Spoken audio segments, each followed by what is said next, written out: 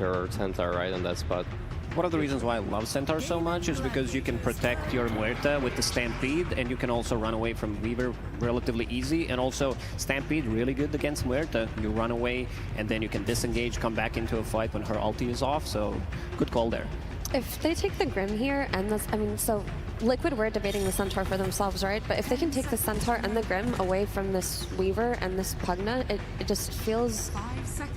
It feels like the Weaver pick would be incorrect here. I think Ench is more suitable for them, right? Like it's more of a celery hero and it's left in the pool, and it gives them these auras and like still like push potential for these two heroes to shine. Yeah, I feel like if you pick the Grim, it's almost showing that the Muerta probably will be pos 1 and that you're going to have a different pos 4. It's going to be that Grim, because you're right. Celery likes Enchantresses, loves Phoenixes as well for himself. Phoenix is pretty cool overall, like in this current meta, but Liquid lineup doesn't really have that that beefy course. So there's not a lot of purpose for Phoenix yet. Maybe it's gonna happen, you know, within next picks. But for this time, like Weaver is like one of the best heroes to actually kill the egg as well. I agree entirely. I think a BKB Weaver just runs at the Phoenix egg and he keeps Geminate attacking. He double attacks the egg. He has the move speed to make it. So if he eggs on a certain part of the fight, he tastes his way towards it. Well, they want to speed things up on their side. A little bit of extra tower damage coming out. We saw Mickey that his Luna is very fearsome in that graphic. And this also means that position 4 Weaver is coming out, so they need something in front. Like, these are all relatively squishy heroes. If you get on top of them, these heroes are going to die. I do think flexing the Weaver to 4 was a good idea here, because they didn't get the heroes that would have enabled it in the draft to play an explosive kind of game, right? And Luna is a traditional carry that counters the Centaurs and the Tidehunters and the Timbersaws of the offlane. She has really high damage, she out-CSs them, and she provides consistent damage output throughout the game where their HP isn't that much of an issue. They needed some, like, low cooldown catch against this Centaur, because X marks the spot really works well against the Stampede, so that's a good one. I was thinking about, you know, maybe some offlaners like Mars that could pop into the meta. These heroes are banned against teams like Team Spirit, but yeah, looking at 2 heroes from the offlane for Team Liquid, unless they want... I mean, it's a still flex pick for them, this Kunkka. They can put it on the offlane, but I'm mostly looking at some of the beefier offlaners like Tidehunter and maybe even Dawnbreaker, just that you have that extra heal, and it's a strong lane when paired up with Weaver. Also, the cool thing about this Kunkka is that he counters the traditional Quinn jump heroes that would have made Pugna's life difficult. So instead, they go for the Quinn Necrophos. I mean, having your eyes on this Kunkka may be enough to just enable this Necro pick to come out in the second phase. Oof, this is a big one. Necro has been banned most of the time. The way they started the group stage was, I believe they were playing against 9 Pandas or Virtus Pro, and they played Necro 2 times in a row. This is like, he's really good at the hero.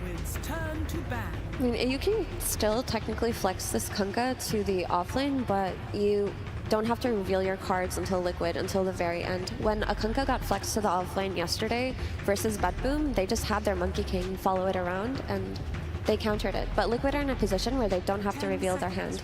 If they don't want Kunkka to tank this matchup versus Necro, they can throw him in the offlane, but they also have last pick. I think that's pretty much mandatory right now, because you want to have some magical damage coming up in the mid lane. Lina has been banned out. I think the other one could be Invoker, because of the dispel mechanic. You can caught people off guard during, you know, one of the better heroes overall against Muerta when she uses her ulti and doesn't have BKB on is this long duration tornado coming out from Invoker, where you can buy like a good 2-3 seconds. Yeah, I'm sure Invoker is going to be banned here. I wonder if we're going to see some unique heroes like Arcborn or Tinker are going to be picked up like for Nisha this time, because it's like been historically good against Necrophos, but I'm not sure if they're, you know, thinking about it or looking for it. They already have a solid lineup though, so they can pick whatever they want for Nisha. That is, you know, it's gonna have a good lane against Necro. I want to circle back around while we're waiting for this last ban to talk more about this pose 4 Weaver. You talked to Effie how building it up, you need a really good combo. You need a good pairing for it, and that's how it's going to make it work as a pose 1. But now as a pose 4, what is his impact without one of those combos as well? That's a great question. So I think what Weaver provides to lineups that have Luna are very early rush, right? Because Luna tends to group up with her team, with her auras, and Weaver provides that damage reduction with the Swarm. He's also a vision hero, so when he attaches his insects to these backline heroes like Muerta and Phoenix, you can always have your eyes on them. Also, now you have the Vessel Buyer on your team that you didn't have before, which is going to be great damage versus a Centaur. So the hero can definitely do a lot, but he does suffer from the issues of not having the traditional support spells in terms of any kind of disable or any kind of save unless you buy the Aghanim Scepter, which is an out-of-meta item for Weaver, to be honest. But he does a lot in terms of damage amplification and vision. 5 seconds. Smoker is left in the pool, so probably Nisha is gonna choose that one because he loves the hero every time he has an opportunity to have. And that's the hero I was looking for. Oh my god! But I usually suggested it against Weaver as a core, but against Luna it's not as hot, you know. But it's still like it pleases me to see that Durachi is thinking about these aggressive cores and like thinking of, outside of the box, because people are usually not looking for it. They ran a healing strat yesterday when they played, and look at the amount of healing that they have. This Necro, Phoenix Sunray, Bloodseeker as well. This is gonna be like, I'm seeing problems for Team Liquid. Their damage output, it's not there. This is position 5 Pugna we're talking about. They might shift Pugna to a mid lane now that there is, you know, Necro in the pool. That Necro has been picked, but yeah. I feel like Gaming Gladiators, that they got whatever they wanted in this one. This is the type of a draft that they expected to come up with, and they got the good heroes. And a cool aspect of this Bloodseeker that we didn't touch up on is that it's a hero that can control this Pugna, right? Nat, you mentioned earlier that this hero's stocks have risen up, and how you control Pugna is with that backline jump. But a Bloodseeker can rupture him and silence him and just get on top of him, because the rest of GAIMING's heroes don't really do that right now. And there's the Invoker that you talked about, Reza. Yeah, there's an Invoker, and I mean this lineup, Gaming Gladiators are not gonna be able to push the Liquids, because like there's no really mechanics to like go in the towers easily. So Liquid is gonna be the one team that's pushing Gaming Gladiators this time. Okay, with seeing all the lineups now, before we saw that last pick, Lacoste, you thought Gaming Gladiators had the better lineup, but who has Exodia out of the two teams now? I would still say Gaming, because they got all the boxes covered pretty much. They have carry that comes online super fast, and looking forward to see what they're going to do with the Bloodseeker. Alrighty, we've talked about this draft. We're going to hear some words though from the coach of Liquid. It's Blitz and Slacks. Thank you so much. Yes, my friends, I am here with Blitz Dota. The crowd obviously loving you guys and hoping for your best. How do you feel about that draft so far, boss? I feel pretty good.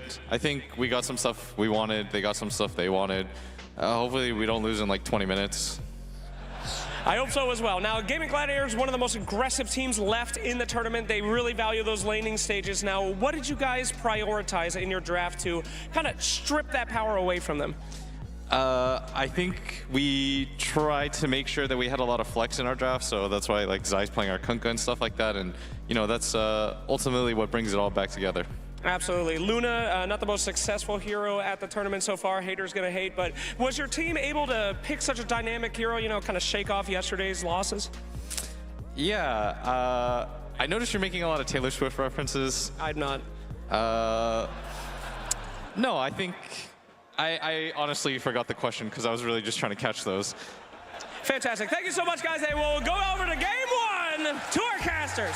For the final time this season, we're gonna have Team Liquid versus Gaming Gladiators. It has happened 12 different times this season. This is gonna be lucky number 13, I suppose, and it's the first time that these two teams have faced up against each other in an elimination match that is not the finals.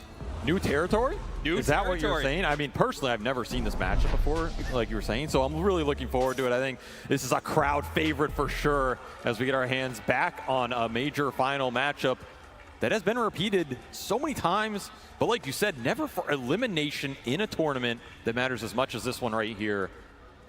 It's really going to be for everything. No other matchup between these teams really matters at this point, right? It all comes down to this. It's a question of how much have you learned over the course of the year about each other? How much can you put it to use when it counts? And how many voice lines can you spam? As you can see from the chat, Will line already coming out, and the little bit of all chat with these two teams know each other very, very well. They matched in every single major finals this year, and they matched up against each other in Riyadh, though that was an upper bracket match where Team Liquid, you know, they finally managed to get one over the Gaming Gladiators team. We finally got there, but can they continue that with elimination on the line, shaking off a loss against Team Spirit especially? I mean, that had to be a bit of a rough one, because not only did Team Spirit, in some ways I think, prove that they're still the better team to Team Liquid, but they also managed to do it in like sort of comeback fashion. Liquid probably feels like they could have won that series, you know? At the same time, Liquid looked better against them than, I mean, almost any other team has in recent history, right? I think Spirit are being humble, and they're saying they haven't only played eliminated teams, but damn, they look scary. So if you can compete with them, you're competing with the top 3 at the tournament, and that bodes well for your potential lower bracket run here, as both these teams are in the lower bracket. Still surprising me, but here we are. Upper bracket for bitches indeed, as they're going to try and prove everybody wrong and seal the deal. I like this draft. I think this draft's very interesting. I think both teams got a lot of what they wanted, as Blitz was mentioning. I think Gaming, they got their Necro counter pick, but they don't get it last year, which means Nisha has an opportunity to respond. I think they have tools to deal with the Necro with the Dispels, the Vessel from Invoker, and a lot of physical burst damage coming in later off the Bug and the Luna Aura going through in the nighttime. Gotta remember that. You're contesting 6 and 8 and 10-minute power runes against Gaming. You have to bring everybody those runes. You have to be able to fight them. Luna helps you do that with a pretty damn good amount compared to almost any other carry. I expect a lot of clash around the mid lane here, and I expect that have it happen fast, swift, and Here strong. it comes. Bounty runes out in the field. Immediately, Liquid are going to try and battle Gaming Gladiators, but it's going to be Insania who's looking close to dying first. Tofu, he barely managed to live long enough. Holds on so Quinn can claim that coveted first blood. And even Boxy, who does have the Shikuchi, yes, but they have the Bloodseeker. They see him, but they can't hit him, at least not yet.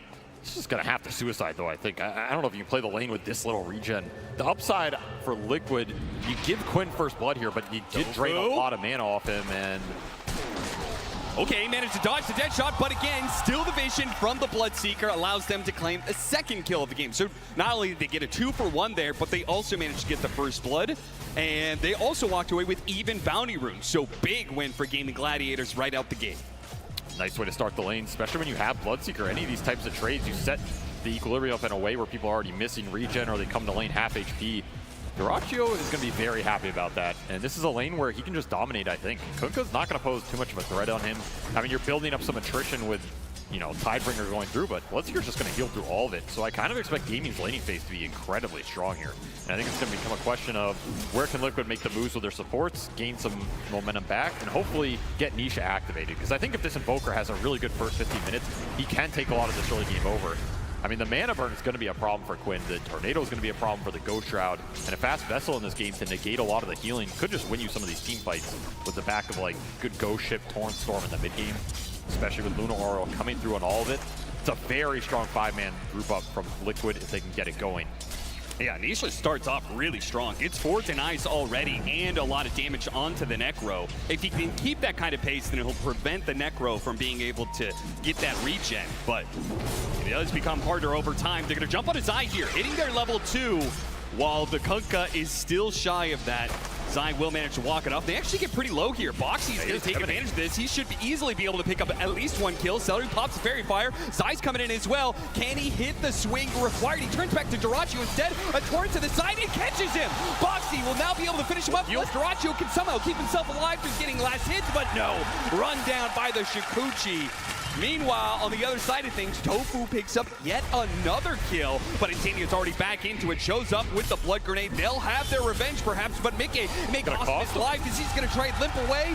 Ace, dive in the tower. Oh, it's a bad dive. Now he gets a little bit of a stun underneath the tower. Want to turn around. Liquid will manage to pick up a double off of that when it looked like for sure it was going to be a trade-off 1-for-1. These are just brawls of a lane, man. And already we're seeing this Aura do work bottom. Pugna with such high move speed, such good attack animation, just kiting them around. This is the type of laning setup you want versus Gaming. Do not give them a head start. Do not let them run away with it like we saw yesterday. However, Quinn pushing in mid. This is an oppressive laning hero right here, and we're showing exactly how much you can do with it. Quinn is not afraid to play this hero blind. That is a scary thought. Yeah, right now, I mean, this is insane pressure right here. He has fully recovered this setup now where he was low on CS and low on regen. Managed to get a bunch of last hits all in a row, and now he is commanding this lane and will probably continue to do so. He's gonna have to even TP back. He just got stuck. Remember, this is all thirst for Duraccio, which should be winning you this lane as well. So the more Quinn wins mid, the happier his carry is also gonna be That's why that kill was pretty valuable up top. Really good for Boxy's early game here. I mean, this is an interesting Weaver setup because they didn't want to play a core into the counters that Gaming had, particularly the Bloodseeker. Even the Centaur can be a little bit annoying. But you put it on support, I like the idea that you have the Luna Aura to back him up in the mid game, right? A lot of bonus damage on a hero that at some point is putting out 2-3 attacks on everybody with Shard and Sakuchi through. Sounds pretty damn good to me. That'll help him threaten those backline supports. I assume that's what we're looking at for this support Weaver, right? Get to this Phoenix or this Muerta and just try and force them to use their ultimates to defend themselves. Just cause chaos. If you can ever kill an egg too, I'd be really happy about that team fight. Still Gaming this lane phase. It's 3 lanes going pretty damn well for them. It's been hard to stop this tournament, and that has been one of the biggest problems a lot of teams have faced, trying to deal with the early pressure. They'll continue to get stronger and stronger here, especially as they get the first set of items. And I'm thinking about falls, right? That's also a very big point. We have 2 levels of the Lunar Blessing already, so you get that strike back. Yeah, that nighttime global. And that's what I'm saying, these rotations. I'd like to see the Pugman and the Weaver combine a bit on the map. Get some like ganks going, especially during this nighttime. Enable some of the cores. Either Mickey or Nisha, I think, is what you're going for. I think Zai, he's going to have a, maybe slow game, but he's a cook. That doesn't really matter too much. But if you get these ganks going, you're really going to enable your supports, bring some of the CS advantage back. Yeah. And Zai was well known for tanking a lot of terrible laning phases back when he was on Secret, right? Like a lot of times they would just leave him out in some pretty rough ones. A lot of times he was playing like Dragonite, Kunkka here, very similar type of hero. I mean, yeah, it's a Yapsor effect. And with that mobility, I mean, I love the fact that Weaver kind of operates like a Monkey King when it comes to the mobility aspect of getting through those portals. So maybe he can link up with Insania like you were talking about. I mean, that's one of the strengths of support Weaver, is the rotation capability. Like, every one of his points, just at level 1, is powerful in a go-on situation. The question is, I mean, if you can pressure Dyrachyo, you'd be happy to take that. But I love when you kill this guy and take him off the lane. I just don't know if he's going to get chipped hard enough, and it's going to be Celery making the first move to bottom. This is not what I expected out of Liquid. I expect Boxy to want to respond to this, or at least create pressure on Dyrachyo, try and bring him back. That's what they're doing. They're going for the kill on the Bloodseeker right now. Forced to TP away. Barely makes it. Meanwhile, here comes that rotation, but TP immediately coming out from the Weaver, so Gaming Gladiators may not be able to go for this dive as much as they want. Nice hits, though. Celery landing all of the Fire Spirits onto Mickey, and that'll finish him off. Boxy's going to try and trade out on Celery, but Ace is trying to protect his support, staying close by until the dive is ready to go. Celery gets out, so kind of a trade. Like, would you rather, in that situation, be straight up dying as the carry and then TP back to lane instantly, or do you feel like Dyrachyo is not too happy about TPing out of the lane and missing so much CS? I mean, I think Dyrachyo's happy with that. He's not giving a lot of XP to Zai. It's the better of the outcome, especially when the Phoenix made the first move. Nisha going to be in some trouble. Instantly hit with the silence, and that's enough. Lock him down with the Reaper Sight underneath those ghosts. And while Zai is being run down by Dyrachyo as he made his way back to lane pretty quickly, thanks in part to those phase boots. This mid lane, it's just been all Quinn. I'm surprised with how well he's done in this matchup. I mean, this is a matchup where Invoker generally has done okay, or at least okay enough that he can get into the point in the mid game where your spells are really good versus Necro. But this is a wide lead to open up, and of course Gaming are going to take advantage of it with the quick roam, get the gank going, translate that pressure into experience for their supports.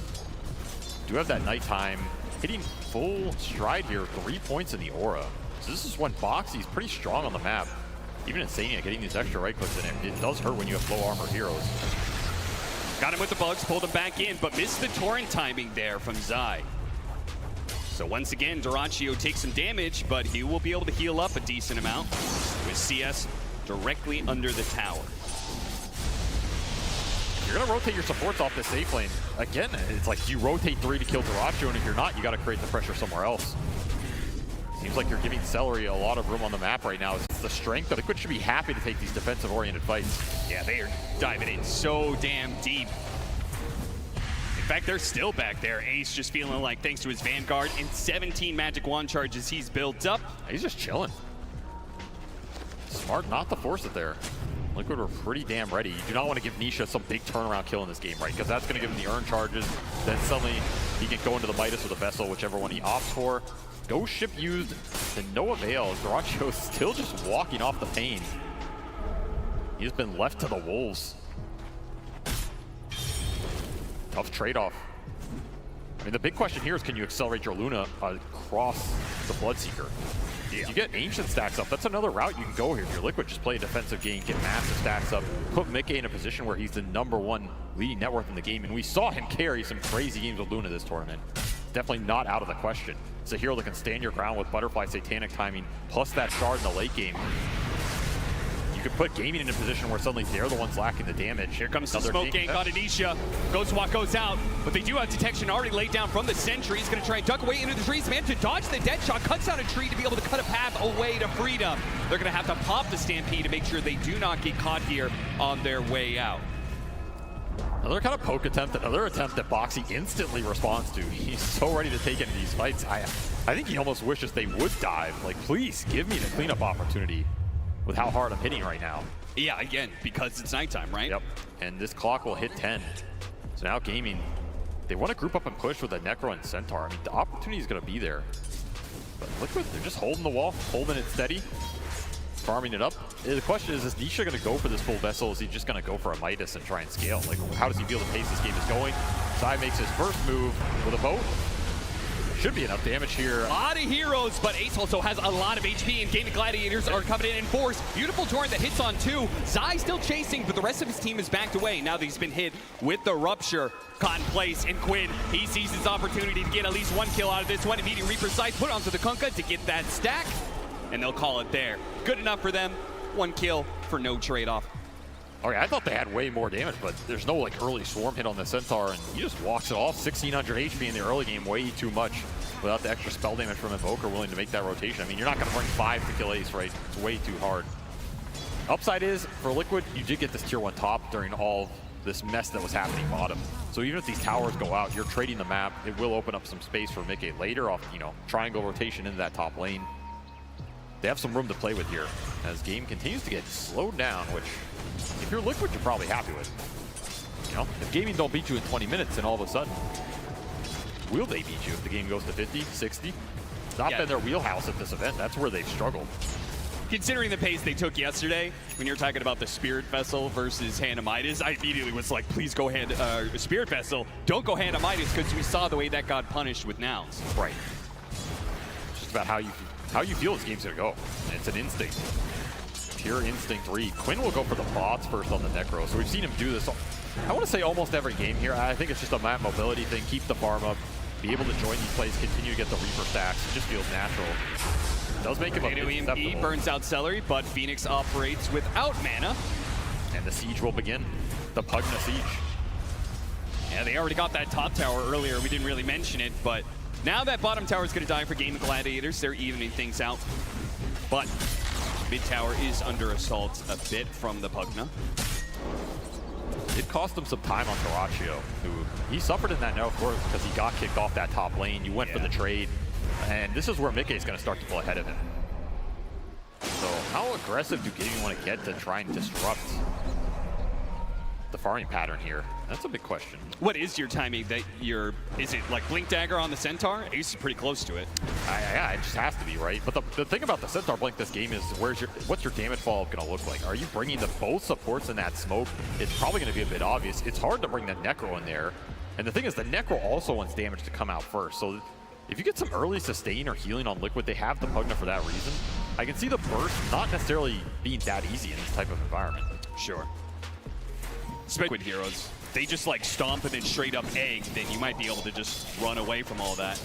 Reset. That's why the calling is going to be a very vital spell for all these gangs. Rupture and Reaper Scythe is a deadly combo for anybody caught out like Zai is. He's going to use the boat almost immediately. See if he can get enough heals. There is going to be that boat buff to be able to help him out. They're going to pop the Supernova. They go for the Reaper Scythe kill onto the Pugna instead and leave Zai for last. And they're going to have to dive him underneath the tower. Jirachu's pretty sped up here. Mickey's trying to help him out, but the Stampede is going to run over Zai, and they finish him off and run through all of this. Dead shot going to miss from Tofu, and now Nisha starts putting some damage back onto Gaming Gladiators. With Boxy coming in from behind, there's potential here, but if they're fighting into the Necrophos, it's going to be pretty tough with all that sustained. So they opt not to try and break Gaming Gladiators there. Losing 2 heroes. Caught a little too deep, but there's just no damage turnaround at this point in the game, right? You're still missing the vessel. You don't even have the charges. And Mickey, he's gone for the farming Luna build here, which you can't blame him for. I mean, this is standard, but no Eclipse that's coming out in some crazy turnaround. So right now, it's Gaming's opportunity to make. I love this for Gaming Gladiators. Keep the pace up. Straight You back. caught him out with 2 heroes dead. They probably keep it out the lane, and Nisha is going to be caught alone with no response, and they will quickly take that tower as a result of that pickoff. Ace dictating the pace of this game right now. He had a free lane, a free tower, and he has a very fast blink Vanguard that instantly went to work. We'll take another tier 1 off the map with the group up. That's that Necrophos Centaur combining. It's going to be a problem to deal with at this point in the game. It's just way too tanky, especially with Sunray behind him. You have to fight into Muerta spells, which have been problematic for a lot of teams until you get, you know, debuff immunity and BKBs or something. That's a far way down the road. Yeah, lane mail for Zai is going to be nice in terms of running in and tanking. It's also going to be pretty good versus the Rupture that has been going on him for most of this early game. It's a damn good blade mail game. That'll give you some fighting power. And Definitely once more, will, but Nikkei takes pole position here. Yeah, he does. Barely over the Centaur. Ace, once again, just, man, he's getting so much farm out of every single one of his laning phases. It is doing so much for Gaming Gladiators. I feel like it's the biggest reason why they're able to take the pace, the super fast pace that they beat out everybody else at this tournament with. They want to go on him. This is the tankiest hero on the map. They finally have the vessel. Just what's prompting this, and yeah, there's the damage, right? This helps by a huge amount. Suddenly you're back on the board. You can open up some space. More charges for Nisha. It's going to propel him into the Midas. It's time for Nisha to strike back here. He's had a very slow early game, but it doesn't really matter on this hero if you can get some big core. Get a lot of vision. Boxy, Swarm on 2. They have some magic damage to throw around. Tofu's going to have some problems with that. Yeah, he's gone. A couple Gemini will clean him up. Early medallion for Boxy. Giving you some extra minus armor. And as you get those kills, that'll turn into a Solar Crest. So the minus armor is really ramping up with this Luna damage. This 15 to 20 minute window is pretty dangerous for Gaming Gladiators. I mean, that's the big question. Is Liquid happy just going ultra late with this Luna with all the buffs they have behind him? Remember, this is going to be a Luna with a Pugna behind him, a Boat Rum, Torrent Storm around him, and potentially Alacrity to throw on. This is one of the best Alacrity heroes in Dota because it is a ranged cleaver. Pretty much only the Luna, the Gyro, and the Medusa, and 2 of those are not in the meta, so you'll take the 3rd. But damn, does it start to hurt when those glaives start bouncing around with the extra attack speed and damage here. It's a great combination to go late game with, especially with the buildup you go for now with the Shard, the Satanic, the Butterfly. You just become insanely tanky if you can't get the initial burst damage out. At the same time, I feel like it is kind of a single core lineup where they've got 2 big percentage-based damage dealers on Gaming Gladiators. Tofu, he'll deal with that ward. Tornado is going to catch a mid-stampede. A bit unfortunate there, but it looks like they're going to try and catch the Invoker. Better stop. They got him from behind. Ace shows up, and Insania, there's no way he could do enough heals to outdo that damage from Gaming Gladiators. They will both die.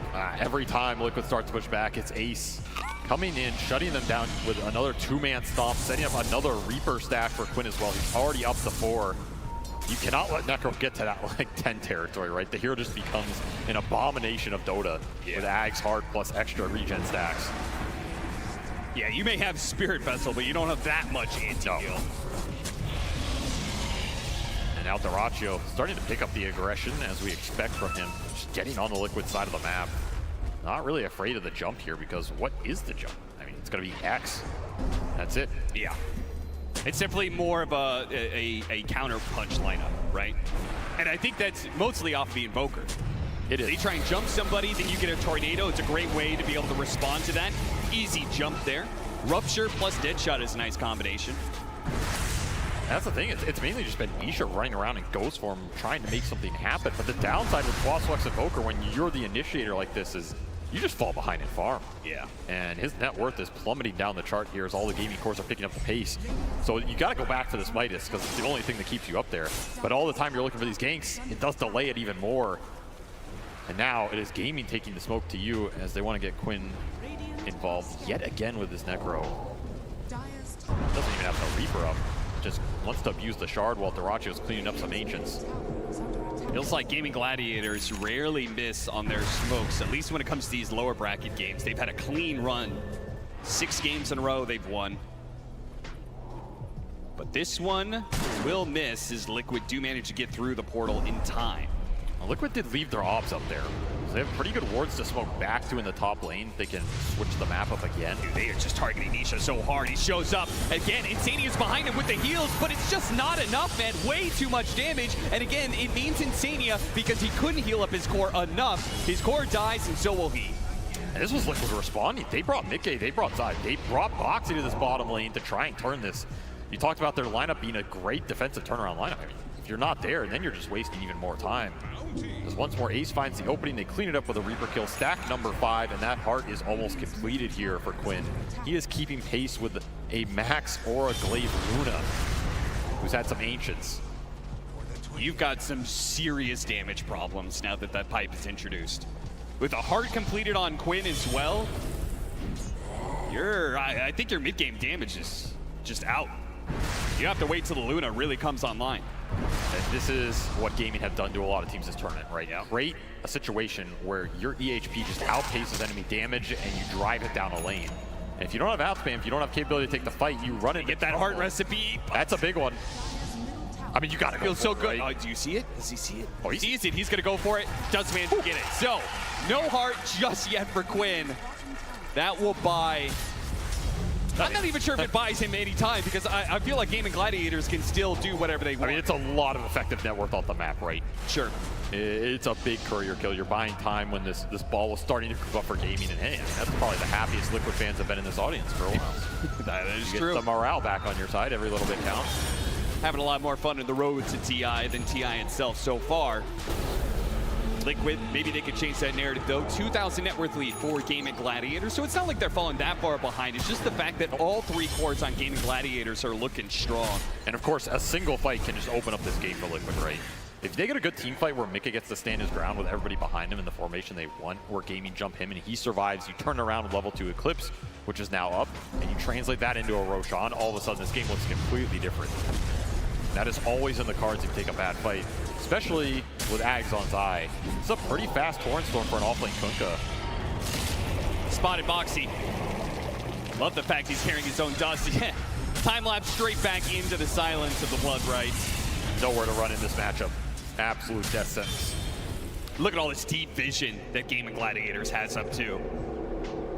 Yeah, they even have the cheeky tier 2 ward bottom, which, you know, I'm still debating whether this ward is actually supposed to do this, but hey, it's in the game, why not use it? Definitely one of the most value wards out there. Absolutely. Open up this tier 2, almost no defense when you have this option, you just see everything. Yeah, you get some sort of vision, some sort of support or something sitting in the bottom part of the tower. You have that ward up on the top part, you see everybody that could TP in. There's going to be Tormentor for Liquid, it's going to try and push Mickey towards his BKB. That's going to be the big go time for Liquid. You have BKB on Mickey plus this Torrent Storm. That's your team fight. It's all coming together. If you can fight behind the Luna with the debuff immunity, you're going to be really happy in that situation. There is a lot of magical burst coming out on Gaming. Yeah. You just got to pray you can hold your ground. BKB force from Darachio.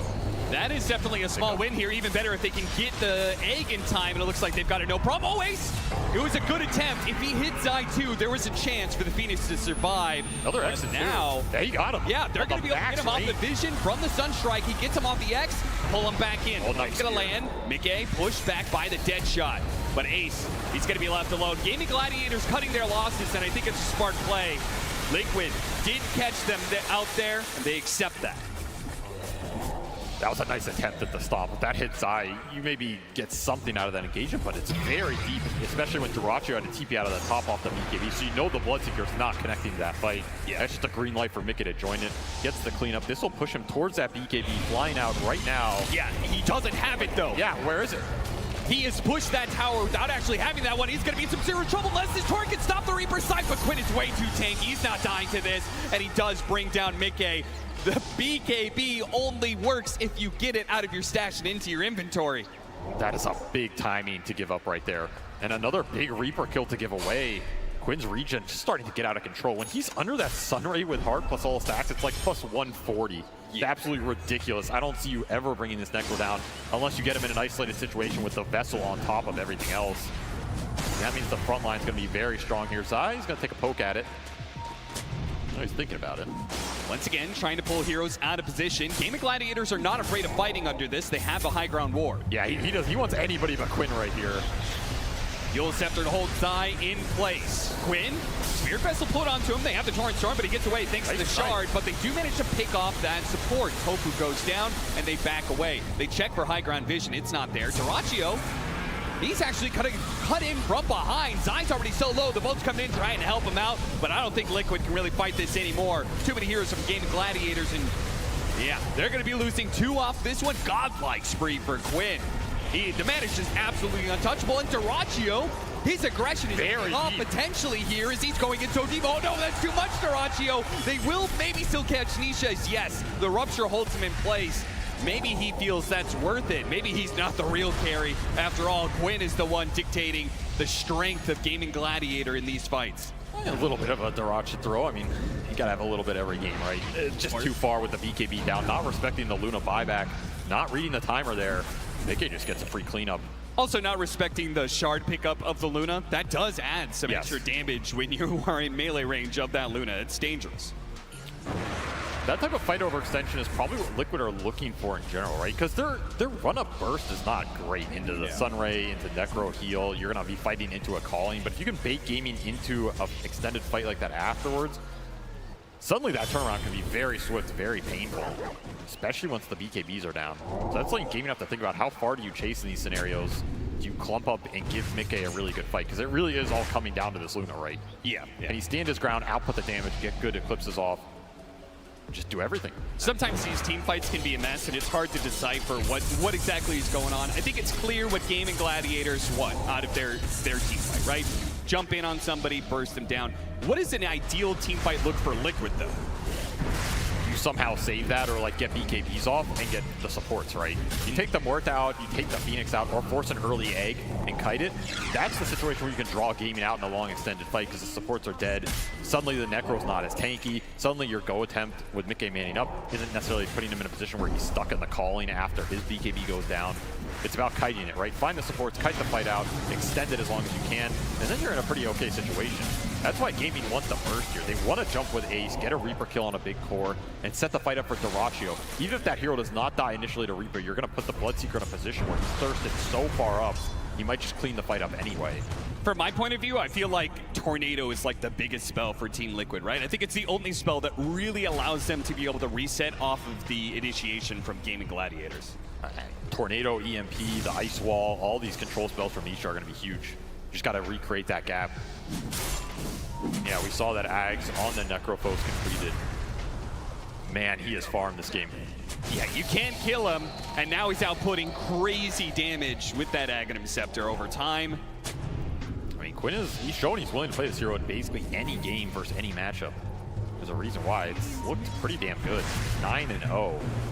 It's a big streak if Liquid can collect it as well. And I think Liquid are recognizing the fact that a tough fight is coming their way. They're trying to cut creep waves. You can see Boxy's playing in deep while Zai's using some X marks the spot shenanigans. They don't want to give up this Roshan.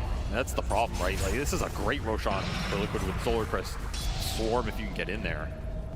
They're giving up position on it. It's going to be an egg Roshan contest now. This is pretty damn difficult because your opportunity to find supports on the backline and start on them is very limited around this pit.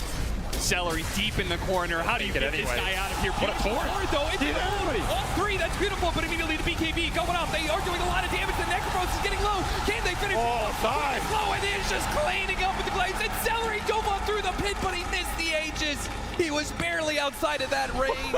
Gaming Gladiators, they thought we are too strong to be beat right now, but that hubris cost them a massive fight. Never clump blind in the Roshan pit. If you don't expect it, you should have, because Zai just gets a 3-man Torrent into the boat and cleans them all up here with a Torrent Storm. What a read, what a move from Liquid. That is not an easy Roche contest. They just believed they had it, and hey, they did. Even gobbled an Aegis at the end on Mickey. You can't ask for anything better here, honestly. Everything lines up. You even got like everybody stuck in this meteor trying to run out of the pit in the direction on top of an ice wall. Nisha just cleans house. I think the funny part is that Quinn pops the Ghost Shroud, but then that just leaves Dyrachyo and Ace getting shredded by glaives. It just bounces between the two of them. There was no getting out of that the second that Torrent hits. Great timing for the Butterfly. Part of that, they'll heal up Mickey. So now we've got a little bit of sustain options here as well, but the Necrophos isn't here quite yet. Gaming Gladiators may have jumped the gun, but they do have the Supernova well positioned. Liquid have to retreat, but the Rupture is preventing Mickey from doing so, and the Necrophos is coming soon. Quinn's gonna be here. They've got to start retreating a bit. You have a second life on Mickey, but that's it. Butterfly did get delivered though. He's damn strong right now. Level 20 talent as well. He's gonna take down to pretty much nothing as the Coco Rum wears off, and they have the vision of this too. They got him outside of that Thirst vision, but Gaming Gladiators have enough of a read to know where they're generally at. Boxy's gonna try and run interference while Mickey goes for the escape, and they get out. They had vision on that high ground. Quinn was so close to being able to get that Reaper's Size stun in. He didn't Death Seeker it. Oh, maybe yeah. they couldn't get the gap closed properly, you know, with Stampede and everything, but that was very close to Mickey getting caught. They're lucky to get out of there. Gotta respect this Thirst and how low you get, right? That type of fight, it goes good for Liquid because they get everybody in there during the duration of the Bow, Torrent, Storm, and the BKB for Mickey, and they just line it all up. Nisha also just got to sit there in his BKB and right-click everybody. You get in these chase situations where you're low HP, that's a very different story. Formation means a lot for Liquid right now. With an Aegis, they perhaps did not expect to have at this point in the game. Oh, this is interesting. Boxy, they gave him all the farm that's coming in bottom lane. He's building a Linken's. So they're going to try and protect their Luna. Even more buff ups. You say, you know, you've got so much to put on this Luna. You start putting some item upgrades in there like Linken's. That would help do a lot to protect against Quinn. He just jumps in so deep there. The Eclipse is going to be doing a lot of damage to Meteor on top of that one. With a quick full heal. Mickey aiming to finish off that tower. The Reaper Sight's going to go off, but Mickey on his BKB, and Quinn is getting burned out here. They couldn't even get through the Aegis. And over 7 now, Viragio thinks they're just diving after Mickey, but again, he has the extra life. Even if they succeeded in that, it was still a failed plan for Gaming Gladiators right outside of their own base. And Ace left wondering, guys, on the initiation, what the hell are we doing here? It's just too much Hubris, right? You think you're too tanky, you think you have too much regen. But the BKB timings and the Vessel's doing work here, and now they're gonna drag you back in. Gaming. Full Celery out of position. Game is crumbling for them very fast. He comes back down with the Tornado into the Sunstrike, pops before he can use the Supernova. All it takes is one bad Torrent to ruin your day here. As Zai just turned this game around, and now all of a sudden you're facing down the barrel of the Luna with Aegis, Butterfly, Grovo looking for that Satanic and taking your racks. And this is where that alacrity starts to go to work. All of a sudden, Nisha, he's a second damage source. He can make Mickey even more powerful. You have to think about the Glimmer on the Reaper. You have to think about the BKB on the Reaper. It's not so straightforward anymore. This is where this ball lineup strikes really hard. And the problem's going to be is Aegis expires in a minute. Liquid can get a lot in that minute of time, but then as the Aegis expires, he picks up a Satanic. So even if that second life is gone in 50 seconds, he will have additionally a second life thanks to Satanic. You got to wear through this. You're looking down the second lane potentially. I mean, Mickey is just taking names right here, plus Sunstrikes. Oh, and a Manta Dodge stops Ace entirely from getting that initiation. They're going to keep the pressure up. With the barracks being revealed, they're going to try and burn out Mickey from a distance, but Insania can keep him healed up, even if there are no heroes to lifesteal off of. And they're actually just going to be able to walk away. There is a period of time here, the Aegis expires, but Gaming Gladiators don't have their full squad. Don't have any smokes either. Yeah. No punish available here for Gaming. That'll be 2 sets to Liquid. They just walk it off. Mickey, his item timings got so damn accelerated off these last few fights. He is in prime position now, and I mean, this just felt very casual, right? You can see the bait here. I mean, Quinn is incredibly tanky with Ghost Shroud, Sunray coming through. Ace is here, but you're just in an awkward position because it didn't start with you going on the court and bursting them, and you had Aegis the whole time, so even if that happens, you're gonna get stuck in a awkward engagement. And at this point, I mean, Viragio's trying to clean up something that there's nothing to clean up there. And yeah, what the hell are we doing, guys? Hey, we've all been there in that moment. I think everybody in this stadium recognizes those emotions. Just a bad plan for Gaming Gladiators, which is surprising to me because I would have thought Liquid getting knocked down recently to the lower bracket. I thought they would be the ones perhaps with a little bit of main stage jitters with elimination on the line and such.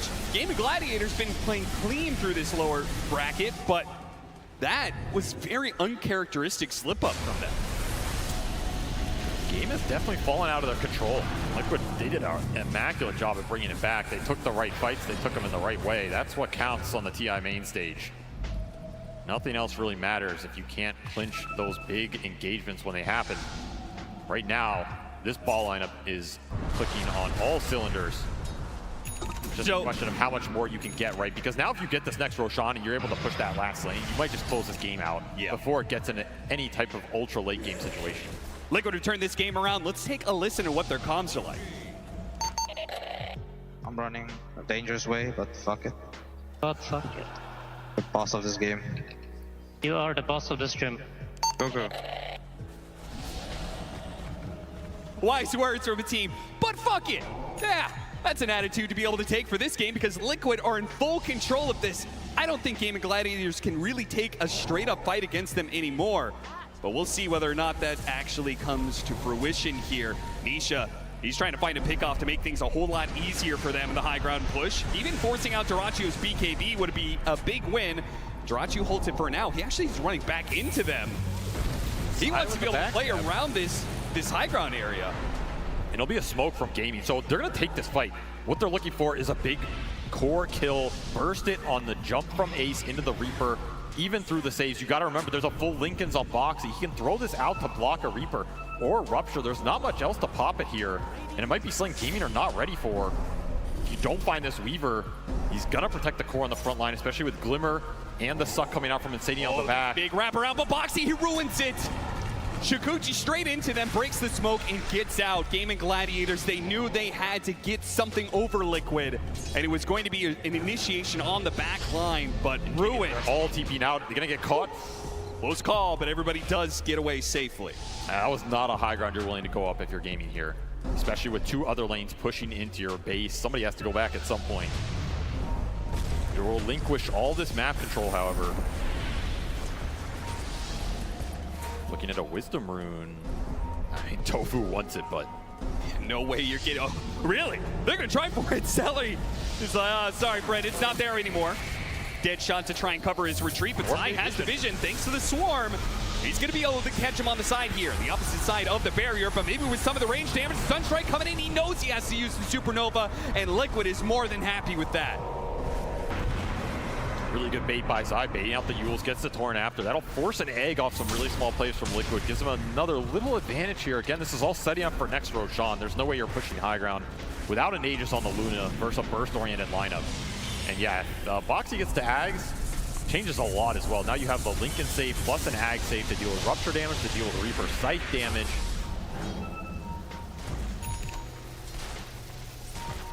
How much can Ace do, right? He's on a hero that, it's not like those Tidehunter games where he can just blow the fight wide open. You get one jump, you're a pike, and that's about it. Yeah. Nisha eyeing him up. Spotted here. This is what this Invoker, I feel like, has been so good at throughout the tournament, is being invis, running around the map, and finding these heroes who are trying to find some... Duracio! Oh, Duracio, what happened? Gone in an instant trying to help out Ace, and it looks like somebody must have... Oh, screen bug. Well, at least it wasn't Duracio. Yeah. No excuses there. Pause and look for him, but he ain't there. That was very fast. He is instantly gone. I feel like Duracio's read of where the Liquid heroes are in these fights has just been a little off, right? He's just been getting in very deep into these melee range, especially versus Mikke, and maybe not respecting that new Luna Shard that makes these man fights a different beast. And the Liquid fans will fill out the pause with the chant as they can sense the end is nigh for this game one. Liquid in a great position. Whether this pickoff of the Bloodseeker does it for them and they straight up go for the high ground from here, they're likely to still catch Ace as they've got him dead to rights in so many different ways. The X marks the spot, the Torrent to pull him back in. Yeah. By the way, that was double damage on Mikke, so that's another reason that Duracio just got shredded there. So the upside is this was on top lane and not bottom, otherwise I think Jirax is gone. The Liquid, that'll secure Roche for them. That was your Roche fight, right? Just gone in the blink of an eye here. They're respecting the fact that GAIMING Gladiators could have buyback. Better to just play for Roshan. Of course, we know they actually don't. So Liquid could have ended the game right there, at least gotten Megas. But they're going to play it very disciplined. Get the Aegis and cheese. Assume there's buybacks here. Yeah. Don't know where the gold is. And this Roche is just absolutely free. Mikke full slotted pretty much. Give him an Aegis, let him go high ground, and throw every buff you have on him. It's not a bad strat here at TI. Even level 20 for Zai, just gonna amp up this Torrent Storm and the chaos in the fight. We're talking about the control that Liquid has when it's on a straight 5-on-5 when the BKBs go down. If you don't get that burst and shorten the extension of that fight, Zai's gonna take it over. Quinn, the problem with Kunkka. He was trying to cut waves because he knows the final push is coming in, so he's hoping to be able to buy a few more seconds, but he's gonna get caught out here. He is 100% dead, but he does have buyback. So he's gonna have to use this for some desperate final hold from GAIMING Gladiators. They can't afford any pickoffs, but if they can get a pickoff on Boxy, that would help delay things a little bit. The Lincolns, though, is gonna prevent the Rupture, and he's out. Not today.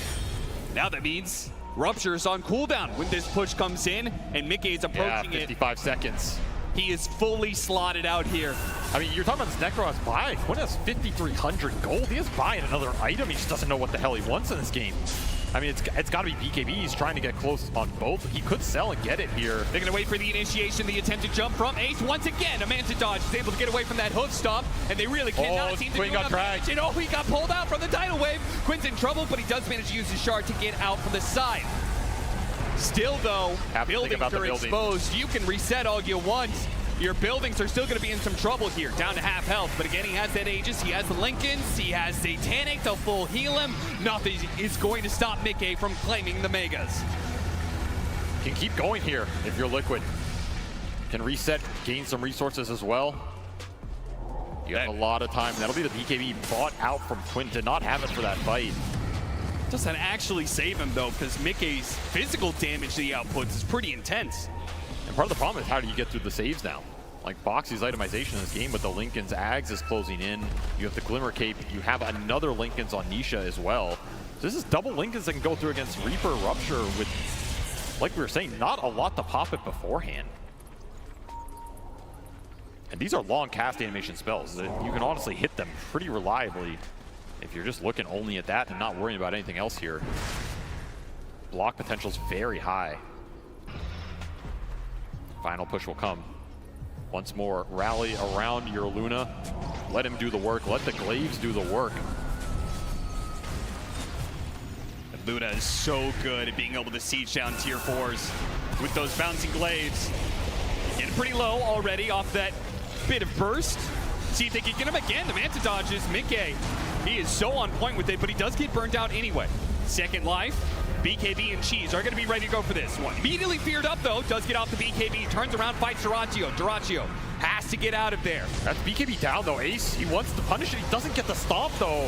They need to be able to slow down Liquid, but Liquid actually going to turn underneath the Supernova, though. That one is going to be a little bit sticky, and Quinn jumps forward, takes his opportunity to the Reaper's sight, but no! The save comes out just in time. Back to full he goes. He gets the Cheese off, and now he's ready to rumble. Ah, what a time-lapse timing. Just when you think you're going to get a Reaper kill after all the BKBs and the Glimmers are down. No, Boxy is waiting for you. Picks up that Aghanim Scepter just in time for Yeah, that was literally just flown in.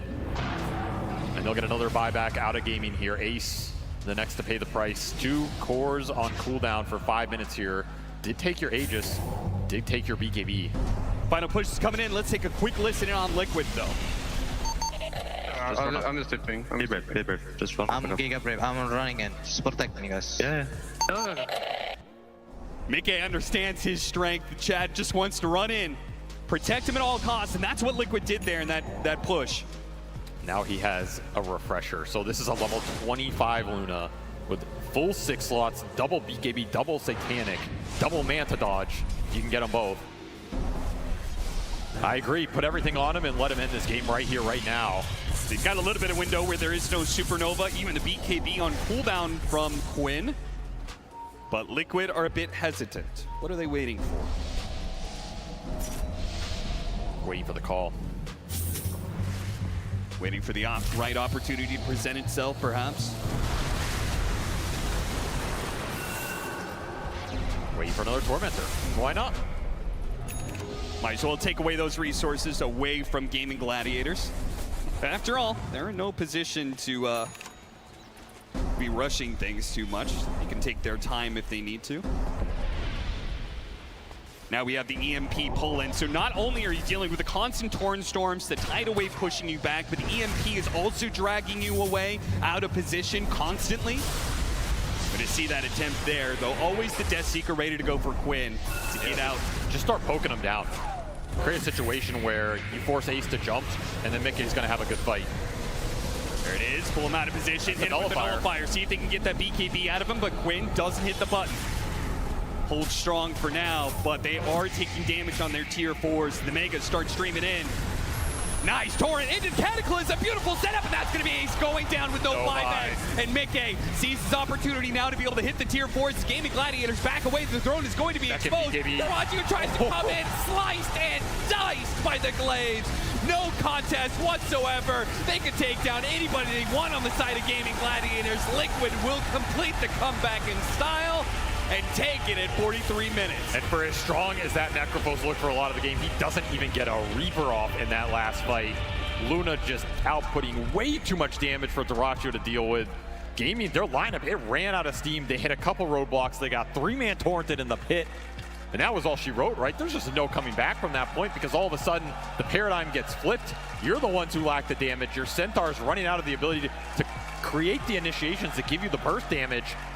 Who's setting up for who, right? You need a Necro that needs damage to come in. You need a Bloodseeker that needs damage to come in. And the Centaur can't do it for you. This Pugna is causing you a lot of problems on the back line. Boxy with the itemization between the Lincolns and the Ags, providing double effective save on these cores. It's just a nightmare to play this single burst lineup into. You got to imagine a bit of shell shock there from Gaming Gladiators. They look the part too. They know that Roshan fight, that's going to be haunting them for a while, but they've got to be able to reset.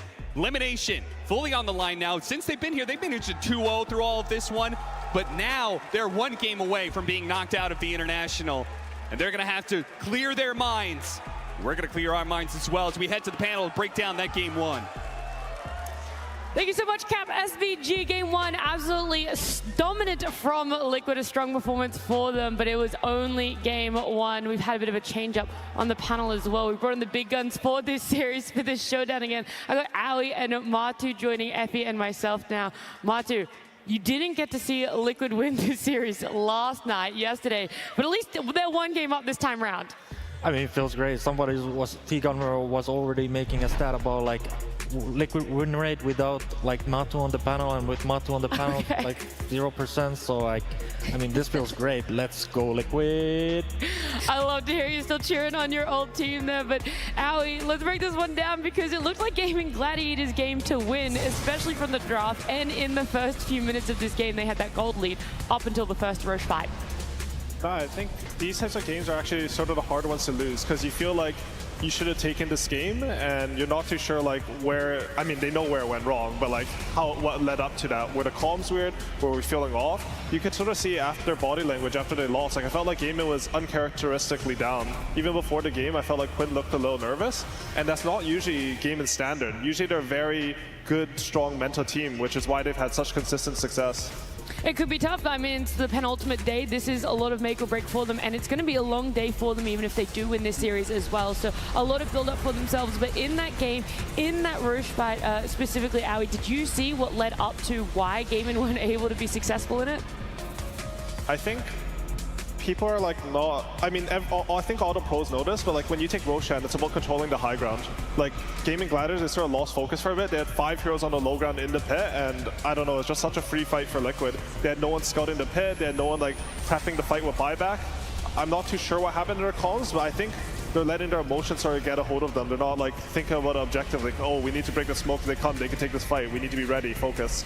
They're just playing sloppy, like it's just bad play, you know, like laning stage is mechanical, and afterwards, like, this is the first team, that actual good team that they're playing on the main stage, no offense to anyone, but, like, after getting out of the lanes, you have to play, like, real Dota, and they're playing super sloppy, like, they're just making basic errors and giving back the game to Liquid, and Liquid is happy to take it.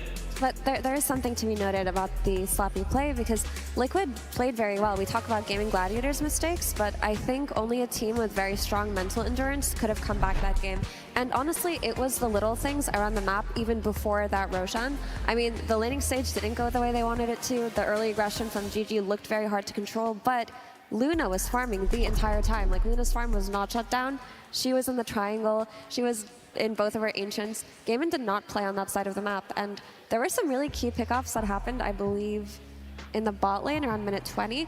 So I think Nisha and Voker forced the BKB TP from Bloodseeker in the top lane, and then Phoenix had a really aggressive dive, and then Zai just cleaned it up. They got the kill on Phoenix, they got the X on Centaur, and they were finding the kills wherever they could, even before that Roche fight. The difference in the space that both of their carries were given, and something we talked about too, a difference in win conditions between the two teams. But we're going to break it down a little bit further. It is going to be Purge on the sideline. Thank you. Yeah, the crucial fight of this game was that Roche fight. So I wanted to show you guys some of the crucial things that led up to that moment, because that was an uncharacteristic mistake for GAIMING Gladiators to be initiated on like that. So if we take a look at the clips here, it's normal to set up for Roshan with an Observer Ward. Now this ward is very important. Keep an eye on that and keep that in your mind here. Celery comes into D ward. They push out the creep waves, and over on the bottom side of the map, they even see Invoker teleporting away. So they know that Liquid's going to defend this, but crucially, he doesn't actually have a BKB yet until after he TPs. So they don't know that he's got BKB. They probably think they're going to be able to fight. And Boxy's doing Weaver things on the right side. He's putting an Observer Ward down. They see where Gladiators are. They know they're in the Roche area. He's going to cut the next creep wave. So it's just very, very obvious to Liquid that's going to happen. So we see them basically smoke into approach to land the combo, which was a Torrent first, followed by a boat. But they didn't react to it properly, and the reason is because, take a look at this Observer Ward here. This is the vision for Gladiators. This is what they see. They see him throw the boat, but they don't see him throw the Torrent. So they just don't get a reaction time. And the reason for this was this Observer Ward vision. Look at how much it covers. It only covers this little edge right here. If they instead place that ward like here instead, the vision would be something like this. Then they would have caught them at an earlier time period. They would have been able to stampede, split apart, but instead it just gets them being caught by Liquid and losing the fight, and Liquid gets back in the game. Who would have thought just that small amount, millimeters between where you place a ward could have been enough to change this game for you? We can talk about it a little bit more because there's more to the game than just that Roche fight. There could have been ways for GAIMING Gladiators to get back in, but first, Slax and Tsunami also want to have a little bit of screen time. It's us and a bunch of people in the crowd right now. How we doing? It's day number 2 here in Climate Pledge Arena, and we are filled to the brim right now. And a lot of chants going on in the audience as well, Slacks. Yeah, you know, we've been hearing it all series. All right, guys, we know that you know how to do it. Can we get the Let's Go Liquid, please, my friends? Let's get it out of our system. Let's go Liquid. Let's go Liquid. All right. We hear that all the time. All the time, and I feel bad. I mean, GAIMING Gladiators are here, and they don't have a chance. In fact, I saw some GG fans over here. I feel like we need to make one for them. Hello, my friends. How you doing there? Oh, put your sides down. You are blocking. Okay, no, that's all good. Sir, how are you doing? I'm doing good. All right, rough first series. Do you have any ideas for what we as a crowd can scream at GAIMING Gladiators to get them excited? That's obvious. Okay, go ahead. Let's go, go, go! I mean, that was okay. What do you got? Okay, I have some ideas. All right. Let's try this one out. Can you hold up my microphone right here? All right, check this out. Die! No. Stop trying to sneak Liquid chance. Here we go. DR! Doraccio! DR! Doraccio is here! DR! Doraccio! DR! Doraccio is here! Now, yeah, that could work. And if he's like not doing good, you can always continue the song, you know? He has no farm. He has no TP. This carry is... No, wait, that's enough. Okay, all right. Sorry about that. Well, the crowd's able to yell what they want. No problem. We won't control it. I do like the DR Doraccio, though. Isn't it should be DY Doraccio? I can't spell Tsunami, but maybe our panel can. Panel, how do you spell words? Back to you. What sort of question is that? To be fair, I thought he was just going to take the Let's Go Liquid one, and he was just going to go Let's Go GAIMING. That's what I thought. I like the Let's Go, go, go. I mean, that sounded better. You like the Let's Go, go, go a little bit more? I mean, most definitely Slacks. I'm sorry. I mean, who had the better cheer though overall? The Let's Go Liquid is just nice, stock standard. I mean, I love Liquid, though I'm ultimate bias here. I can't really speak an ill word of him. readjusting. Well, lucky for you, Mart, too. I don't know if you know the players that well, if you know much about the org, but we have a video for you that's going to fill in all the missing pieces of information you might have about Liquid. I think the tier that hurt the most was probably TI10, mostly because I feel like there were a couple plays in that last series that, you know, just like really regret.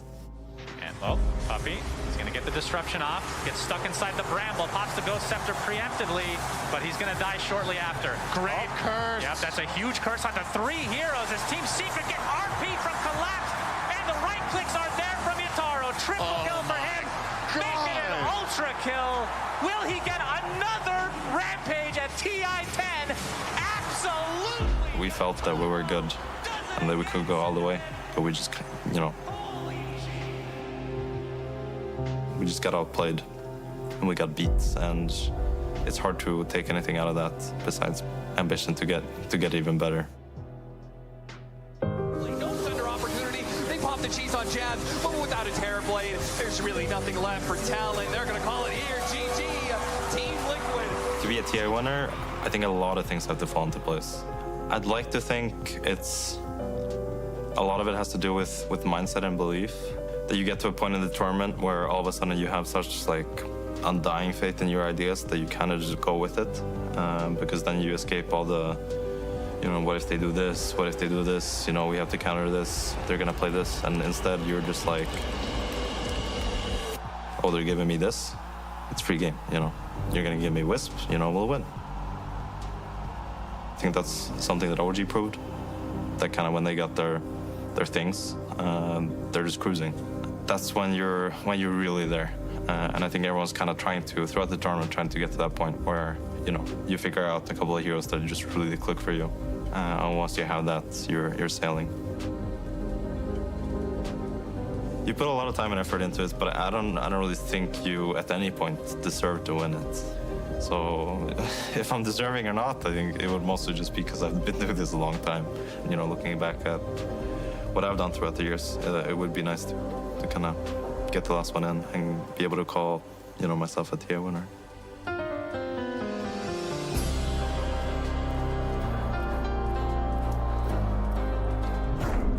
I'm not gonna lie, pretty emotional piece about Zai there. You know, he's always made it so close, but never actually in the grand final for himself. So this is it. He's in the lower bracket, but it could potentially happen for himself. It all starts with this series going in a way of a win for themselves. Game 1 was it.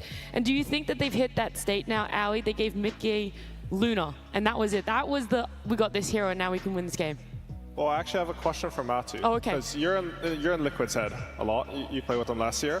So this game, I feel like they had a good strat coming in. They tried to shut down GAIMING's offlane. They did that pretty successfully. But I would still say that GAIMING sort of reached like a winning position this game, and Liquid had to clutch it. I mean, I also feel like that. I felt like GAIMING got everything they wanted for the first 20 minutes, and after that, like, I mean, they threw the game. They didn't play good. They played quite literally shit. So if I were GAIMING, I would just run it back with the same ideas, and I think like if they just like get their heads straight, they're gonna win the next game. Do you think Liquid would want to change though? Because even though they won this game, I don't know if I'd be as comfortable. Like I feel like they clutched a win that they didn't necessarily deserve. You're right. They absolutely did. There's nothing left to say about that. Would you want to change like Liquid strategy though? I mean, I think they should come up with something that would, I mean, it's hard to say, right? It's like they have their own idea, and I'm not quite sure if this was their idea of like not quite doing well on lanes, and after like when our heroes come online, we're gonna win the game anyway type of thing. So.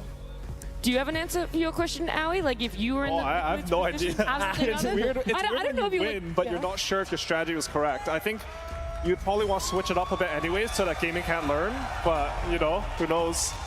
I mean, in that sense, maybe they could just address the hero that they felt put them in that losing position in the first place if their laning wasn't atrocious.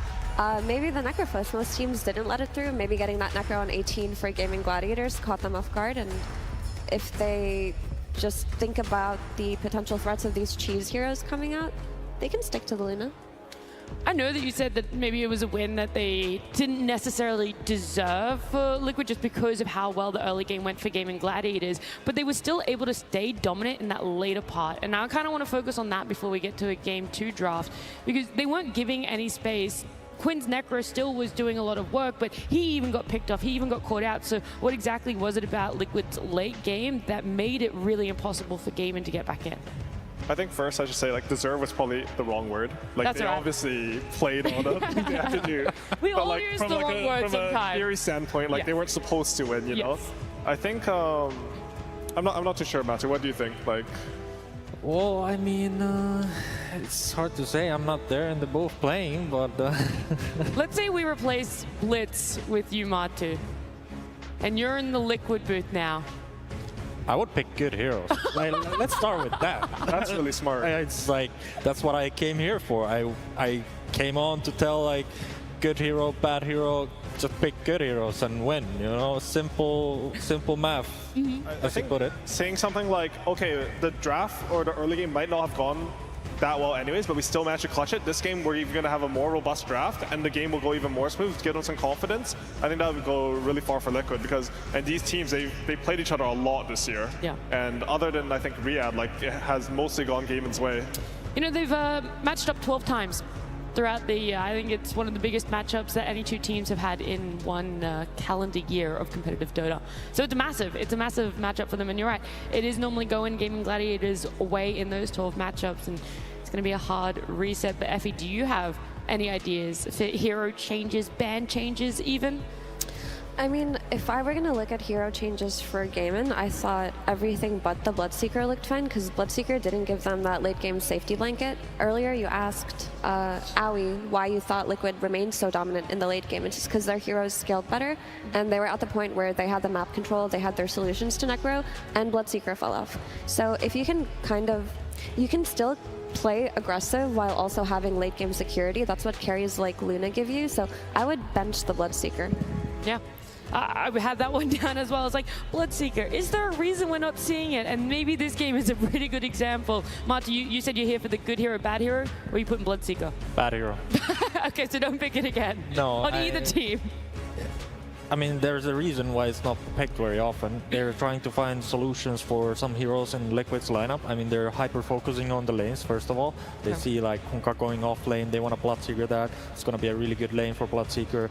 And hopefully, they're going to scale off just a good early game. But they just completely, like, whiffed it. You know, that Roshan was atrocious. Like, this is not supposed to ever happen in a pro Dota game that you go Roshan like that. Someone has to be scouting the smoke and popping the smoke, run out of pit, and then take the fight. And they just got blind torrented by three people. Unreal. Yeah, it's pretty unreal, and we're going to see if they're going to bench it, what lessons they've learned for that game 1, and what's going to let through in game 2 draft. Team Liquid versus GAIMING Gladiators. Game 2.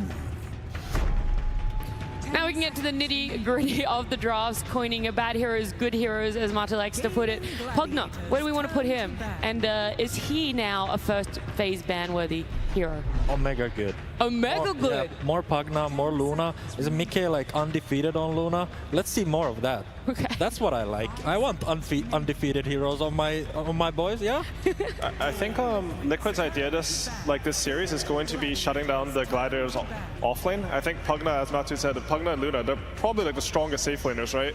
Like, I don't think anything really matches Pugna in lane. He's just really fast, he hits hard, has a good nuke.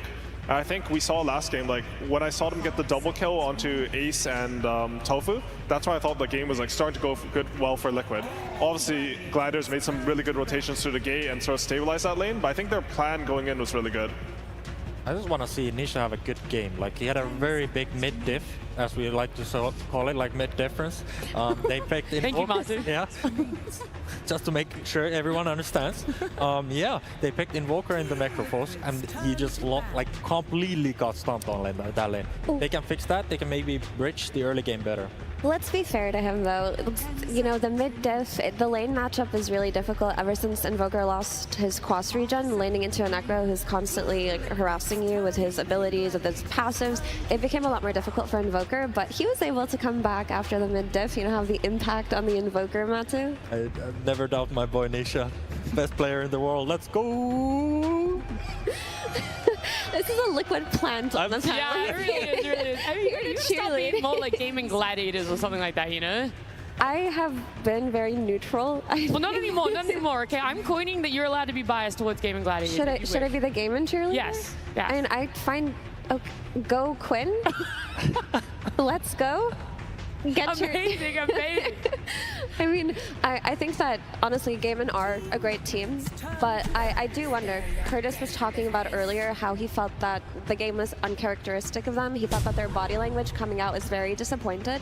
And the thing is, when it comes to GAIMING versus Liquid, up until the Riyadh Masters, GAIMING were always in a winning position, or they felt like they had their number. Starting off a elimination series, 1 game down, I wonder how that's going to affect them mentally, because we haven't seen GAIMING in a lot of positions where they have to recover from situations like this, right? It's usually Liquid who are on the back end. Yeah. I think I'm pretty happy with how GAIMING are approaching this game, though. I think it's very easy to lose confidence in what I would say is their best strat, the Murta. After you lose a game, they see the Pugna, they think that, I would think from their perspective, like they would even think they would do better in this offlane this time if they got something like a Murta Centaur versus the Pugna. And something else that I think is interesting for Liquid is, I think that last game they felt like it was awkward that they couldn't ban the Necrophos in the second phase because they wanted to ban the Chen. But this time they've actually opted to ban the Chen earlier so that they're more free on the second phase to ban a hero good against the cores in the second phase. I like this approach a lot because especially if you're going to first pick a support, you want to focus your bans on the core slots. It's good that they don't overthink it. They're quite literally sticking to their guns right now. Exact same first 2 picks, and like the game was going great, like last game. Do you think Liquid are going to go back for that Weaver? Are they hoping to maybe put Boxy on something he's a little bit more comfortable with? That's not to say he's not comfortable on the Weaver, but we have seen him do a lot more on other pos for heroes, and that Weaver was supposed to go to Mickey and sort of fell apart, and they recovered it well. I would personally think they should go for a different route. I think that if you pick this Weaver, you're sort of committing on winning the lane on the Weaver. It was a really good matchup versus Phoenix, and I think they had the idea of putting it potentially safe lane, having a strong lane there. But I think the Weaver sort of made their post lane a bit awkward. I think Boxy's like a lot better when he can help his team move around the map, and I think Weaver's more of like an independent solo hero. Also, they did end up trading the Weaver for the Centaur on GAIMING, so I don't think that trade worked out for the favor of the Centaur. So if you just take this Weaver out at this stage, it opens you up to not have to consider the Centaur the way that you did in the last game. So now you can just even go for a potential double support opening with the Phoenix, which is still a really great hero for GAIMING. We know it's a Celery specialty. It gives them teamfight, it gives them map control. They just fumbled on it a little bit. We're going to see what Liquid are going to pick up for themselves, and we've talked about all these changes, all the different ban orders and what it leaves open for them now. So, Aoi, what would you like to see? Actually, no. Marta, what would you like to see? I just want to see this Phoenix like answered like directly, no like roundabouts about it. I want something that kills the egg, or some heroes that just don't care about the egg. Liquid's lost against Phoenix, they had 0 answers, and this hero is so contested that you really need to answer this support hero. Otherwise, the game will naturally just crumble. Yeah, we often see teams neglect to not so much address the egg because they're busy trying to create synergy in their draft, and they do regret it. I feel like Luna is enough of a solution. I mean, Matsu said run back the Luna. Mike owned on it, very 100% win rate, so here we are, but it's a good BQB carrier. It can focus on the egg. Like, natural agility items are also bought for this hero. On the side of GAIMING, they also had the Murta Phoenix backline, right? We talked about how Pugna is addressed through heroes that jump on it. So now you have these 2 potential backline supports with no frontliner to get on top of this Pugna. That really needs to be solved. Alone Druid, Matu, I see your eyes. There's a glint. Yeah, they're glowing. I love this hero. I'm known for this hero. Yeah? It always gets me excited that somebody's practicing this hero I'm playing, because it's definitely not the most played. It's somewhere down there with the Chen. I mean, definitely Liquid having the Pugna and Luna, like just what I wanted. Maybe they heard me. That makes me happy too. But this is one of the Ace's best heroes. Gaming thrives through the lanes, and it really fits the picture of what they want to play. And I'm a little worried for Liquid, honestly. How does it fare versus the Pugna and Enchantress supports? Like, how do you think Lone Druid deals with them when they're pushing towers? He can just run his bear into it? Yeah, he can. They don't really have any relation. Lone Druid is... he hates stuns, but these heroes don't really stun. They're just there hanging out, supporting their boys, so... It's looking good. Aoi, you've had a little bit of time to think about this draft, so how are you liking the matchups of them so far? I think the Lone Druid pick's pretty good. I think that Enchantress, he wants to sort of come for a winning lane. When you win your lane on this hero, you get to like go into the enemy triangle, start pressuring both mid and the safe lane. But Lone Druid's a hero that can put a lot of pressure on your carry, so you feel like you have to babysit him a lot more. I also think that this Pangler pick, Gaming Gladiators Classic, they'll just see like two supports that don't really mess with his game. And I think they'll have a really good time on Gladiators. Their lineup right now, all they need is like for the safe lane to be stable, which I'm not too sure like how this Pugna versus Phoenix matchup goes. I haven't seen it that much, but I'd assume like it's sort of whatever lane for both sides. And yeah, good Kunkka pick. I feel like every time I see this hero and he has a decent lane, the hero is Unreal Imbus, so we'll see how it goes in the team fights. And X is a super valuable spell here versus the Pangolier versus the Phoenix. And Quinn does get his Pango. It is that backline jump to address this Pugna, make sure that he's not sustaining his cores. What happened in the last draft actually was they preemptively picked the Kunkka so that the Earth Spirit, Earthshaker, Pango options didn't look that good. But they just went for the Pango here the Pango here as early as they could, just so they could make sure that they don't have issues with the backline. But Kunkka solves it very well. The Torrent Storm is also just an excellent spell versus Lone Druid. It makes it so the bear has a very difficult time hitting heroes. Matu, you mentioned it doesn't like stuns. Does it like being pushed up in the air for the entirety of the game? I totally agree. If I were a mid laner, I had a Kunkka, I see these four heroes, I think easy game, guys. Just go next. Like, job well done. That's simple, huh? That's simple. And it looks amazing. Like, you can't just deny it. It's like... It is a pretty good Phoenix game though, right? Like, I feel like Phoenix is one of the only heroes where when Kunkka presses Torrent Storm, you don't have to panic, you don't have to spam all your BKBs. If you get a good egg off, like, you might be able to weather out the storm. I think this game, a lot of it is going to depend on Liquid safe lane. Like, how does Enchantress and Luna do? If they're able to free up the Ench a bit more and she's able to roll onto this Pangolier, I feel like they could have a lot of pressure on mid. It's very rare that you see like Gladiators in a position where they're the one who's sort of going to be forced to do things on mid, and they don't have the best supports, in my opinion, to respond to this pressure. So how are we feeling about the Muerta flex to safe lane still, and then you just respond with a more active support to absolve some of the Enchantress pressure? It could happen, but I think most likely you should take a hero that's easier to leave alone. I think in your eyes this game, there should be like a lot of fighting with this Kunkka and Pangolier mid. The runes are really important. So if you have a Muerta in the safe lane, I think she's sort of easy to rotate on. I think they'll end up picking like a melee hero that makes the lane a bit more stable and they can leave it alone. Also, using like the very last pick on the support, like you have to get a lot of value out of the support, or like they have to have messed up against the core flex. I super agree. Probably won't happen, right? Yeah, I mean, it's like, in theory, Muerta carry is amazing here. Like, he's super good against Luna, super good against Kunkka, and Pugna, no cares. But I think Gaming's biggest problem this game will be that they don't get ran over. Like, if they don't get ran over, they have a fighting chance. So Muerta carry doesn't quite fit that picture, because Muerta needs like 5 items to be useful or something like ridiculous. Like, they're like the ultimate hard carry of hard carries. So if Alec gets taken out, you don't want to run back the Bloodseeker. CK is never going to be given in a pool, and there's no lever. What kind of self-sustaining carry can you put on the safe lane for GAIMING? I mean, Spectre is an option when you're looking at like squishy heroes in the backline, but the Tidehunter comes out, so you can't Spectre anymore. So that's one of the only good options also taken out. I don't really want to see them pick it, but I know they've ran Lifestealer in situations like this. Like just someone who's going to sit there independently. I think the lane can be sort of not good versus Tide. Like he's gonna out-farm you a bit, but I could actually see them picking it. I mean, that hero is on my good bad hero list. Yeah? I'm not quite sure, you know, it's You're not somewhere sure? in the middle. I'm leaning towards a bad hero. Well, I have a more right now. important question though. How many good heroes and bad heroes are on each side right now? Like each side? Yeah. I feel like Liquid. Just like good. Liquid has 3 good heroes. Three Tide, good heroes. Edge, not good heroes. Okay. Gaming, Alone Root, obviously, good hero. Phoenix, good hero. Murta, good hero. Is like Lone Druid like a double good hero, or like how does that? Yeah, just double it. Okay. Well, for the sake of it. So Just double the overall score. Gaming has 4 good heroes right now. Pango is not one of them. Not two. Void, is that a good hero? Faceless versus a Tidehunter? Do you hate it? It could be a thing. I would like something like really faster hero, like faster paced hero.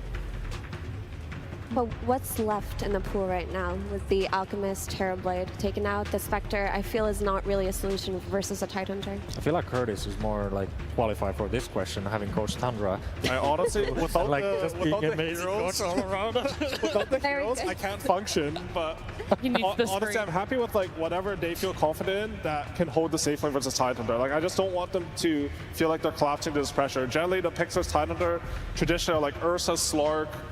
These heroes, actually Tidehunter doesn't have a bad lane and they have a Pugna as well versus Phoenix, so I feel like they're a bit sus right now. I think you just need to pick something that's stable in the lane that will sit there and allow you to go pressure the enemy mid. Oh. That's a fast hero. Let's go. I like that. I mean, for sure, this hero has eventual pressure on the Tidehunter. Like, if you find that you can leave it alone, you think that they won't rotate on him, I could see the Razor work out really well. He's a bad hero, but he's really... It's a bad hero? Yeah, he's a bad... or let's say he's a bad hero, but he looks amazing this game. To be fair, you know... This bad is heroes, a really good Razor game. Yeah, it's like bad heroes can turn into amazing heroes given the right game. And I think if we see the re-emergence of the old school like BKB refresher build on this Razor, they could play on a very early timing and they could handle the threat of the Luna, and he can outfight the Kunkka with the Torrent Storm and the boat debuff. But he's going to have to make sure to just win that lane. If the safe lane loses in any way, if there's any kind of sneaky twin gate rotation, it could be scary for GAIMING. Alrighty. Well, we've had our drafts now. Thank you guys so much for all of your information for the good, bad hero rankings. But we're going to hear from the GAIMING Gladiators coach himself. Hello, everybody. I am here with CY from GAIMING Gladiators. Give it up for the boys! You see this, sir? I have questions here. They're all gone after I see that last pick, Razor, going down to the end of the reserve time. As Matu said on the panel, garbage hero, but pretty good this game. How are you feeling about it? I mean, I feel pretty good about it. Like, sometimes you can't fix, like, it's a good lane against Tide, also historically. Sometimes you can't fix these kind of problems with bad heroes. So I think Razor's an okay hero. It's not an OP hero by any means, but if Tide has a really bad game, I think it's pretty good for us. All right, as Trent likes to say in the back, whenever he sees you pick Lone Druid, this is our they don't want to lose hero. Is that how you guys are kind of feeling in this draft? Lone Druid is just kind of like, Ace feels it. He feels he's going to own with it, so we trust him. Okay, well, I'm sure the team trusts themselves very much as well. This might be the last time that we get to talk to you. I hope not, though. So any words out there? I'm not, come on, I'm just saying. Any words out there to the fans? This won't be the last time. It better not be. Let's go into the game as we take it with our casters. You're goddamn right. I hope it won't be the last time we see CY. We all want to see Game 3 because it would be a shame to see the most dominant team of this season go down in a 0-2 fashion. Right, Avery? That depends who you ask, but I tend to agree, yeah. I think the Liquid fans behind me wouldn't mind, but... Yeah, there's a lot of Liquid fans in this arena right now, so they would definitely not mind. I don't know, maybe we can test the crowd. What do you think? You guys want to hear a 2-0 or do you want to get a 2-1? You want to see a Game 3? That's what I want to hear right there. But are GAIMING Gladiators going to be able to do it, Avery? They picked up the Lone Druid. They trust in Ace. I feel like if anybody on this team you're going to trust to carry the game, I feel like Ace has been rock solid for them all year. Why not? Not a bad option to go to, right? Give him like actual carry hero. They can push objectives, take the pace. You're looking for that diffusal harpoon build. It's going to be pretty terrifying in the fights if he gets away with it and just has his way. Yeah, I kind of agree with the panel's assessment. Like, this is another draft from Gaming where if the lanes go well for them, if they get these solo matchups, the Razor versus the Tide, the Lone Druid gets a lot of solo XP, they can run away with it again. They're kind of just going all in on these like lane domination into the tempo, going higher around 25-30 minute mark. Liquid, they're going to present the same type of formidable ball against them. Luna back on the menu, and of course Tide and Kunkka to just buffer up with the Pugna behind. It's a very similar setup, right? So Gaming know what's coming. They're trying to address it a bit differently. Razor's one of these carries where we saw Dyrachyo suffer last game with the Bloodseeker versus the Luna matchup. I think Razor can do very well versus Hero. If you get fast BKB, you just run in. Luna sometimes not ready for you. You suck all his damage away. What happens when the 4 protect 1 is protecting a 1 with no DPS? Yeah, I love the, like, I've always called Razor kind of an anti-carry in that regard, that he just latches onto the enemy carry and negates them entirely. Especially the way Dyrachyo got ruined by the shard pickup of Luna. Those glaives were destroying him. Here we've got a ranged hero, but also takes away the attack damage of the Luna. You make a good point. Honestly, I feel Gaming Gladiators have a really nice setup here. The panel definitely focused on that, the fact that Razor may not be the best hero in the meta right now, but it is a good late Razor game. I mean, of course, Matu is on the panel, so you have to pick Lone Druid. You know, get that bias in your direction. Doesn't hurt. But a lot does come down to the first 10 minutes here. And we saw Liquid go toe-to-toe with Gaming in that game 1. Now, Gaming came out a little bit ahead on Dyrachyo, you can't be forward to die already in this lane, but he does.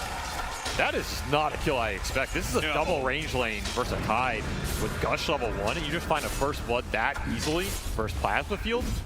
Razor's not that squishy of a hero. Hero's good stats, decent armor. This is supposed to be the last pick lane matchup that goes Gaming's way. So Liquid just immediately strike on these lanes, get a really nice start for Boxy, who is on that Pugna this time instead of Insania.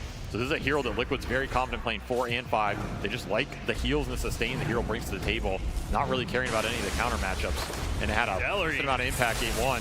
He's going to take a lot of damage here too. The Plasma Field does keep, well, it doesn't actually stop Boxy. Boxy's like, I don't care about you, Razor. I'm going to chase down Celery to the ends of the earth if need be. Might get him here. Yeah, he's going to be routed a little bit.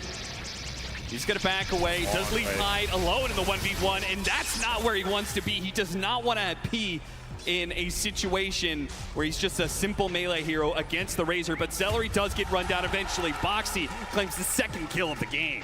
Already 2-0 for Mr. Pugnaman, and yeah, Zai did get punished on the backswing. That's the downside. He also went for the fast boots here, which means a little less region on this bottom lane. Gladiators, is going to be enough. The final shot, not quite. Insania does hit his level 2, and Nature's Attendance keeps him up just enough. This is a scary safe lane for Liquid to play going into that like 5 to 10 minute mark. If they get a lot of XP on Ace here, I can see him kicking Mickey out, particularly off a rotation from the Pangolier mid. If Quinn gets some runes, it's going to help accelerate these side lanes a lot. That's normally what they look to do with the Pango. Oh, Quinn. Double water rune? If he dodges the torrent, he gets the second water rune. So that is a big buff for him. Almost losing his courier, but it's fine. Well, the creeps, they won it. Does mean he misses out on 1 CS there, but probably worth it, seeing as the Kunkka versus melee matchup is usually a bit of a game of sustain. Okay, surely if Gaming go out, not that I'm cursing them. No, of course not.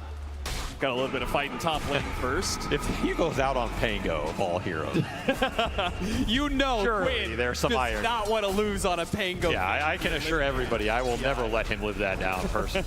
It'll be interesting to watch, but so far he's doing quite well mid. Yeah, the millions of dollars wasn't enough motivation. The public humiliation may be too much to bear. Never underestimate it. He's looking to punish Nisha for the lack of regen. Damn, this is where you wish you could just like roam mid early, but these silings are way too important as Zai getting pushed back again. He's had to buy his own salve. So he's getting a lot of regen abused on this lane, and while that lane looked great for them at the start, this is where that Razor matchup just becomes incredibly painful as you try and get to a ring of health. Boots first. I mean, it's great for dealing with the, you know, not feeding away kills to the Razor. It's not great for staying on the lane. So Liquid running into some regen problems on these lanes as the war of attrition heats up. Gaming starting to strike back. You know, I want to talk about the versatility of roles here for Liquid. They, you talked about the Pugna, they swapped it between 4 and 5 this game, but also the Kunkka, right? 3 position for Zai last game, now running mid. What do you think that gives Liquid when they're able to have that kind of versatility in their draft? Do you feel like it gave them an edge somewhere?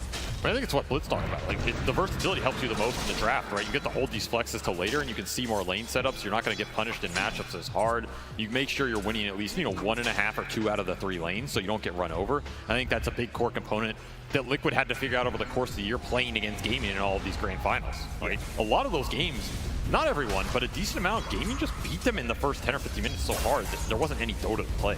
Yeah. So if you go even in that phase as Liquid and you get into that mid game like we saw last time, get one good team fight, all of a sudden you can just win a game off that, especially with a hyper carry like Luna that they have shown can be pretty nasty given a lead. And it's what Mickey's going to try and do here again. Now, he doesn't have as many crazy buffs behind him in terms of damage. I really like that Invoker pairing with it, just because I think the control and the alacrity does help you in that end game. But Kunkka and Tide, they're going to give you a lot of extra sustain here. And he doesn't have to worry about as much burst. There's no big Reaper coming out on this Luna this game. It's just going to be the Pango going in with Rolling Thunder. And it gives you maybe a better winning matchup, but maybe not against the rotation coming out from Celery. Quinn, he needs to be able to hit this swashbuckle to finish off Nisha, but the regen is already kicking into play, so Quinn abandons that idea. This is just fighting for that 6-minute power rune. I like the fact that Boxy's not letting Gaming get away with bringing more heroes mid on Nisha, especially when Nisha was falling behind in that region department early with the water runes. This lane is completely evened out. They're both very close to 6. I think Nisha's he's gonna hit it off this catapult. Wouldn't be surprised to see him try and get a cheeky kill with this boat. And Quinn, even if he does get it off of 1 or 2 creeps here, he needs more mana. Oh yeah, they're looking for it just out of range. Decent tower damage. And again, 6-minute power rune. No way Quinn gets this. They will get the boat connection. Pull him back in with the Decrepify. Healthy amount of burst magic damage. They need the physical swing in from Nisha, and that's going to be denied for the Fire Spirits for now. Nisha can't get a swing in. And thanks to Tofu making his rotation out, makes things a little awkward for Liquid. Quinn just has no resources here. This is a 3-man rotation for Gaming without any mana on the Pango. You just can't take the fight. And it'll be Arcane Rune into Nisha's pocket. A very nice one to pick up here. Nikkei in some trouble. Fought for the Lotus. And he will maybe die for it. No, the Lotus is actually what keeps him alive here. Ace also has to rotate back because Boxy was cutting through the river with the other support of Insania. This is where that solo matchup it's a nightmare, right? There's not many carries you can stand one-on-one against the Lone Druid. You need a very specific one. And even in these situations, as long as Mickey can get his XP and eventually retreat the jungle, he's going to be happy. But I do expect both these sidelines to kind of open up for Gaming over the next few minutes here. This 5 to 10 period is where they become a big nuisance unless you're bringing numbers to combat it. We see Zai, he's still continuing to struggle in this Razor matchup. I mean, he's just hoping he has some ancient stacks or something to fall back on at this point. It's not going to be one of those high lanes where you get a hammer and just start beating down the tower. This First rotation coming out from Liquid, double supports, but at the same time from behind, there is going to be this Pango showing up. If they can finish off Dyrachyo, it'd be worth it, but they can't quite get him. He's hidden away into the trees. Dyrachyo's out of sight, and now Zai gets bumped back. He goes for Insania instead, an easier kill for sure, and Dyrachyo is the one to claim the turnaround kill. It's just such a hard kill, even with all the supports coming bottom for Liquid. This race is way too tanky. I do like the idea though, right? You want to bail out these side lanes in the one-on-one matchup by just bringing numbers, outnumber the core, create a situation where if you get the big kill on these tanky boys, you get so much XP back. Yeah, so they make a move bottom, and if that doesn't work, make the move on top with Nisha. And Ace doesn't have his level 6, so he's pretty squishy once caught by some disables. This is exactly what you want to do. Just find these cheeky core pickoffs, because every time you do, you can leave the lane. Now you can leave Mickey top for some solo XP. He'll catch back up, right? And suddenly he doesn't have this Lone Druid pestering or pushing the tower. Meanwhile, you can just get Boxy room mid. I like these rotations from Liquid. It's giving their cores a lot more breathing room in this early game and nullifying what Gaming want to do, which is isolate the one-on-ones here. It does come at a cost, though, because it means they give up control of the power runes, right? And Quinn, well, he got an armor rune. I'm not sure if he's going to be able to use that quite as well as some other ones, like an arcane rune, but it is still something to note that Quinn's rotation is going to be all the more powerful. Yeah, but look at this. Ace round 2. Ace hit his level 6, but chose not to level up his ultimate. He's doing a lot of damage. He has to back away. 1 versus 3. Now they know the rotation is coming in from Quinn. He's to get it with the swashbuckle. Oh, clips Nisha. Not quite finishing up Nikkei. They'll get the kill on Insania instead. Deep in though, Courier spotted, and they know Nisha is still trying to get out of here. Unfortunately, he's just a bit too quick for Quinn. That dead shot almost hit Mickey as well. That is very close to losing to Luna and just translating this completely into a rout on the safe lane. Gaming, they read that pretty damn well. The move from Liquid, if you get another kill on Ace there, he has no resummon. He's completely out of the game for a minute. So that is a Lone Druid you have to protect. You have to smoke them. Make sure Ace can get this tower early. This is the game plan. Let him bulldoze every objective on the map. uncontested because the Tide Hunter is too poor to contest. You set that situation up for Ace, he's probably going to run away with it. That's what they're trying to create as the Pine Cone will send a siege shot. Thank you, buddy. I appreciate that. It is You waited all year to hear cone. that one, yeah. Maybe. Dreams do come true here at TI. Sometimes. Nighttime is about to finish up, so that, you know, little bit of strength they get from the Luna is about to go away. Gaming Gladiators also probably feeling pretty confident with the Pango pretty well on. Look at these stacks down here. This is an unconventional place to have this many stacks. Yeah. Kind of cool. I mean, you wish you were an Alchemist right here, but look at another round. There is plenty of stacks. For Ratio. Liquid jungle, their triangle, they also have some, which is something Zai is probably going to need.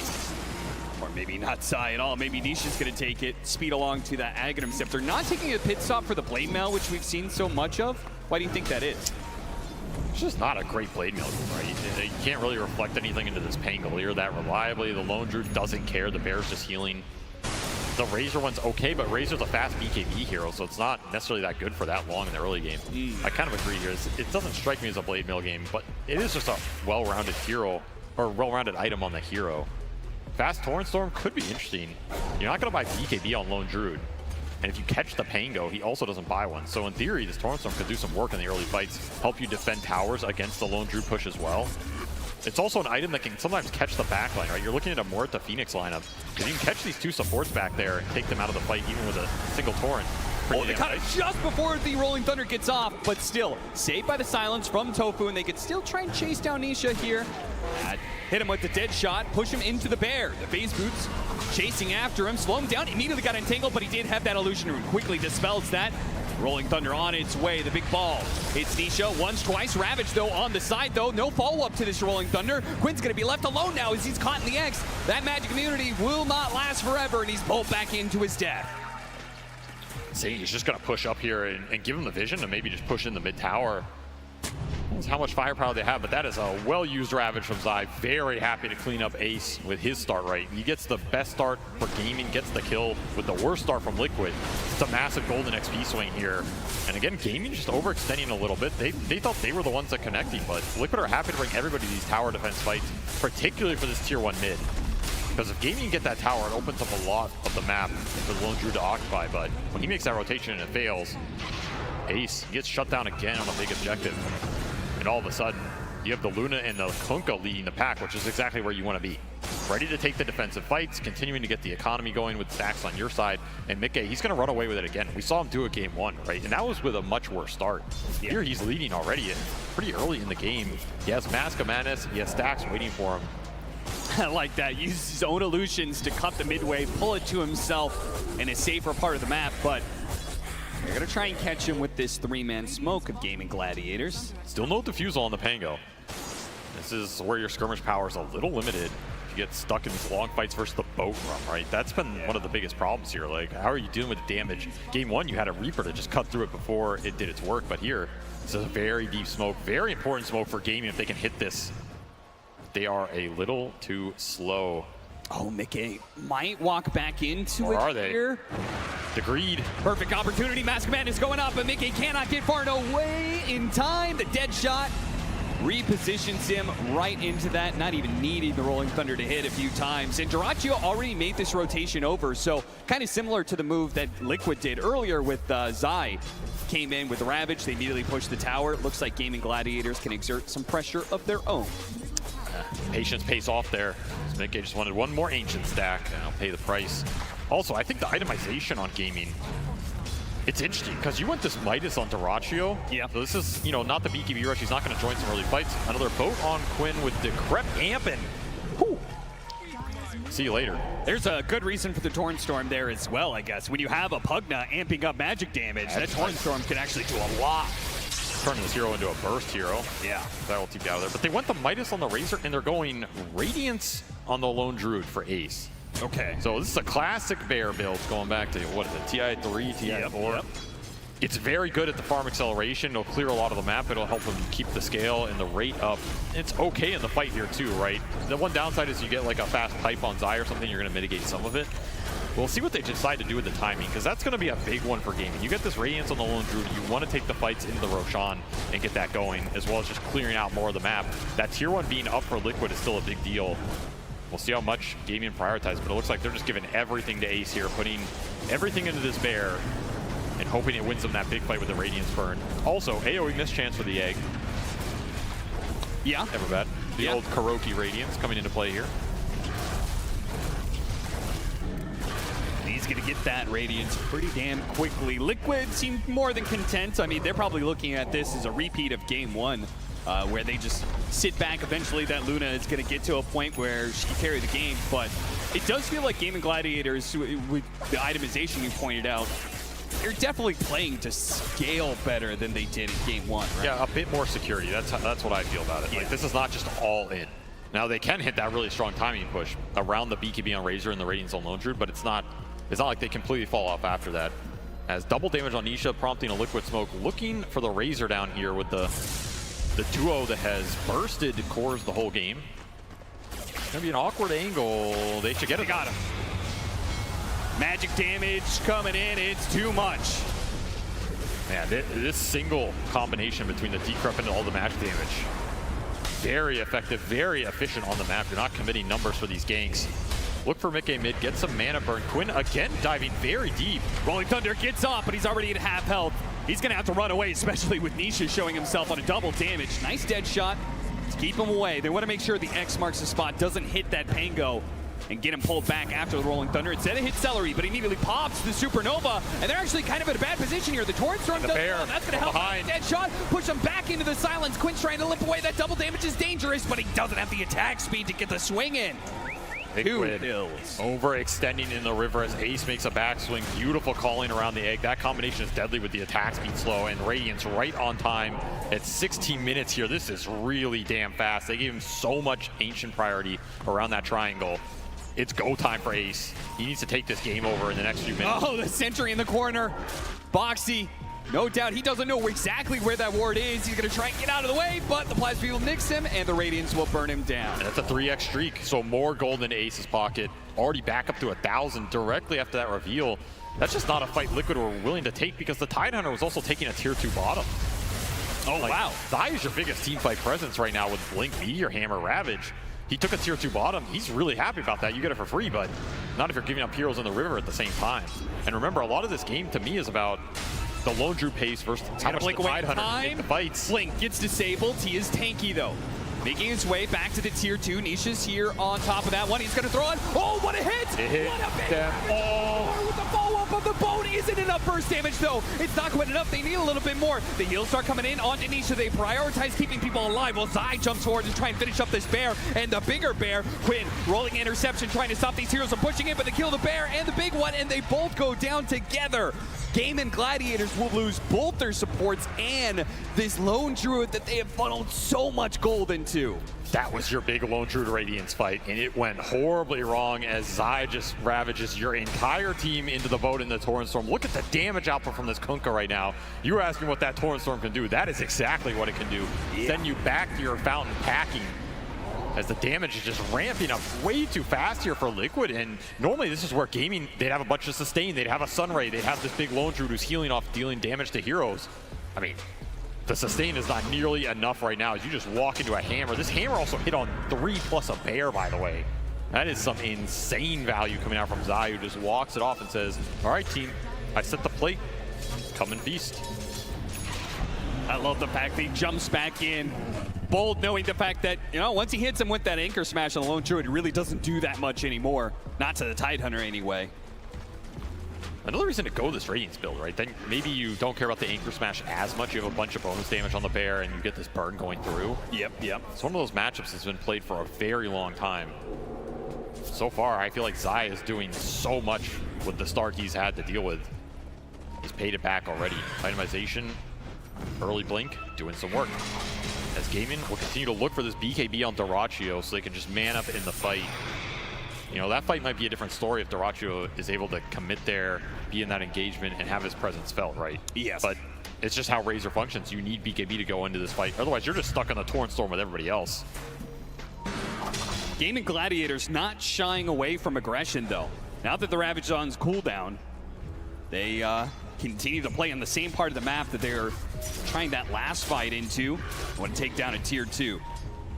They're still quite strong at fighting around Ace if the fight develops in the way they want, which is a defensive egg, baiting some Liquid heroes in, you get a calling around it, somebody gets dead shotted, somebody else is rooted or ward. There's a lot of teamfight disruption pre-BKB that Liquid has to deal with, particularly on their 2 big beefy frontliners.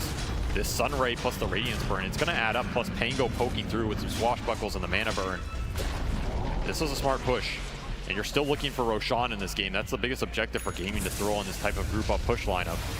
When you take that and what you do with it, vital to your game plan here as the Liquid ball continues to grow. And of course, Mikke is just having a free-for-all in these Ancients, man. He's continuing to climb the levels. Level 16 on this Luna right now, 3 ahead of the next on Gaming.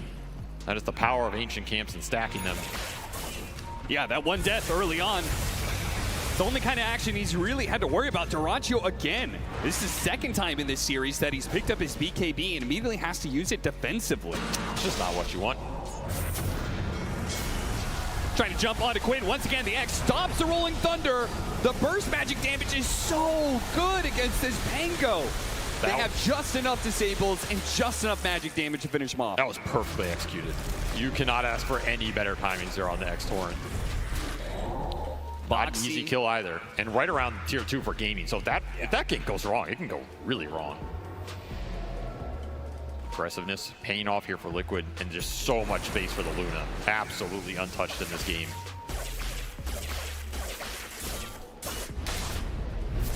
And Liquid, it felt like that Ravage fight earlier. Gaming Gladiators, if they don't lose that fight, they take a tier 2. Maybe they could take the Roshan after taking that tier 2, but now it's switched over to the Radiant side here, and Liquid had that lane pushed in.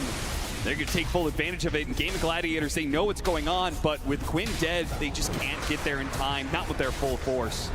Not a Roshan you wanted to give up if you're Gaming with this lone true timing. One Mikke is happy to take, a bit easier this time, claiming that Aegis. Avery, this is looking like a Liquid who could hit high ground pretty damn soon. Yeah, they can. They absolutely have a lot of push power behind the beefy frontliners in the Pugna. That's what they like about this lineup. You can take the push to Gaming, and sometimes these push lineups don't deal well with getting pushed back. It's one of their weaknesses. Unfortunate bit of RNG there. I think Gaming Gladiators would have definitely wanted the Phoenix to get the shard. Instead goes to the Muerta. But here comes that push. Liquid gonna start taking more tier 2 towers. We'll see how bold they are when it comes to hitting the early high ground. Maybe how bold Zai is in terms of willing to jump. Because you can let the Luna push these objectives, but you do kind of want to just blink Ravage and take the fight. Sure. You feel like you can burst a big core target. Nonetheless, they'll get a tier 2. Open up more of this map. Take outpost control and see how far they press it here. Level 18 on the horizon for Mikke as well. Level 3 Eclipse would feel pretty damn good here if you're going to end up in a drawn-out team fight. They'll switch to bottom. You can also just siege it up with Pugna, right? I mean, that is an option here. Yeah. Alpha Wolf giving Mikke even more damage as well with Pack Leader. This is a strong push. Catapult's going to remain up. I mean, where's the poke? They're letting Liquid get a lot of damage for free here. No swashbuckles, no fire spirits. Luna Siege, it is all the more dangerous once your tier 3 is down and you start getting those bouncing glaives into play. Exactly. Trying to pull Dyrachyo out of position, almost got him, but he pushed a little bit over to the side instead. Harpoon pulling in the Kunkka. Now committed rolling. Follow this one up. He has no BKB, you gotta remember. Yeah, that's gonna be Nisha dying straight up immediately. Now Liquid left in a 4 versus 5. He's gonna stand his ground, but Quinn, what a hit on through with a swashbuckle, almost finishing up. The Radiant's gonna run down Mikke on his first life. He's gonna come back, and there's nobody left alive. No supporting cast whatsoever of Liquid. They are absolutely gonna be losing 4 here, and absolutely nothing claimed on the side of Liquid. What a disaster. Didn't even get to use the Ravage, didn't get Torrent Storm off, didn't use the Luna BKB, because what is the point after everybody's dead? That siege went horribly wrong very fast with, I mean, Nisha just being too far up, right? Yeah. He ended up in their base almost on the high ground, stuck in a calling, can't really get out, there's no repositioning, there's a single 4-staff on Liquid, that's pretty much it. And you don't have a BKB on Kunkka, so you can't just man up in the front line and all these AoE control. Especially when that bear just starts running at you. That is a nasty combo, though. The calling on top of the Harpoon. So Nisha really just couldn't get much off there. I mean, he has Arcane Rune here, so he's like, I want to fight, but yeah, Harpoon drags him in there. He can't even move. That just sets the whole fight up. I thought this Rolling Thunder was a bit early, but of course, no BKB. You can just fully commit, and then you're all clumped on this choke point. Just a disaster on the back line for Box. He can't reposition. That's just an easy fight cleanup for the Pangolier with an Ags delivered at the right time in this game, giving you the extra damage, and all of a sudden, that's a like lot a of wind out of 4K your network sails. swing. Yeah, that was big. Gaming have a lead, in fact, at this point right now. 1K up after that failed push attempt. Yeah. That's a big one to give away. This is a lineup that, remember, Gaming were itemizing and building to scale. This is a Razor that can be 5-6 slot in this game and be a massive threat. And you're still playing pretty much a single core damage lineup if you're Liquid. It's all in on the Luna. So if you have anti-carry heroes in this Razor, in this Morta throwing down a calling, Pangolier disarming you, whatever it is, it's not as easy as last game for Mickey to just 1v5 here. We've also hit, I think, one of the biggest spikes when it comes to Lone Druid power. 25 minutes. That means you start picking up all these Wraith Bands for your hero with double the effectiveness. You get a huge boost in armor for yourself and your bear. That Luna is not going to be able to deal with the bear nearly as well as she was just 2 or 3 minutes ago. Things are aligning really well for Ace. I mean, he is still gigantic in this game, right? And the benefit of the Wraith Bands here is he already has his 2 big items completed. So it's not like he's hurting the timing of anything here. He just gets free armor and Agi galore. Another Rolling Thunder on Nisha. Nisha could force Snap up to the high ground. Helped out by the supports. They have the anchor on Quinn, but they don't feel good about taking this one, especially with Dyrachyo getting right in the middle of them with his BKB. They pop the Eclipse still, and Mickey is actually okay with fighting this one for now, but they retreat. Yeah, but look at Ace. BKB. Look at Ace in the back. Away, and yeah, Ace sees his opportunity. He's going to be able to catch up to Mickey, slow him down. The Tornstorm trying to help him out. Another force tap, but he won't get far enough away. The carry of Liquid is dead for 60 seconds, and they're on the run now. 2 dead. Gaming Gladiators playing some clean Dota now after a bit of a rough game 1. Man, sometimes Ace's positioning on these team fights, he just comes out of nowhere. You don't expect him. He just cleans it up. You think you're okay. You get in one bad trade, and suddenly Luna off the map for 50 seconds here. Another fight where Mickey just doesn't get to show the true power of his hero right now with the full Hurricane Pike BKB Eclipse. Just gets the damage pumped into Dyrachyo, and I mean, Dyrachyo doesn't care, right? He knows he has other damage sources in this lineup. As long as he soaks up the Luna BKB, he's probably happy with that exchange, assuming no one dies in a Ravage. And speaking of Ravage, when was the last one, right? It feels like that Ravage top was the last time Zai felt his big teamfight impact felt in this game. Yep. We haven't seen one for a while, and the opening just hasn't been there. I mean, you don't get that kind of hard initiation. We saw what happened. Gaming Gladiators, they saw BKB plus the Shard, the Moonglaves active out for the Luna, and they said, okay, we're not going to make the same mistake of like trying to commit on that hero like we did last time. Dyrachyo learned his lesson. He said, kite it out, kite it out. That's all we have to do. If you get it to a point where the BKB is down for Mickey, you don't have anything on the other cores, but Rolling Thunder becomes a big problem. You're just going through with the Zags, burning everybody's mana. There's no control for it. We see Zai throwing the anchor out on Quinn. I mean, yeah, that's great when it expires, but only if you can punish him when it expires. The whole duration, it's going to be free. And Lone Druid, he's becoming a problem in this game. If you don't burst him off the Ravage, he gets true form off. He's incredibly tanky in these engagements. Yeah, 2 Wraith Bands before that fight. After it, he's now got 4.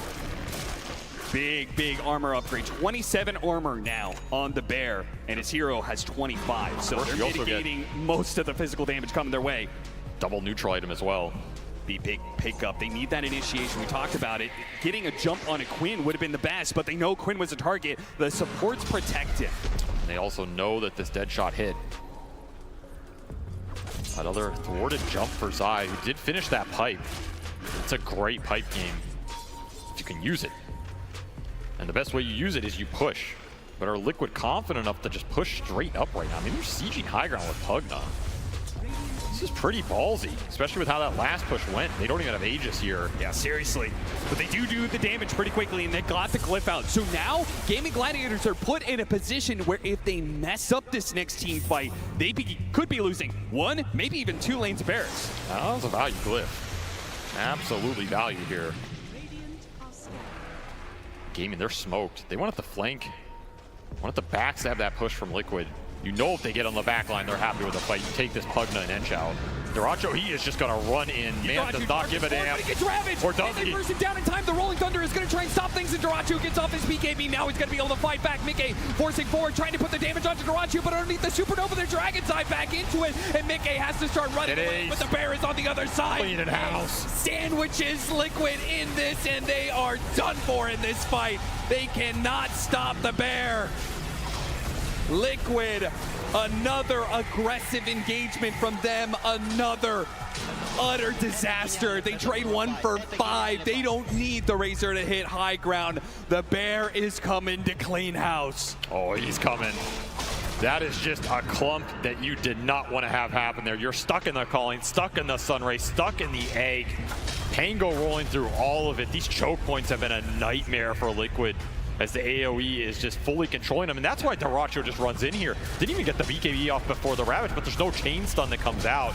And all of a sudden, you're stuck down this ramp. And this is not where you want to be if you're Liquid, right? If Mickey cannot man up and kill that egg, which he didn't want to because there's a drain coming out on this Razor, you're in trouble. You are in absolutely big trouble here, as he is not strong enough to fight the Razor through 90% of his HP and the Bear through potentially a resummon.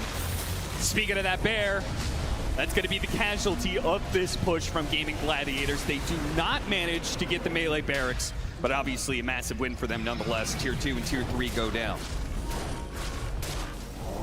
And soon a Scotty on the table for Gaming Gladiators. That's going to make the Luna's life so much harder. We're already seeing that the damage is running out a bit for this Luna. You get hit by that attack speed slow, which is twice the effective on range heroes. That's going to be rough.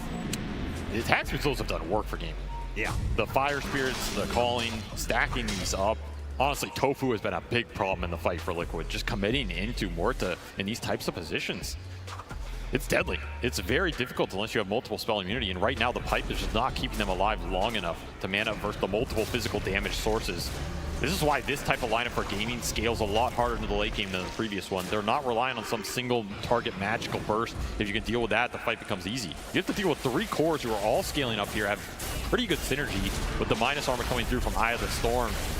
And potentially 2 Bears if Face can stay alive, which so far, they have not been close to jumping him and killing him first. His positioning has been very strong.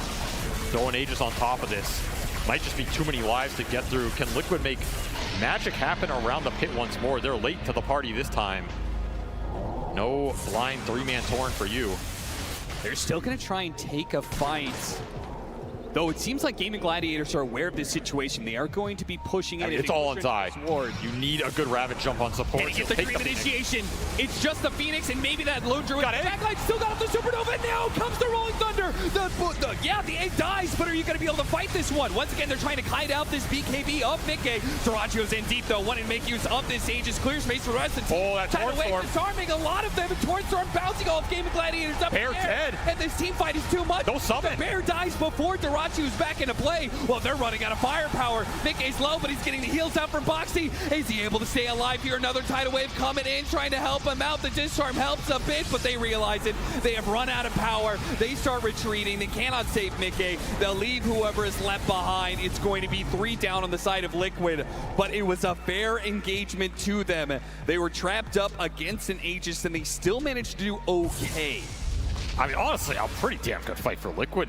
They get a buyback off the Celery Phoenix. Egg went off, so that engagement started off pretty rough. You have to commit longer with your BKBs and just sit there while Duracho is linking you.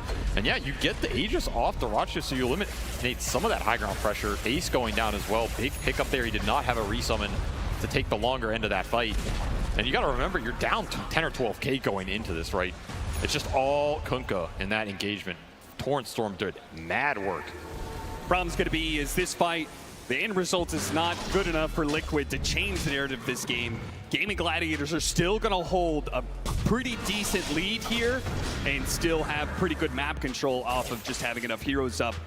Duracho, I mean, great Torrent Storm, better Tidal Wave. I mean, that was a sick combination. Yeah, I mean, Quinn also gets cheese off there, right? If he gets maybe hit by one more of those Torrents and goes down, that's a different fight as well. He might get out of there with Mickey. The fact Quinn gets a full second life, full refill here and can take Mickey down at the end. That's what felt good about it for Gaming here. 2 lives on 2 cores basically expended. But what can you do? You were not at the Roche in time, which means you rather fight here than at your base, right? Yeah. And you also took down probably the most important hero to bring down first, the Lone Druid. So even if you do lose that fight, it's not going to be able to take your buildings immediately. All they lost was a tier 2, but GAIMING Gladiators still have the 13k gold lead, and now they have the Eye of Scotty. They didn't have that one in the last team fight. That bear has become significantly tankier and much worse for the Luna to deal with. Gosh, 5,000 HP with 26 armor here. Oh yeah. He's going to harpoon you, he's going to slow you, he's going to provide the mischance. This is the Lone Druid problem right now. Do you try and burst Ace off a jump, or do you just deal with him? Yeah, that win probability has spiked significantly after that Roshan. We're still looking for the next item for Mickey, by the way. This has been about 10 to 12 minutes. He's trying to build this butterfly. He is struggling. Yeah, he is. At this rate, he's going to get that butterfly, and we may see the MKB counter coming in from GAIMING Gladiators pretty quickly. Butterfly is here, though, so they have a window, perhaps, where the evasion can come into play.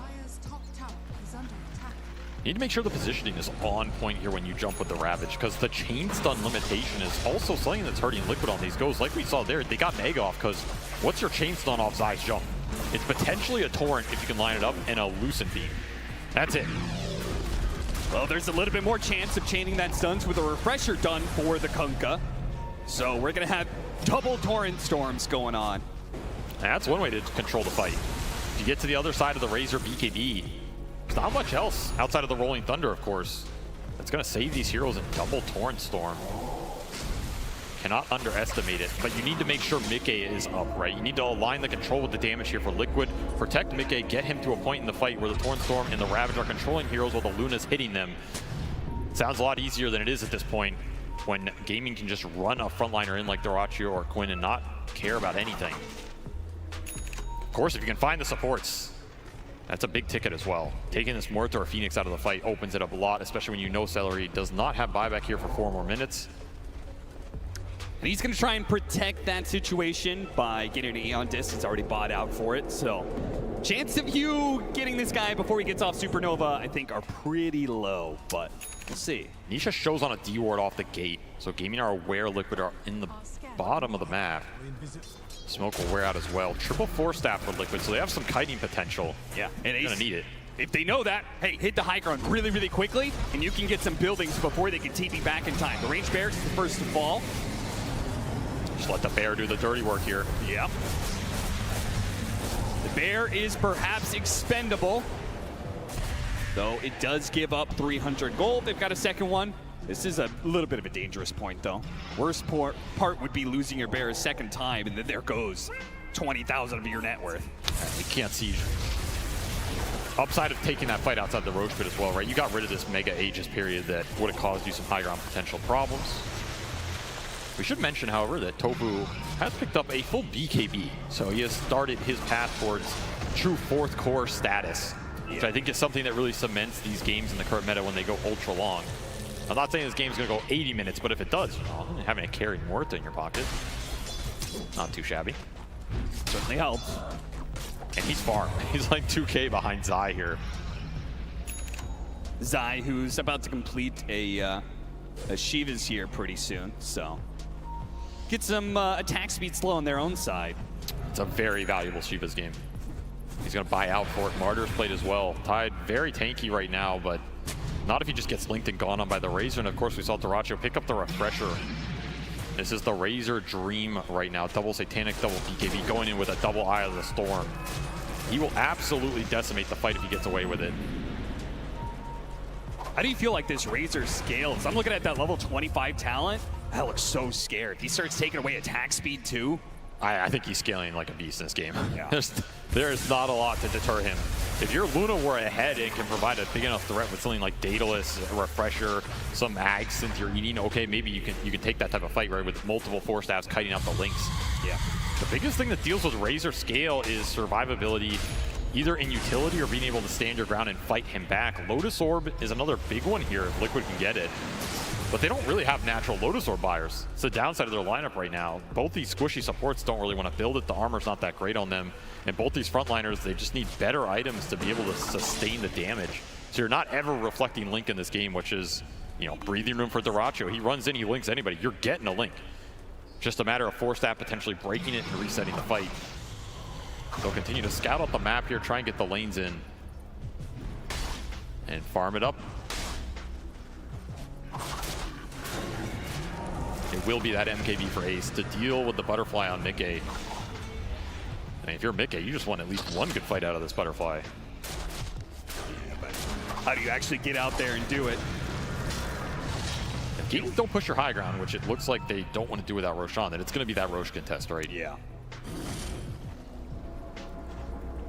Almost feels like Liquid are going to have to bank on a fast Roshan. Otherwise, that MKB could be done before the Roshan actually spawns. It's got 4K in the bank right now.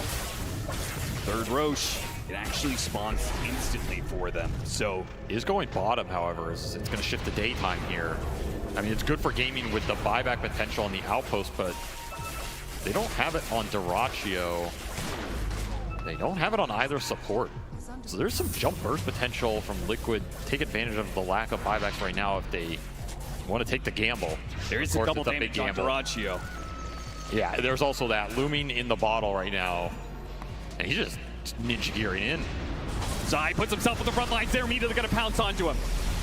Seeing if they can chase him down, slow him down, pull him back in as much as possible. They're trying to reset. He did manage to get a blink away. So they are really resetting off this one. The refresher immediately put to use. Dyrachyo, it's a man fight. One fight against Mickey. He's going to be able to win it. He is. No problems there whatsoever. And he doesn't give a damn about your water park ride, Mr. Kunkka. He's going to fight through this one. Oh, the rap's coming up. He's going to maybe be alive. He gets a little bit of life going out, but Dyrachyo is still up. The last little bit of damage coming out from Insania is not going to be enough. Dyrachyo this time. He mans up this time. He challenges Team Liquid, and he is the one left still standing in the end. Puts Mickey in the dirt with that second BKB. No way Luna wins that man fight in round 2. It was good kiting initially from Liquid, but the longevity here in the items, the satanic, and this Razor aggression has paid off in game 2. And with the bear, they can end it right here, right now. Liquid, they don't have the buybacks. I think they're just hoping Gaming Gladiators don't actually go for the throat.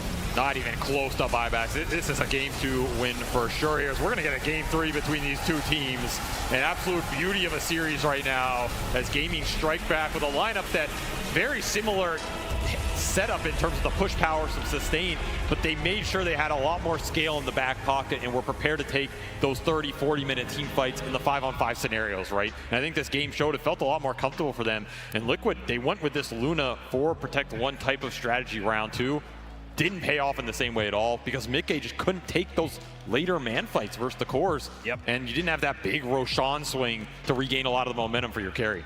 And dare I say it, Avery, a lesson from this series does feel like the fact that both times, game 1, we had Gaming Gladiators, they took a lead, they tried to hit high ground, they lost control of the game. Now it was Liquid who had the early lead. Oh, yeah. They tried to hit the high ground, they immediately lost control of the game. It looks like in a situation where, unlike maybe some other series, this is one that cannot be ended quickly. That's a high ground push that's going to haunt you years from now, right? Like, what happens in that game if we play it slower, go for a Roshan fight, or just take that fight better? Because that is a fight Liquid can win. But damn, did they get punished on that choke point. All right, what are we going to be taking from this moving into game 3? I mean, what do you feel like was the winning factor for both of these teams and their victories? I mean, honestly, I want to say it's probably going to slow down because I feel like a lot of times at TI, when teams go for these fast lineups, they fail the high ground, something goes wrong. They tend to go, okay, let's just pick a little more scale, play it a little more conservative, play to our wheelhouse. Maybe this third game is going to go the distance, so we don't want to fall behind in that regard. Both teams have failed with that tempo push, right? So that's something that's going to be in the back of your mind. But again, we are seeing some of these tempo heroes come out and played in a scale way like the Lone Druid for Ace this game. So it's not necessarily about the heroes, it's about when you're taking these objectives, how you're taking them, and making sure you're disciplined about it. Well, we can leave the rest of the analysis to the brilliant minds on panel heading into game 3. I'll make sure that I ask them all the questions about why Gaming Gladiators won this game number 2 and why we're seeing a game at number 3 in this series. Matu, you wanted the Pugner and the Luna for Liquid. They ran a similar strat to what they had in game 1, and that was a win, but it didn't work for game 2. It looked good until it didn't. So, got Aegis, tried to push high ground bottom, didn't quite work out. I mean, that was terrible. Nothing else to say about that. It's like, you tried, you failed. I feel like you shouldn't close out games like this in this patch. Like, you should take the advantage, retain it, farm the map more than the enemy does, and then when you're absolutely certain you can take it, you take it. What was a factor of that uncertainty, Aoi, that they couldn't close out that high ground push and that it failed so miserably? I'm not too sure if they didn't know that Quinn hit his level 15 in eggs timing, but I think that was just sort of them pushing into Gladiator's strongest timing.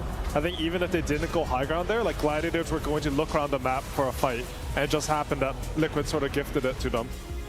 That is a bit unfortunate, and from that timing, Liquid being set behind, was there just no space for them left in the rest of the game, Effie? I think the fights afterwards for Liquid just went unfortunately. Like this one that's playing right now, they ravaged the Razor, but they couldn't quite kill him before he could BKB and turn the fight. And if they managed to burst Durachio here, it might have looked very different for Liquid. They could have won it, but they just fell short on the damage. And later on, we saw that there was this one fight where Luna's BKB got forced before they could actually engage in any kind of fighting, so they chased Luna into the high ground. There's a beautiful wraparound by Ace, and GAIMING just found the good fights when it looked really bad for them. I want to talk more on the Razor because, Marty, you were given the good, the bad of what heroes were. And Razor's normally a bad hero, but you said even a bad hero in the best game can look good. And it looked great. I mean, it was amazing. If you find a one Razor hero, one Razor game during the whole tournament, it was definitely this game. Good performance, just going for the catch-up Midas. Lane didn't go that well, but in the end, like, this hero essentially counters like all 3 cores on Liquid, and it showed in the late game. Yeah, especially when Razor got to that really critical point in the game where he had Satanic and the Refresher Orb, so if he wasn't getting burst down in these fights, he was BKBing, using the Satanic, refreshing, BKBing Satanic again. Like, it became a very big hurdle for Liquid to burst down this Liquid, because every time they want to take the fight, they have to commit all of Enchantress's mana pool, they have to commit the Luna BKB. Kunkka does the, the bulk of the team fighting when the Rum buff is up, and Razor just outlasted all of that. Is this what you wanted to see, Aoi, for game number 2 in GAIMING Gladiators? You're a little bit worried about how they were looking at the end of game 1 and walking into the booth for game 2. No, for sure. I think it shows the resilience that they've shown all year. That's why they won all the majors and all these tournaments. I think something that really interests me right now is I feel like in game 1, Gladiators sort of had this game and they sort of threw it away. Game 2, Liquid sort of had this game, they threw it away. And it shows that, like, the amount of pressure on these teams at this type of tournament, sometimes it makes you do things that you look back on and you're like, oh, what was I doing? But it happens. It happens all the times, even to the best teams. And that's what really excites me for game 3. I'm excited for it as well. Marta, do you want to talk about the Lone Druid, Ace's Lone Druid? Do you want to hype it up a little bit more? Of course, Lone Druid, best hero ever. I have no bias. I never played that hero myself. Double good, as I said before the game, and it turned out to be triple good, quadruple. I mean, just bring it on. Keep piling it on, just keep multiplying it. Exactly. Oh my god, I'm so happy. Look, we might be seeing it in game number 3, but before we get there, GAIMING Gladiators, they clawed a win in this series. It does mean that we're going the full distance. We'll be going all 3 games. So let's know a little bit more about GAIMING Gladiators. GAIMING Gladiators versus Evil Geniuses.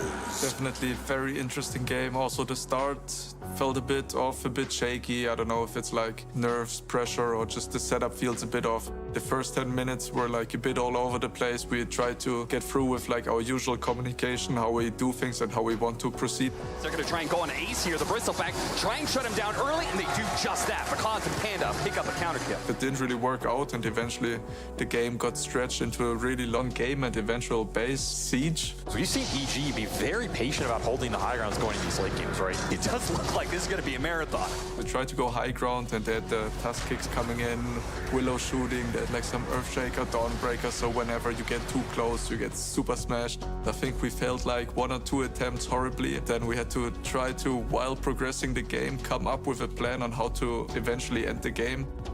We tried splitting for a bit, reading, waiting for another Roche, coming with another attempt, feeding again, waiting for another Roche, and then we tried to let our Bristle get kicked in with some Pango rolls coming to create chaos so we can take one building at a time. Quinn was complaining, oh my god, this Willow is crazy, it's like she's just shooting me all over the place, and then it's like, oh shit, how are we gonna do this? It looks like they may not even be able to get a single lane of barracks out of this. Skelly Boys, meanwhile, are cleaning up a tier 3. They're going to take the tier 3 tower. Who's pushing who here? And then, I don't know, it took us like 4 ages to eventually break through. 5th Roshan of the game for GAIMING Gladiators. Their building is going to be hit, but it's Panda and Because, the P duo against GAIMING Gladiators as a full 5 stack. That is going to be it. Evil Geniuses will call it 69 minutes. What a nice game, but GAIMING Gladiators out and get a Game 1 victory. It does feel surreal in a way. For me, actually making it there now is an experience that I wouldn't trade for anything else. The trials and tribulations of lower bracket, but also late game Dota there. I remember this game. We listened into their comms as well, and originally, pre the 40-minute mark, it was GAIMING Gladiators saying, focus on the heroes, don't worry about objectives. That's not really going to win us the game in the long run. And then it stretches out to almost 70 minutes, and they're like, all right, let's just focus only objectives. And that's the change, that's the shift when it does get to that late game Dota, Aoi. Yeah, I think what GAIMING Gladiators have done really well, like every time we hear the comms, is they're really good at identifying their win condition. I think we saw versus maybe Nouns it was when they're pushing out bottom. Quinn was just saying, oh, they need to run into us. We just need to stick as a ball. They're really good at talking about it before it happens, which leaves them more room for communication of fights to do the right thing. Talking, that's the key point here, and I know two people that love to talk. It's Slacks and Tsunami with the crowd. Hello, thank you so much, guys. Hello, how are y'all doing after that game? Game 3? Fantastic, and we have a wonderful opportunity here. We actually got a chance to talk to the real Team Liquid about that game. They're letting us listen to their comms right now. In fact, we have an interview with Nisha talking to Insania. Nisha, any words to Insania to cheer him up after that series? In Game 3, we're going to hear Liquid are doing it. That's the most words I've ever heard Nisha speak in my life. Oh my God, Nisha, your camera presence has brought out so much. This is incredible charisma that we're witnessing right now. Insania, you're here, you're supporting the entire team. What are you saying right now? We can do it, boys. Interesting. A little bit more feminine than I remember Aiden looking, but I respect it. It was so real. It's just like him. Boxy, what are you feeling, bud? My friends, I believe we need to ban the bear. Oh, very smart. Zai, do you agree? Crush your enemies. Whoa, don't show that camera angle. This is real. All right, go ahead. Crush your enemies, see them driven before you, and hear the lamentation of their women. Wow. Wow. Nikkei, fine. Any last words, please? Quinn needs to learn a real hero. Okay, take it easy. That is not good team chemistry. I don't know. That's not great. Teams seem a little bit combative here, but everyone loved the Inside the Pod segment, so we're getting inside the head right now. Yeah, there's got some big heads on this team, but no worries. All right, guys. Well, before we get into that final game, can we let everyone know what they're missing out on in this arena? Ladies and gentlemen, are you ready for your Game 3 one more time? They seem pretty excited out here, my friends. Pretty excited. Back to you. I'd say that's a pretty overwhelming response on a game number 3 between Liquid and GAIMING Gladiators. Matu, you've been in positions before where you guys have your backs against the wall. You've been in that position. You got Blitz, you got Jabs, you got all 4 other players with you. What do you think is the conversation? Like, how, when you've been in this position, has the conversation piece gone? How positive is the environment? I mean, definitely there is some discussions to be had after a game like this. Essentially just fumbling the game away in a manner that wasn't like really close. Like this high ground push wasn't close, so now you have to make the adjustments. Were the heroes bad or was the play bad? I would come to a conclusion that the play was bad. They did exact same thing that I scrutinized GAIMING in the first game as well. Like, you played your lanes good, you played the early game good, but now the real Dota starts, and what do you do with that? You go high ground with Aegis, minute 20? No, you don't. In this patch, at least, you gotta wait at least 60 minutes. That's like the unspoken code of Dota 2 currently. Yep. Yeah. And you're doing all that in 15 minutes? You have to. I mean, you cramp it up a little bit, guys. We play like shit, let's play good. That's it. That's the morale boost that you'd be giving it. But Ali, we talk about the lane domination. Martin mentioned it. Game 1, it was all for GAIMING Gladiators. In game number 2, it was for Liquid. So we've seen the efficiency in lane here. This is the rankings for this TI. And we're seeing no Liquid players, but Quinn is up there with 0.89. What does this mean? That's a good question. I'm hoping production is telling me in my ear because I don't know this stat either. It's like their chance of winning the lane, or is it like how many creeps they get? Maybe it's how many creeps they get. Ramsey actually got 90% of the creeps in the. That's crazy. I'm waiting. You just got to keep talking while we're waiting for the information. Creeps to denies, maybe? I mean, efficiency could be a lot of things, but I would assume if it's a stat that can be measured, it's creeps versus denies. Let's just assume it's that. Yes, let's assume that. I think there's not much for Liquid to talk about after game 2. I think it's something that would be really healthy for them to do is say, oh, we threw game 2, so what? Like, we're still in this best of 3. All our practice is already done for us. All of our learnings are already done for us. We just need to put into performance what we practice. They can reset like that. I think they were like on an upward trend throughout the games. They came back game 1. They looked really good game 2. If they can just pretty much ignore that this misplay happened, then I think game 3 will look good for them as well. There's some hardcore pros on this team. A loss like this won't phase them. I mean, they've been here countless of times. You know, Zai, like, played more pro games than I did, so like I'm somewhat of a veteran and like just brush it off. Let's go game 3. The pure number comparison of how many games these players have played, how many times they walked out on this stage is immeasurable. But Evie, we saw a similar strat for Liquid coming out, at least in the Pugna and the Lunar, maybe not so much in the rest of the supporting cast. Would you like to see them triple down on that, I should say? Or is it like, okay, it was a tough win for game 1 and it was a tough loss for game 2. Maybe we look at something else for game 3. And I think just approach the draft as it unfolds, honestly, because there's nothing in Liquid's draft that I would look at and try to change.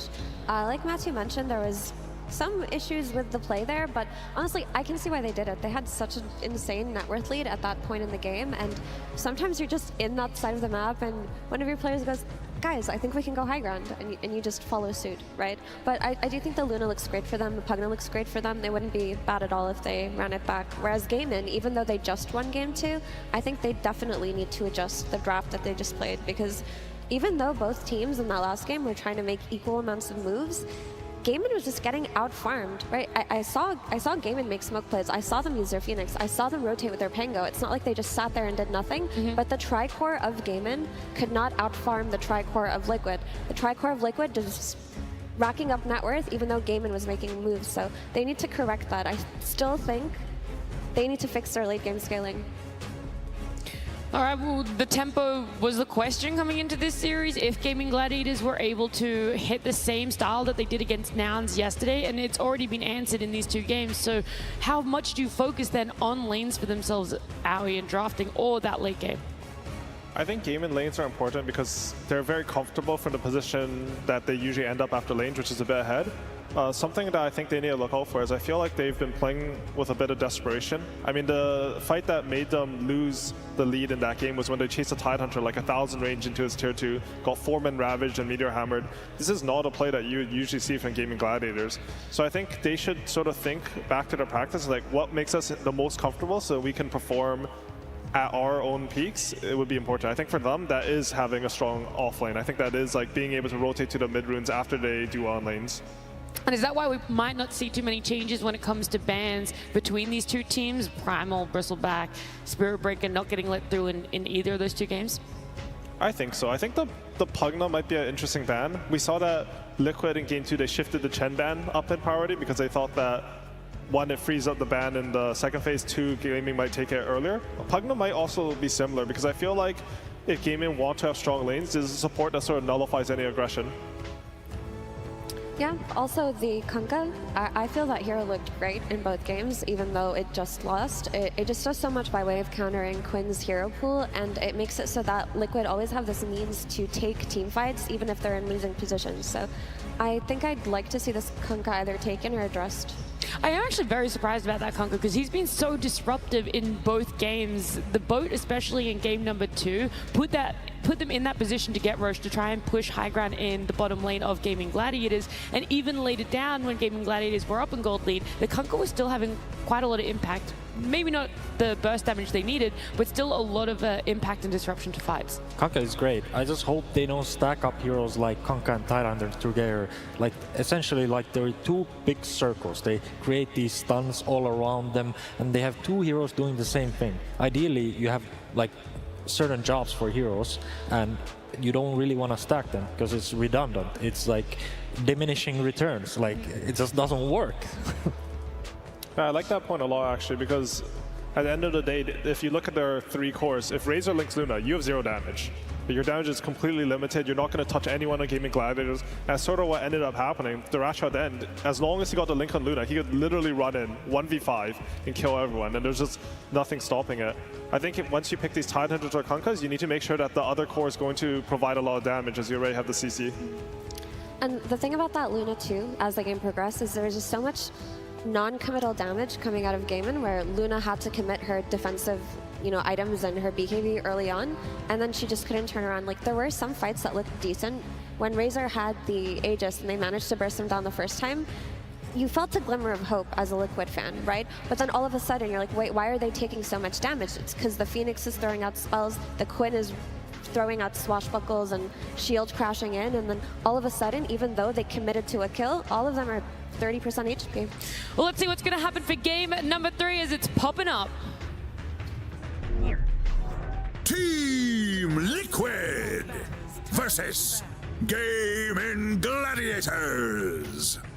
Game 3. I'm so happy that we got a game number 3 between these two teams. It would have been a bit of a disappointment if we saw either one eliminated in a 2-0. So they're one apiece right now. A lot lies on this game number 3 if they're going to be able to keep their run alive in TI12. Is the Kunkka going to get picked up again? Are we going to get a surprise Razor last pick? Or maybe Matu's favorite, a Lone Druid?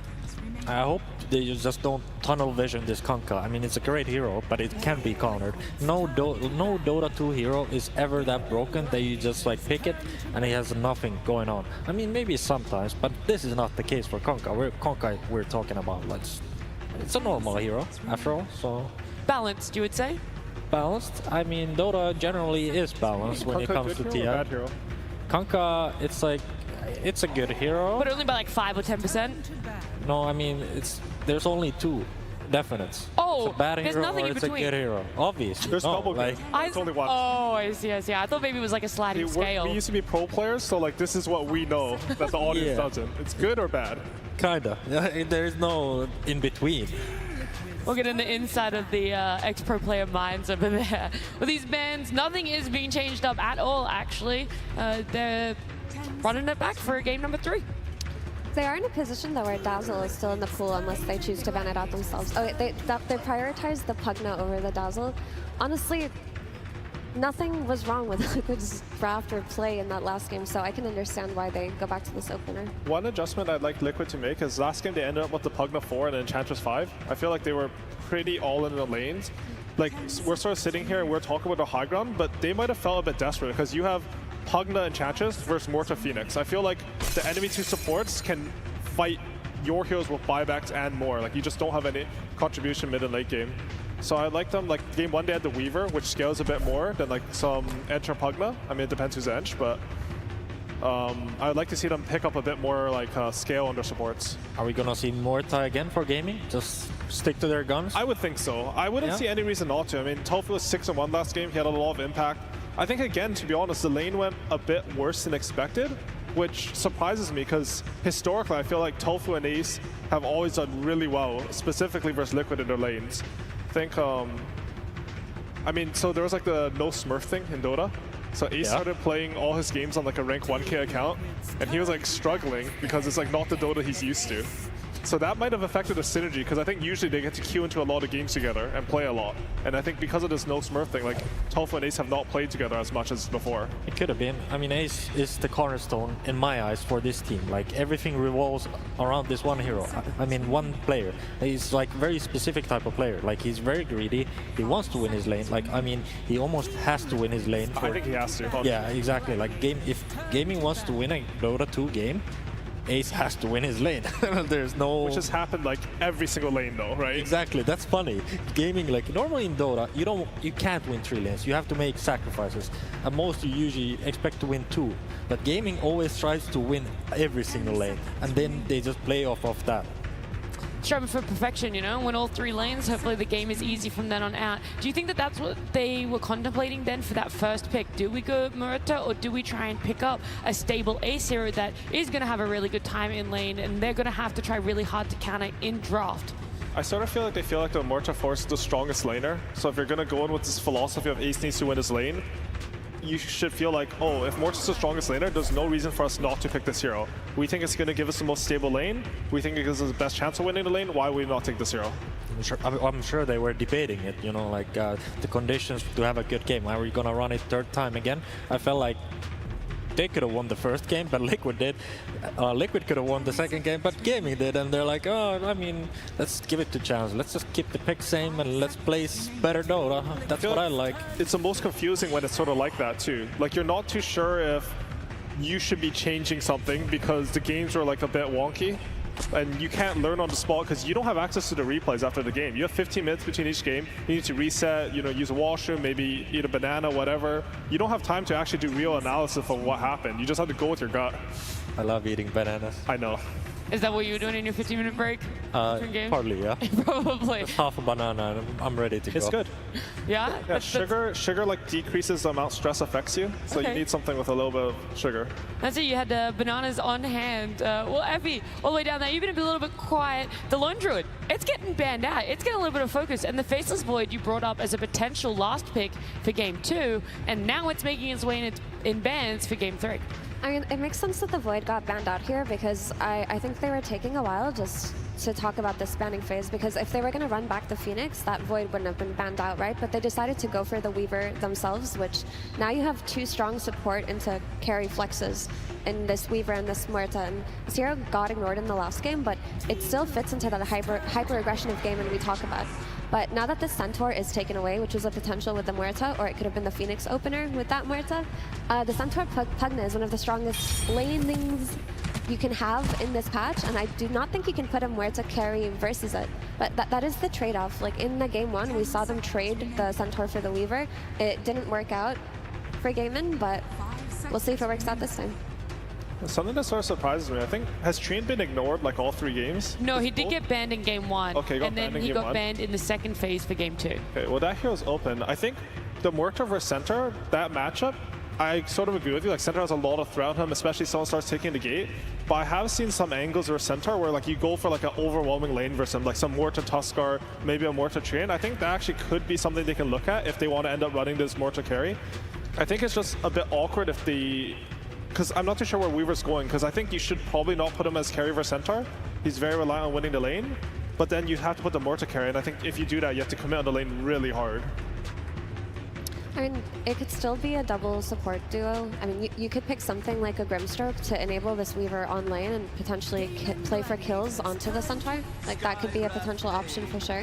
But I just feel like Pugna plus Centaur, no matter who you put them versus, they are going to find ways to pressure that lane. I like that they picked the Skywrath. I think the Pugna 4 for Liquid, it doesn't do enough for them. Like, it works really well for some teams. I think, like, VP, for example, they ran, like, Pugna 4 really well. Same for BETBOOM. But I think for Boxy, like, he wants more options on the map. Pugna's a very static 4. You'll look at the lane, you'll maybe look at some stacks, you'll maybe check the rune, but you don't have any real kill threat on your ganks. You don't really, like, make the plays. I think Boxy's important to Liquid in that sense. It also gives you damage to kill the Muerta, right? And now you have a silence to potentially deal with the Weaver, and you can just chain into the Centaur stun, and you can look for mini plays around the map that don't necessarily involve these 5-man team fights. If this is an offlane Wraith King, then this fits the description that you were talking about, Owie, of how Ace likes to play. I think it's still, like, flex a bit. Like, the Wraith King can go to carry as well, but honestly, I wasn't even thinking of the offlane Wraith King. I think, yeah, that would be pretty good for them here.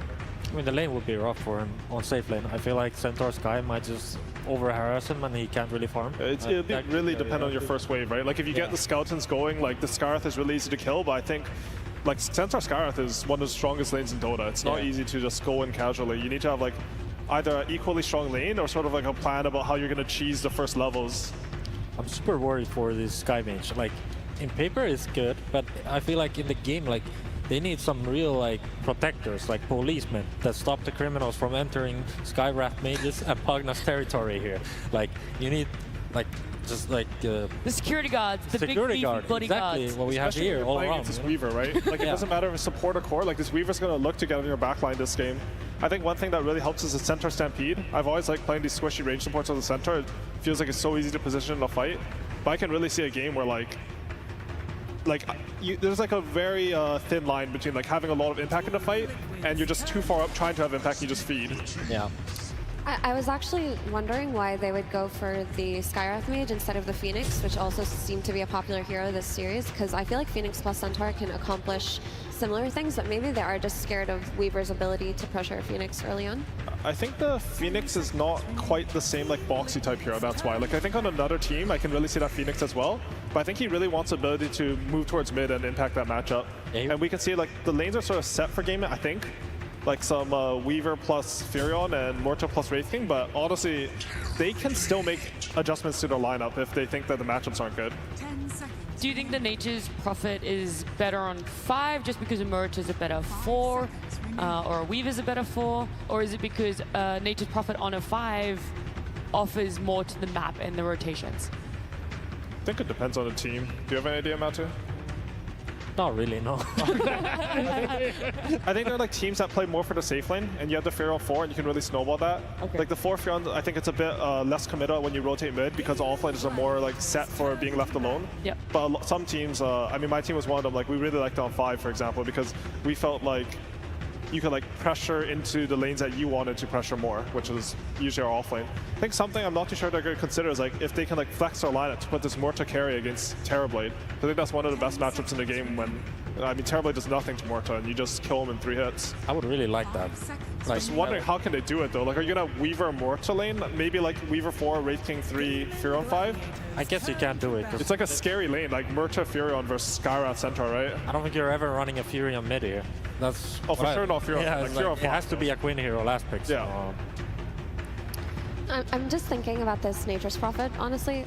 This hero has really fallen out of favor, and I guess when you look at heroes like Skywrath Mage and Pugna, you think that you can punish them very easy on with a TP into Sprout rotations regardless of where you're laned, but as the game progresses, if Liquid picks some kind of jump hero on this mid lane for Nisha, something that can punish this Nature's Prophet, which I hope he does, the Earth Spirit gets found out, the Kunkka gets found out, but heroes in that archetype, then Furion just doesn't really provide that much for GAIMING's draft, so it feels like they're just all in on getting these early kills, or maybe they're kind of boxed in later to just playing for pushing lanes and trying to play them up with their Weaver, their Wraith King Skeletons, Furion cutting waves, but to be honest, I don't like this Furion pick. I feel like it threw a wedge into the draft a little bit. Looking at the last phase of bans between the two teams, Kunkka taken out now, Earth Spirit taken out, Necro. Any other big Quinn heroes that are sticking out that Liquid really need to be careful of? Quinn heroes? Yeah. Oh, Pangalier's out. Yep, Pengo, Necro. A lot of them have been taken out. I feel like we're gonna see some wild picks here. I'm hoping Dazzle is banned, unfortunately. Okay. So TA straight into a TA ban straight into a Puck pick for Liquid. The mid pick is not easy here, I think, because they have so much magic bursts on Liquid. Like, you can't pick any of these. I mean, DK's not really a hero in the meta right now, but the example versus Puck that you think of. I mean, you could see it here because it's objectively just looks good. Yeah, looks good. Yeah. I feel like they need a tanky dude that goes in and does damage like all the other mid heroes. For sure, you need some fight start here. Yeah. I mean, this Puck pick throws a wedge in a lot of GAIMING's potential last picks, because Pango would have been a great pick versus the backline heroes of Liquid. It also would have been a way to pressure the Terrorblade, but Puck's coil makes it hard. And this Void Spirit is a Quinn specialty hero from the days of old. The hero has fallen off, but in a sense, it provides the same burst that you need against the Sky and the Pugna. It can also pressure the TV early on with rotations, but I mean, traditionally, coil also counters the Spirit hero. It does counter Void Spirit. We'll see, though. What are you guys laying with these two drafts now? Howie, if you want to go first. I honestly feel like it's really hard for GAIMING to scale into Liquid. I feel like this Terrorblade is going to have a really free game, and unless like GAIMING do super on the lane, which they can, I think it'll be hard for them. All right, look, Mato, I already know that you're going to go for Liquid, so instead of asking your opinions, we'll let Blitz speak for himself. Absolutely. Thank you so much, ladies and gentlemen. I am here with the Blitz from Team Liquid. Give it up, crowd. Come on, please. Blitz, it's been one hell of a journey throughout the entire year, and we've come to this moment, of course, a Game 3 between you and Gaming Gladiators. I mean, this is how it always works out, but I do want to talk about your guys' confidence. There's a lot of flex picks happening, Muertas, Weavers, things like that, but your draft, this one, especially this game, very locked into what everyone's going to do. Is that confidence in yourselves, or is that confidence against the enemy? No, we have a lot of confidence in ourselves. I mean, Obviously, Gladiators has had our number in finals, but this ain't the finals, so I mean, I think it's gonna go pretty well. I just don't like making definitive statements, and I don't want to like lock in and say, oh, we're gonna smash these guys, because I mean, I like them too, and I think they're good people, and there's no hate between either of our teams, even though we see each other in the finals all the time. So. All right, and as you've noticed, you have a lot of fans out there in the arena, so I did want to give you an opportunity to say something to the Liquid fans and everyone watching at home. Oh, I just want to say thank you for coming to support us, or if you're just here to support Dota. I think regardless of whatever team loses, we live very charmed lives. We're super lucky to do this. I mean, I have a bunch of friends in there that I hope win, but regardless, you know, there's a lot of family and friends to us, a lot of management here too, just to support us. I mean, I think we're super lucky, regardless of what happens. Absolutely, and we are lucky to see this Game 3 between these two teams one more time. Take it away, our wonderful casters. The 37th time in games that these two teams will match up against each other, and it's the last one of the season. 21-15 is the current score to the favor of Gaming Gladiators, but like Blitz said, this is no finals. It is definitely not, and that means it's going to be a grudge match. It's going to get down and dirty, no way around it. Neither of these teams is going to want to leave this tournament empty-handed. So I'm looking towards a long game, some action, some pace, and of course, the jaws of defeat, who can manage to escape them in this lower bracket elimination match. Yeah, because we heard from panel, we heard backstage, we've been talking about it. Game 1 and Game 2, that was not the best form of either one of these teams. The TI pressure cooker, man, it definitely gets to people, and these teams have both slipped up and lost control of the game when they had it firmly in hand. And we'll see whether or not what happens in Game 3, whether or not they're going to elevate each other or if the pressure breaks these teams down, and who's going to remain the strongest in the end when they need it most. Ace is going to be in some trouble here, surrounded by Liquid members, and that'll be first blood to Mickey. Nice little positioning by Liquid. 5 heroes to a rune can almost never go wrong, and I'm surprised we don't see teams do it more, because when you split up, you are giving a chance for that first blood. It'll go straight into Mickey's pocket. We talked after Game 2, what are these teams going to go to? I thought they were going to go to more scale, and I mean, what scale's harder than a Terrorblade, right? This is one of the ultimate late game heroes. You have Puck to back it off. Back it up, a lot of pick-off damage between the two supports in terms of magical burst. And I kind of agree, like, the scale looks difficult for gaming. However, we have seen Weaver just decimate heroes in the late game, right? This is not the same Weaver you're used to seeing. With the talents, with the shard, these Geminate hits come out, you get crits on them, anybody disappears. And of course, a Void Spirit for Quinn. One of his signature heroes, and a hero he goes back to in crunch time when everything is on the line. Deadshot gonna try to scare him away. Ace does manage to pick up that bounty rune. It is going to be a split. So we're going to see a situation here where, yeah, you gave up first blood if you're Gaming Gladiators, but they also found one of the observer wards, and they still managed to go 2-2 on bounty runes. So a relatively even start, particularly since Nisha wasn't the one to claim the last hit. That would certainly change how this matchup goes between Void Spirit and Puck. This is a very non-one-sided matchup. It's very skill-based. If you give Nisha first blood here, he definitely would probably run away with it. But now, Quinn has a decent shot to just win this lane. This is a matchup that he's played 1,000 times, I can guarantee it. He's very used to it. Had the block advantage to such a degree, it got under the tower though, so it's gonna push it right back into Nisha. We'll give him level 2 advantage, but I'm pretty curious to see how this plays out over the long run, because I would think Quinn can win it a little bit, but Void Spirit's just not a hero that's been in the meta recently at all. This is a hero that fell off very hard, got nerfed very hard. These Spirit Brothers are getting hit left, right, and center. He's like one of the last ones standing at this point as Ember has vacated the premises. He used to scale very hard, so this could be a Void Spirit if it gets to 60 minutes, can do some work. And yeah, Furion struggling on this bottom lane. I mean, we saw the panel talk about these side lanes for Liquid, right? They are very strong, particularly around those level 2 and 3 timings. If you don't cheese the early waves, as AUI said, these guys are probably just going to out-regen you, particularly the Skywrath Centaur lane that has been a struggle for Celery early, though he is surviving it. Of course, you had a little XP advantage off the first blood. Those things make a big difference over the long run. I want to go back to this mid matchup just because I think the story between these two is pretty interesting. Nisha, for the longest time throughout his career, he's been heralded as the best player in the world. Maybe he still is that, maybe he's not. But Quinn has been rising. His stock is incredibly high right now due to Gaming Gladiators' performance throughout the year, and he's long been heralded as one of the best laners, first in North America, and then the rest of the world. He's proved it this year. So going up against Nisha, I think, is a little special for him, and a chance to be able to take the throne away from the current best mid in the world.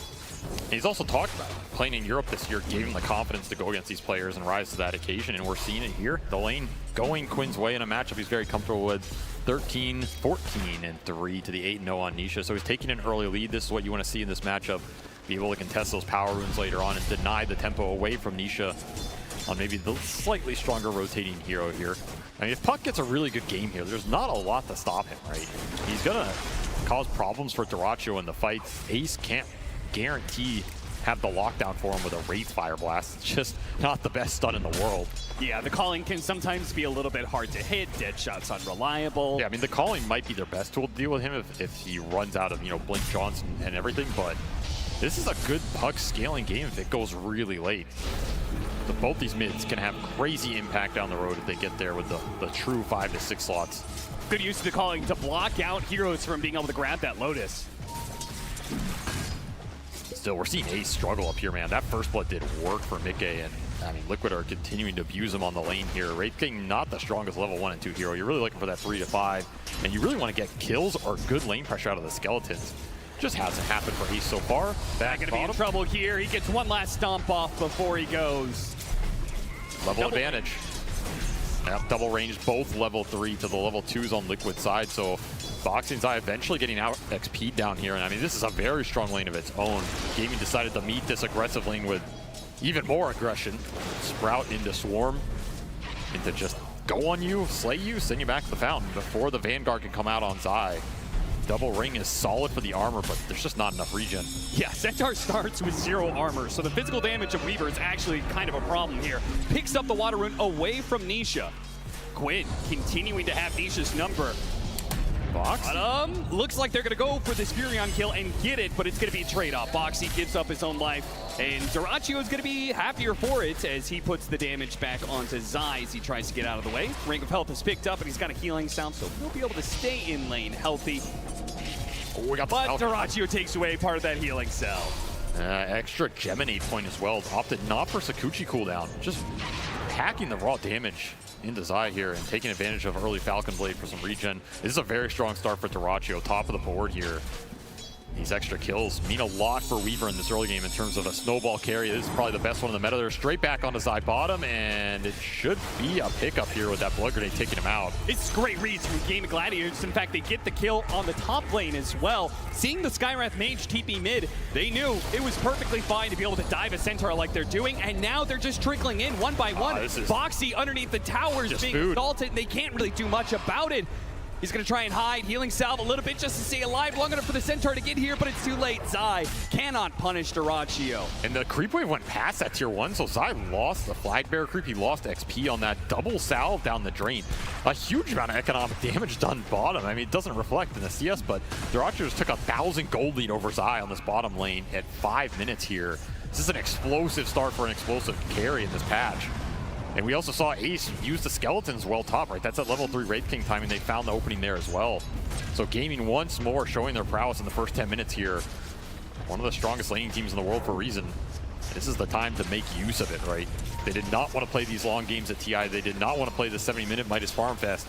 They wanted to use their strengths as a team to propel themselves to a podium finish. So far in this game 3, it's looking solid.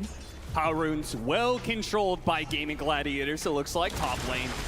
Oh, that's a big rune. Double damage. Quinn trying to pounce, misses out thanks to the phase shift, but does manage to nade him with the remnant and the dead shot from across the screen.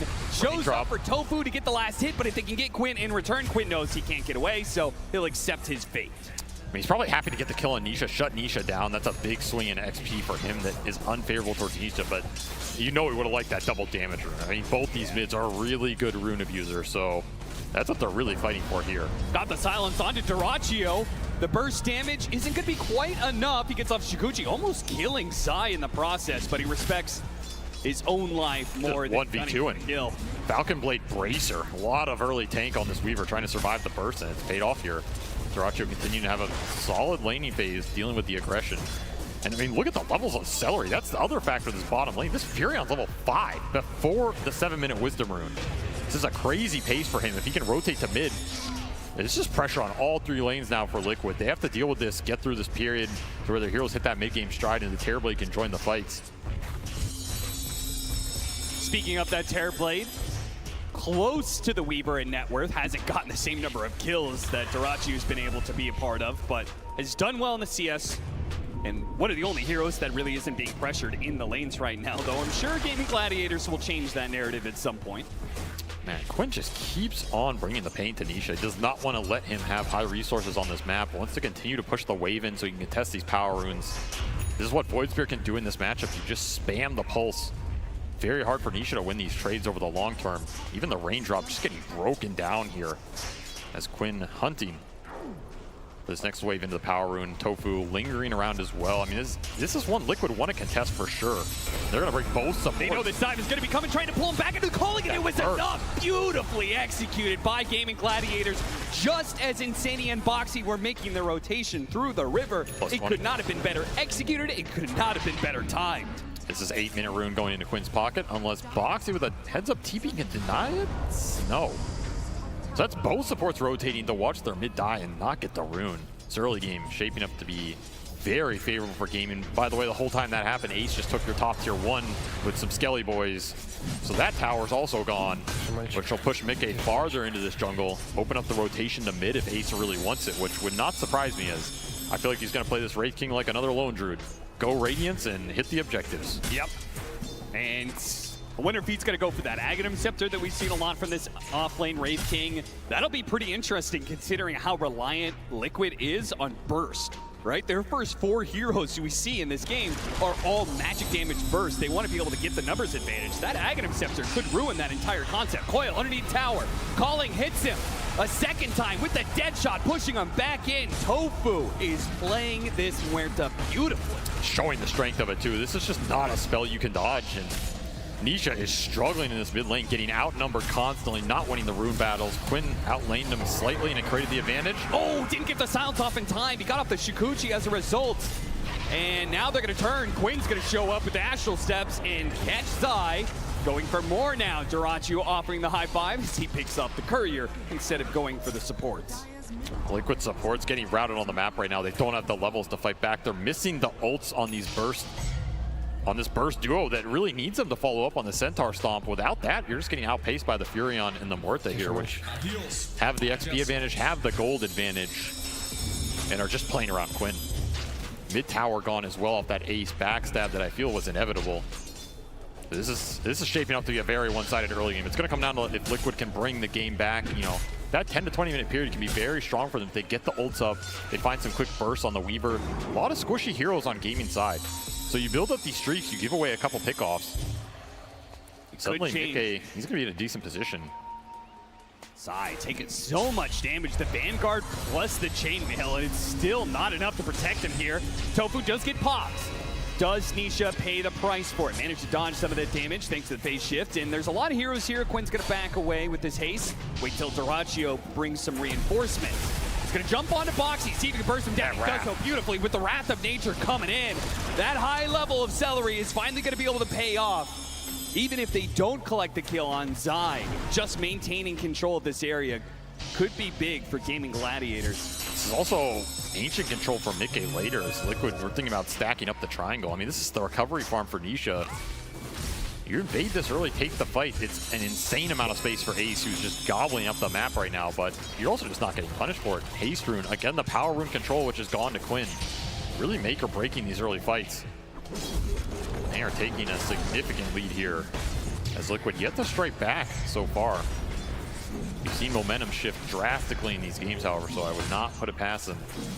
It has to be around these coils and the stomp, right? Your supports are not going to set up these big core kills. It's got to be around Nisha or Zai setting it up and bringing in the firepower afterwards.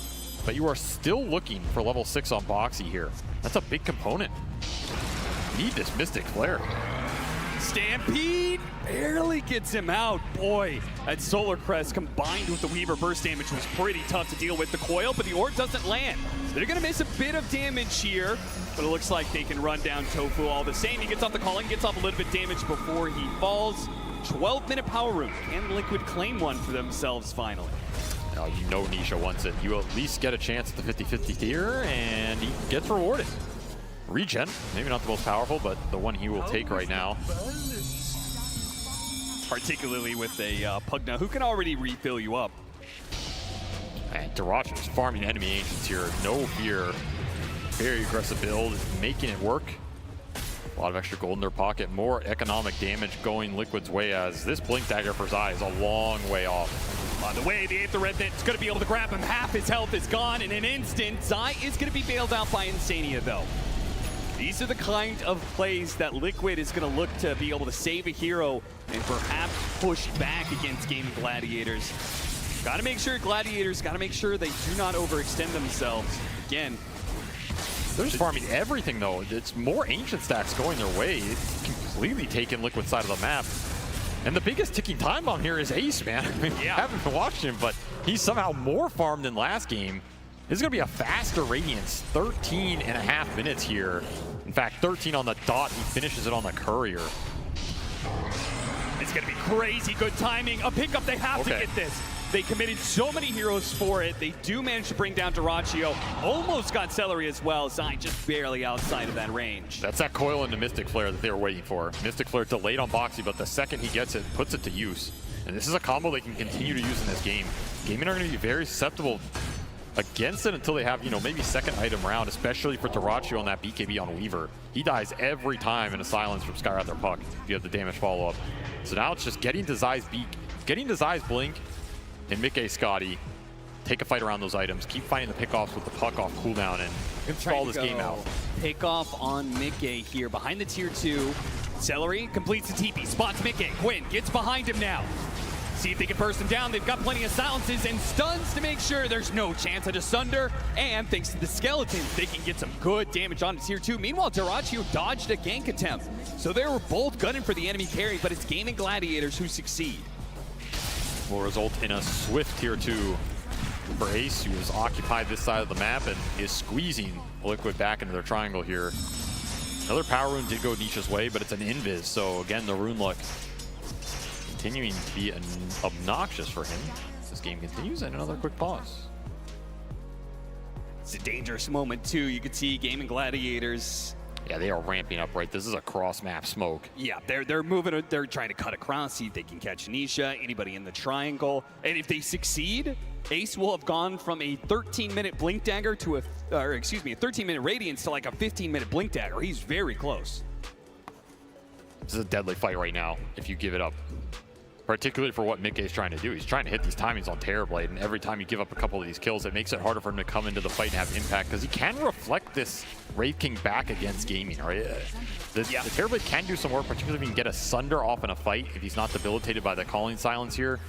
Those are the things that have to line up here, which is why you need Zai and Nisha to create the initiation, or at least take the brunt of the go. The Echo finished for the Void Spear here as that is going to be a little bit troublesome. Breaks the smoke move and goes for the pickoff on Tofu. It's not immediate. In fact, Insania, who tried to jump forward to finish him off, is going to be running into the silence. They trade out supports, though. Zai trying to find a target somewhere in this, only stomping up Celery, but Celery doesn't care. He's pretty tanky. In fact, he turns around. Mickey is going to be stalled up. They do manage to bring down the Wraith King the first time, while the Skywrath Mage is going to be left victim to Darachio's aggression. Mickey now trying to get out, but too many heroes are there. A double kill for Quinn and a 1-for-4 exchange for Gaming Gladiators. Morita continually causing Liquid problems in these fights. It's so hard to engage into this calling, plus the Deadshot reflecting heroes into it. And of course, Skeletons up for Ace that entire time, did a serious amount of damage here. 3,100 pumped out from this Wraith King, just burning everybody down. Happy to trade that level 1 ult for a cleanup on that team fight. Only Nisha survives. If that coil hits on Quinn, maybe you can commit on him with the follow-up, because I have decent positioning on the backside. But again, you're still looking for the Centaur Blink here, right? You just don't have that stun initiation that brings your supports into the fight. It's a big component that's missing. They continue to look for it, and Darachio continues his hunting spree. Yeah, he's got Decrepify, so he's going to be okay for a small window of time. The silence is lasting onto Darachio. Oh, we barely got off that time lapse. That was a close call, but he does it, and because maybe he lives here, still hit by the coil, a little bit more damage is all they need. The Shukuchi lasts so long though. He's gonna get another round off. They are gonna follow this orb, but it's not gonna be enough. Nisha's not gonna catch him. He gets away, Zai dies on the other side of the map, and they still got that kill onto Insania. Gaming Gladiators are getting everything on this map and getting punished. Not at all. Extra strength items for Dyrachyo paying off. Even that trusty shovel coming in handy there. Some HP. And yeah, I mean, the amount of Ancients they've taken off this map compared to Liquid is, it must be astounding, right? They took so many of their early stacks. They've been stacking their own side of the map as well. They have a Furion cleaning up the side waves, so this is just max efficiency right now. The fact that he's taken so many Ancients on the side of Dyrachyo while holding that safe lane tower for this entire game. I mean, we haven't seen a tower go down. Liquid has not been able to get enough ground off of a losing laning phase. And that's what's continuing to punish Zai here. Because Centaur is a hero that wants to open up this tier 1 off the back of early Vanguard and some lane domination. That is what Skyra Centaur is designed to do. So when you're put in this position, there's nothing to farm for Zai here. You can't go and do Ancients, take it away from his other cores. I mean, half of those have gone to GAIMING anyway. Where's he supposed to go, right? Still looking for this blink. 400 away. That will be the comeback opportunity here for Liquid as they have found themselves down 10K at 17 minutes. This is going to be a mountain to climb. Two-man smoke up, Tofu and Quinn. Just like that last game where we saw the killing power of the Pugna plus Kunkka go to work, this combo has been equally deadly. They're going to try and put it to work on Zai once again, slowing down his blink dagger time and time again. The dead shot does not land. Can Quinn finish the job? He's going to jump in, but immediately gets stopped up, and the overextension. Oh, he's got just a little bit left. Oh, he gets away to simulate on out, and they cannot finish the job. Even Insania on the other side. Quinn doubles back, sees the support trying to get the kill, but he dances away freely, and now Insania has got himself killed as well. 2,000 HP on a mid backline jumper. I mean, that is the Echo Ogre Club build paying off for Quinn here, and also just the delay in the timings, right? Imagine you get that connection 4 or 5 minutes ago. He's dead for sure. Yep. Imagine you had a few more levels on the Centaur, right? He's only got 2 levels of double edge. The burst damage just wasn't there. Zai's game is just, it's been decimated here. And we are feeling it as Liquid are also feeling it, trying to rally around these tower defense. And I mean, this is coming down to mid-game, right? Oh, Matt CP spot, the coil wasn't in time. Managed to get the blink backwards. They're going to have to just hope they get celery, but even that, Gaming Gladiators are showing they're willing to turn around and fight. And Zai's going to die again before he gets his blink dagger. The initiation missing, and pieces of it will continue to be missing as they lose yet another fight on the side of Liquid. Now they are getting desperate. Nisha cutting waves like this. This BKB for Dyrachyo is coming out. It might just seal the deal in terms of you bursting the Weaver here. All these heroes just look so damn tanky. Yeah. You got a Mystic Flare, and it has to connect. It has to connect big here. And soon for Liquid, you're just looking at another early high ground because Gaming have not been afraid to push the tempo very fast and go high ground early, especially building up the auras here. You're going to have a pipe from Celery. Gabe says, well, this game is almost over. You got a 3% chance. That's what it gives you, Liquid. Let me just say, though, I feel like I've won some games where I had worse odds than that. Yeah. Get the BKB out of Dyrachyo. Again, the 3rd time he's picked up a BKB, and the first charge is used defensively, but I'm sure this one feels a lot better because they're killing Zai again. 7 deaths in 20 minutes. That has to be one of the highest death counts I've ever seen Zai have in his illustrious career. This is a rough one for sure, and it's not going to be a pretty way back, right? You're just going to have to do it dirty and blink in, die every fight, and hope it's enough to carry it off the damage from the puck and the Terror Blade. Yeah, that's the funny part, right? It doesn't get any better for Centaur when you're behind like this. So he's still looking for that blink. He will eventually get it. It will be a glorious day when it happens. I don't know. He's been hard stuck on that 2K net worth for a while. He can sell some items here. It's okay. That's true. That's true. He has it guaranteed. Well, he can't sell the Quelling Blade. Got to keep that at all times. That Furion is going to be super annoying for him. But you're right. 50 gold away. It'll happen. As long as he doesn't die, he could literally just sit in his base and wait. No, he's chill. He's farming. Farming some pine cones in the corner right now. Untouched. Blink Dagger is bought here for Zai. He will finally get to it in this game. And now you have to do something with it. but that's step one. Yeah, that was step one of about, I would say, 20 different steps for a Liquid comeback. Because Gaming Gladiators, they're super tanky.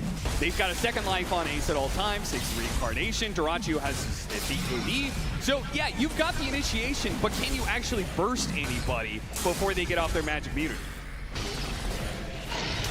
Not if the fight starts with Ace just going in, right? That's the nightmare for Liquid. If Ace just starts the fight, you have to punch through him twice. It's going to make sure that Dyrachyo gets his BKB off and Quinn gets a guaranteed jump. That's what Gaming are looking for. And Ag's done for Quinn. This is extremely fast on top of the Echo here. This is where the Void Spirit puck matchup becomes almost unplayable, right? Like, what is Nisha supposed to do into this double pulse that's silencing him? Quinn's going to have his freedom. BKB also done for Ace.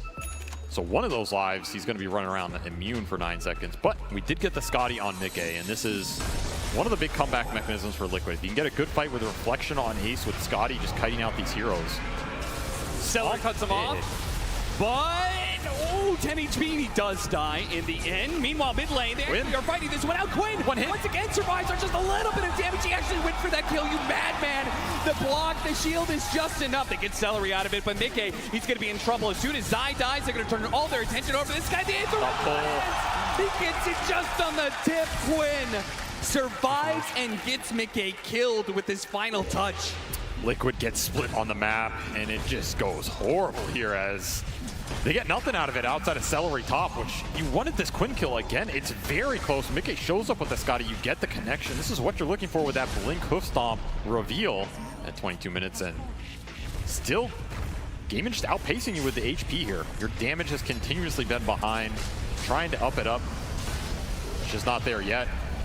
And yeah, Ace, he's going to start every fight if he can.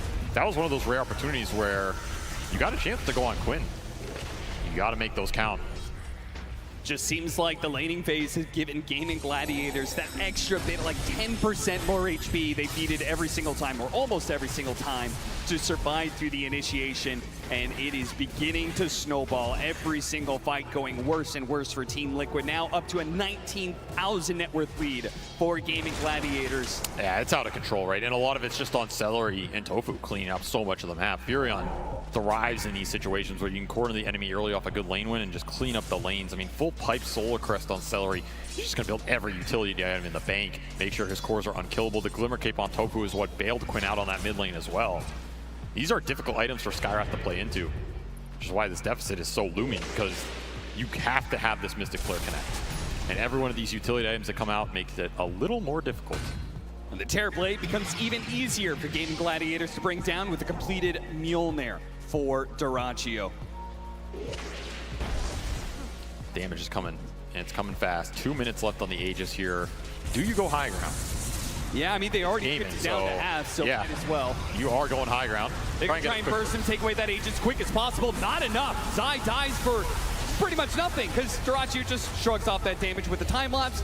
And the Glyph will only stall Gaming Gladiators for so long. Liquid, they are in desperate straits now. A little bit of heal put on to Mickey, but you don't have to worry about the heroes if you're Gaming Gladiators. You can focus on the objectives. Yeah, just wait for Ace to jump right. These reflections are what hurt. If Mickey keep getting these off, this is what will actually deal the damage in the fight. That's why that radius back around. Instant silence under the coil. Is it enough damage though? Once again, he's held in place, but he's too tanky. Mickey can't quite commit. Not with Gaming Gladiators. The rest of heroes surging forward. They got that one kill. Immediate buyback though from Insania to hold this lane of barracks, and Gaming Gladiators will respect it. Just refill the resources here. No time lapse on Dyrachyo. Don't want to spend BKBs in a bad situation when you can just reset and continue to build your lead here. Does mean they're going to be a little bit pushed for time if they would still want to use this Aegis. They got 1 minute left, so Dyrachyo, they just cruise straight down middle. They could still make good use of it. Yeah, they can. I mean, this AC is almost completed for Ace. He's one component away. So the next 2 minutes could have it if he just farms up the entire map.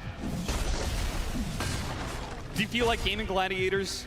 Also, no meta. Is there a rush to take this lane of barracks? I mean, no, but the opening's there because you know Mickey doesn't have meta. And there's no way Liquid are taking a fight without it, right? So how much do you take then?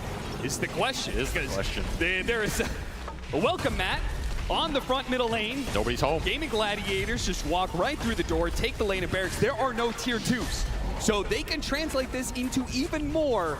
Team Liquid will be forced back to defend at some point. Yeah, there's a wave in their base with the catapult. There's another wave coming in. They did not cut these. There's just a free double lane. There's no towers bottom as well. You're looking at Mega's potential. In a meta where the high ground has thwarted so many teams, GAIMING just stroll into a double lane here. No defense, no contest, as that meta is still 50 seconds off cooldown here. I think feels the like worst an part, eternity. It doesn't feel like Liquid is getting an item. It's not like, oh, we gave up 2 lanes to Barracks, but now we have this. This will help us win everything. As, oh, Nisha gets caught up by that one. Phase shift is able to blink away. The clawing's going to be a problem, but he does manage to blink, but straight into the arms of Dyrachyo.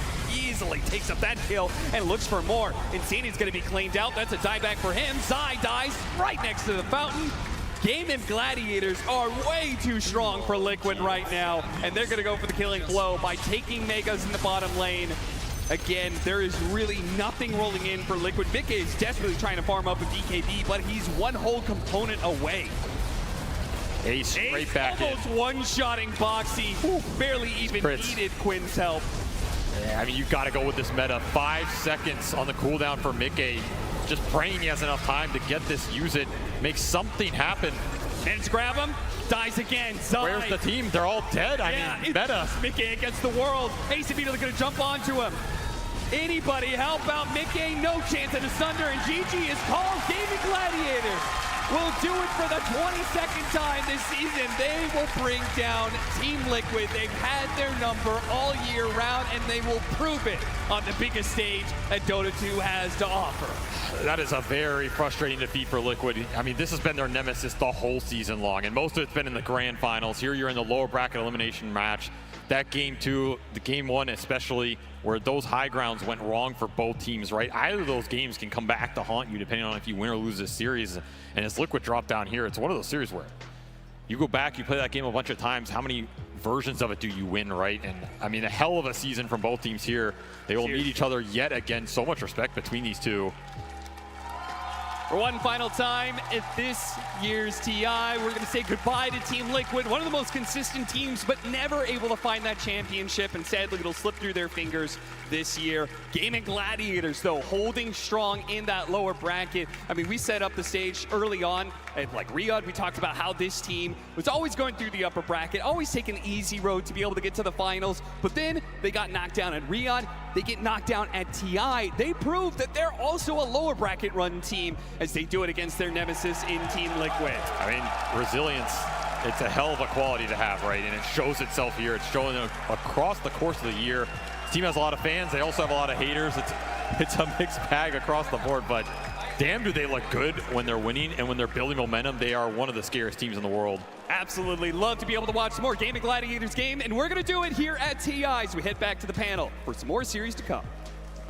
A 2-1 nail-biter series. GAIMING Gladiators now a top 4 team here at TI12. That does mean, unfortunately, Liquid, they're a 5th, 6th team.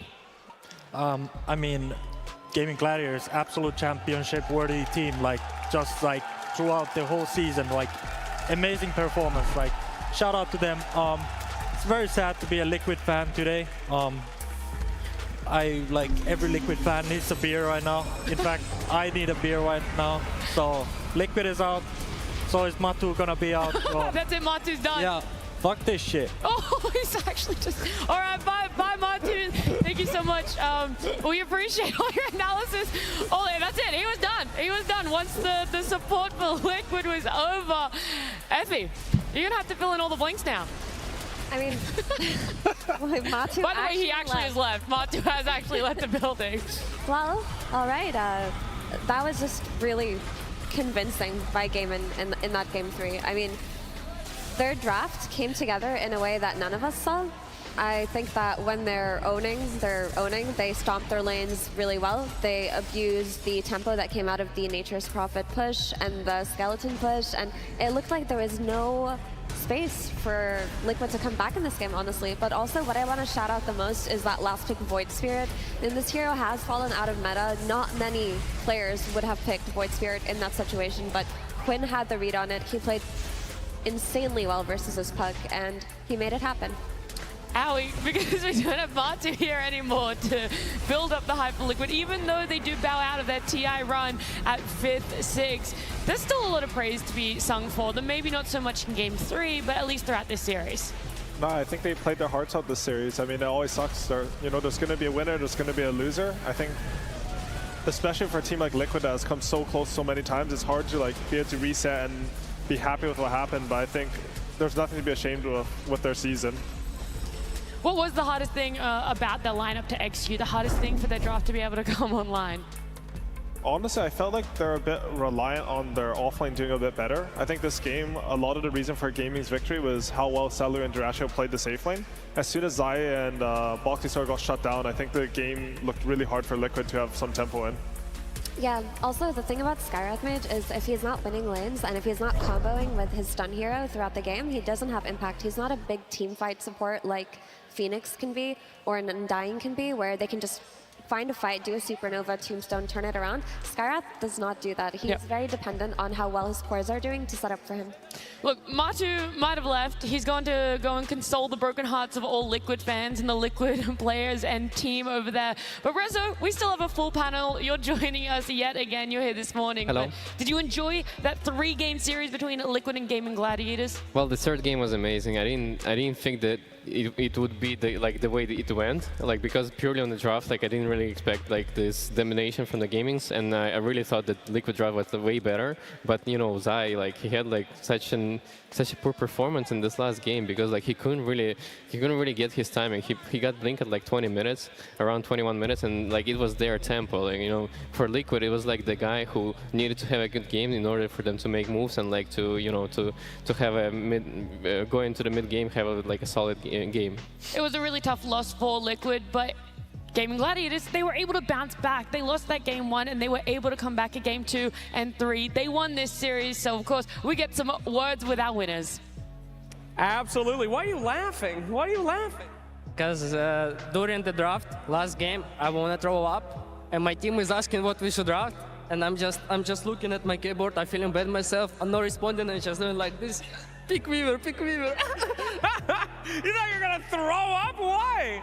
Because I got sick yesterday, and I feel really bad myself. But we won, and I'm happy. Okay, well, fantastic. Sorry, this guy's just sitting here laughing. I'm with Durasio. Hello, no, a hell of a series you guys played. That was a wild one. Again, Team Liquid, game 3, the same thing, and you're here once more. Whew, you thought you were gonna make it through with this one once more? Versus Liquid, you mean? Yeah.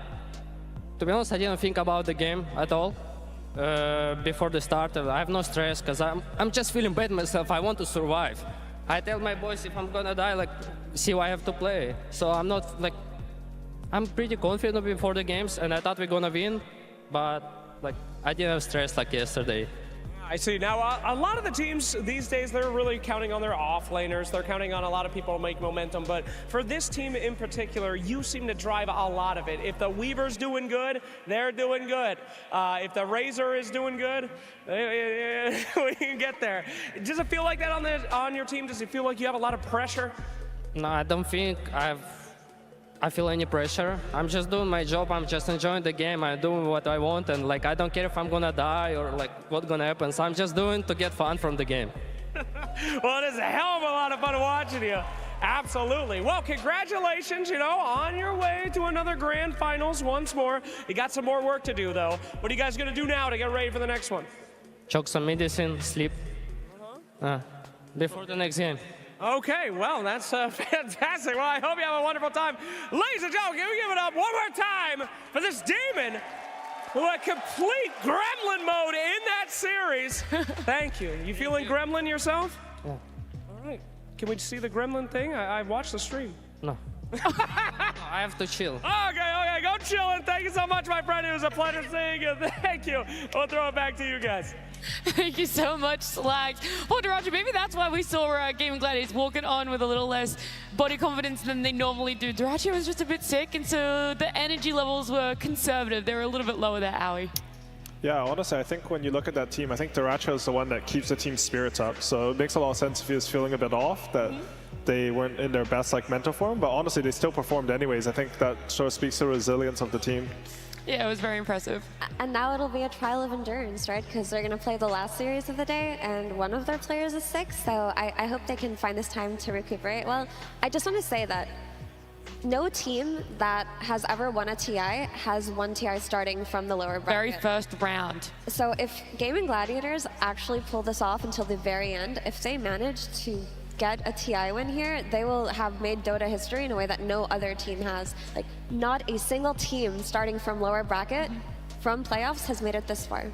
It's super impressive, the fact that they're even able to make it to top 4, but at the end of the day, we don't have a top 4, we have a top 3, so they will be playing again. They're in that 4th series, and it could be up against either AZURE or BETBOOM, but if you have this long of a break, Rezo, I asked you what position you'd rather be in, that 1st series or that 2nd series. You said 2nd series, so if you are in the 1st series playing up, would you do the same thing? Go for a nap, try and reset, let the drafting happen to your coach? I mean, for Doracho especially, I think it's the best thing he can do right now because he needs to gather all the energy he has and like get ready for the next series. So taking medicine and taking a nap, it's an amazing approach, honestly. I want to build up Team Liquid a little bit more. It is the final time that we're going to be seeing them. We're not going to do all the talking, though. We do have an exit interview. Tsunami is joined with one of the players. Thank you very much. Yes, I am standing by with Zai, who I think you've got to be probably the most successful player that I have to do this with so frequently. On any outsider's perspective, you have had an incredible year. Obviously, it didn't end at any championships, but like the consistency and the heights that you reached, most people would kill for. But I know you're a championship-minded guy, so how's your year been for you? I mean, agreed, yeah. Like, performance-wise, it's been pretty good. Obviously not winning anything per se, but consistently performing and doing good. And I think, you know, looking back, top 6 at TI in this one is like, it's not the worst of performances, but of course we would have liked to do more, even in this one. The road ends here, but your entire journey, I mean, like top 6 here, you've had a lot of many podium finishes at TI. This is your mainstay. You're an icon here. So what's going to be your takeaway for, I guess, this whole competition season? I've definitely done better and I've done worse, you know, so this is kind of banging on the middle, which is fine. You know, I think the saddest part is maybe that this third game we kind of shut the bed and didn't really perform as we would have wanted. I think game 2 we could have done much better, but you know, life goes on. Life goes on, and I know that going out into the crowd, there are a lot of Liquid fans, but there are also specifically a lot of Zai fans. Is there anything that you'd like to say to them who are out there in the crowd or at home or anywhere in the world? Well, actually, after this game, William kind of looked at me and told me I had to go after that center performance. So yeah, I think most likely I'll follow his lead, and probably this might have been my last TI. Remains to see a little bit, but I think gonna take a little break and see what's up, and what that means for me, I'm not quite sure, but 1 in 11 or 1 in 10 Centaur doesn't cut it. Maybe not in terms of gameplay, but Zai, you're an icon. Everyone has been enjoying watching your gameplay from the beginning. I remember watching you quit competitive briefly to go back to school, coming back right on top right after that. It's been incredible to watch your journey throughout this, and best of luck with whatever happens in the future. Back to the panel. Thank you so much, Tsunami. What a little bit of a roller coaster of an exit interview that one was. There's Zai saying that he's probably going to take a break from competitive Dota for a little while, and it's not just the journey of this year that has been impeccable for himself. It's sad to go out on a 1 in 11 Centaur performance, but there's years of amazing performances from him, so just as amazing exit interview from him. Any quick words, Aoi, if he's still listening, for Zai and your other fallen comrades here at TI12? No, I love Zai. I remember watching him like TI4, he'll play some support Wraith King. I think he's always been someone that everyone watches to learn from, and you know, it's going to be sad to see him. I don't know if he's done, he's going to retire, he's going to take a break, but the scene's obviously less without him. It's going to be tough whatever happens for him, but he's not here in TI12 anymore. GAIMING Gladiators will be progressing. They get that 2-1, and they're going to wait for their opponent. It's either going to be AZURE or BETBOOM, which is our upcoming series. So let's start talking about it. AZURE, this team right here, Effie, I know you love the China region. Come on, let's have a little bit of a hype about these 5 players and their coach. Dude, watching AZURE play at TI is so exciting because it just kind of came out of nowhere. There was no build-up throughout the year where you're like, oh, they're going to have their journey and they're going to grind and they're going to get to TI. No, there were just a bunch of retired players watching games together on their stream. They were like, hey, we kind of like this patch. Should we make a team?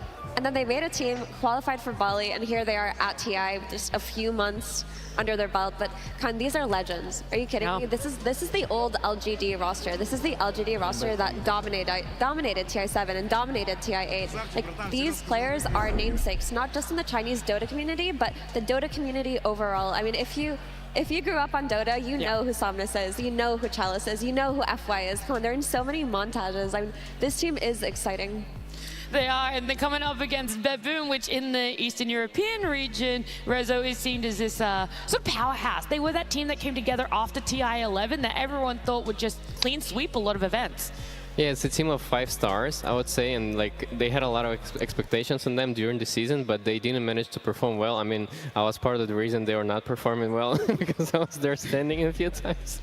But overall, I think they managed to deal with stress way better on this tournament specifically, and they're showing it. Like, they managed to like win 90-minute games, and they were looking confident in those games. Like, they're always finding those little pickoffs, those little moments where they can, turn the game around into their favor, and they're really good at team fighting, same as AZURE. Like, those 2 teams are like super insane at like how they're casting spells, especially like GPK and Walker. You see this guy performing like steadily like every game, and he's barely making any mistakes.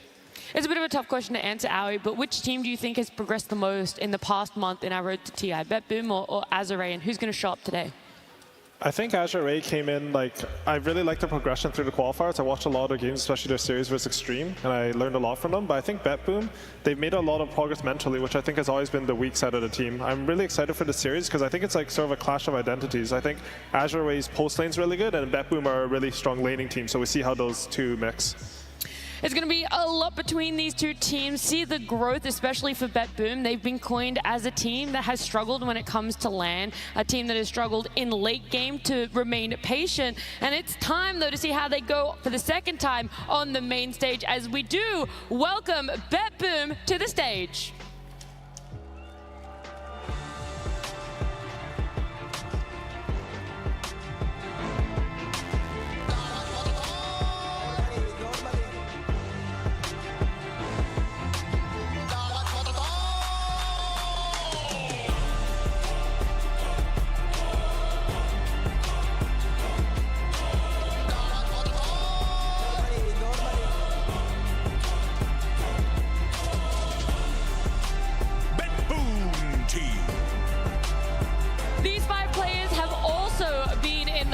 Bracket run. They've had to face so many different opponents to make it to main stage, and then they showed up yesterday and they were able to keep progressing. They've made it to top 6, but they're not happy with just top 6. They want to make it all the way, and the team that is standing in their path, in their way right now, is AZURE. So let's welcome them.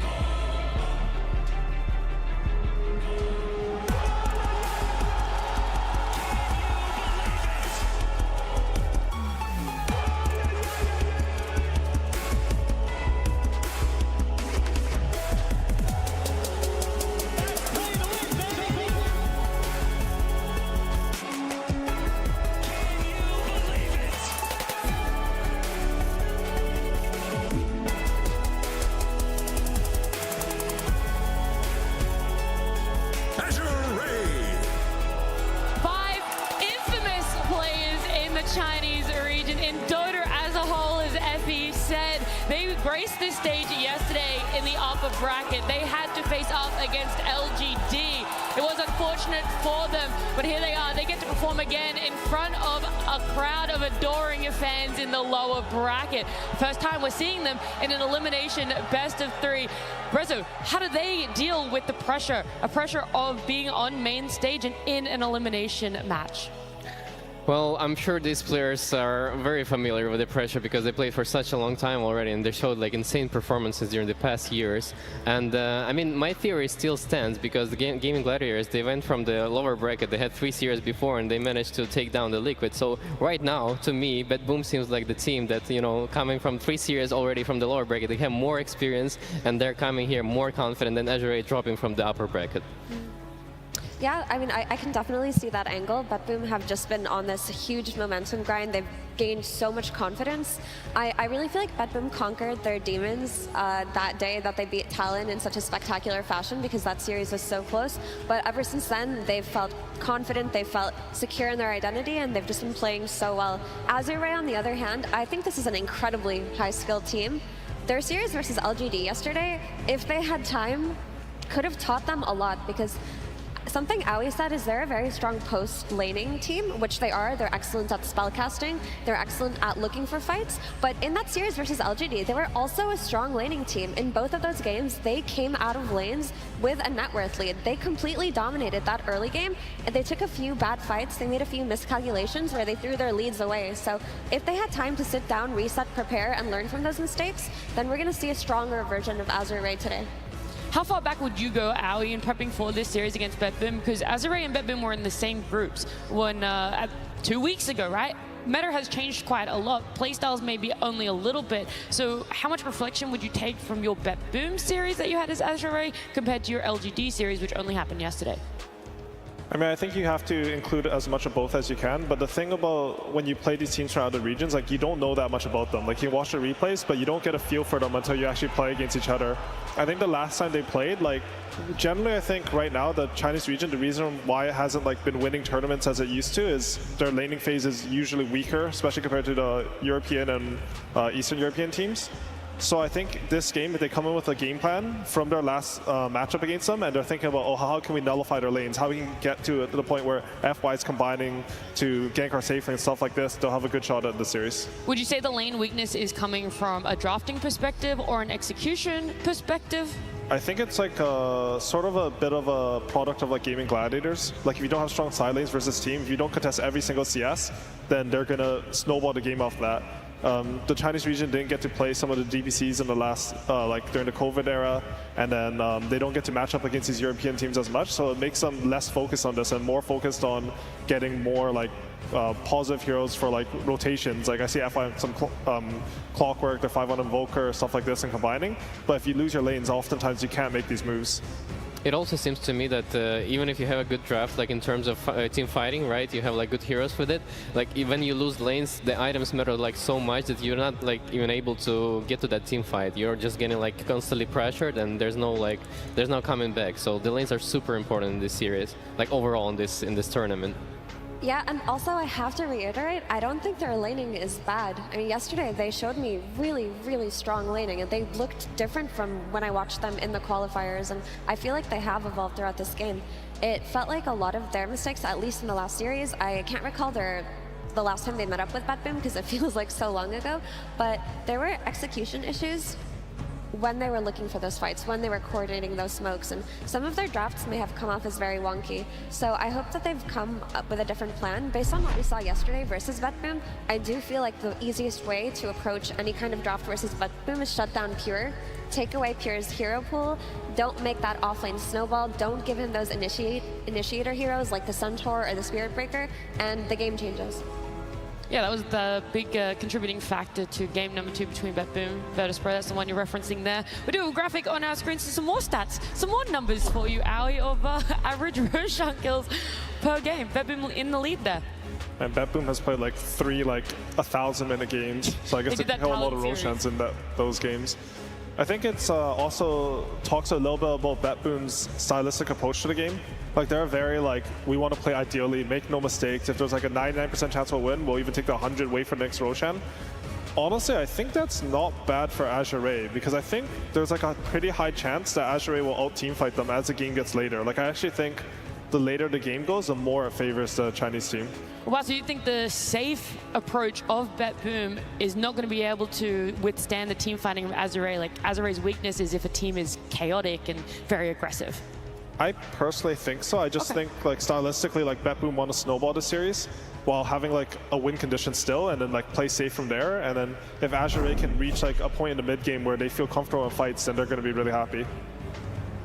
Would you also agree, Effie? I know that you're the inside outs of AZURE. They have 600 pings a game. That's a lot. They've actually just secretly got each other muted so they can't hear the voice chat, and it's all just pings. I bet at least 40% of those come from GPK. They just have to. No, I absolutely agree with what Curtis said. If BETBOOM are going to take the really safe route this game and go for these ultra late game win conditions, play for every single Roshan perfectly, then they're going to give a lot of space to AZURE that have a lot of strengths in picking and choosing their fights. Like if you've watched LGD or AZURE, you know that their strength is fighting around objectives, setting up around Roshans, you know, setting up to invade triangles or to take stacks. This is where they do excel. So I think BETBOOM should try to play a more aggressive type of lineup. I like the Centaur a lot for Pure. I say it again and again and again. But if you can take away Pure, who is their playmaker, if you can limit his hero pool, then you have GPK and Nightfall, who are safer, more slower paced players, and it makes it so that AZURE can play at their own speed. You know, I'm just throwing this one out there while we are waiting for the lobby, while we're waiting for the draft. How do you feel about Night Stalker? It came up in a couple games yesterday. I feel like this is something that could be really good for BETBOOM. They've played it before in many other tournaments, and it just kind of makes sense with the style of Nightfall and Pure as 1 and 3 on this. Yeah, I think that here is really great for them because they can flex it on 1 and 3. They mostly played it 1 before on a Nightfall, and I think it fits like the way that like how aggressive they want to play as a team. And you know, this hero provides you a lot of vision, and it's like I like to see in the drafts like these little broken mechanics, right? Because Night Stalker, you use ulti, you see, you know, every team. For example, like last series, AZURE played against LGD. LGD had like this Magnus Muerta, and even though they had Bristol back, they always changed the position in a way where this Bristol was isolated from the team. So I want to look towards like more of that, like, you know, this broken little gimmicks. Like I'm sure Curtis likes to explore that in your draft too, right? Like when they played against you, like you had this Naga, you like it was a patch of like summons, and you exploited it really well. And like I think for this specific tournament, there's also like things like this. Yeah, I think just in general, I agree with your read on Night Stalker for BETBOOM, because I feel like that team will function the best when they have the most information with the least chaos. And Night Stalker is a hero that does that. I think maybe one thing that they can plan for that they did in group stage was they would play the Night Stalker versus Brewmaster offlane. I think Brewmaster is a hero that both the Chinese teams really like. They play really well. And we saw, sorry, I think LGD's Brewmaster was actually the one that was like, I don't know, like some 20-minute radiance AC, but I've seen Chalice like sort of have sort of similar, sort of have a similar like impact on this hero. So if they bait that out on BETBOOM and you come in like planning to counter a really so-called Imba hero, I think they could look good in the draft. We'll keep our eyes peeled. We'll see if that Night Stalker potentially comes up. As I do know, we have draft ready. AZURE versus BETBOOM T. Game 1. Let's see. I got so distracted. Someone in the crowd just shouting out, Ben Bristle. Apparently everyone wants to have a go at coach here, whether it's for BETBOOM or AZURE. We're also putting some ideas out there of what we want to see them pick up, what we want to see them ban out. And I don't think it'll sway too much from bans that we saw in our first series. Do you feel, Aoi? I think there'll be a bit more targeted bans. Like you already see from BETBOOM that they want to get rid of the Nature's Prophet. I think Nature's Prophet is one of the heroes that it's sort of like a wild card in lane. Sometimes you can sway lanes that are completely supposed to be in your favor, 1 TP, and all of a sudden the laning stage will break down. It's a bit chaotic and you can't focus on what you want to do. Centaur being taken out. Effie, I know how much you wanted that one for Pure on BETBOOM. AZURE did their research. They know what you know, and they aren't going to let him have it. It just really feels like with BETBOOM, they're so dependent on their offlane snowballing, so that when these fights, these skirmishes break out after the laning stage is over, because BETBOOM do try to extend their laning stage quite often actually, when these fights break out, they have Pure, who's already pressured that offlane tower, who's got that early blink dagger. He's enabling these fights, he's letting them go in and out. But when we see that Pure has that bad game, when he's playing Spirit Breaker, which is still a great hero that they won with yesterday, but he gets shut down in lane, all of a sudden, BETBOOM have to slow down their entire pace. Nightfall doesn't have space in the map, and GPK tends to play greedier mid laners, right? They've been playing a lot of Coddle plus Storm, they've been playing a lot of Invoker on BETBOOM. These aren't the type of mid heroes that rotate to these side lanes the way we see Earth Spirit or Earthshaker or Pangolier. Howie, with the change to the drafting pick order, how much is a first pick, well, when you're second pick, right? How much of it is a reaction to what your enemy picks as their first pick, or how much is it, hey, we came in with this idea, this is what we're going to kind of first pick no matter what? I think you sort of prepare for both scenarios. Like you see like, oh, if they leave center in the pool, then we need to make sure we ban these two heroes, so they have to do like one ban into center. The drafting phase is a bit different now just because there's so many like banned into picks. Like here they get to ban the Morta, which we saw from GAIMING a lot, into the Pugna, which we saw from Liquid a lot. So maybe they're watching the last series, they're like, oh, the Morta was a problem for this Pugna. Otherwise we think that, oh, CK was in the pool. And Spirit Break is also in the pool. I was wondering if they were gonna go for this one or CK. I mean, CK is one of the broken heroes. They can do a CK into Spirit Breaker even, right? Like, I feel like in this setup, AZURE is sort of forced to like use one of their bans on Spirit Breaker. But honestly, they might be thinking that we can give the Spirit Breaker just because the hero is like more susceptible in lane. We don't care about the scale as much. We feel like we're gonna be able to fight into it. Maybe if it gives BETBOOM a weak lane, this gives us a higher chance of winning. You know, Dazzle is also in the pool. Just throwing out all the meta heroes. Nothing of value. Kunkka might be a good ban for BETBOOM too, just because it's annoying to play as a Lucian and CK, like with all the torrents happening in the fights. Yeah, Kunkka looks like a great hero for them, I agree. I would like to see something to address this CK. And historically, the heroes that do best against CK are these heroes that have this ability to out-damage him throughout the game and kill his illusions. Like we've seen Medusas in the past. We see Lunas who have good lanes and can snowball with their team. They can deal with CK very nicely up until it gets to the late game point. So I wonder if AZURE are going to go for the route where they address CK carry to carry, or if they're just going to try to shut him down through their offlane. The thing is though, BETBOOM actually flexes CK. Pure has a lot of games on CK in pubs. Honestly, I can't remember how many officials he played on, if he did, but I played versus offlane CK and like, I don't know, he's just carrying the game. So I think that might be something that BETBOOM look at, especially versus a Pugna 5 if they end up doing it. CK is one of the heroes that can sustain versus that hero and provide kill threat, which is what you want versus support Pugna. Yeah, I personally love the CK offlane as well. Like when I was playing, I was loving this hero on position 3. Also, one of Chalice's most played offlaners is the Dawnbreaker, which I feel like CK does incredibly well against. So it kind of block picks one of the strategies that AZURE are used to playing with, having that global presence from their offlane early on. Wow. All right, they know how much the audience is loving this Techies pick right now. I'm actually thinking they did it for the audience. We're like, we're here for the content. Who was it that was saying it's all about the content? Wasn't it Toronto Tokyo? That was him. Saying longer games, yeah, more longer content. games, more content. Techies pick, more content. For sure. I gotta say, Techies, it's not the same. You don't get the content games, 3 hours long, the map is exploding. But, you know, the hero is one of Save's classic heroes. It's one of these heroes that I think BETBOOM, they feel like if we pick one of these 4s, no matter what we have as 3, we're gonna pressure the lane. What do you guys think about Terrorblade as a good pick against CK? I think CK's favorite was Terrorblade. I think Terrorblade struggles when you have to deal with illusions because you're very like single target focused. You don't have any AoE. But I think you do have some timing. Like if you start getting to these really tanky items, the CK can lack damage for you. What about the Tusk pick? We haven't talked too much about that one. Just most likely here, the 2 supports coming out as the first picks for AZURE. The nice thing about Tusk is he sets up for potentially a ranged safe laner, which is what we talked about when there are ways to address a CK. Like you potentially look at this Luna, Tusk makes it easier for her to do her job. I mean, Tusk is just a very high value hero right now because oh no, they went for the Dawn still?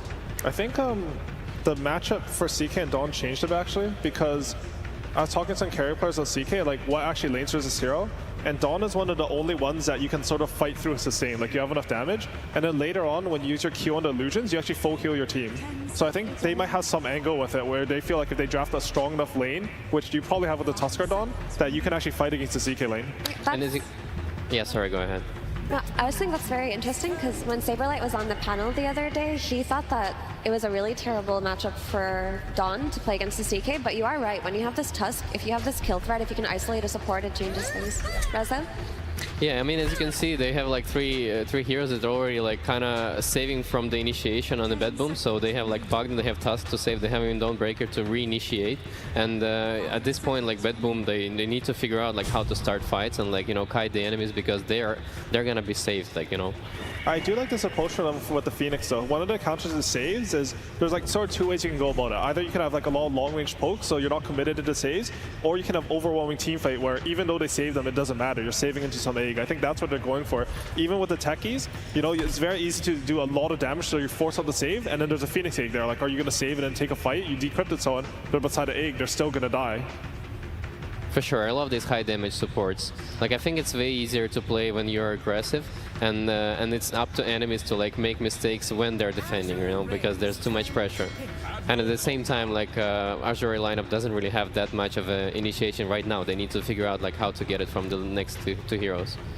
I really like the idea of taking the Kunkka for BETBOOM, because you guys were talking about taking the Kunkka for AZURE, and I think it sort of prevents them from getting against that CK. As you guys said, obviously really good against the CK, stuns all your illusions. And something else is, I think it's a pretty good flex for them. I think one of the things about second pick in this this draft setup is that if you don't have a flex for your second core, it sometimes gets really awkward. Like, imagine they couldn't flex this Kunkka, AZURE slammed down the Monkey King, he goes mid versus him, he'd have one guaranteed lane. It's like very simple for them to play. But instead now this Kunkka, like, you don't know where it's going. It's always gonna have impact as soon as it gets eggs. I think it's a good pick. Yeah, and we saw that happen actually the other day when the Kunkka got picked on the 17 but was flexed to offlane when the Monkey King chased him mid. But then they had the issue where the Monkey King followed him to the offlane too. But I don't think that AZURE are in a position to do that here, simply because if they pick something like a Monkey King to punish Kunkka on the offlane, they're playing into a CK carry. It's not a good matchup.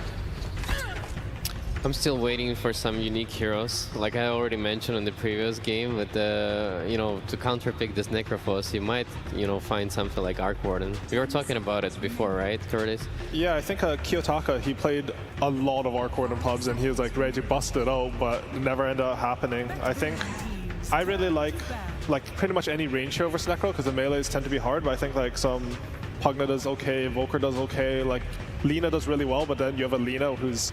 Honestly, I feel like GBK might pick Lina. Like, we'll see what the last pick is.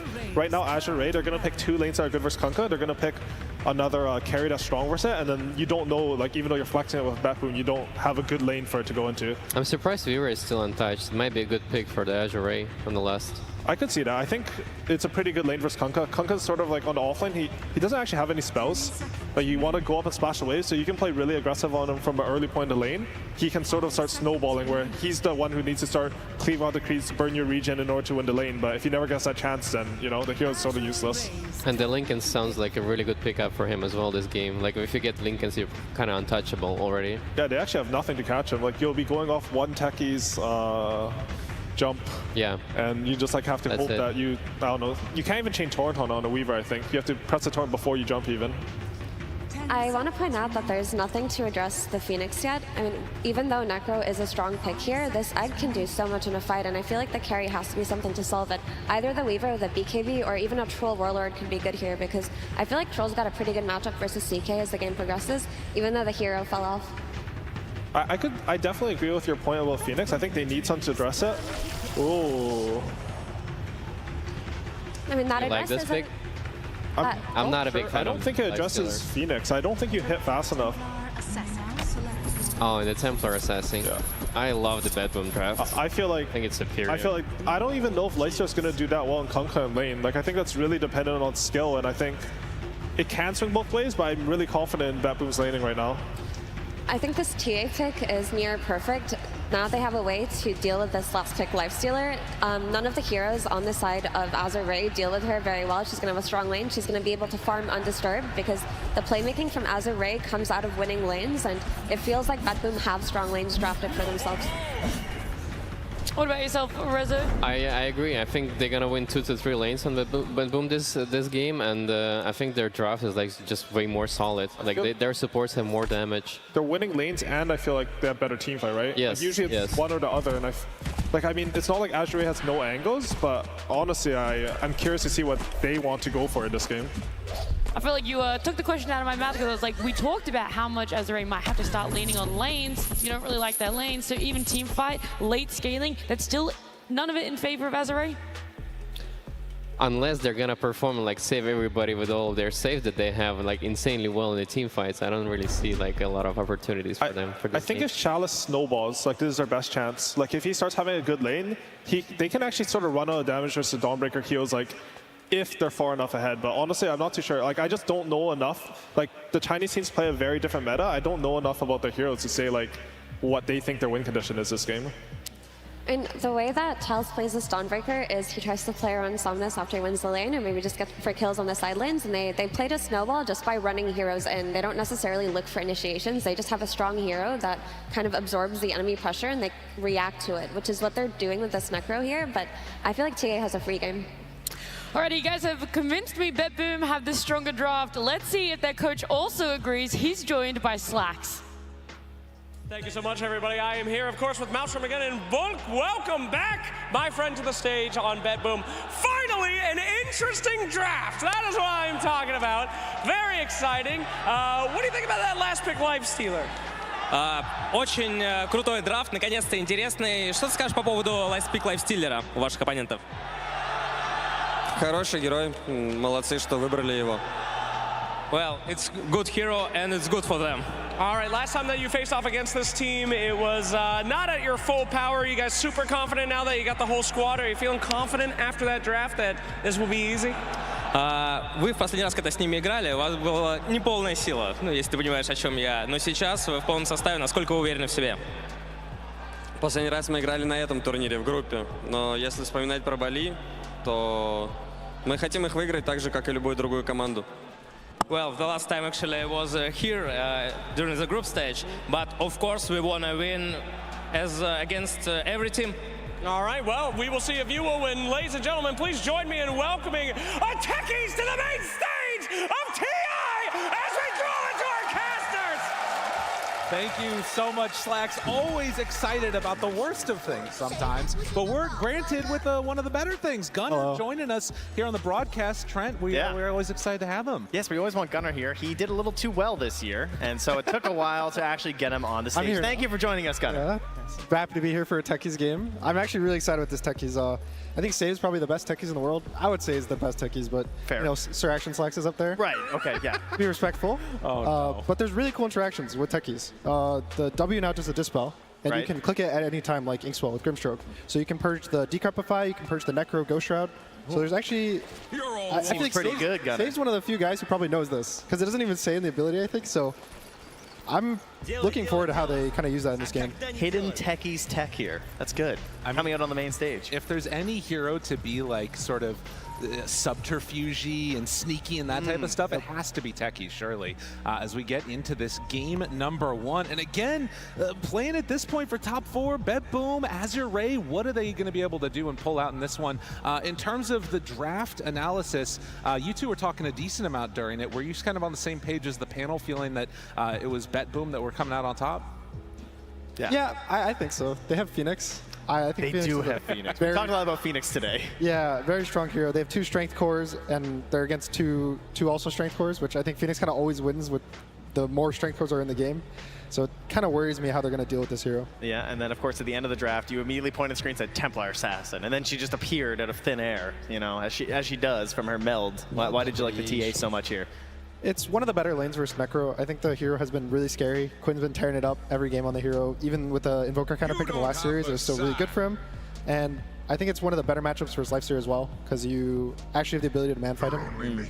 So I think it's just overall good for their draft. And they also, both of their cores in the side lanes have abilities to start fights. They have catch with the Kunkka and the CK, so it's not really like you're going to feel bad that your mid is just a AFK farming carry.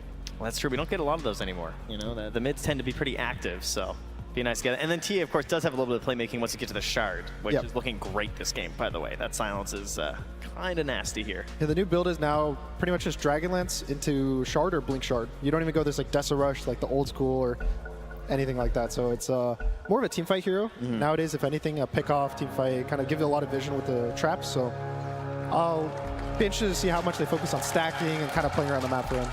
The crowd very happy to get this game underway, as it looks like the trade-off of bounty runs actually, BETBOOM able to sneak away 3 of them there, just a little bit too quick to get there before Changmin could get into position, but we'll take a beating from the Pug. God, the little green man is everywhere. He's been looking pretty freaking solid. Yeah, I think his value's gone up, right? I think he was in every game this morning, right? So now he's now 4th game straight here that Pugnet's going to be on the main stage. Always supporting everybody here with these decreps here, but like Gunnar mentioned, has the option here of the techies to try and deal with it. But another hero we saw quite a bit earlier was that Tusk, and of course it's FY. It's the Tusk King. The Tusk King. You don't pick Axe versus this guy, so thankfully BETBOOM no Axe this game, but smart. It's still a really good Tusk game. I think this hero provides something that a lot of supports kind of lack in this meta, which is a lot of damage. There's so much HP and Nightfall. Oh my god, he's taking a beating down there. I mean, this is another one of those combinations that we've seen a lot of times, is that Tusk Dawnbreaker and trying to deal with, I think it was Alio was talking about the amount of damage. CK can't actually last through it, unlike a lot of other combinations. I feel like if you want to take any duo right now into your pubs after watching like some pro Dota, it's this duo. I feel like Dawn Tusk is just super fun and very active through the mid game and just completely crushes in those first couple levels. Yeah, I think it's probably the best blind offlane duo people are picking. It's kind of like usually a combination of Centaur +1 or Dawn Tusk. And I think I prefer the Dawn Tusk because it provides so much, just different things. It provides save, BKB stuns, just anything that you can ask for, Tusk will kind of provide in the draft. And that's limited supply these days, those BKB piercing stuns, so Tusk having that is really important. Then of course the kick late game. We're going late game a lot, so it's nice to have a really good Aghanim Scepter. You're not wrong. I mean, that has sort of been the thing that we were joking about too, is, you know, I feel like at the start of every game we're backstage and watching, I'm just like, is this gonna go late too? And the answer tends to be yes. This time around though, in this particular matchup, you know, the Lifestealer is one that I feel like we haven't seen a ton of. And I'm curious what his role is going to be. The Infest plays later on, both for saves as well as for maybe trying to move around the map effectively. Could be something to watch for. Yeah, the important thing when you pick Lifestealer is making sure that the most important part about the game for the hero is never being kicked out of the safe lane. So either BETBOOM is pretty much going to try to either force all their heroes to go bot, maybe even the Chaos Knight will end up rotating in there to kick him out, because if you let him sit there for too long and he farms a Radiance as it's like the normal build army into Radiance. Nightfall. It's a back out. Should be fine though. But yeah, Radiance everywhere. That's for him. And the Necro, that was kind of the build at the start. I think it was like the Radiance Necro just do a lot of damage in AoE, but people moved towards more of a Heart Agus build for the passive damage. Yeah. I mean, you can see that even a CK can be pressured by this dual lane, but once the hits come out here and the lifesteal's there, you also see why CK is so powerful right now, because he's one of the few heroes that actually withstand this pressure right now. He also builds Heart. Yeah, very good item this patch, and he also does have the physical damage to kill these Heart heroes. So he kind of checks all the boxes that you need from a carry. And when you pick it into lanes versus, like, you know, the Dawn Tusk, it's really nice to have a carry that can sit there and be happy. They don't have a lot to deal with the illusions this game either, it feels like. You know, there's not some like big AoE control or something. As long as they're getting this disabled, like this Dispel rather, onto the Necrophos and the Pugna, looks pretty good.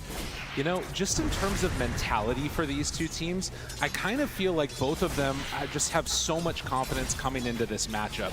Both of them, you know, have at various stages been like one of the tops in their region. Obviously, BETBOOM competing with that with Spirit, but the potential is there at the very least. And I feel like this might be one of those where we're seeing the laning stage really even. I don't even know if they're going to try. Do you think they need to like mix anything up at any point, or is it just going to be kind of a farm fest through the early goings here?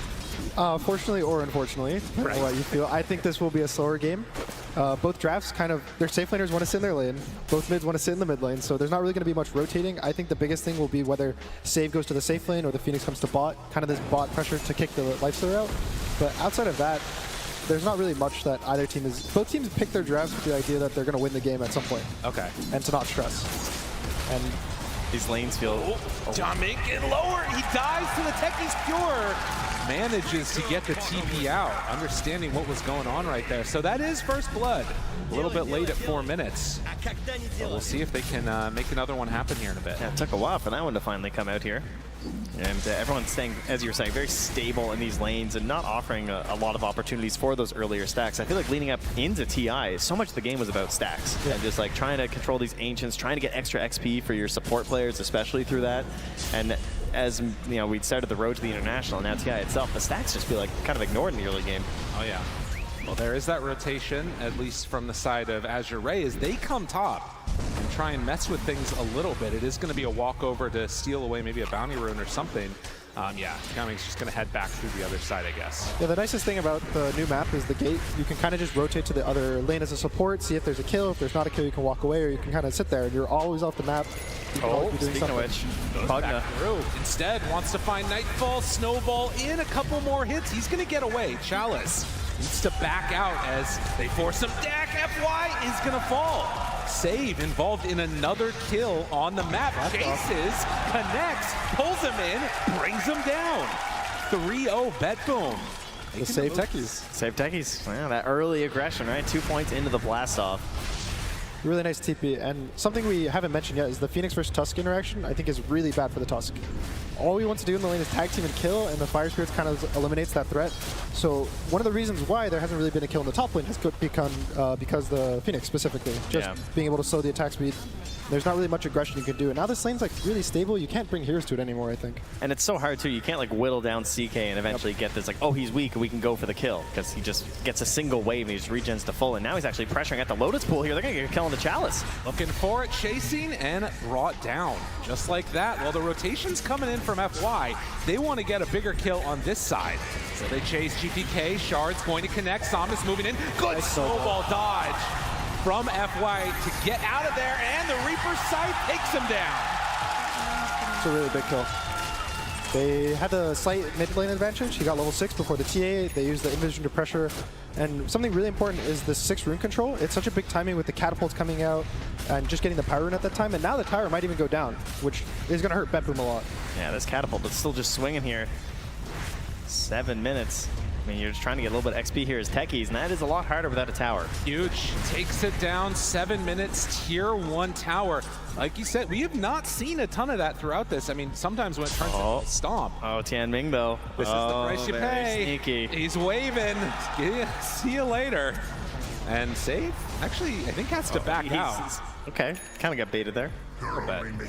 This is now really scary for Templar Assassin, because her Ancients are exposed now to any random ganks from this Pugna and the Tusk kind of grouping up together. Oh. And there's nowhere to farm. Body block. Oh, gets across the bridge. It's a wide bridge, you know, 2 lanes. The Torrent's going to come through. One more hit. They bring down Gaoming on that Pugna. It's been a bit of a tough one for him so far. Everywhere it goes, he feels like he's dying. 0-3. Yeah, it's a really good lane setup, I think, for BETBOOM. I would say they're kind of advantage in all 3 lanes. So they're kind of proving that in this slight neighborhood lead that they got. But this mid-rotation, I think, if anything, is saving the game for them. Being able to take the tower, getting the map control, I think the game would look very dire if they didn't make that move. Yeah, it feels like they're running out of space pretty fast. They are still struggling as well. At least, you know, Lou's just hanging out down bottom. That is good news for the Lifestealer, doing his thing. He's doing his job. He's going to sit here bot. He's probably not going to leave the lane until 15 minutes and just be happy sitting down here. Oh, and you can see that in the mid lane, FY continues to make these rotations, get Somnus a DD, and TA is, like you guys are talking about, very much in kind of a weird spot. So it feels like they've come up with at least a bit of the answer for the early game. I really love this tower pressure from the Pugna, too. Oh, yeah. I feel like that's something that is lacking a little bit with the Pugna draft sometimes. Maybe you get into a spot where you don't feel super confident moving on to the lanes if they go a little bit poorly here. But Tianming's just like, yeah, I can get in here. You know, if I die, I die. But I want damage on this tower. Kind of scary versus the Kunkka with both, though. The interesting dynamic right now is that AZURE is really comfortable sitting in all their lanes as cores. The Necro will be alone mid and be really happy. Dawn's obviously going to be top, get solo level 6, and then want to ult away from her. She doesn't want the action to come to her. And Lifestealer's Lifestealer. So it's kind of on BETBOOM right now to either say to themselves, oh, okay, we're happy trading 3 lanes of equal farm with each other, or make the moves themselves. Well, a bit of a move here with that ward helping out. Looking Chalice in no man's land. Slowed, but gets away. It wasn't slowed, actually. So close to that level 6, but recognizing the danger, will manage to escape. 9 XP away here. Oh, wait a minute, though. Wait a minute. Walks into Toronto. Hello? Tokyo spots him, maybe? Not sure if they did. Yeah. Nightfall still chasing. The illusion is there. So they take him on a long walk. Finally, only a 1-second stun. I mean, they're going to... The supports are coming, but they're pretty far away, you know. Well, goes for it. The blast off connects, and this is actually turning out to be a nice kill. Chalice still not getting level 6 online. Stun and done. It feels just so sad. You know you want this kill so bad, but he probably missed a full wave for that. But yeah, still really good that they force. It just wastes time from everyone. So At the end of the day, the TA is still farming mid, the Kunk is still farming bot, so. Wow, 2-second stun onto FY, saving that snowball. He should be okay as he went for the step back, but GPK making the move mid, finding and killing that Pugna. So 7-1. And the other thing that's weird about this is while the kills are going pretty heavily into the favor of BETBOOM, towers are dropping across the map. They've lost the bottom tier 1 tower too. I think it's mostly on the hero matchups. BETBOOM have the strong lanes and farming, whereas AZURE have the strong like sit there pressure and keep walking into you and you can't do anything about it because of their HP pools. And so it's not too surprising that AZURE is kind of leading the map advantage, but it's going to be more important to see if they can actually continue this forward, because I'm worried that if they don't continue this and they keep pressuring and the TA actually gets items into a Roshan, that there could be some group up death ball like we see a lot of Phoenix teams end up doing. Yeah, it feels like you want to maybe use one of these Solar Guardians at some point here soon, but then you're also kind of waiting for like level 6 on FY, so he has that big burst damage to come out and help assist with these kills. A lot of waiting. Yeah, I mean, speaking of waiting, I mean, I don't know if you guys heard when the game was starting, but there's an absolute powder keg of fans here for AZURE, and they are just desperate to cheer for something right now. I feel like every last hit they're waiting on BETBOOM. Yeah, it's 7-1 right now. Like, they're just screaming as the game starts. It's just going to take one here, you know? They want Chalice to escape. He didn't quite make it.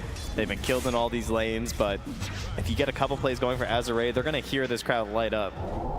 And so the surprising thing is AZURE stole both experience, but both their subs are still not even level 6. And I think that's just because their cores are wanting to stay in their lanes themselves and not really giving this lane experience up. So it kind of is feeling really bad for their early momentum pressure, because neither support can make this rotation for the Dawn to ult. So everyone just kind of waiting for each other. Just maybe the subs are asking for a little help here and there to get experience, and we'll see what happens when they can actually get level 6s up. It is crazy to think that they still are not. I imagine they didn't get the Wisdom Runes, you know? Oh, yeah. Like, there's a real possibility of that. And still only 5.5 for FY, so he just watches Lou take the enemy Ancients. It's like, please help me. Any experience is good with that cool set that he's got with the weird like after image thing. That thing's gnarly.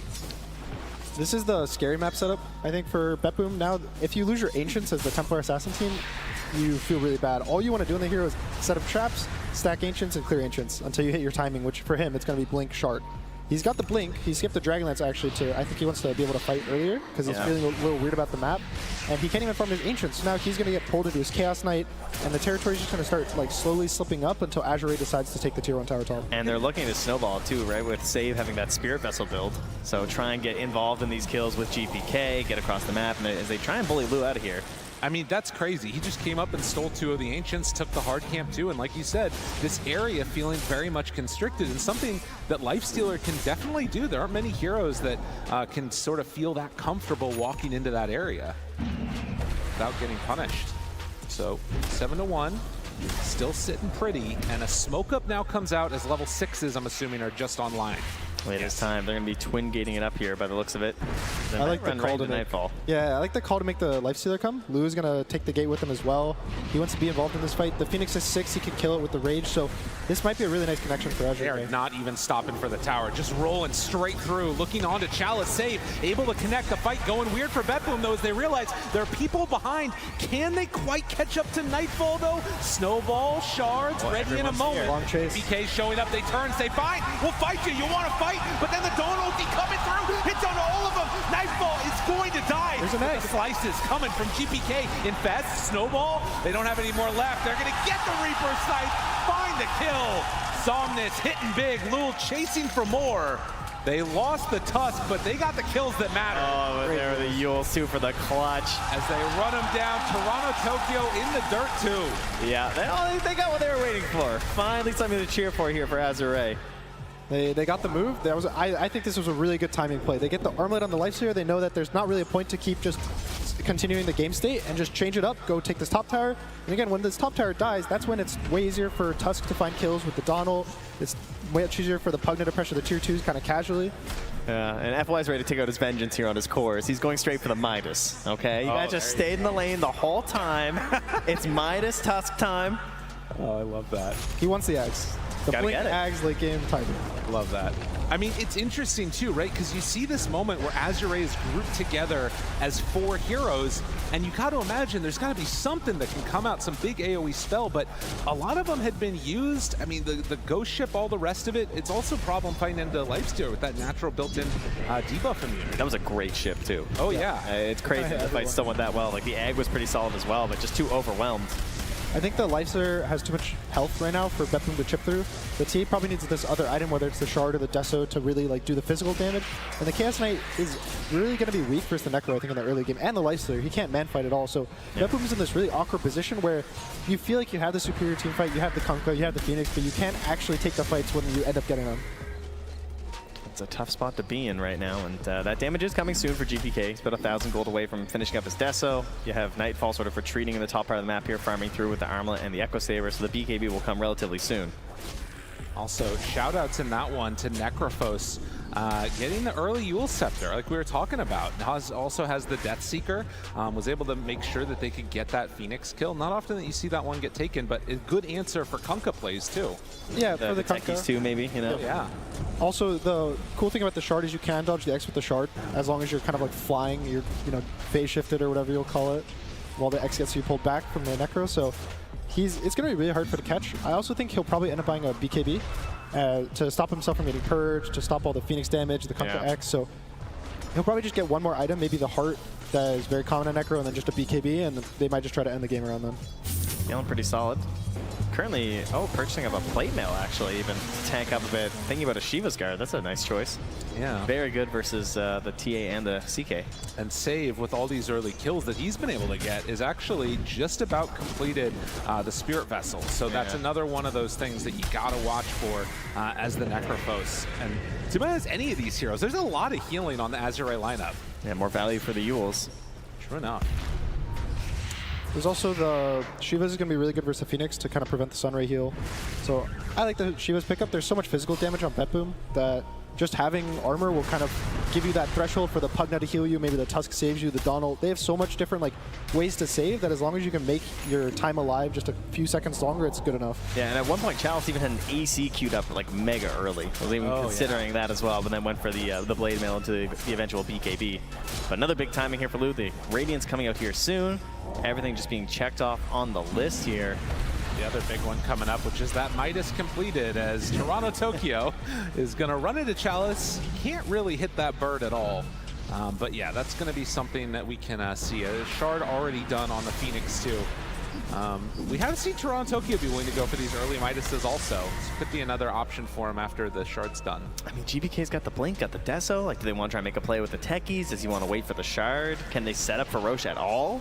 It looks like they're setting up for Roche. The Kunkka TPs to the outpost top, and they're kind of all around here with the Dire Roshan. And I think they need to make a play at some point. You can't constantly keep playing the game like, okay, guys, dodge, wait till the next item. Okay, guys, they're a little scary now. Let's keep waiting. At some point, you have to just bite the bullet and go for the fight. For now, it's kind of a light push here on the top tower, seeing if anyone jumps out of position. Maybe they can go for a quick X kill or something, but nobody takes the bait. I mean, this is really the BETBOOM Classic. We saw that match the other day against Virtus Pro. It was a similar type of story. Worked out for them in that instance. We'll see if it does in this one as well. But right now, they're trying to make it go. Catch on to Chalice. Bow, egg, everything. He's done. They managed to find themselves that easy kill. Will glyph the tier 1 tower up top. But this timing is pretty strong from BETBOOM. Toronto Tokyo likes the supports where you don't have to think about the itemization, right? Tree or Phoenix, just buy Shard, right? That's it. Life's good. Yeah. And Midas, yeah. Hey, if you buy Midas, you can make it with core. It was very used to being a core in the past, so it's, you know, just getting the muscle memory back. Well, Save. Tries to get out. The Infest, the runaway, drops down a couple of mines on his way out, but they will manage to find that kill. Ooh, chasing down the Techies. Radiance is now complete for Lifestealer. This is the scary phase of the game where BETBOOM is really not going to feel confident, I think, to make any moves on the map. And they're also not going to hit this Roche timing that I think was really important for them to do. Yeah. So their only move on the map right now, from an outside perspective, is to constantly kill the Dawn. If you fight away from the Dawn ults in. So your only choice really is to go wherever the Dawn goes and hope he's alone. While trying to farm up GPK, like now he's going back for the Dragonlance. He still doesn't have his Shard. He's going to be thinking about this Radiance too in these fights between the refractions and just the evasion and everything. Very frustrating. There's also a Decrep to save. There's the Necro. So it's a lot harder than it looks for him to actually hit the heroes. Even if he has the damage, he might not be able to get it out.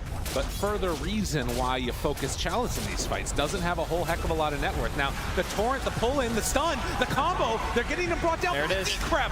Oh, Tianming gets his buddy out of trouble just then. No infest. Get away, no infest, and Rage wears off, which means come on back, say hi. That was the disco. Almost immediately after that Decrep.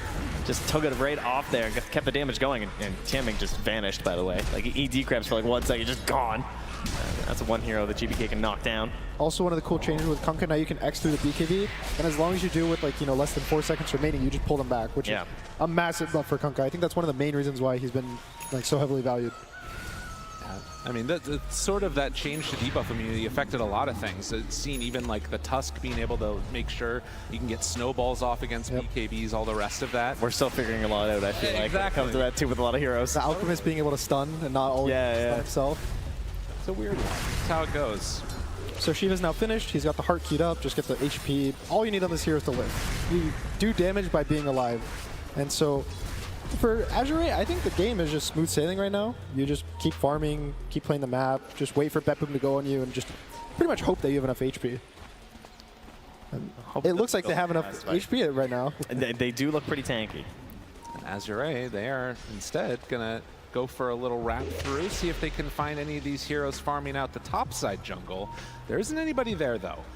Right now, you can see BETBOOM playing much more statically together on this side of the map, and they're instead going to make a play themselves with this Agnum Scepter done on Pure. Oh, TPing back in on Pure, the Yules. Does he manage to land in time? He will. So he will get out of there. They need to wait a second longer on that, but still, Tier 2 tower done. Seems like he had a general idea what was happening up there. Oh, yeah. It's a good effort. And the one thing is this move top now, maybe it opens BETBOOM up to take the Roche. Yeah, they knew immediately. The scan already happened.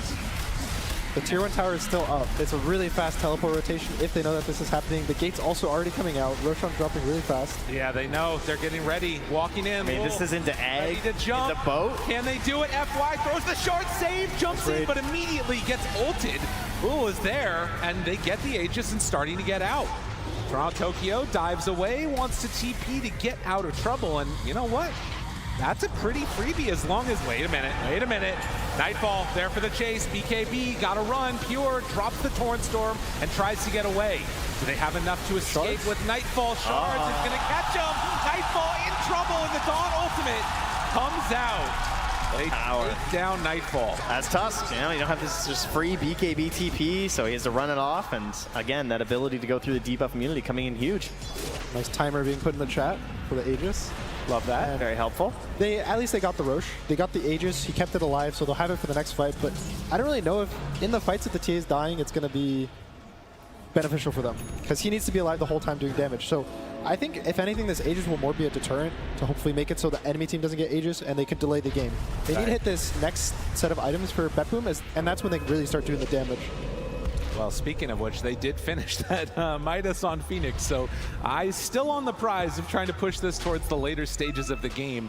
I mean, so right now it definitely feels like AZURE have a strong command of the map. They can move wherever they want. They're farming up where they want to. Do you think they want to push the tempo faster and put like a sort of really big burst in the side of BETBOOM, or do you think they're more comfortable with it just sitting around?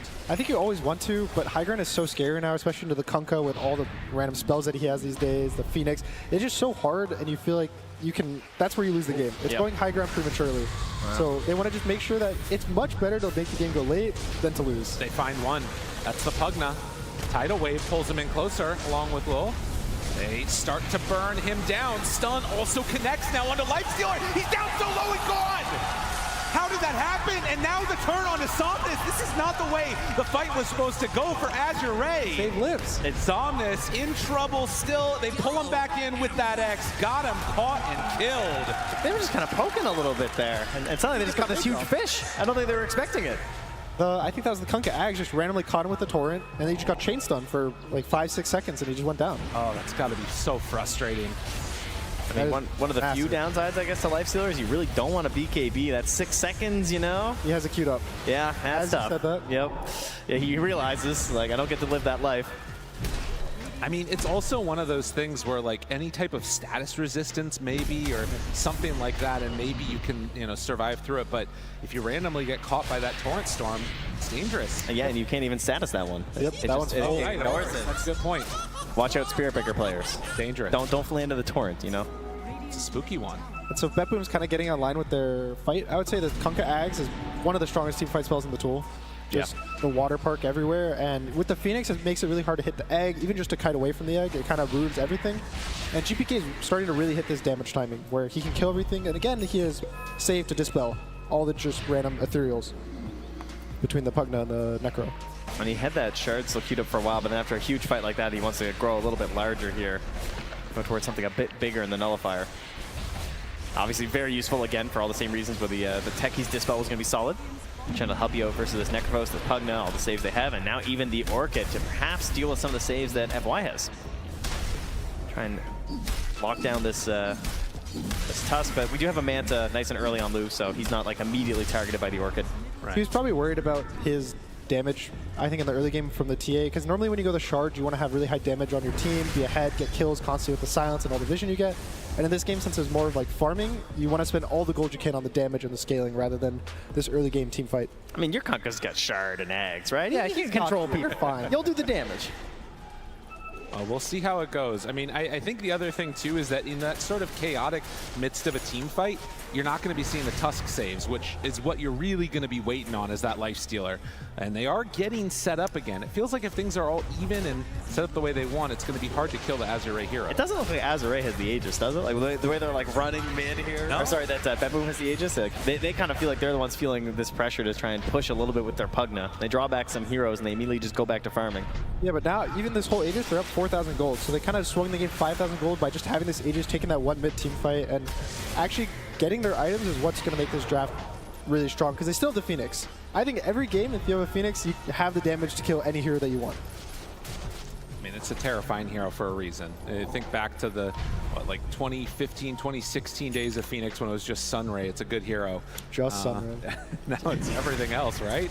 I mean, now Sunray has a blind on it, so you just miss half the time you want to hit the egg. You can refresh that when you click the egg with Shard. Appropriate. It's hard to look into the sun. Don't do it, everybody. I know you don't see sun often anyways. We're all gamers, but got to be careful.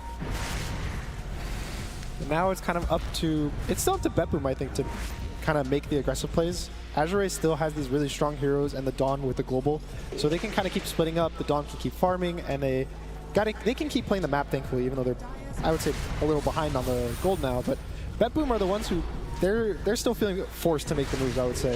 I think Chalice has done a very good job of that this game, too. It's like not getting picked off too much, farming in some of these safer spots here, and now moving in towards that Shard as well, so it's going to help out a lot in these team fights.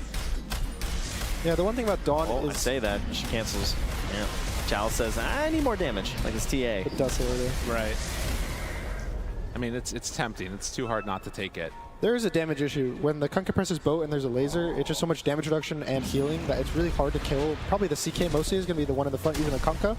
It's kind of on you to be able to kite the fight. I think if AZURE can survive the long fight, they win. Lifestealer is amazing in the long fights. Necrophos is amazing in these long fights. And BETBOOM kind of have this one really, really big round of spells where they click everything. Meld, you know, CK pull-in, explosion. Can I also just say that I love that you call it laser instead of Sunray, because it feels much more appropriate. Sunray does sound kind of friendly. I know. Just catching some rays. It's like a healing. That's probably the healing side. Oh, the lasers for enemies. It's two sides. Laser and Sunray. A smoke up now coming from AZURE as they want to find BETBOOM down on this bottom side of the map. And I mean, there's good vision. There's a mine up on that high ground, which should reveal their positioning if they walk that way.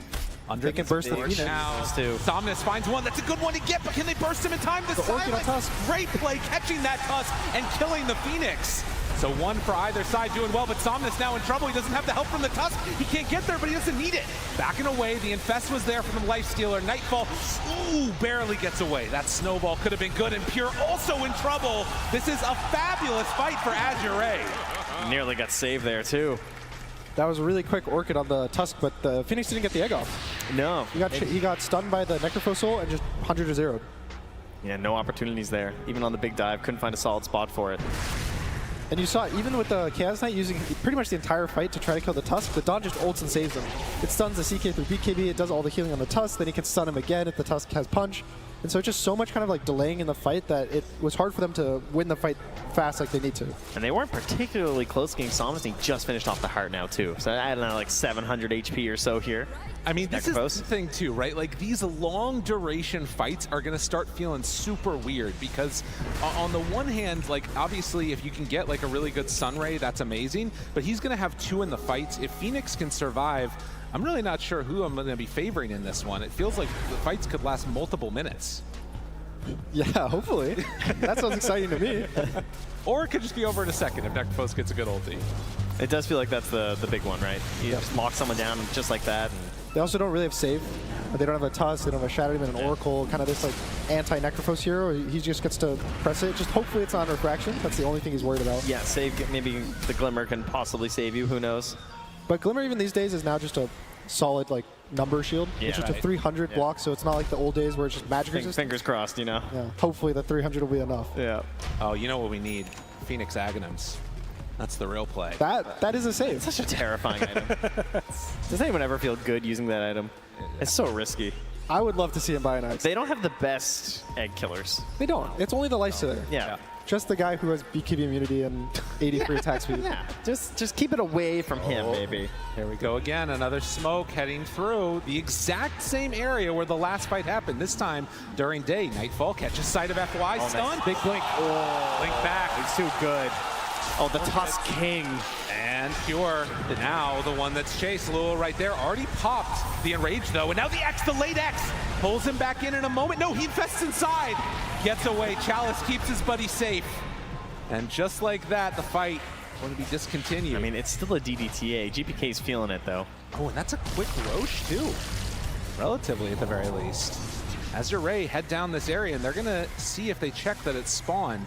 They're holding the better positioning at this point in the game. Chaos Knight and Kunkka used both of their ults. So now BETBOOM is down 2 ultimate abilities for this fight, whereas AZURE kind of has everything. They didn't click a single button, they just blinked away. And so it's really scary for BETBOOM to just walk headfirst into them. Nightfall's really not sure. He's like, I got a blink dagger. I'm way back here. Smoke. Can't figure out how to get into this one. Looking, Chalice starts to beat away at Roche. Do they realize what's going on? Radiant scanning, thinking they're coming from the left. Nightfall. This is only half HP Roche. Spots FY. Sees all of them. Takes over the Watcher. Okay, good play there. They should know that they're right on top of him. Still has that blink ready if he wants to jump in. Save also ready for a jump. They have it if they want, but it's going to come a second too late. Lul gets stunned, but they manage to get out. Now the Water Park, they do drop the Reaper Sight, kill off the techies. Do they have more? Trying to find another. That's going to be Tianming falling. He dies. Somnus backs away. FY chasing the Dawnbreaker ultimate, coming in for the turn. And with that, 3 of BETBOOM will go down. Just again, great positioning here from AZURE and just confident knowing that they can take this. And there's no good options. Like they're down those ultimates and they need them for these fights on BETBOOM. It's a really fast decrep. There's a nullifier now, but even just saving the Tusk, kind of delaying the fight, everything they can do to make the fight last just a fraction of a second longer for AZURE matters so much. Yeah, and every time that you're using another disable, another save, that's what helps get Chalice at the backside of the pit, right? Able to survive, then goes for the Solar Guardian to absolute guarantee the kill and the saves. No concerns for them finishing that one off. So we take a look at this fight again. It looks again like it could have been good, but just a couple of seconds difference. Again, imagine if he queues up that blast off and is able to steal away the Aegis. Unfortunately, did not happen for him. You can see the glimpses of the Kunkka title, or the water park. I don't know the official name of it. The Kunkka. Nobody does. Torrent Storm. There it is. Just kind of like crushing the fight. And I think if they're able to actually win the fight, get the egg off, win a better position. I think the egg kind of ended up being in the middle of all the cores and instantly died. So if they get a better combination hit on it, I think it'll help them out a lot. Cool. Wow, another big item here though, the big damage from this Necrophos. The Aghanim's complete. Oh god. So, you know, has the talents for the Heartstopper, has the Aghanims for the Heartstopper, just needs to live. Yeah, if he gets a single kill and he gets this like 200 health per second, that's when everything just, it's a domino effect. Fight just falls apart at that point. So now BETBOOM is kind of asking themselves, how do we take this fight? Is it high ground, which I think Kunkka is probably one of the better high ground heroes in the game. And they still, I think they really still need to farm up their cores. They can't be trapped in their base and just hope for the best and wait for the push. I think the TA and the CK really need to get out, farm the lanes, cut the waves, do whatever they need to do, maybe get some pickoffs. Oh, save. Close to being spotted by the Shiva's guy, but just not quite here. So fast. Active and TP out after the Glimmer. Save will manage to escape from that one. But yeah, I think like we've seen, and when these players and teams do get stuck in their base, the net worth lead just starts expanding massively. And to be fair, as we get later and later into this game, it's going to matter less that net worth lead. But the problem that I'm seeing is that it just feels like BETBOOM hasn't won a fight in a while. They're still farming good, but this type of a kill, it can't afford to happen. AZURE get a cleanup. and immediately just want to run down these lanes as much as they can. But yeah, there's not a whole lot of pressure to just immediately go high ground. What you want to do is like find these picks, right? Picks like that. They want to be catching one of the big cores if they could as well. Try and get down some solid vision to see into this area where they think they have this safe farm. The map being really big is a blessing for both types of situations in this, where if you have the mobility to cut the waves and farm the map really safely, it's good for you when you're behind, because you can always farm. But I don't think BETBOOM really has that luxury, and so AZURE gets to farm everything now that they're ahead. And that's why BETBOOM, you see them all sitting in their base, they have the techie set up, you know, a very fun game we might have coming in for us. And they can't really farm, because anytime they're out, they might get caught like the Phoenix just did. And they get maybe 10% of the map is theirs, and they have to hope when the waves push in, they get that. And everything else is AZURE's territory. Just like TA traps are their hope, really. They're like trying to will down some of these waves as much as they can. Still no silence as well, so it's hard to just create like random pick-off opportunities there. Techies players, however, do thrive here, right? I mean, Save is an expert. He loves playing this hero. Oh, he's ready. They've griefed many games. They're kind of used to sitting up here on the high ground for a really long time and just laying mines everywhere, right? This is kind of like, now you're in my turf. Exactly. Yeah, if anything, maybe more Midases. True. For BETBOOM. Yeah, we've only play for the techies, play for the late game. Tried to go for that tidal wave to pull him in, but couldn't quite connect there. And it does mean that for AZURE, you're even less likely to want to go up and do anything at all. They will still have this Midas on the tusk, keeping them nice and built up and scaling in this game, most likely queuing up the BKB next. 6,000 gold behind the Kunkka at this point, but the Kunkka did finish the Sheepstick. So they have extra forms of control. It's just about, can GPK deal that massive damage along with that CK to take them down? They're doing the Dawn smoke. They're going for the Dawn, the guy who's going to be alone, try to ult in, and it's going to be a Hex reveal, hopefully. Can they get him, though? Chasing, find him. Hex is there. That's exactly what they needed. 2-second stun, he's done. And now on the rest of them, AZURE, they have to back away. FY runs in, confirms there is a ward there. Oh, yeah. And then has to quickly retreat, so he's not the next victim. And that's going to give a lot of space out here on the map. 70 seconds, no buyback on the Dawn, so they don't even have the chance to kind of bait a fight into a buyback ult. They just have to give up all the farm they need. Well, definitely a boon for BETBOOM fans as they manage to reclaim some farm for themselves. And again, that entire period of time, they're only down about 2 to 3K. So they weren't losing out on a huge amount of it. Yeah, we're making the game, I feel like, seem really, really scary, but the gold lead's been pretty small the whole game. Oh, yeah. That other team has had a big lead. I think it's more in terms of the momentum of the map, whereas the item timings that they have, the Aegis, you know, which towers they can take, and honestly, it's really close. Yeah. Neither team has a really massive timing, I think, coming in the next couple of minutes, so it's based on who starts the fight, I think. If we see it like there, where they start on the Dawn, it's going to be really easy for BETBOOM to take the fight, but if they get a good kill on the Phoenix, a good fast Reaper site, something like that, AZURE gets to take the fight. And I think that's where we kind of get this idea of, like, it just looks easier in these fights, I would say, for AZURE. Like, because of the multiple saves, like, you have to get that blow up for BETBOOM, or it looks like a disaster to me. But, you know, those blow-ups do get a little bit easier here as we're kind of hitting these, like, peak damage before the peak tank ability on some of these heroes, like that Dawnbreaker. Well, and the other thing, too, is you got to be careful with your positioning on Chalice, I feel like. He can't afford to get caught out like that again. If that type of play continues to happen, it's, you know, a little bit rough. But one time, you know, it happens. Happens to the best of us. Absolutely. Yeah. And the most important thing for Chalice right now is to make sure he kind of balances between farming aggressively and shoving the lanes in, because it's really important to take the farm away from the other team, but also not dying. So he might be a little more cautious now, farm his own Ancients, farm his side of the map, but he's probably going to move up at some point, maybe with a ward to protect him instead of just nothing. Yeah. Yeah, for now they have a little bit of vision still down bottom of the Ancients as well as that Tormentor, something that they definitely want to get on BETBOOM because they already have Shard on Kunkka, Techies, and Phoenix, so the chance to get it on the TA or the CK would be great. But yeah, both cores have really good shards. The CK one I think will be slightly better for them at this point. Just getting this more damage on the burst will really help them. The Silence, I don't think will really matter that much. There's so many Mantas and Mules and just random Dispels. BKBs on the Tusk I think is about to be finished. So Feels good when you hit a support though. That's, you know, catch this like random Pugna in the back, he's just silenced, that's a bad time. Yeah. The other thing that I love about this is that when you get to these later game scenarios, you start to see stuff that like you haven't just seen before at all, I feel like. And I'm guaranteeing that at some point this game we're going to be seeing this Phoenix Aghanims. He's giving up a Sheepstick. I'm still thinking we're going to be at Ags eventually. The way this one is going. We had this discussion actually on the bus ride back last night about what happens, right? You know, you can practice Dota because every game you're going to play the first 10 minutes, as you said. But when it gets later and later, you know, things get a little bit wild and you're kind of in new territory. Oh, Toronto, Tokyo. FY ready to initiate. They jump right at the start. Can they blow them up in time? Yes, they will. even through the Sunray, it was more than enough to take down that TA.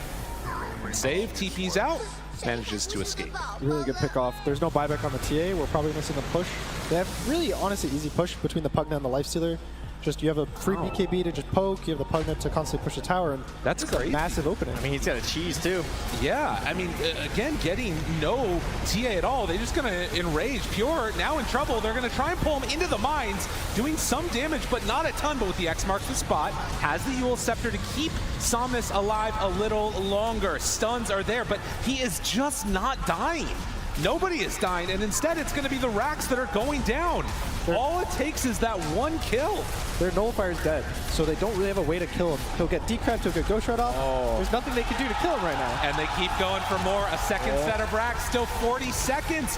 No TA at all, but the stun, the pullback, the snowball save! Why? Oh, but he blows up on the second round. Tries to get away with that Yule's. Chalice steps forward. You never want to go high ground, but maybe AR, they can do it. FY gets healed back up. The life drain, but another tidal wave. Pure pulling him in that much closer. Somnus, he's going to get stunned. 3 seconds on that one. Save looks for more. The Dawnbreaker ultimate coming in, and he hits there and finds the kill on to Save. A second hero gone from this. Disarm, backs away. Snowball Pure. He's low. Is he going to survive? The both up. It's not enough. The buyback is there, now looking to take down Somnus. He has dealt with so much damage in this extended fight. They will finally kill off at least one on FY, but AZURE getting the adoration from the crowd. Taking the full set of Racks in the bottom lane there and then cleaning up a couple more in the mid. Yeah, they lose some, but it's a 10K lead now, finally opening up a bit of a gap here in this match. Roshan is up. Yeah, that's going to be so the prize. Maybe BETBOOM is going to be able to kind of steal it, but that was looking really scary for BETBOOM. I think if they didn't get that burst on the Lifestealer on their tier 4s, they would have just lost the game. Or just lost pretty much everything before the game. And now they have a chance. They have a chance to take this Roche fight. There's no Tusk. Maybe they force a buyback. Buyback happens. They know. They're going to come and contest. Oh, that is tough. I mean, it's a scary fight. Love to be able to get this one, but it's too hard to do. Yeah, and I mean, that's the thing. There's a couple moments where there's nothing happening in this game, and then in a flurry of about 7 minutes, the entire thing is broken wide open. So Phoenix has Refresher. He has 2 eggs, 4 Sunrays, and they need this fight to, they need to survive the fight for BETBOOM. They need to make sure that all the CK illusions are alive, that the Kunkka lives for the whole fight, and they need to really kill the heroes that they jump. The saves are kind of too much for them right now, and I don't really know how they deal with it besides just doing more damage. Good scan here as well, though, from AZURE. They are missing their gem. Dropped that in the fight when FY went down. And level 25 on Necro has been achieved. We saw in that last fight, too, is 8,000 damage done by the techies. This is one benefit of BETBOOM being able to sort of hold an area, is that lets him get set up on save and set up for a lot of the extra damage that they... There were like Kunkka pullbacks and everything too. Oh, yeah. Catch people into the mines. There was a lot of synergy that you can achieve on the high ground that's a lot harder. Definitely doable near Roche, but it's harder when you're late. They have some TA traps to get vision of the Roche so they constantly know what's happening, but they can't really enter. They have to constantly replace them. Maybe they get jumped on the TA, and they're going to try to smoke around, but... Or are they just going to try and take it? Fine, let's go on in. BETBOOM, can they get there in time to contest this? So much on Toronto, Tokyo now. So many possibilities in this fight as Phoenix. Pure, he steps in, the Torrent, it reveals. There's one stun, down to half HP, almost gone. He is going to fall. Chalice does have buyback, though. Have to be careful about that one. Roche at about a 3rd HP. Toronto Tokyo has already used 1 round of his abilities. But can they go for more? Has the refresher at the ready. Pops it now. GPK beating into Somnus. Somnus has taken so much damage in this game. I can't tell. He's always full health. Yeah. He's tanking through a whole lot here. This is a scary situation. The egg outside the pit is really hard to find. They jump. They try to find him, but the snowball save is there yet again. Will it be enough? He's getting in, pulled far forward. FY, they buy back onto 2. Nightfall. Buyback. Chalice. If he goes down right here, this is it. Chalice gets separated, though, and there's the Reaper sight. Available for the turn, but still Chalice and FY are dead. So are the CK and the techies. They have to back away from Lul, but Pure, what else does he have left in the tank? Somnus is still just at full HP. GPK knows there's no sight here, but how much can he go for? They have it, thinks about the jump, takes him out with 1 shot. There's the tidal wave, but the rage is there. Lul, he says, no, you're not stealing my Aegis. They take down BETBOOM team again. And somehow, after all of that, it's a 1K gold lead. That's it. All right.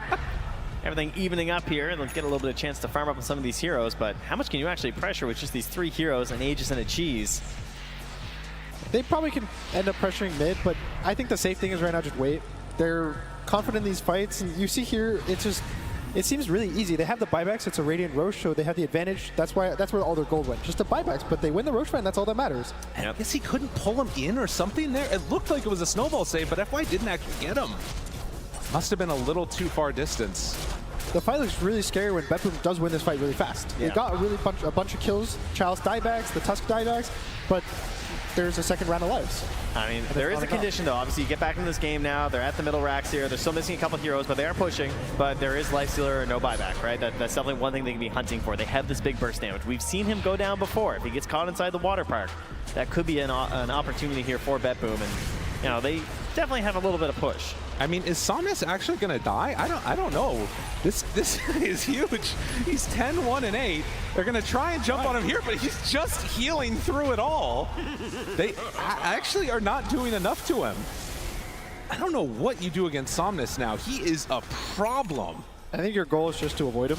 Just every time you see him and you hear someone say, guys, kill the Necrophos, just say to yourself, like, no, guys, someone else, please. Like, kill the Pugna, kill the Tusk, anything that's not the Necrophos, you have to make sure that no matter how good it looks to kill him, you just don't take the risk. You need to give him your bristleback treatment. Okay, he's going for the infused Aghanims as well here on Somnus. Moves in, 1-2 shot, but the heal with the life drain is ready. There's also BKB now finished and delivered to FY on this Tusk. So huge for the saves and trying to not get caught inside of Kunkka's Whirlpool. It's got to be so stressful too. You're on the verge of getting even further into this tournament for BETBOOM. Would love to be able to come away with this one with the first game victory. And AZURE seem to be in position to keep this pressure and momentum going as they send their sights up towards the top side of the map. Ob Sentry combo here. Jump. Nightfall. Finds him. Good damage. Good damage. Is it enough? Yes.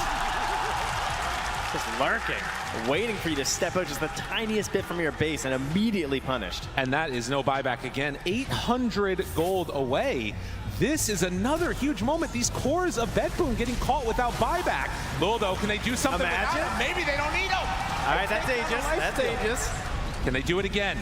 Somnus standing on top of his buddy, ready for an infest if things get dicey. Well, that was kind of free. You're not wrong. Yeah, I mean, you need something like that right now for BETBOOM. Put a bit of gas in the tank here. They're going to lose their ward on the outside of the base. They're trying to keep an eye on them. I've never seen that hammer talent. That's crazy, the distance of the Dawn W. Especially versus the TA, that's pretty cool. Yeah, to just cancel the blinks, just maybe catch the Phoenix off guard, slow him. The range is insane. Oh man, Chalice drops the hammer and takes the tower. So it's going to be a slow burn push. The Pugna just presses his Q off cooldown, just slowly whittles it down. Lifestealer's going to slowly whittle it down. And there's no rush. They're hanging out. They're having a good time. Well, apparently Chalice says there's a rush. He runs in, finds the Phoenix, forces him to back away.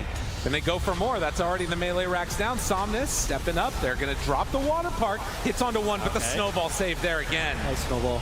Nicely done, and gets over to where the dead creeps were too. Why not? And CK's just coming back up right now. But can they get out? Yule Scepter looking pretty fine and gonna Death Seeker to the low ground. AZURE get the whole set of racks and they get out. He's really hard to control. Very difficult there. 13,000 gold lead. First time that it's been this big the whole game. It was a really close game, but after these kind of Roche fights, all the buybacks, it just seems so hard for BETBOOM to actually take a real fight for themselves. I mean, it still is sort of evident of how, strong they feel like the BETBOOM team fight is, that they're not willing to go for the all-in-play for this other set of racks. With all these mines that are set up and the rest of it, it's got to be annoying to try and play into. But you got to imagine now, controlling this map, they're going to continue to build up this lead and get themselves into a strong position. I mean, you've seen your strongest core just vanish in an instant. Oh, yeah. And the fact that if he does die one more time, Lou's just gone for a while, so kind of terrifying. The cool thing is, so Lifestealer got the Ags from the Roche fight bot, and it's another way to BKB disable a hero. So he can jump the TA when she BKBs, and it just disarms her through BKB for the entire duration of the infest. There's about, I think it's 4 or 5 seconds. Yeah. So if he gets that on the TA, she's just stuck there doing nothing with her BKB. And when TA doesn't have BKB, she can't fight into AZURE. That's a really good point. Yeah, I forgot about that. The Infest could be really strong, and it's got decent range now, Even too. picks up a Blink, a Swift Dagger. Yeah, so. he just got the Blink too, so it can immediately just jump in when he's needed. And no Lincolns, I think, on anybody from BETBOOM, so that is a really frustrating situation for them. As long as he doesn't jump the TA with Fraction, she blinks backwards into Found or something. Oh, yeah. Shenanigans. That could be an issue. Everything will be okay. Well, now that you've said it. Yeah. You know what's going to Or, into like 10 mines. Yeah, well, something scary. Yeah. It does last for a while, though, to be fair. That's true. You're in there for a cool minute. But, you get Blink back, we got Reality Rift pierces and Spell Immunity, you're being pulled all over the place here. Suddenly there's an Earth Spirit kicking you into the well. Just appears in the game. It's like one of those side characters. We are getting to the point where you should be able to just buy another hero. This game's going pretty long, I like that. Would you just make someone with like the coach micro it, or would it just be one of the players? Oh, that would be hype. We could have their music play. They come in. Oh, they've purchased Blitz, and he just like comes to the stage. Dude, look at those mines. What is happening? Techies, baby.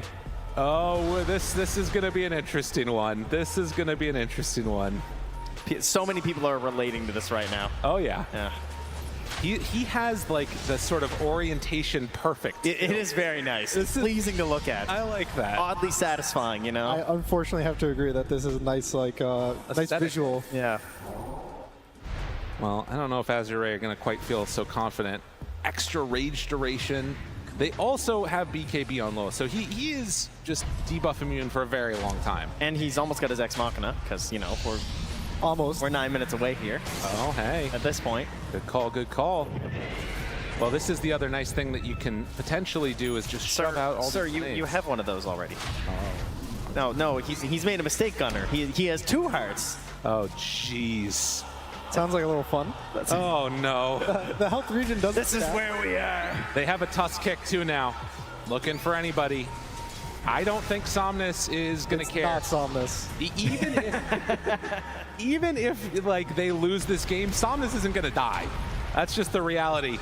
Send in. Look how confident he is. He's just walking into every single hero. Dude, he does not care even a little bit. That's disgusting. Daedal is finished for the TA, so that's more damage that they have to hopefully burst. Yep. Brings it over. They're out of the base. There's the Tusk punch, the kick back. Tries to find him. Can they get away? At least for the moment they will. It's on to Tusk though. He's starting to fall. Heal is there, but save. He hits the good jump with the blast off onto 2. And already starting to die on Chalice with the Sunray out. They're actually destroying them. Oh, Somnus! Where are your hearts now, boy? Ooh, well, I thought with the green guy, his heart would like grow, but his heart shrunk this day, way on down there. That is tough. 2 hearts and you still blow up in about a second? What happened? I don't know. Like a lot of damage. They all did damage. The water park was doing absolute work. Like I saw Lifestealer just like spinning around, getting controlled up, get hit by the boat. He got silenced by the trap because the shard's up there. A couple torrents connected, and then it's just a big boom, 800 damage from TA, 800 damage from CK. They're stacking it all up at once, and he's just gone. Great timing for that Daedalus, that's for sure. It looked like a really good initiation, but the TA got the blink off right after the kick, so they don't really, they kind of kite this kick out. The Tusk doesn't get his BKB off. He just gets bursted by the Torrent Storm, and I think after that, Chalice also gets stuck. Too, yeah, and then Hexed. They all drop just so quickly. And I mean, this is really the problem, right? You're talking about late game Dota where one fight and suddenly they're up on your high ground a lot of time on these respawn timers. A plus sorry comes on out. Not sure what's going on there. Some tips from the other members of BETBOOM, but this is the full set of racks in the throne. Oh, thinking about it a little bit here. I mean, you got to be careful. If you're AZURE, do you decide to buy back right now? This is a tier 4 tower already starting to fall. They have 38 seconds on this Lifestealer, but they're going to back out of BETBOOM. They get the glyph, reset. FY, setting up. Sir. Oh, this guy's mad. Gave up. All right. He's going to relax a little bit here. Just wanted to burn his TP cooldown. Roshan is up, and that's a big thing. Yeah, they got a minute left here, too. This is going to set up for 60-minute items if the game doesn't end after the Sages. There's an Ags, which is really big for anyone. The TA can get the Ags, kind of move around the map. The C can get the Ags and just have so much physical damage. So if BETBOOM gets his Roche, I think it kind of swings the map, or the whole game state into their favor. Yeah, and it should be very fast. I mean, they're starting to move here from AZURE. Getting there as quick as they can. I mean, the crowd has been cheering as much as they can for them. The air kind of gets sucked out of the building in that last fight. Oh, you're not They want to wrong. come back alive right now. FY. FY, they're scanning Toronto, Tokyo up on the high ground. They already are in there with Lou, but GPK, he gets the Aegis. Chalice shows up, able to steal the Aghanims. Okay, that's a nice win, but Chalice is gonna die for it. And dead for 100 seconds, no buyback. That is kind of sick, though. It was kind of cool. Yeah, feels cool. Yeah, I don't know He's how much close to his buyback. I think FY is going to get a bounty right now and get buyback for the Dawn. Oh, that's huge. Okay, not so bad then. So it's not as scary, but TA does get the Aegis. They get the Roche. They kind of stop it from Azure getting it and try to close the game out. So a good timing for BETBOOM. Well, I mean, that's the thing that's interesting, is now it definitely feels like the fight is just kind of reset. And the entire game has, in a way. Because you didn't get that Aghanims, which can so often like start snowballing the lead even further, or at least regain control. The Aegis on TA, it matters, but it also feels like there's a lot of great ways that AZURE have to set up on the TA after the Aegis, you know, she comes back to life. Yeah, again, I think for BETBOOM fights, it really has to be fast. You saw in this mid fight, they got a kill, they got a kill. It was like 10 seconds, the fight was over. And AZURE, all the fights they win, it's like, oh wow, he's half health. Oh, is he gonna die? No, we're gonna snowball, save, heal.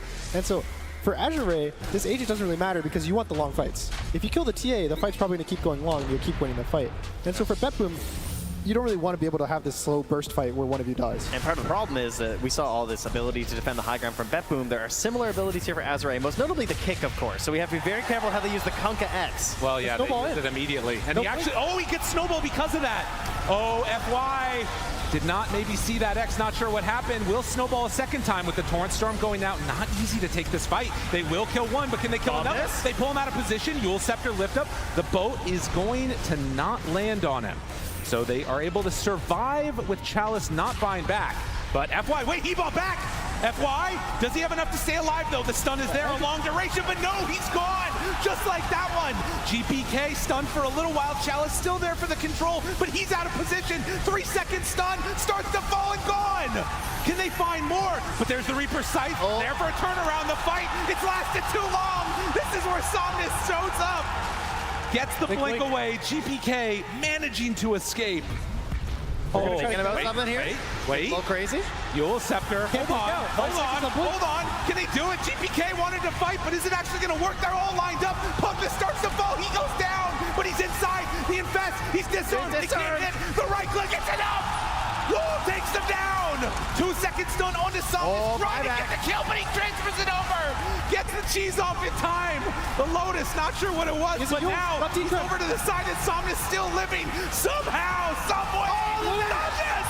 He's gonna do it! Triple kill for GPK, but is it enough? Can they do it? They take him down! GPK trying to run, but no! Somnus is too strong! Oh, it's so much damage just everywhere. They're buying back, they're boxing back and on top of each other, trying to finish this game. There's creeps in the mid, the Catapult's taking down the tier 4, but it doesn't matter. And there's two big cores, no buyback. Phoenix, no buyback. And Somnus is already in the base, Boots traveling in. He's in the base, he's dropping the FE voice lines. It does not hit that hard, but it will keep going. They don't have a way to deal with this guy. Not enough left in the tank. Somnus, he has stayed so strong throughout this game, and he is gonna right-click these buildings down. 50 damage at a time if he has to. Chalice shows up now as well, and with Lul also in tow. AZURE, what more do you have? You have enough to finish this one off. Save tries to stop it, but it's not looking like it's gonna be enough. Techies is going to fall. AZURE take them down bit by bit, building by building. Another blast off, almost enough to kill Chalice, but he's barely surviving. There's the infest play. GG is called. Oh, that big green health bar didn't go down very low after that fight. The 2 hearts was looking a little scary, but in the end, 5,000 health is a little too much for them to kind of chew through at the end. 2 hearts? I was a little concerned. Not going up at the very end there to get the Wind Waker, but committed for the second heart. Lost 1 fight, did die, but clutched it out there. Man, the damage that he must have been outputting in that fight. Unbelievable.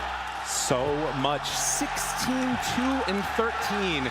Throughout the course of that game, he took 124,000 damage. All the rest of them did too. They were just big old meat bags getting punched in the face over and over again. And they did it just about perfectly. Crowd appreciating what they saw from that AZURE lineup. And I mean, you gotta ask the question, how do you deal with these big tanky heroes? They picked Phoenix, for goodness sakes. They tried. I mean, they had their burst. They got the items that they could, trying to make the plays, but didn't quite get it in time, right? And they had to be perfect. Well, just like that, the crowd liking what they're seeing. We'll see what the panel liked it as well. What a beautiful game one. I mean, the fact that it was only game one between AZURE and BETBOOM, and that's the display we get. This game was so even, and Allie, you didn't understand too much about the draft, what the idea was going on for AZURE, but we see it worked for them. Sure, it was a nail-biter towards the end, but they did really well in the early game. No, I think they really did. I think how they played through the Leicester, I didn't understand how the matchup would go. It makes a lot of sense if you think about it, I guess, so I don't know why I didn't, but I'm stupid.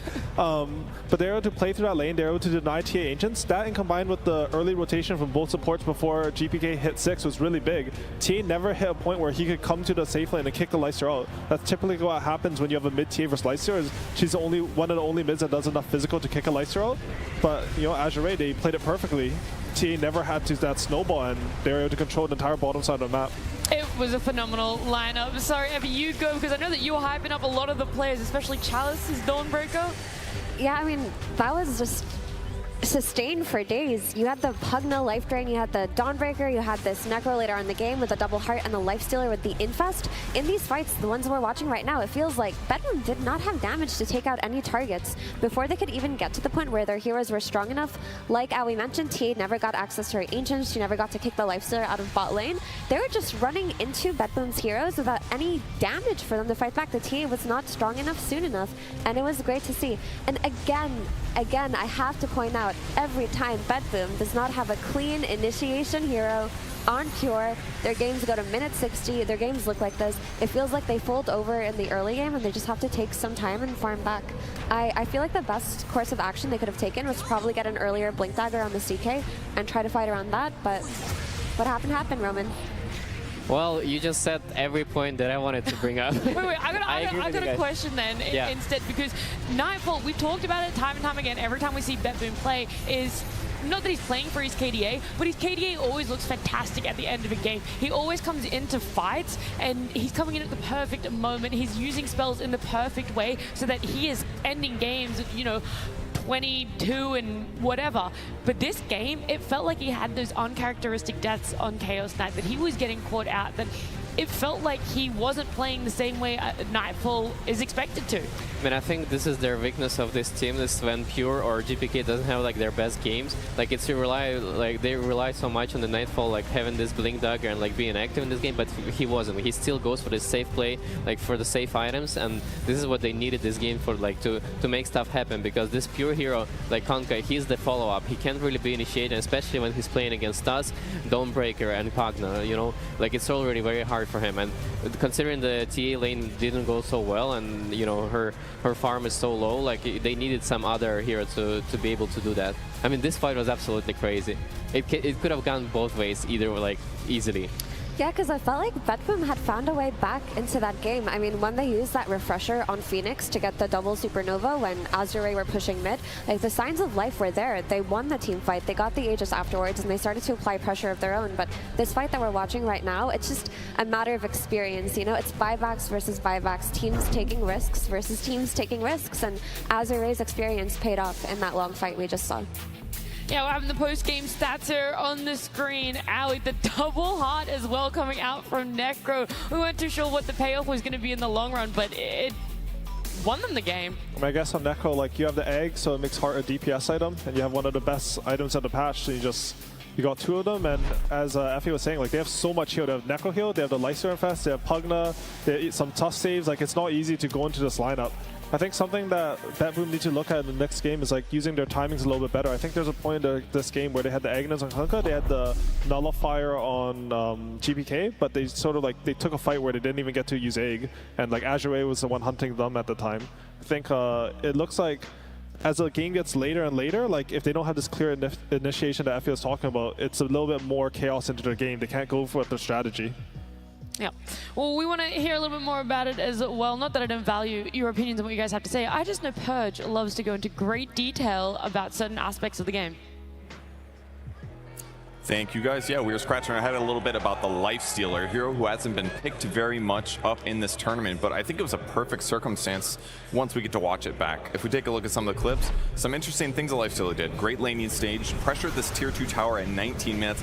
He did die this time, but he's got some really good advantages against some of the common heroes that we're seeing a lot in this tournament, namely Kunkka. In this case, the X actually does secure his death, but once he respawns, he TP's top, he runs all the way back, and then they secure this tier 2 tower at a really early position. And this means that when they take Roche on the Radiant side of the map, it's harder for BETBOOM to get there without them noticing. And ultimately, one of the biggest advantages he had is Rage against the techies. This hero here is someone that was really strong 6 months ago because he jumps in and then he can protect himself easily. But with Rage, it's just child's play to kill him in the team fights. That hero's taken out instantly and he can win the rest of the fight as he wants. And here's another crucial moment, 28 minutes into the game, this is when TA picked up the Nullifier. And this is an item that really counters Necrophos here because it removes his defensive mechanism. And then we get to see him infest, that's giving more HP to one of his allies who's dying.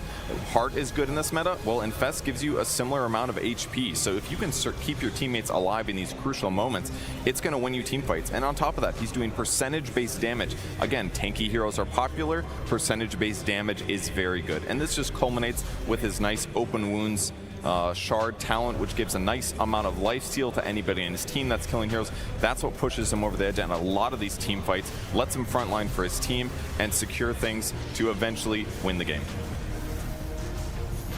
Beautiful. Thank you so much, Purge, explaining a little bit more on that Lifestealer pick, the fact that it's something we're not seeing very often, but it can be a massive answer to issues that other teams are currently facing, Effie. Yeah, and to have the confidence to pick a hero that a lot of teams may have abandoned or overlooked at this stage of the tournament says a lot. I mean, we see this with this Lifestealer for AZURE. We saw it last series with the last pick Void Spirit with Gaming Gladiators. But the teams that have faith in their ideas and just play for the game itself, they're just very impressive to watch. Yeah, BETBOOM have an idea of what they want for the game as well. Unfortunately, it didn't work out for game one, but we're going to learn a little bit more about them and one player in particular, Toronto Tokyo. BETBOOM trying to push. Good luck, you know? We got some luck yesterday. No, absolutely. It's so difficult to push into this Willow, into this Marcy catch, into the Ench, just throwing impetuses with huge damage from range. Pushing high grounds in this patch is impossible. Give me your best take. How do you push? How do you push? Yeah. How do you get to place all 5 BETBOOM heroes perfectly? Let's say they can go wherever they want. If enemy team has the goal to defend their base, they can do it forever, I feel like. How are you going to place them? Nightfall up front and center. Okay. Which is tough because Pudge has the Aegis, because he does not buyback.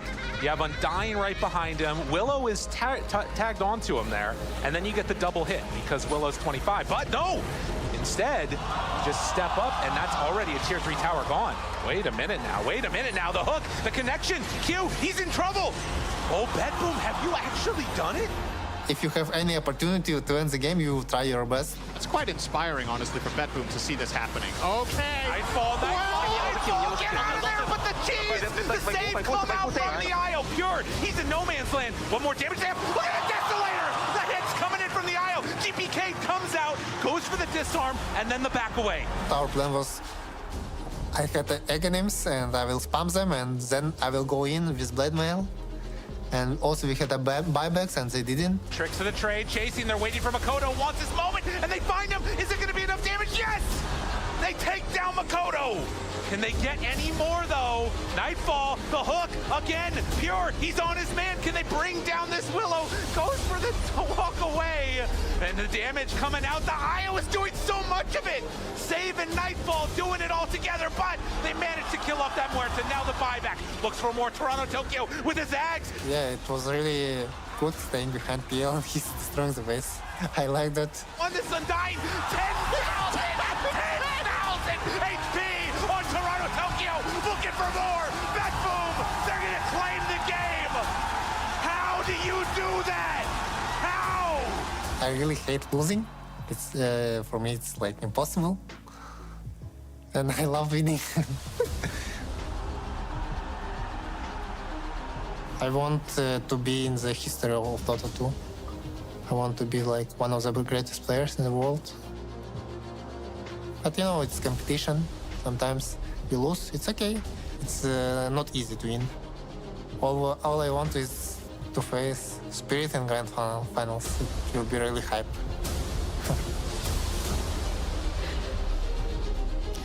That would be a pretty much hype matchup. Stumbling over my words, just thinking about how hype it is. And we had Team Spirit and BETBOOM in the final. I mean, Toronto Tokyo, he wants to go down as one of the greatest players. He's already won an Aegis as a mid laner. He could potentially win another Aegis as a POS 5. I mean, he already is one of the most impressive players we've seen in a very long time. The Team Spirit's TI10 win, we all saw True Sight, we all watched it. That call, that final game's draft call came from him. This is a player who has a lot of ideas, he has a strong voice, and he brings it to the team. So his transition to position 5 from mid just felt so natural. It just felt like he fills the leadership role in a way that a lot of other players who may switch roles couldn't.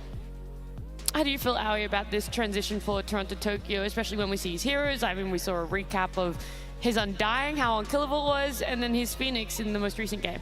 I think Toronto Tokyo's strength is that he has like unending confidence in whatever he does. I remember after TI11, he just came up to us at the after party. He's like, I'm going to be the best 5 in the world. And he was believing it. He spoke with full confidence. He's like, all the 5 suck. I'm going to be the best. And, you know, honestly, he's playing really well right now. I think it sort of goes into the game. Like, when he's able to show that confidence, you'll see him running with these Undyings, hitting buildings on +5 with 10,000 HP. Like, it's something that is a very positive, unique trait, I'd say, about him. Do you think that transitions into all the players on the side of BETBOOM, Rezo? What? The confidence that... I mean, for Toronto, like it really helps that he has all these like skills from the times he was playing mid, right? And right now, this transition to the supports, like all the supports right now, are having such a big impact in the game. So it helps like that he knows how to find those farm. You know, sometimes like on this Undying, like he's running around with 15,000 HP, like get to play this insane Undying like he used to from the mid like heroes right now, and it really helps, you know, having that experience from the mid lane. And we see the teams walking up on the stage already. Yeah, there's a lot of fans for both teams here. AZURE, BETBOOM, game number 2. Some changes, Effie, that you really want to see for either side, either for AZURE to double down on and get the win on the series for themselves, or BETBOOM to make it another game 3.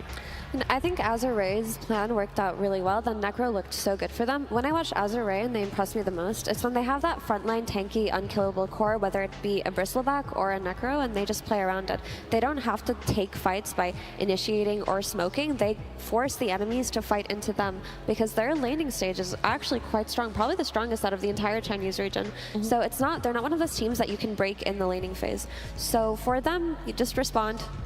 You don't necessarily have to run back the Necro, but to be able to, for example, pick the Dawnbreaker into a Chaos Knight, we saw how bad that lane was for Dawnbreaker, but still win the game, still have an effective performance, nothing to change from there. Was that lane bad for Dawn last game? Yeah. I feel like his lane was completely fine, no? He was like 2.5k net worth behind. Yeah, but the Tusker left to play with the Lifesteal, and they rotate on mid, he was left alone. Because I think like, this is how AZURE want to play. Like, they want to be able to leave Chalice alone. I remember watching them versus Extreme in the qualifiers. He had timing. He was playing like some off-lane 5 Invoker, and he would rotate with F by around the map. They killed like all 3 lanes. I think they're really happy if you can get out of the first part of the lane and then start roaming with the double supports. So you feel that AZURE is a team that ends their laning phase a little bit earlier, or they're just more active in that early compared to a lot of other teams that we've seen so far at TI? I think they're really good at identifying like which lane they want to play through and like moving between that. Like we saw in the last game, they identify mid, they have like a weak point, our Necro's level 6, we're able to punish that, take mid tower, and then they just sat in the enemy triangle and kept pressuring through this Lifesteal. I think how they do that is really good. And for the BETBOOM, I think the small adjustment that they could be thinking about is that picking pure hero early, like they did before in the previous series, where like, you know, the Spirit Breaker was untouched during the first phases, so they could easily take that instead of taking Chaos Knight, so that the role that could be taken for the next game. I know throughout this year, as you stood in for BETBOOM at some events, do you think this is a similar team to the one that you stood in for? Is it a very different team when you look at them from the outside as a panel member now? I think they're very different. Like, yeah. I think they're improving with every tournament, and it was never about skill for this team. It was mostly about the psychology and like how they think of themselves, right? If you think that you're number 1 and you have to perform to that level, then it's very hard to have that pressure in the game and deal with it. But I think right now they're way more chill in that sense. And I mean, you can see that they're playing till the very end, and they're not giving up.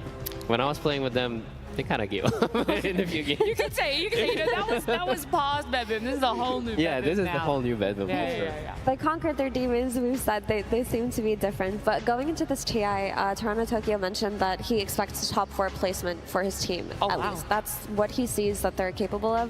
That's what he thinks that they can do. And I really feel like throughout the year, you've seen them progress as a team, right? Not just in terms of the way that they play and shaping their identity, but just in terms of determination. Because I recall there was the BETBOOM Dacha tournament a month ago or a couple of months ago, and they got eliminated early from that tournament. And that was their namesake tournament. And a lot of the eliminated teams opted to stick around and just enjoy it. But they left early. They left their own tournament early just to practice for the upcoming Dream League. Well, here they are. They're 1 game away from potentially being eliminated. Game 2. Turn to ban. Azure Rays turn to ban. Azure Ray versus BETBOOM team. Game 2. Got some cheers from the crowd there. They're just hyped to see some more Dota. Keep the action rolling here. So for game 2, we've talked about some potential changes. Straight up, BETBOOM don't have first pick, right? They're going to have this reaction for themselves. It is going to be AZURE. I would expect a few changes in the bans for themselves then, but hopefully what you keep talking about, Effie, is that they're able to get that initiator, someone tanky for pure in the off lane as their first pick. Would you want to do that? I mean, if it's one of the highly contested meta heroes like Centaur or Spirit Breaker, then absolutely first phase it. But if those heroes are taken out of the pool, I think they should just go for the meta picks that are still available. But you can have more creative initiating heroes for Pure. I mean, we saw Team Spirit very effectively play Axe. We saw them very effectively play Night Stalker. And those 2 heroes do fill the same vein in leading the tempo of a game. And Pure is a good Axe player. He's not a bad Axe player by any means. Yeah, I really like what Effie said there, actually. I think if you get a meta hero, you can pick it early for Pure, but if you don't, maybe you can wait a bit to give him a better matchup, and you get these matchups on like these NS, the Axe, like these heroes are a bit more greedy. The reason why they're not as meta is because they're normally easier to punish, but if you pick it a bit later in your draft and you commit more resources in the draft to it, then you're going to have a good lane for Pure, and then they'll be able to pressure that way. Yeah, I'm looking forward to this as well. Like, they decided to go for the road with the Chaos Knight as well, like for this game, and I mean, it's looking pretty nice because they banned the Spirit Breaker and Centaur, so there's a X and an S opportunity for sure. I think right here they can think their second pick right now. They've got the CK. I think they should leave their offlane and carry flex to the 24, and then you can sort of see, because CK is a hero that does what Effie was talking about. He's tanky, he has a strong lane, he can be a pure hero from the offlane, and that way they can focus his next ban for GPK's hero in the second phase, and sort of play with the idea that they're not going to know how to counter the CK. They overcommit in the offlane, we're just going to put it in the safe lane, stuff like this. I wonder what this Naga ban is about. I think it's generally just a CK counter from carry. Like if you have a carry or offlane CK, the Naga illusions are pretty good, and honestly Naga's a really high DPS hero. CK doesn't have any AoE for her. Makes sense. They banned it in the last game as well after picking up the Chaos Knight, so it seems to just be a response if they're able to get that in the first phase picks for themselves. So Willow finally comes out. I mean, Willow is a hero that's been popular throughout the entirety of the road to TI up until now because she's so strong as a support, and now there is the flex to carry that we see, which is really potent against Muerta, whose flex is still open. But even, let's say this were a CK Dark Willow side lane, if this were the offlane for BETBOOM, this is a very high kill threat offlane. So even if that's revealed early on, I do like the adjustments here made from BETBOOM. All right, Rezel, so just hypothetically, this Muerta Tusk safe lane.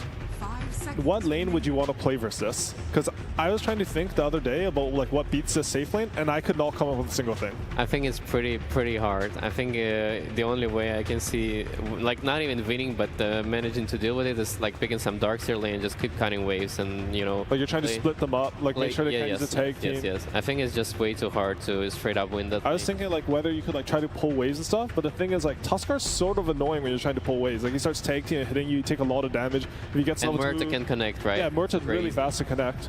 And you just can't fight into the safe lane. I mean, a lot of teams are not putting in the safe lane, but it's just like when you have these two heroes, you have the option. Again, with the Dawnbreaker Tuskar, another very stable lane for them, I think.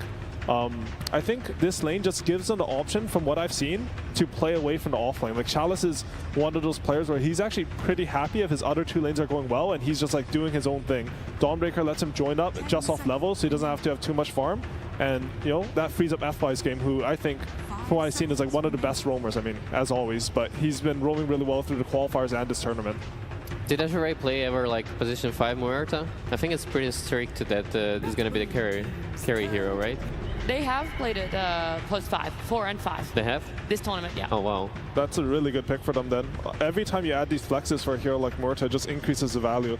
Because like look at BETBOOM, they're trying to draft a hero, they don't know what they want to counter right now. They feel like, okay, we can put the CK versus Dawn, you know?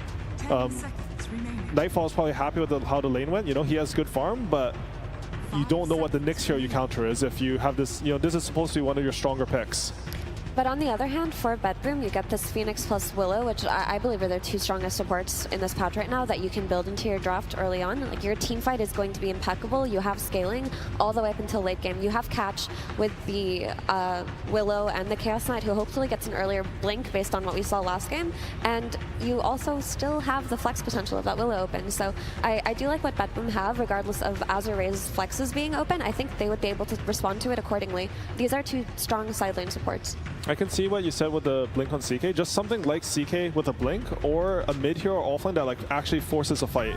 I feel like the shortcoming, yeah, Void does it really well. I feel like the shortcoming of this Kunkka in the offlane is the fact that like X is a very slow initiation. I think you mentioned, Reza, like this is a follow-up hero. You don't want to start the fight. It takes a long time to get into position, to get their saves off, etc. If you have something to force this into the Phoenix and Willow team fight, then I think, you know, they just added the Face Void. There's a lot for AZURE to fight through.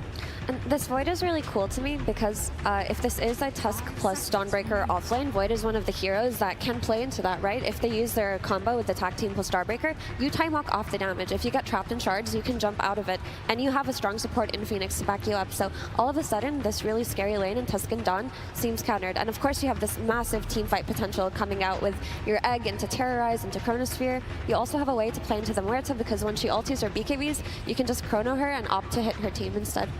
Yeah, as you can see, the BETBOOM values GBK here way more than pure here, and they kind of decided that they don't really need this flex to be the very end, you know, to keep it to the very end. I mean, for the Dawnbreaker, there's like one build that I enjoy when I was playing him against the Void, which is like just Russian Aghanim's, you know, or like going like Reeves Aghanim's, and it reveals a lot of like, you know, this Void aggression with Phoenix.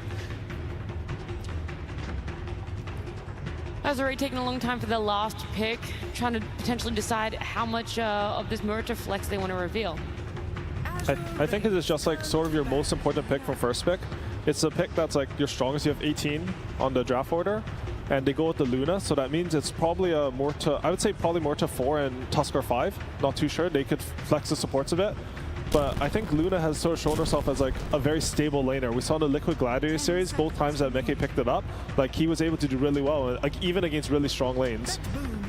It also gives them tempo, right? If this Luna has a good lane, they can just play around their Somnus hero, whatever it is, and just take buildings. Similarly to what they did in that first game, they forced BETBOOM to fight into them. However, though, this time around, it seems like BETBOOM have much better tools into fighting into them. Like, if they do decide to 5-man really early with this Luna and go for an objective, all of a sudden you're worried about the Chronosphere threat, you're worried about the Supernova, you're worried about the Bedlam coming out from Willow. But I think this time for BETBOOM, they have slightly weaker lanes compared to the first game. Because this Luna Tusk seems like a very strong lane, like especially Dawnbreaker and Muerta. I think it's a very good matchup against Void as well, and Phoenix. Does that mean that both teams right now looking to mid laners to round out their drafts, to bring it all together? Who's going to be revealing first? AZURE as well. They're going to be picking out of this spanning phase. I think they'll look for a hero that lets them set up the Dawnbreaker ulti. They just want somebody to start some fights for them. Is Earth Spirit in the pool? I think Earth Spirit can be good if they have enough bans. Honestly, like the Dazzle's still in the pool, so it makes a lot of these melee heroes hard to pick. And there's also the TA. These are the two heroes that it's hard to pick melee heroes against. But honestly, I don't think TA works that well with BETBOOM's lineup, so they might be able to get away with banning Dazzle into picking one of these melee initiators. I love the Dazzle suggestion, actually. I think it fits AZURE lineup very well. Yeah, actually, they could do Dazzle themselves. The hero doesn't really lose many mid matchups, right? Oh, the puck. It is a hero that sort of sets up for the Dawnbreaker. it is, from what I know, a bit susceptible to some counter picks this patch, because the hero starts with 0 armor, it doesn't trade that well. But it's, you know, I think it's one of Solom's Siggy's. He's going to have a lot of impact with it and scales really well.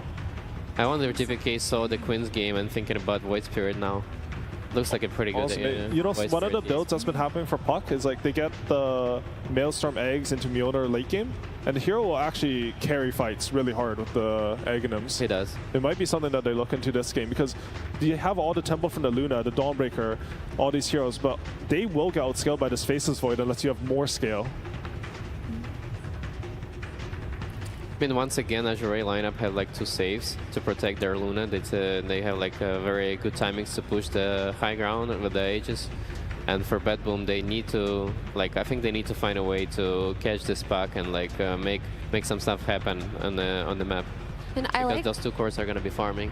I like Earth Spirit or Tiny for BETBOOM. Just some kind of a melee stun hero. I mean, the DK, we forgot about him, but that was the classic Puck matchup. I think that if you have some strong frontline hero to set up for these Chronos, you know, suck some damage to yourself, and just have a stun to play off of with your team, all of a sudden you're not so dependent, if you're BETBOOM, on these really long cooldowns, on these Supernovas, and on these Chronospheres. And this is a traditional counter pick mid, so I do like the DK. We were talking about this in the Gladiators Liquid series, right? We're like, oh, they could go DK, but no one's playing him. What do you know? Elimination game, you pick the DK. I think usually what this hero suffers from is usually a lot of the 4s and 5s have too much damage from early. Like, imagine like BETBOOM supports playing DK against this.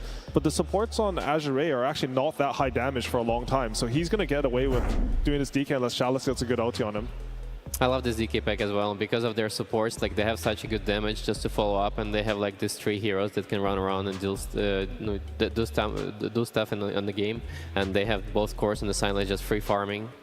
Yeah, for me, both drafts are quite even. Like, I see the strengths of them and the weaknesses of them, and the weaknesses of BETBOOMs are, you know, like Roman mentioned, the side lanes are weaker. They're a little bit cooldown dependent, and DK can get bursted on early in the game, but they have overwhelming team fight. The team with overwhelming team fight on main stage TI, I can never bet against them. Alrighty, we got another coach interview to go over to before we jump into game number 2. Hello, I'm sure you heard this joke before. A Spanish man and Chinese man walk over to Lanham, the well-endowed. Let's ask him about this draft. Lanham, last game, everyone was on the edge of the seats. We didn't know what was going to happen. Were you feeling the same, or were you confident in your team's abilities the whole time? 国主你好，就是前面一把观众们都看了心惊胆战，就想问你当时是怎么样的一种感受呢？我也心惊胆战。It was the same for me. Okay. Now, I've been learning some of the Chinese memes, right? So, last game, it looked like a max muscle kind of game, yes? Is this game gonna also be a max muscle game for you guys? 前面一把可以算是肌肉刀塔拉得满中满，然后这把我们会不会再次看到这个肌肉刀塔呢？这个得看选手怎么打，好吧？其实上把对面我感觉打得挺憋的。 It depends on how our players are going to play it out, because I think last game the opponents kind of made a lot of mistakes as well. Okay. One last flex as we send it over. We're ready for this game. Can we hear the stage roar for China? There you go! Back to you guys. Thank you so much, Avo. He tried so hard. They got there in the end. I like how Jin was able to, you know, translate what the flex was. Yeah. By the way, but we're here, game number 2, a very different draft. Lanham playing against DK this time on a TI stage. Oh, the memories. It happens. First DK game with a TI tournament so far. That's right. And surprising, it's a tanky hero that sits in the front. You know, you'd think like hard blade mail. Why not pick Dragonite? And it's mostly because he has that built in. So when you buy the heart, it kind of is like redundant. And so he doesn't do anything special that like a Primal Beast or a Bristleback does. They do a lot of damage. And Dragonite doesn't do the damage. In our last game there for Liquid and Game Gladiators, we had the Quinn Void Spear come out, which was a classic counter to the puck. And now again, we're having the DK come out as a classic counter to the puck, and both heroes that we haven't seen a whole lot of. As you said, this is the very first DK pick. So, but the reason why that we're seeing here, it is an absolute classic. You go for this instant stun, as we call it there, on the Dragon Tail, something that is very reliable when it comes to controlling up this pesky puck. And Somnus going to be playing a very different game compared to the previous one. Necrophos, you're just constantly in their faces, and they're sort of like dealing with you and trying to damage you the whole time, and you're just healing through it. Somnus now has to play a little bit more of the cat and mouse game of just don't get caught. Yeah, one catch and he's dead. All 3 cores have a way to stun you for multiple seconds, and Chrono and stun from the 2 other strength cores, and the subs have really high damage. The Dark Willow has damage on the DK stun, the Phoenix has Sunray for damage, so anytime he gets caught, he might die if FY is not there to save him. Well, the other thing that I can sort of talk about here as well is going to be, you know, a lot of people talk about the new type of DK build, and people thought that it was you that ran it first, Gunnar. But you told me that it was actually Moo. This was originally Moo's build, the Manta Aghanim's. Do you think it's a good game for it here? Yeah, it was something that we cooked up together, and so he told me to buy it, and I bought it first, so, you know, we both take mutual credit for that. Okay, and, I like it. The Manta, I think, is really good for how the meta plays out right now because it's very slow. It's hard to hit high ground. Lane. Very fire. Not even close. Sorry, Observer. It's okay. Yeah, it's okay. Yeah. Keep them on their toes. And so... Brent, that is on you. Unbelievable. It's debatable. Somnus is going to go down. Level 3 DK finding that kill. Interesting.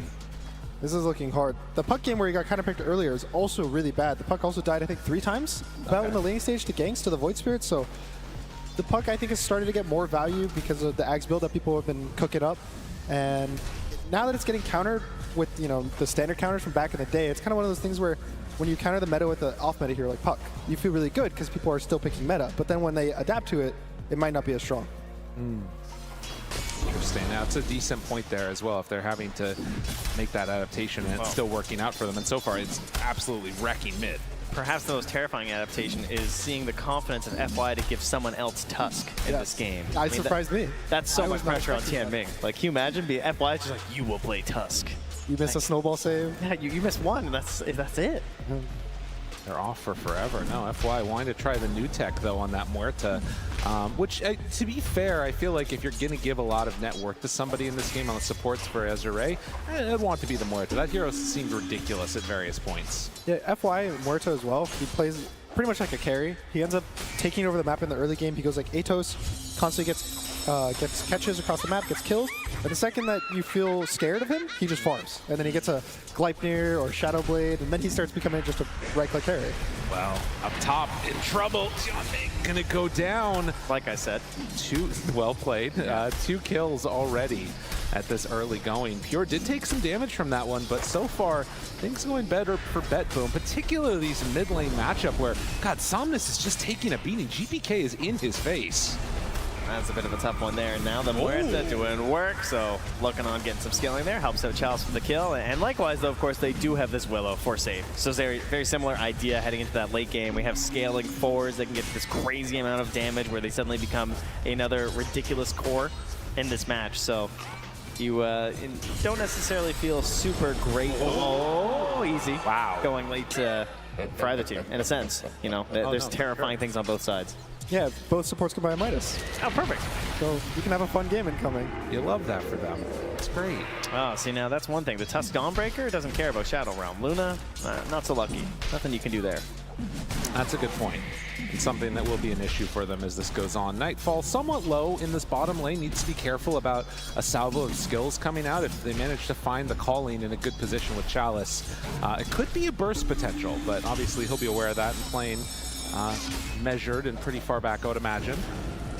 I think the first big move we're going to see is the Tusk probably will rotate on this 5 minutes each bot. They'll take the gate, kind of, you know, do a little wraparound on the Phoenix. Oh, well, go on the Phoenix early. The dead shot's there. It's not enough for the kill. Did use a lot of the mana there from those heroes. Somnus is getting bullied mid. Yeah, that is really feeling like the story of the match. Doubled up on CS. 11 denies, too, is the one that really hurts. And level 6 already to 4. Level 6 to 4.5. Oh. Yeah, that hurts. I mean, we saw this tower go down really early on, and I guess this has kind of been, you know, the turnaround that they're hoping for. Give GPK a better lane. And the nice thing is the supports on AZURE don't really have the damage to chew through a Dragon Knight in this early game, so even if they come mid, they don't have the coil, they don't have the damage, so he can just hit the tower for free. Oh, nice play. Double Bramble, and then pulls him into another one. Tianming low. Will it be enough for the kill, though? Slowed and needs to get range, needs to get vision, hides behind it. Now the Luna keeps him alive. Instead, they turn onto Lul, find him for a 1-second stun. Tianming doesn't die. Oh, wait a minute. Oh. I spoken too soon. He doesn't die, but the Luna did. It's even worse. Yeah, he tries to help his buddy out. Of Bramble left too. Oh man. The big thing for mid, the 6 rune. Covering it already. GPK there. It's going to be an invis taken away, so no refill for Somnus. He's just trying to farm these waves and not die ever so desperately. I'm so scared for him. Dun dun dun dun dun dun dun dun dun dun dun Oh, the body block? Got him. He loses more than half his HP from a single stun. Every stun. Oh, up top, actually Trouble and Dead. Saw it there on the picture-in-picture. Managed to find the kill on Tianming in the end. Lul has to run away. These Chaos Knight lanes, every time, it just he has so much sustain, so much go, just a stun, he has a pull, he has everything just built into his kit in the early game. And so last game was kind of nullified because he was versus such a strong lane in the Dawn Tusk and he was in the safe lane. Now he's the off laner and the carries are always weak. Look at this though, they have them where to here with the Phoenix in behind, 3v3. Making a move, anticipating this, and Pure, he's in trouble, but still, they lose Lul, and Pure gets away. Oh, this is not what AZURE were hoping for. More people brought in from BETBOOM, and every early move has been into their favor, and this is on the top of GPK. He's taking this tower at 7 minutes again. Yeah, not even 6 yet. Yeah, the kills went the way of BETBOOM in the first game as well, but it was not this devastating blood grenade? as the lane. Dude. Just swipes them down. GPK is having a hell of a game. All right, first DK game of the tournament, but hopefully not the last, it looks like. Looking that way. Great game. He's going to get this Blink Dagger online. The Dark Willow will probably get to take mid now. He'll probably rotate top on the Dragon Knight. Dark Willow takes mid, gets another 6. And then with the Bedlam and the Blink Dagger, they just get kills across the map off cooldown. The last time he was meta, she couldn't just put Bedlam on top of him. You know, that's pretty cool. Nice new combo that he gets to try out here on the Dragon Knight. Yeah, provides so much damage without committing the Dark Willow. And you can just pre-click it on the Blink, have an instant burst, and every hero will die to that in the early game. Especially this poor Puck here. Especially the poor Puck. Needs to figure out what he needs to go for, because right now Puck has queued up Treads because he's that far behind, but then the Witchblade too, which is obviously what we've seen a lot from Puck when he gets played. But in this game, that's going to be a long window where these instant stuns can wreck him. So Somnus is going to have to play around some dangerous territory. Well, it certainly feels like a lot of space is going to be opening up here for Nightfall as well. You know, his last hits aren't too ridiculous or anything, but it's going to be very hard to try and pressure him and also give Somnus some sort of a game. Dude, he shows for a second and GPK walks over towards him and says, yeah, you're not getting any of these last hits. I do like the switch that they did in the draft on side of BETBOOM, where instead of the CK just tanking this Dawn Tusk lane, they move the CK to off lane and they pick a Void, which is even better. You have pretty much no pressure, so the Tusk moves to 5, because they know they can't pressure the Void with the Ice Shards. And you know the CK will have a good lane too. So now, pretty much instead of last game where I would say they had 2 losing lanes, or an even lane and a losing lane, now they have 2 winning lanes. And so their lanes are so stable now that even last game, they were at the same kill score. They were 6-1 at this point in the game, but they didn't have this gold lead. Yeah, and they were the ones losing towers. Yeah. You know, you have this Pugna just running around, knocking things down. And now they have the Dragon Knight. Yep. So everything's kind of flipped in the side of BETBOOM, I would say, except for the kills. The BETBOOM still have the kills, so everything just going BETBOOM's way right now. Well, they have this Chrono here too. So kind of threatening a bit, but in behind is Tianming on the Tusk. They go for one, tries to find Nightfall. He's, ooh, has a jump. Still manages to get some separation there. And with save showing up, it should be enough to run down Tianming, who does get rooted again. They don't want to go for it. Yeah, Card doesn't want to commit in. Didn't have actually the Tomahawk back up anyway, so no options here. And now Somnus, maybe with some weakened heroes, could find something. Has an Arcane Rune here too. Desperate times. Would be exactly what he needs to get involved in this fight and make something happen. But I mean, that's a Treads Blink Bracer DK. It's like, not if you don't know where he is, you're in so much trouble. Dude. You don't even kill him if you know where he is. Yeah. What the hell? And he already has the glove for his Midas too. He's so farmed.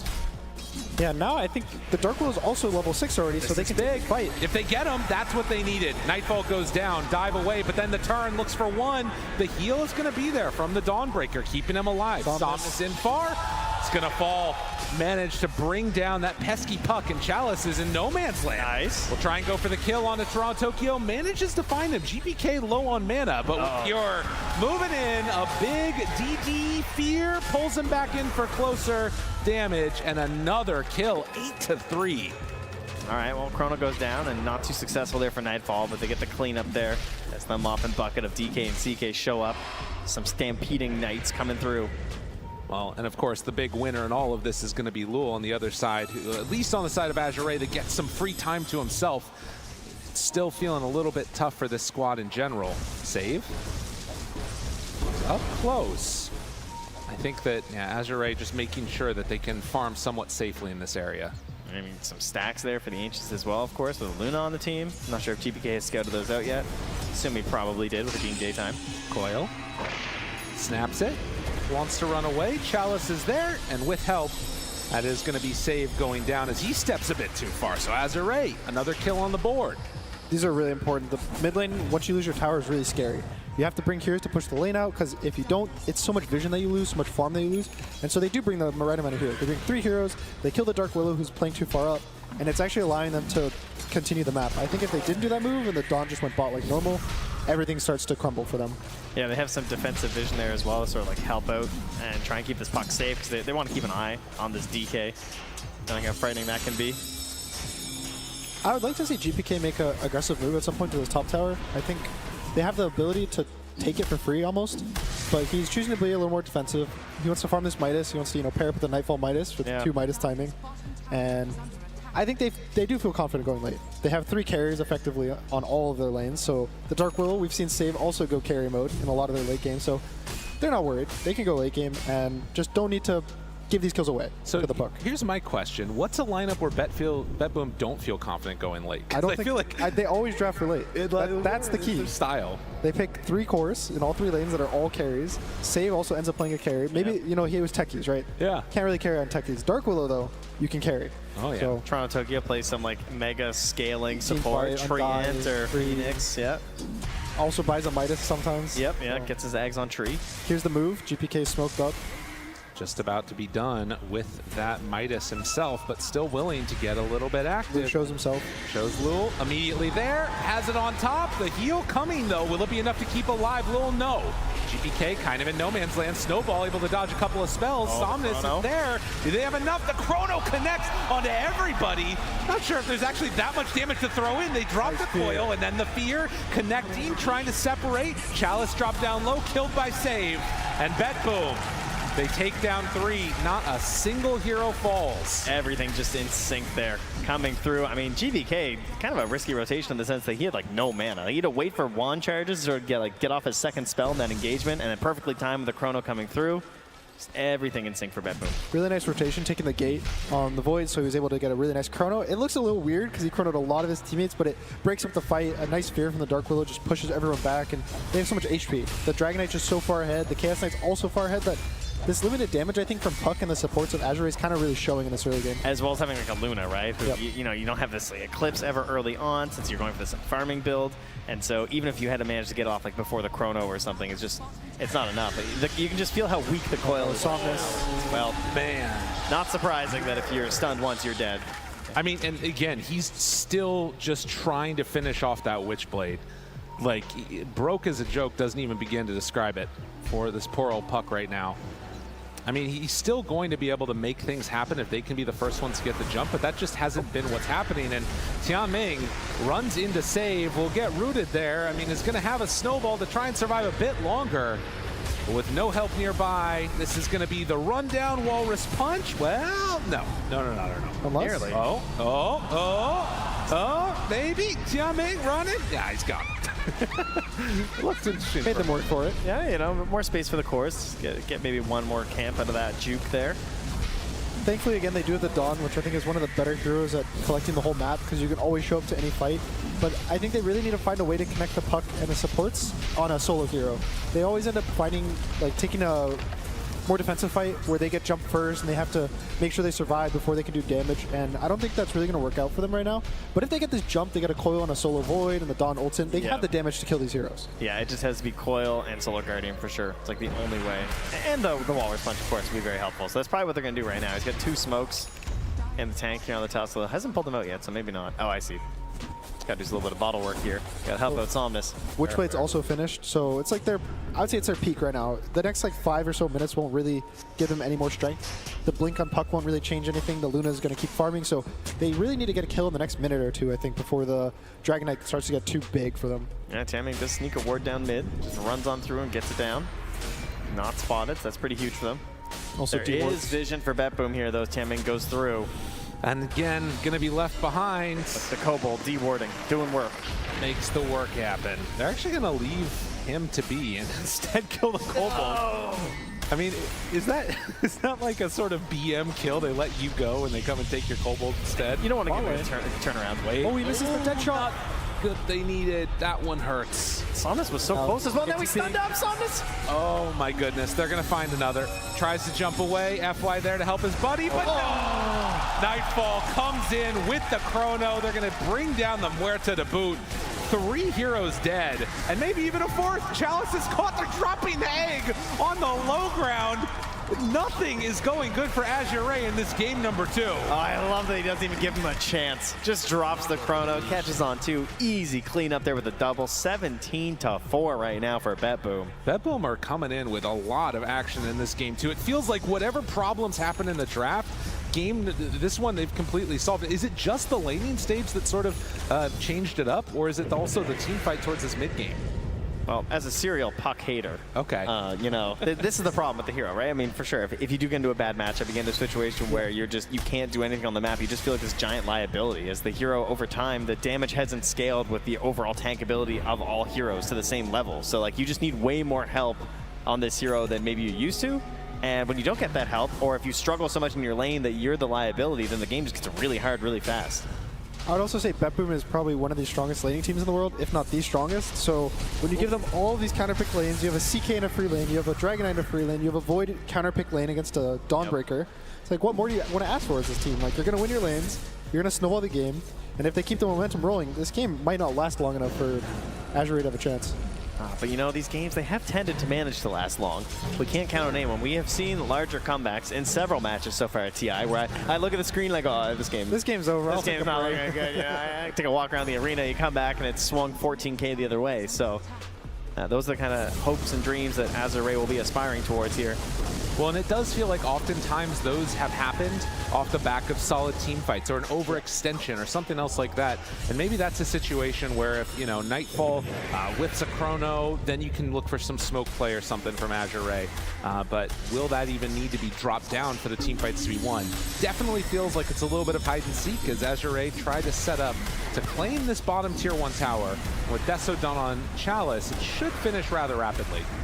We've also seen a lot of Luna games where the early game is a little slow, but she hits some point where she doesn't die. The new Shard is really, really strong, and I think it's honestly undervalued. Even in the games, you don't feel like it's going to do that much, but it's damage reduction, and it's also just constant right clicks in a circle around her, and she's versus 3 melee cores, assuming, you know, Dragon Knight's I'll call him a Look at that.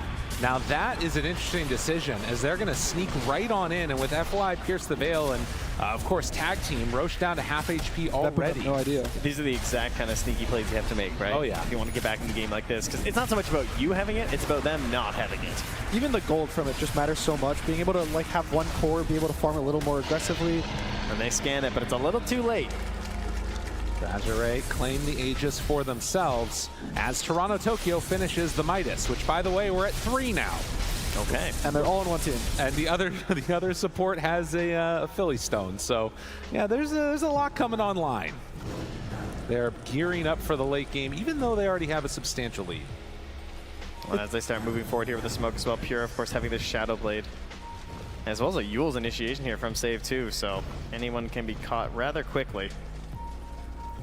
They just need to find any hero. Yeah. Oh. FY shows on a wave. That bounty rune, it's going to cost you your life. 2 seconds stun, he done. Void might find something top if Muerta's not a little careful. But FY will be fine. Gotta grab the Lotuses, you know, stack them up, get that block of cheese later. Well, Gunnar, is it gonna happen? Are we ever gonna get a block of cheese? Have you ever even mentioned it in one of your games? Has anyone ever been like, yo guys, I'm going block of cheese? I think we were the first team in DPC to make a block of cheese in a game. Oh, okay. All right, that's good. I don't want to quote that, but we made it in one game. Right, in one DPC match. I don't think we've had one on LAN yet. No, I don't think so either. It just hurts too much to be able to not want to use them. Oh, that's true. Because using them matters a lot in these fights, especially for the supports, where you don't want to commit everything and they pop the cheese or the Lotus and you feel like you just wasted everything. So it ends up just being unrealistic to save your Lotuses for that long. Dude, and when the game crushing dreams right now. Okay. I know, it's so... Yeah, guys, give it like 10 more minutes and we'll get like 3 of them. All right, I like that. Thank you. It'll be appreciate it. Just lie to us. Yeah, that's what we want. Okay. All the Lotuses. By the way, we are now going to quickly be approaching a 4th Midas on BETBOOM. Save had 4-step queued up and decided, nope, we're going the other way. He just clicked around. I know. Saw his allies like, oh, you guys are doing that, huh? All right, I guess that's the play. But another objective knocked down here.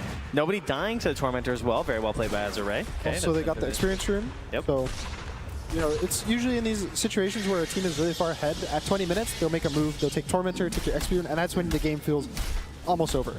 Yeah. You lose so much, you lose all the gold experience. You have nowhere on the map to go. They're outside your base. But thankfully, they actually take those objectives for themselves, so they keep moving the game forward. And that's what they need to do. It's just make small steps, keep playing the game. The longer until you lose, the more chance you have to win. And it has felt like it had been like almost a little passive there from BETBOOM in some of these moments. Like that's the idea of how long GBK spent farming just the Midas in his own jungle, not rotating up top, and then not going for the super aggressive play of like trying to punish the Tormentor in the Wizard Room at 20 like we have seen several teams do. It is really interesting. Like, they kind of just like controlled. You're seeing them buy all these Midases. Feels like they kind of have this mindset of just like chill. I really don't want to give them any opportunity here on AZURE. Oh, yeah. Well, and the other thing, too, is that, I mean, yeah, it's an 8K gold lead. In terms of fighting strength, with 0 Midases on the side of AZURE, I wonder if there actually is going to be a window where they take, like, a solid fight with Luna Aura and all this other stuff where they can actually win it. Yeah, you're down on Midas gold in that sense, and they have the Aura. Oh, no. Oh. Whoa. They didn't see it. Nightfall knows. Nightfall. He knows. Atos, leave me alone. I don't want to be here anymore. FY tries to jump away. Here's the Veil. Okay, meanwhile, down bottom, oh, they try and turn this, but the timing of that one was so nice, and they run in with the Tusk, immediately gets stunned. Yeah, FY just leaves. They have the perfect answer. Somnus tries to get away, but Save is all on top of him. Pure tries to run out also, as they focus their efforts onto Lul, pull him back in, kill that hero too. But FY lived. FY did live. FY so we're going for the positives here. He forced a 4v4, and they tried their best. And no chrono. Yeah, some opportunities. Unfortunately, not able to connect on what they needed, though. And it's immediately back into just choking out the lanes and pushing up here as GBK is closing in on Aghanims extremely close. It's like 300 gold away now. It's also going to be perfect timing with level 18, which is when you really want the Ags. Because before it's okay, you get the Frost, but once you it feels terrible. Yeah, once you get level 4 awful. Dragon, that's where it starts being really strong. A giant guy, he's ready. About to have it done at that Aghanim Scepter. And of course, the other thing to watch for here is going to be that next Aegis. So 3 minutes until it's capable of respawning. Still a ways away to know what it's going to be. But yeah, it's just been all BETBOOM this entire game, it's felt like. And Chalice, along with Tianming, decides to go for the easier kill, and he dies very quickly. BETBOOM, keep it up. Where do you go for AZURE? It's really hard to find a really nice location to go just to farm. You don't even want to fight at this point. You don't. You never want to say like we can kill this guy. You can't. So it's how to find the ways to farm so you can kill people. I think FY is honestly doing a really good job at still being on the map, forcing out heroes, farming, but. No, he's fine. Surely, he's fine, right, guys? Yeah, he can farm in his tier 2. Jeez. What could go wrong? Gonna have to start cutting some waves, it feels like, maybe, for Somnus. It's so scary. You have to cut waves versus 3 different cores who can kill you from the fog. A support who honestly might be able to kill him from the fog and save. Yeah, with the Euls, so. Are you just gonna risk it? And you probably have to. Yeah. You have to do these moves that are just risky, because if you don't, you just kind of sit back and let yourself lose. And look how fast they're just on this as well. Like coming back, checking out. There's a sentry. Shadow Blade. Yeah, they know. So maybe it'll be okay. Somnus with his Invis rune. Oh, they're bringing numbers. They want to set up onto Pure. Interesting. So if he sticks around, this Invis rune might actually end up making the difference. Okay, or it won't. Or it really, really won't at all. They force rotations and then everybody runs away. If he had have gone the other direction though, like he goes off to the east instead, like they probably just clean him up. Would have been pretty cool for him, but not going to be the case this time. Backs out, going to jaunt away. And then the call is maybe push down mid a bit. We'll see if they get the D ward onto this one. Yeah, they're gonna move in and get it. Now they're trying to get sneaky though. Luna Shadowblade out next for FY as well. Doing their best. Maximum creep cutting available, and yeah, you can see the item that Somnus has queued up next. It's going to be that Lincoln Sphere. He needs a way to not just like immediately die. Yeah, and so the second Roche is coming up, as you were saying earlier, and the second Roche is that's like the game closing one. If you're going to end the game before 50 minutes, it's on second Roche. And so AZURE did a really good job at taking the first one. It was really sneaky, but I don't think BETBOOM will let them get in that situation again. No, and they obviously like cleaned it up nice and early too, so you kind of get this good timing. Yeah, they're going to get this like 27-minute Roche probably around, and that's a really nice timing. You can chill for 2-3 minutes, and then you go with the 30-minute siege. Oh, he's going right for Lou. He's not even stopping. All right, no, stop. Yeah, he sees the shard, and he's like, okay, never mind, you know. Meanwhile, Chrono, it's up. He's hunting Nightfall. Wasn't able to get anybody. Chalice went up to the high ground instead, so they get some separation there. Lula's still staying farmed on this Luna. He's, you know, right along lines with that Faceless Void, but it's the rest of his squad that just doesn't really do that much, and Puck in particular, Somnus, that has had a really tough time of it. It's so hard to recover on this hero. I feel like when you see Pucks maximizing their net worth, it's because they have full control over their own jungle. They can do all the little double orbs where they're like hitting every single camp constantly over and over. Or they're stealing the enemy camp, so even if their net worth's the same, the enemy has lower. So it just looks like they have more gold. And this game, he's not really able to do anything. I think the DK pick really shut him down. Similar to the Void we saw earlier today, where they just pick these heroes that go on the puck and don't let you play the game. 6 deaths, not something that you see that often for Somnus. 1-9-2 right now on the Tusk. And every time we see a DK, the crowd goes wild for some reason. They love it. This was a really fast Roshan. I think it was a 6-second respawn time. Oh, I imagine too. Are they going to go through? No, they're thinking about it. Imagine. Mid lane?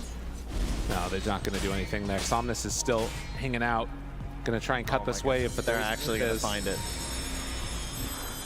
So one thing AZURE is doing really good is they're still farming the map.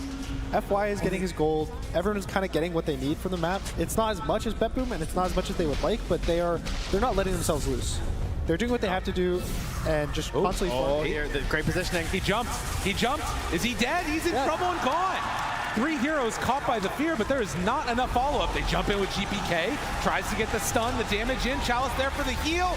Manta dodge, not going to be enough. Godlike from Pure as they chase down Chalice. He too will die. They get 1 kill, but it cost them a lot. So AZURE, they will lose for BETBOOM. Clear path towards high ground if they want it. Man, this is exactly what BETBOOM did in their series versus Virtus Pro. It was the exact same thing, right? Like where they have this lead, and then you think, okay, you know, they're gonna make this good play. They get this snipe, and every single time is immediately punished. Like they're always so ready to back each other up in these games. Also, you just know that it's the right play. That you have to punish the guy who's jumping the wave. You can't just let him get away with other things. But it's not enough. Yeah. They all just die, and now their base is getting pushed. Just like that, GPK on the high ground, taking a tier 3 tower. The ultimate is going to wear out pretty soon, and you can see the amount of respect that BETBOOM are having for the potential of AZURE, and I guess also their confidence going into the later stages that they know we don't have to take those risks right now. Yeah, and you can see some pings starting to head towards that Roche pit here as it's almost 30 minutes, so it will be rotating down bottom relatively soon. There's also a DD in the river. Gonna miss that one though. I also think there's probably some level of, in the last game, I feel like BETBOOM was really close between the two teams, the whole game. Like less than 2,000 net worth for the majority of the game, but they kind of got outscaled.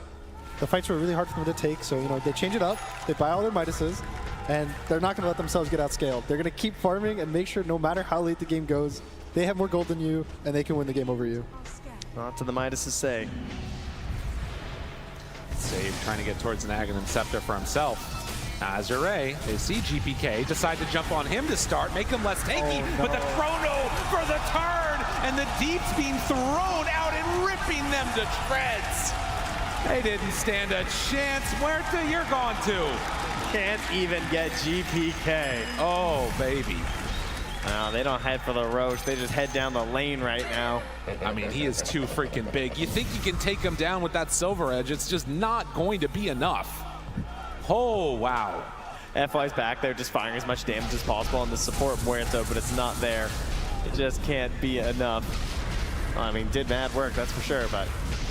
Taking it down up the lane, trying to put the nail in the coffin right now. And I mean, after using the chrono, there is a window where that's not up, but they're taking the buildings through backdoor protection, still willing to stick around. And I mean, honestly, I don't think that there's any reason that they have to leave at all, but they're still going to play it safe. You know, they glyph, they're coming back alive, and they got Midases. There's a Roshan. There's a, yeah, you know. Midas efficiency. Yeah, the gold. There's probably Tormentor as well soon-ish. You know, we're in there. Oh, man, look at this. How quickly this could have turned, but... What a chrono. Just gets it off right in time. And wasn't able to quite get the finish there on the GPK. I thought maybe even the Luna Shard was going to do enough to take him down at the end, but it's just too freaking big. Just the Sunray. It was a perfect line. All 4 Dire heroes in a line. Oof. Dragon Knight also in the same exact line, so healing all the heroes, damaging all the heroes. And Nightfall just got to sit there, hit them, and they all just die before the chrono's over. Nightfall, you know, maybe he's played some Phoenix or something. He's helping out. It's just like Toronto, look, I got him. I got him lined up. I'll just chrono my own teammates. It's fine. Into the pit they go. Trying to take it down. GPK says, hey, how you doing, everybody? BKB tries to run out the root, the damage, the Sunray. It's hitting on the Lu, and there is not an answer in the world for that. They take down the Tusk and the Luna, going to claim the Aegis. FY tries a dead shot. 2 is going to go down. This is not for you to take. They're going to also find Somnus, who will attempt to escape, but the Terrorized chase down, blink away. Tries to farm some creeps for a moment, hides behind the tree, but the stun is there. And GPK, as he's done many times in this one, is going to force Somnus to retreat. No answer at all. Aegis on the Faceless Void, and GG's called. They've had enough. Yeah, that's fair. I mean, go for one last glorious attempt there. You know there's no chrono at that exact moment in the pit, so they try and find something, but they kind of knew. This game got out of control really fast. This one, I mean, at 5 minutes was when the big swing happened, if you can believe it or not. 10 minutes were at like an 80% win probability or something like that. It was just a devastating beatdown from BETBOOM. I really like how they did their lanes this game. I think they had winning lane matchups for all 3 lanes, so I think the draft was really in their favor. I would say, you know, how the game looked is how the draft was going to play out. Yeah, not a lot of surprises there. Now, getting a little bit of love from the crowd after that impressive showing in Pure. The young player feeling a lot of it right now as we head on over. I mean, this, again, you think about the mentality of a team. That's been one of the big criticisms for BETBOOM for a while, is their inability sometimes to come back from a loss. Sometimes they maybe would get a little bit tilted, but it feels like on this big stage, when most pressure is on them, they were able to stand up to where they needed to be. Do you think in game number 3 we're going to see anything remarkably different? Is it the same type of dynamic? I think they're getting pretty fired up. That's what it looks like to me. You know, Pure there, he's coaxing up the crowd here. He's feeling good about it. If anything that I would expect to see change, it should just be straight up better lanes for AZURE, right? Like you feel like they're going to put more focus into that. Maybe just focus a little bit more on the idea of flex and the possibilities of the matchups that could occur. Right. And you know, probably not such a bad puck game. I think giving the puck gets counterpicked, Dawn gets counterpicked by Void. That's all the number ones. It feels like they got really counterpicked in those lanes, and Chaos Knight's probably strongest laner, just blind pick right now in the whole game. Yep. And so they give that away too, so they don't really have a response to the offlane Chaos Knight, and it didn't feel like they had any responses. They just kind of picked their best heroes, and it didn't really work out. Support duo as well, you know, That's you how can it lane goes. and finish. It's nice stuff. Tough stuff indeed. We'll see if the panel can come up with some more answers to strengthen up those lanes a bit as we head on back to them. Thank you so much. This series is now tied 1 apiece. We're going to be seeing a game number 3 for our second series. So BETBOOM, they were dominant in this game. They actually took game 1 personally, and they said, we are not going to get 2-0'd. This is not how we are going to go out of TI. So Owie, BETBOOM coming in with a fire in themselves, and this lineup just snowballed. There was no stopping it on the side of AZURE. Yeah, I think they played the lanes even better than we on the panel expected. I think, like, I mean, no one was expecting the DK to do this well versus Somnus puck, right? Like, he just completely took over the game from the middle lane. He had, like, I think double the CS, 10 more denies, and he just, everything flowed from there. And there was no comeback mechanism really for AZURE. You look at these heroes, Luna needs to farm, Puck needs his side lanes to win so that when he does rotate they can get kills. And Dawn plays as a hero who needs setup, right? Typically somebody who's doing an okay job on one side of the map will start a fight, Dawnbreaker will ult in, and then you can go from there. But none of these conditions were met for AZURE in this game simply because of how well BETBOOM played those lanes. And of course the solo kills mid by GPK. I mean, I love these little tricks on the lane. GPK brought the blood grenade, and he killed the puck with it second time. Like minute 6 or something, clutch. right? It was very clutch. Yeah, I've never seen that before. That mid player bringing that blood grenade and having that opportunity to like finish the hero. It's amazing. Yeah, and I mean, he performed like super. Like he outperformed like anybody else like in this particular game. But also pure. Like he was very stable, getting all those pickoffs. Like playing like 12-0 or something. Like it's a very solid gameplay from all of them all around. It was the first Dragon Knight of the tournament that we were seeing as well. GPK, not only that blood grenade, what's the word I'm looking for here, Reza? You know, the blood grenade trick. Trick. Yeah, I knew you'd know it. But he did. It's a Dragon Knight first time. Allie, you already talked about how in the draft phase, you didn't understand why people weren't going for it, that it could have been this counter. Now we see it. It's pretty big. Is it still a very situational hero, though? I think it is situational. I think they're able to pick at this game because there's not really any damage on the supports of AZURE. Like, Murta will eventually get damage, but honestly, that's way later into the game. Her spells are just like good team fight. They don't do that much. Also, I feel like even this game, like, it performed above expectations. I could even see a game where if he doesn't dominate mid so hard, I saw some Mortas, they would rush like a Veil, Discord first item, not even any boots, and he could play on Puck, and DK could actually die to that. But because of his lane dominance, like, there was no angles at all to fight this DK early. I think a big reason for the decline of DK in general is he's usually really popular in metas where spirit heroes are popular, when you need that instant stun. And though Puck has made some appearances this TI, he's not that popular of a hero. So if you don't need that instant stun from mid lane, if you're not hard countering anything, you're just a DK. You don't do that much damage, you're not as tanky as you used to be, and you are dependent on your team. But that was perfect conditions for DK to be met. Anything else that really stood out for you about BETBOOM here, Reza? Because this game, we've already said it was a very stomp sort of game. Is there much more to break down and talk about? The only hope they had is like killing the Nightfall 2 times in this game, but other than that, they had like really no chances because of their lineup, as Mira mentioned, doesn't have really like a good mechanic of coming back, especially after you're losing your lanes this hard. Yeah. We have a little bit of a content piece for you guys. AZURE, we got to talk about everything that makes them a team. TI 势力对我来说，在小时候可能会非常难受吧。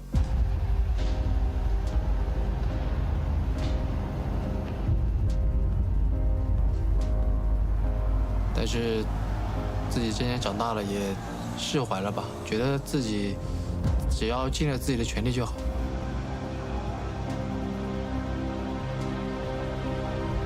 就自己还算是一个可以重新站起来的人。I followed FY closely. Man, how's this guy so good? Because he didn't play for a relatively long time, and when he came back, he's just like FY God once again. 我觉得打 TI 冠军和过程都很重要吧。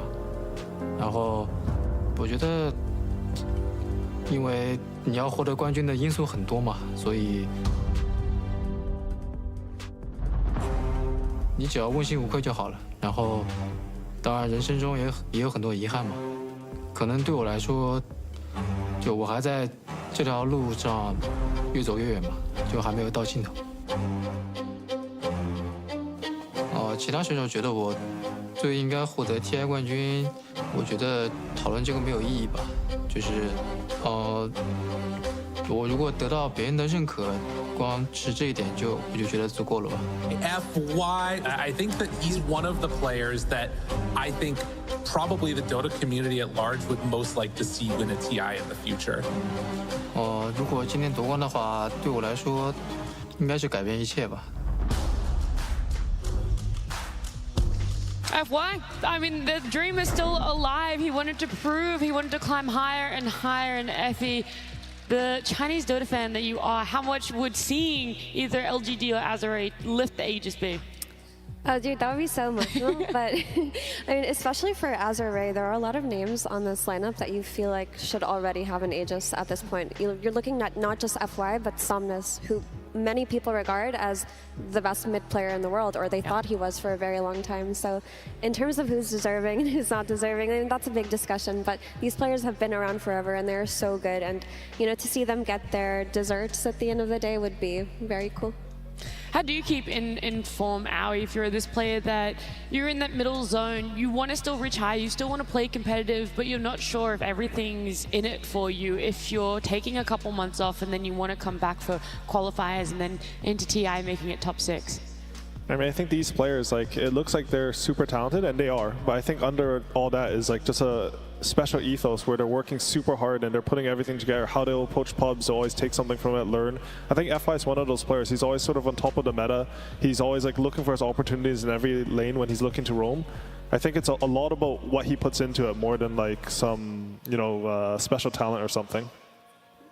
But still, it's a team game, right? Like, there's a lot of players that deserve that. Like, for example, Zai is one of them. Like, Arteezy is one of them. Maybe me. But you could throw yourself in there, isn't it? It is a team game, and there's like so many things that go into the win. I mean, Curtis sure knows of it more than I do. He was there a few times, but there's so much stuff involved, right? There's luck as well. There's team chemistry. There's a meta. There's understanding of the heroes. It's just like too much, and just having like one good player performing super well. You mentioned the meta, knowing hero matchups a little bit. Do you think that AZURE fell too much on comfort for heroes in game number 2, FE, and that BETBOOM are such an adaptable team that those changes between game 1 and game 2 are going to now give them an advantage for game 3, unless AZURE come out with a strat that we haven't seen yet in TI? I think depending on who has first pick or second pick, it'll change, because that last pick DK completely caught them off guard. That dismantled their draft entirely, and it made it so that there's just no entry point into that game. So they're definitely going to be conscious if they don't have over a last pick of the GPK hero, because if GPK gets a winning lane, like a winning lane that is that heavy of a counter pick, then it could be a very difficult game for them. That's now two. Sorry, Alan. I think both teams are sort of on the idea that like pure win lane, game good for BETBOOM. Pure like having a rough lane equals AZURE is going to control a lot of the map. I think this is what the next draft is going to focus on. We'll probably see bans on the center, the Spirit Breaker again, but I think they'll put more emphasis. Like, I think they should look at the CK as well. Like, they should, honestly, if I were them, I'd just ban out all of Pierce heroes in the first phase. I think that's the best way for them to go. It's tough because then Primal is still in that pool of, again, what you said, it depends on who is first and second pick to how many bans they're going to get for themselves. But Centaur, Primal, Bristle, Spirit Breaker, that's kind of rough now, and you got to add CK to the pool too.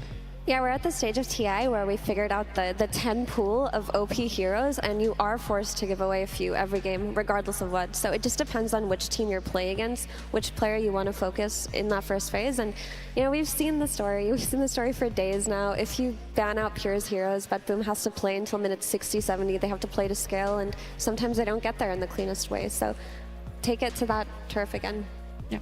We are not really seeing Primal. Do you feel, Rezo, that he is in that realm of being hard to counter, hard to break down, or have people played so much emphasis on him that maybe it's time to let him back into the pool? Maybe we need to see if he's still a broken hero. I don't think so. I think I didn't even finish my question and you're already shaking your head. I think the hero should still be banned. Like, I mean, we've seen a video about how broken heroes are, and like a lot of people mention the Primal beat because it's really hard to play against that. It's the meta of like Blade Mail and Haro Tarask, and he's excelling at that. He was the first one who was like, you know, doing all of that at the first place. What would you want to be letting through, Aoi? Honestly, I would like them, if they want to try something, I think playing versus Spirit Breaker wouldn't be the worst. That hero is sort of OP though, so I'm not too sure. I don't know, Dota's, when it gets to this late in the tournament, it's just so weird because we're both seeing like all the OP heroes, but we're also seeing like some new picks come in at the end. Like, you get to more refined strategies and niche picks. We saw Razor in the Liquid Gladiators, we saw like the DK here. So I just want them to sort of innovate a bit on their picks on AZURE. Maybe they have something hidden, something, you know, we saw Necro already, kill some tanks, maybe they have something more like that. And to me, it seems like the team that is doing this innovation is actually on top of the, you know, on top of the game, because like you see this DK, he won the game for them like almost alone, right? So you see this Razor as well from the Duracio, like he was doing such a good job in this game. So whatever teams like this, and it's also like those heroes are coming like from the flow state of like, you know, drafting. You're not like preparing for them specifically, but it comes like to the mind like that, like this, and it's in this state of flow. It's just like it's really brilliant ideas. Yeah. I mean, we saw yesterday AZURE are definitely capable of that innovation that their region is famous for right now, but they did run a mid-snap fire with a support Clockwork, and they had a really great early game up until the lead was thrown, so maybe they'll go back to some of the more interesting mid-picks.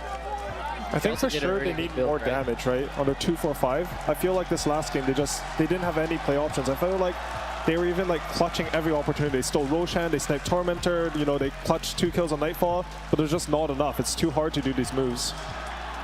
I completely agree. This is the meta of like high damage supports, and they need to be looking for that as well. I mean, unless FY is playing really sick task, which he did in the first game, I think they need to be looking for the more damage on the supports. Well, our players have now walked out. They're in the booths. They're going to be warming up. They're going to be trying to think about what they want to do for this game number 3 in a best of 3. And while we give them a little bit of time, let's have a closer look at BETBOOM.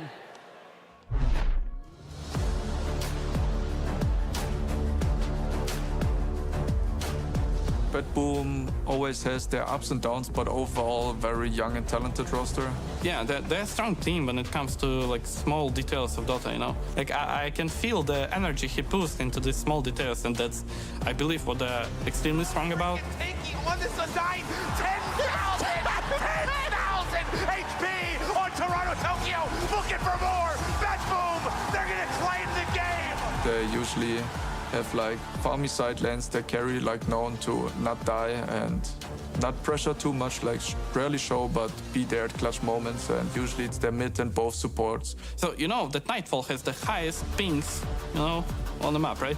And I remember when they were playing the official match, Toronto Tokyo making like slightly bad move, like, you know, it's just like maybe 1 centimeter or something, and I already see Nightfall is pink, like, bro, bad move, you need to right click this guy. Especially the scariest offlane. I think all of them are really good laners, but I think the pure lane, pure save lane is really terrifying. It always feels like they kind of like kill their lane at least once a game, if not multiple times.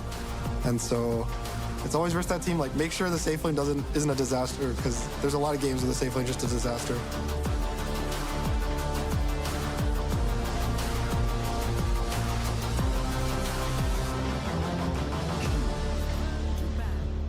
A strong-looking team, and we got to hear from other pros, other people playing at this TI, just how strong that offlane is. It's a narrative that we keep pushing, but more importantly, apparently Nightfall is the ping master on that team. We thought it was going to be GPK. It's Nightfall all along. But I mean, I guess it makes sense. If you hear from any pro player talk about Nightfall, talk about playing pubs with Nightfall, they say that he's communicating for the entirety of the game. His mic is just open mic, and he talks, and he micromanages his entire team. Well, look, I'm ready. We got to get this series going. We need a game at number 3, and we need a draft for that.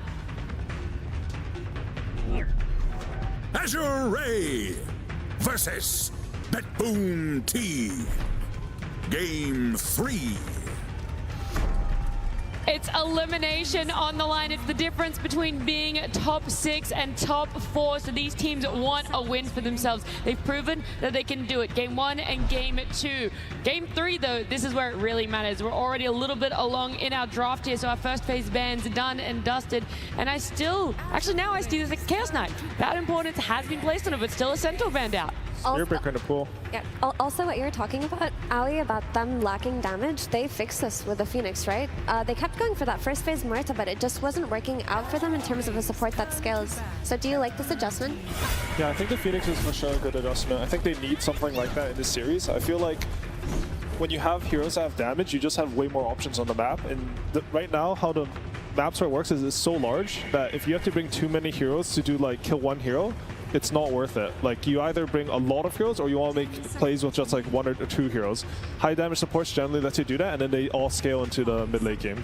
Yeah, you guys were right about targeting the pure. First 4 buns were dedicated probably to him, and they were taking all his best heroes. But I do want to mention like about Nightfall as well. Like I've been with this team for a while, and this guy, like, he's genuinely want to help his teammates excel and like be better. So he's like very active, and he's like very smart about the game, and he's not looking only from his perspective, from his role, but he's also like trying to help his teammate as much as possible. So I think like he was talking a lot with the Pure and like sharing his experience from the offlane. That's why Pure transitioned to the offlane this fast, right? And I have to say that role swap between Nightfall and Pure, where they decided to just put Pure on offlane and Nightfall back on carry, was the best decision they could ever make, because what you want to see from your carry is like stability and dependability and, you know, that clutch potential. Whereas from your offlaner, you want someone who's explosive and willing to take risks, and that's characteristic of both of these players. They were just playing the wrong roles the entire time. Yeah, I think it's genius too, but it wasn't like I don't think they're thinking about like this long-term decision of like how it's gonna end up, but mostly was like, I want to play carry.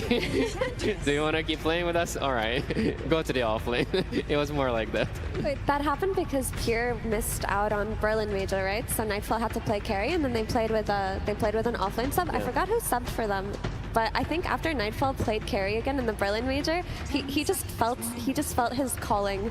He thought to himself that this is where he was always meant to be. 5 seconds remaining. Berlin Major. I was there. I was going to say the person sitting right next to you subbed in. And doesn't remember me. That's the joke. He is very forgetful. So, Aoi, I just want to know more from you, actually, about Clockwork and... Can I leave? Like, you can go on. Yeah, I'm leaving. I'm sorry, I was joking. Come back. I was a joker. I do though want to hear, Aoi, because you mentioned specifically the Clockwork about some of their last drafts. You wanted some innovation. Is this the innovation that's going to end up in a win, though? I think Clockwork's a really good counter pick to Enchantress specifically. You're really good at blocking her camps, you're a good kill threat on her, and honestly the creeps don't bother you that much. I think this is like a very classic AZURE pick actually. I think they play it on both 4 and 5. And what Clockwork excels at is also what I think AZURE's strength is, which I really like, which is after the laning phase sort of breaks down a bit, you know, between 5 to 8 minutes, he's going to meet up, whether this is FY or GAIMING Clockwork, they'll meet up with each other and they'll go for kills on any lane. And also it just opens up to enable that really long-range damage output from things like Phoenix, or potentially even the snap that they ran yesterday. I like it a lot, definitely. It also just enables the rune security and maybe a bit of a means to shut down GPK. But now that this Brewmaster has come out, which is an AZURE specialty hero, I wonder if BETBOOM are eyeing that Night Stalker, because a lot of teams have played Night Stalker recently into Brewmasters, into Weavers, into Muertas and Phoenixes. So for me, it's looking pretty good right now. Actually, I like the Weaver that you just mentioned. That sounds really good to me. I think the Night Stalker, it can work, but the matchup versus Phoenix can be weird. Like, sometimes you spot the Phoenix, you kill him. Sometimes he presses R, it's daytime, you're pathetic. But generally, honestly, I think that matchup's a bit overrated from Phoenix's side. I think Night Stalker actually has a lot of angles. I can see the NS and the Weaver here. I want to see the Night Stalker. We talked about the start of this series 2 games ago, and I'm just like, surely this is a BETBOOM specialty, especially with the rise of it being picked up. But instead, Morphling. I mean, Morphling has been looking pretty underwhelming, to be honest. Like, I didn't really see a good games with it. Like, even 23 Savage, he was losing with Morphling. Yeah, I have the same impression of Morphling. I mean, I think his Aghanims is completely pathetic now. Like, this Eggs does nothing. The illusion dies instantly, takes 400% damage. So they sort of took away what made him so strong at the Bally Major Morphling tournament. However, I think it is a hero that can be very hard for AZURE to kick out. It's a hero that if you want to leave Chalice alone, like Morphling will get 4 CS and denies every single wave in a hard camp.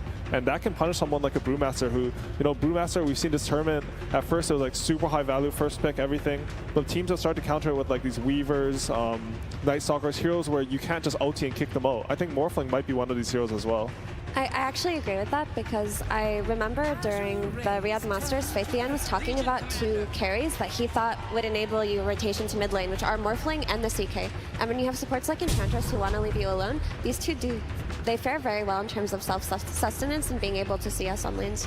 I think they chose to go for the LSC here just because they're afraid of the PL, which already, like, you know, they play PL against Morphling. It was pretty free game. So this is like preventing the PL from the AZURE's side.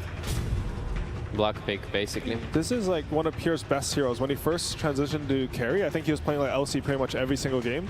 It's very low pick this tournament. I don't know what it is now, but I know when I was doing my draft prep, it was Only like two picks. Yeah, 2 games. Yep. Yeah. And I think it went 50-50, I'm not sure. Might have lost both, can't remember. But it's actually a hero that kills a Phoenix Egg pretty well. Yeah. I think something we've seen as this tournament is like, there's this weird like choice, like, oh, do we want to counter the Phoenix Egg? Oh, I don't know if I want the Snap for support. I don't know if I want these like heroes. They're not as meta.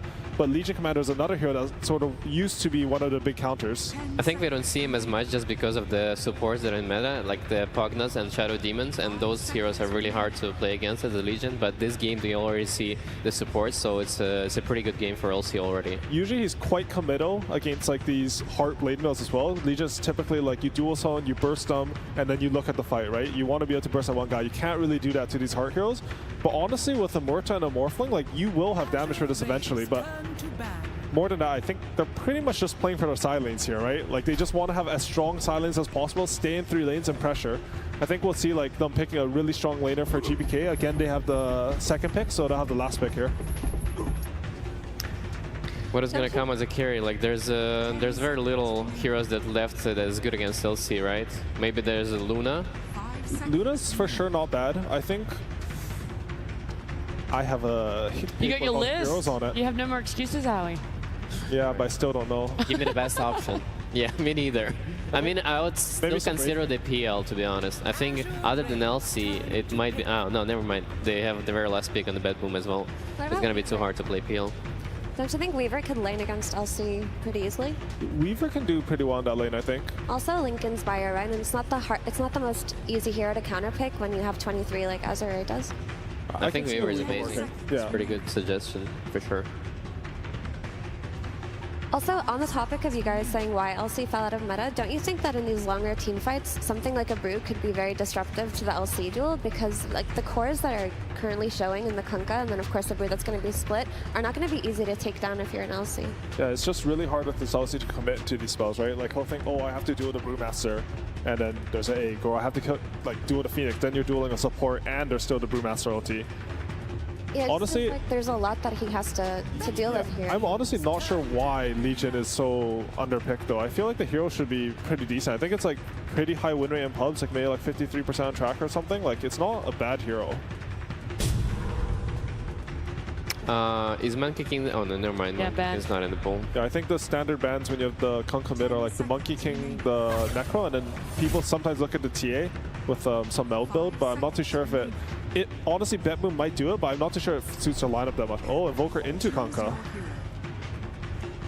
A little bit shocked there, Howie. It's just usually picked the other way, but I think it can be a skill matchup. Like if GPK is really comfortable in this matchup, he feels like Invoker is a hero that's going to allow them to fight later on. And I mean, he has had really good Invoker performances this tournament, so I'm excited to see that. Also, I feel like he might go like 2-2-0 and then start getting Sunstrike, and they'll have the dual Sunstrike, maybe even earlier, and then that could be really interesting. I think that's the logic they're going for, because when you were talking about how it doesn't feel like LC had enough damage, like maybe with the Muerta it is enough, Invoker corrects that with Sunstrike, even if he is having a hard lane. And if he's having a hard lane, they have the self-sustaining side laner so that Enchantress can rotate in and maybe help the Invoker play into the Kunkka. I actually think Invoker is going to go cross-wax because they need this Vessel and running around hero, because those both spores in the side lanes, they're going to just farm, and they need this active hero, and they can't really afford to have a Sunstrike. But I do like the BETBOOM lineup with this Invoker pick a lot. And it's game 3. You come out with your signature heroes, right? You bust out the LC for Pure, you bust out the Invoker for GPK, and you hope for the best. AZURE, on the other hand, they're doing the same thing. They got their Brewmaster, they got their Phoenix, they have good team fight, they have their Kunkka. They're also confident in this game 3. Well, look, if you're going to get eliminated, at least do it in style. At the end of this game, one of these teams is going to be eliminated. We'll see if it's BETBOOM or if it's AZURE. As we head on in, it's game 3. Unbelievable. Right behind us, there is a crowd that is screaming out a lot of things and got some great signs there, too. That one was amazing. My goodness. Yeah, they're battling now with about 8 BETBOOM fans who will go to the section next to them and also scream as loud as they can. And let me tell you, there were only 8 of them, but they got heart, okay? The signs aren't as cool, though. That's they have true. moving signs. Yeah. AZURE, I don't know. That's a big They got like the LEDs going on, you know? I like it. No, yeah, it's they had cosplayers down here, too. It's a big contingent back there cheering them on. Well, and I will say that also, this is one of those drafts where I feel like it could go either way. Was there anything that really stuck out to you? The panel really seemed to focus in on this Legion commander as maybe a pressure point where they could run into some issues. Do you guys kind of agree? What's the thought here? I honestly think the 3 cores for BETBOOM were all a little strange to me. I think the Morphling instead of Weaver, which we've normally seen as a brew response, Legion in general this patch has been kind of undervalued. She hasn't won a game at this tournament yet. And the Invoker into Kunkka, which is generally when you pick Invoker, that's the first hero you ban. You ban the Kunkka for this lane matchup. So it's something I think they're trying to go comfort, is what they talked about. The Invoker's very comfort, Legion's very comfort, Morphling. So they're just doing their own thing. And they don't really care about what AZURE is doing, and they're just saying, like, we're going to outplay you in the lanes, no matter what we pick. Yeah, I think the Morphling is interesting because it does check off a lot of the same boxes of the Weaver. Like, it's a similar idea of you're going to have this overwhelming damage, mostly later on versus the Pandas. Like, I kind of picture that point in the game where, like, Panda's, like, in between, like, 12 and 18, and you just, like, split, and the Pandas just die. Because Morphling's, like, right-clicks them all down, which is pretty brutal.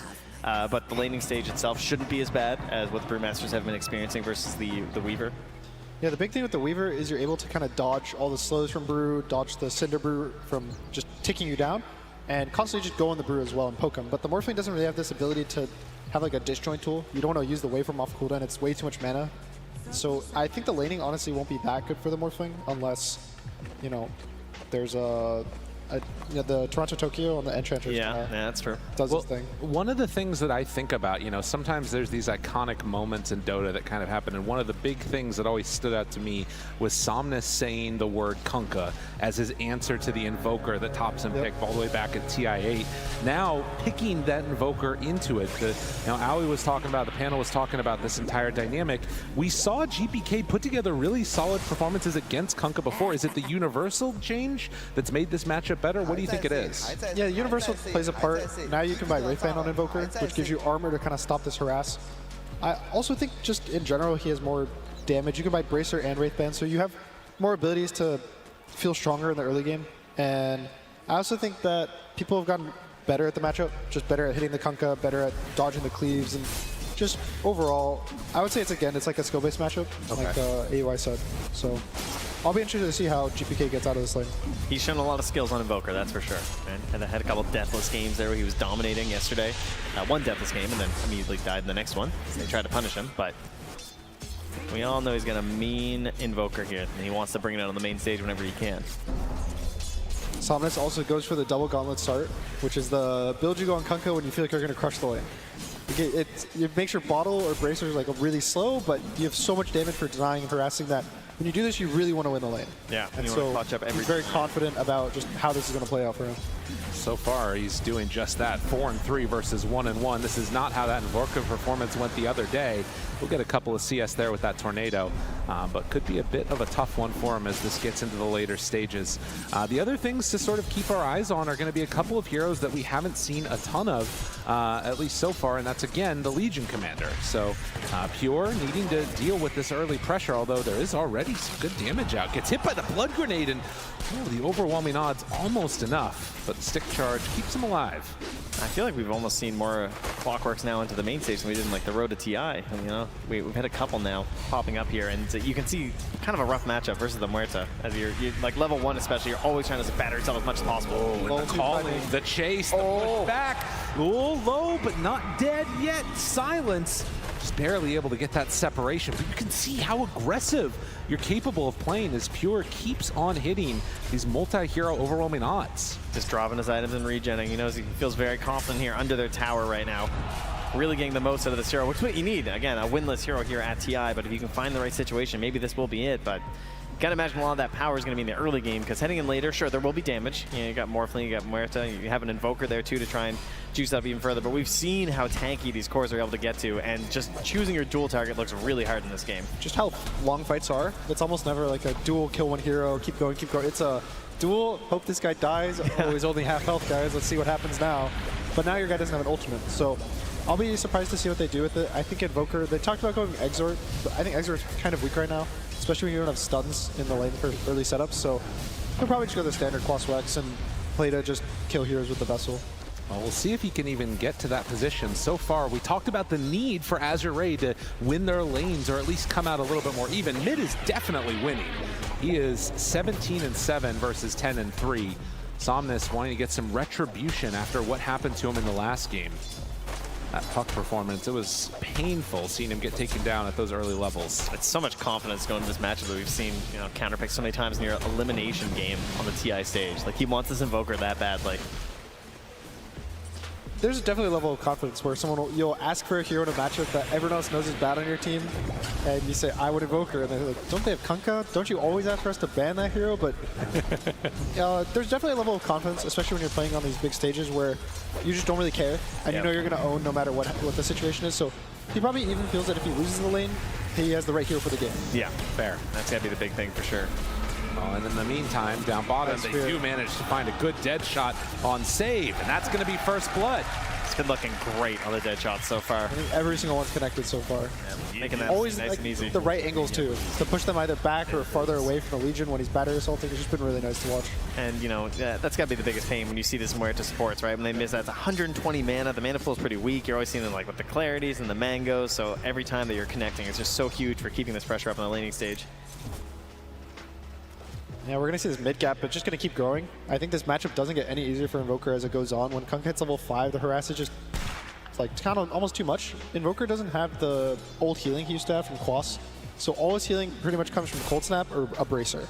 So once he gets to his half health, he never will go back up unless he buys more regen, and it doesn't look like he's doing it. So I'm honestly going to be really worried for how they kind of play around the mid, because I think they can collapse on mid with the Phoenix and the Clockwork at some point really fast. Good job forcing him back with the Cold Snap there. That's one of those moments where if he gets uncontested behind your tower, suddenly you're also eating Tidebringers while you're right there.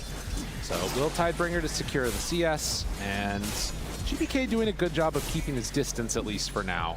After the Tidebringer spam starts to come out, although just to be careful, he might think about chasing there. Save and Pure, we're kind of thinking about with his dive. They force the tower. It's just good pressure. Yeah. Now Pure a little deep. Battery assault, but won't be able to do that much more, I don't believe. Save takes a lot more. Much less tanky hero on that Muerta.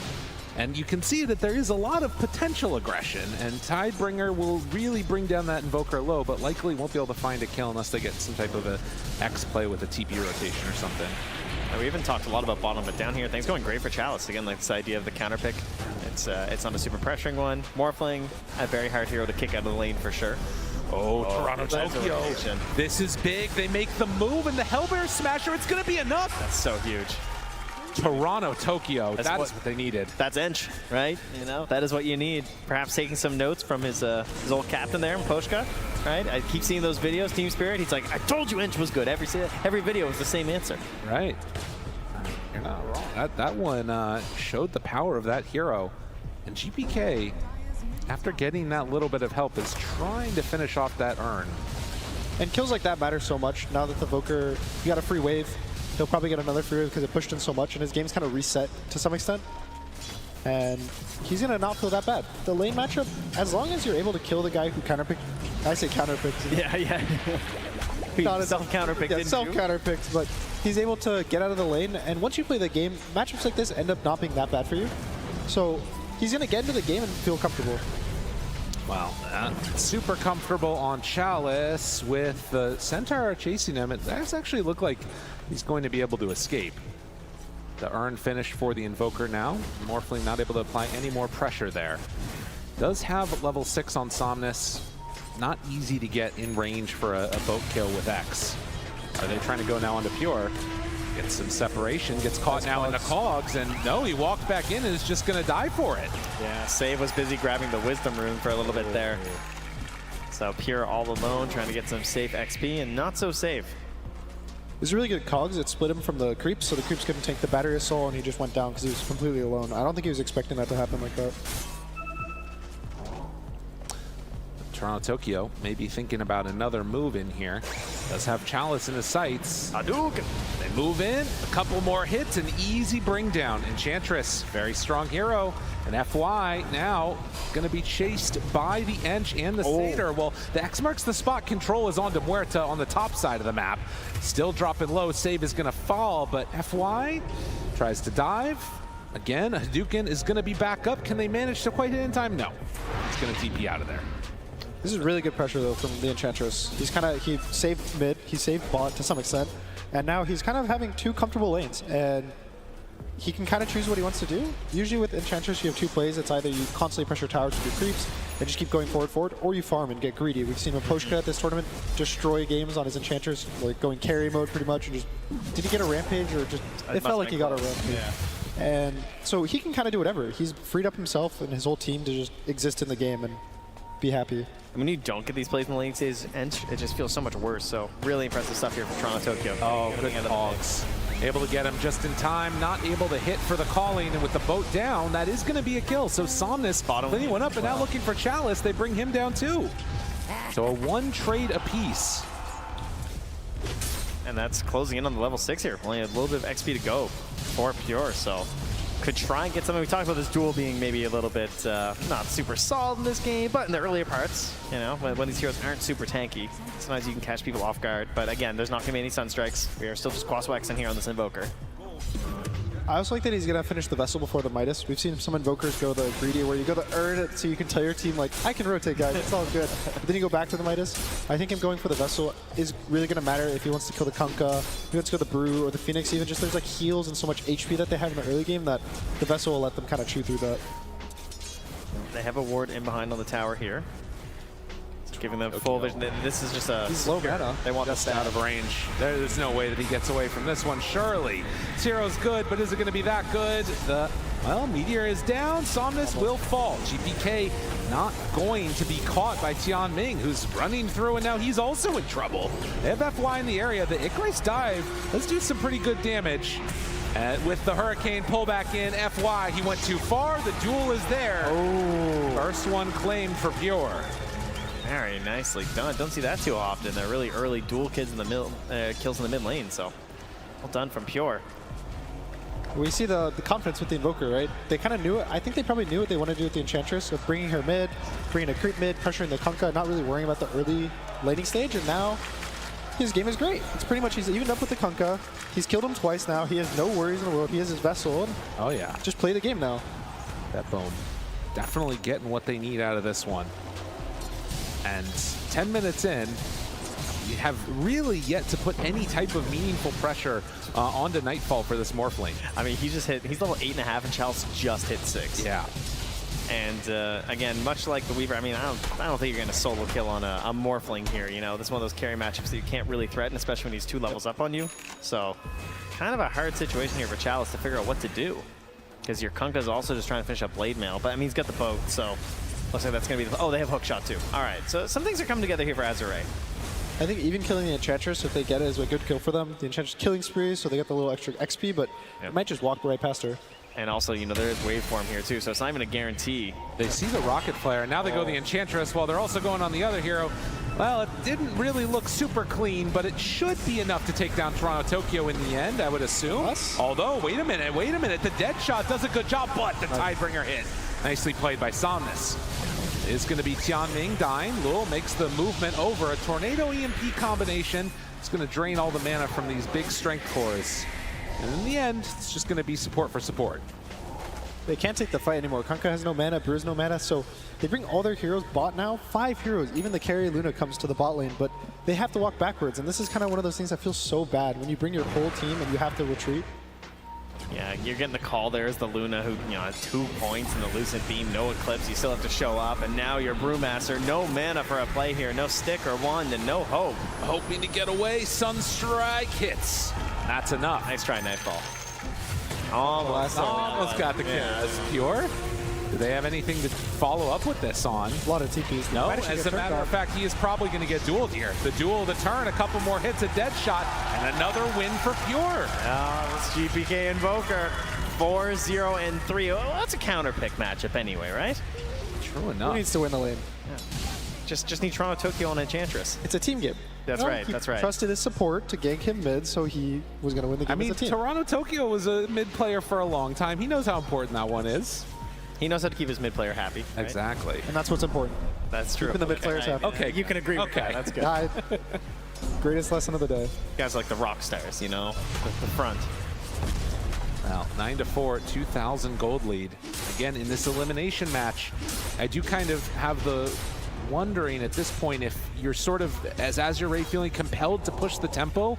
You know, I look at their lineup, and Luna going late game can sometimes be a little bit dicey. You're playing against Morphlane, which is already a scary one. How concerned would you be right now for AZURE? I think they shouldn't be concerned right now. They should be concerned about 5 minutes. The Luna still wants to use her like flash farming ability to actually get the items to take the fight, and I think just bringing her to that bot fight really hurt their game.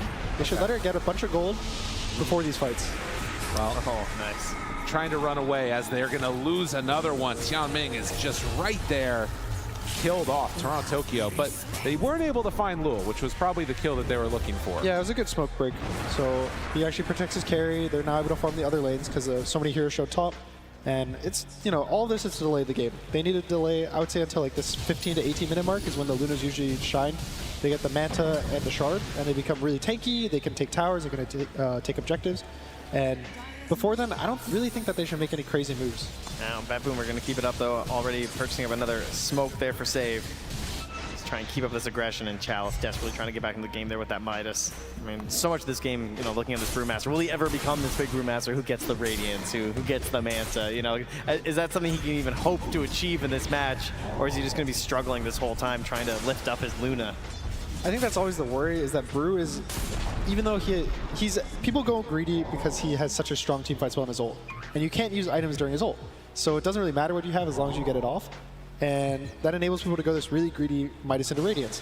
But the issue is sometimes you just lose the game before you hit that timing. Yep. And your Brewlings will die. I think, like you said, they have so much damage to kill the Brewlings in this early game that it's not even that easy for him to fight if he gets it off. And so it's a little concerning that they have this really slow draft and BETBOOM has so much early game pressure. Well, and that was very much the recipe for disaster in game number 2, it felt like, for AZURE, was that BETBOOM just got everything that they wanted early and then also had those tools to close out a game. Now, Chalice is going to get, well, he's in the area here, but they might try and wrap on him.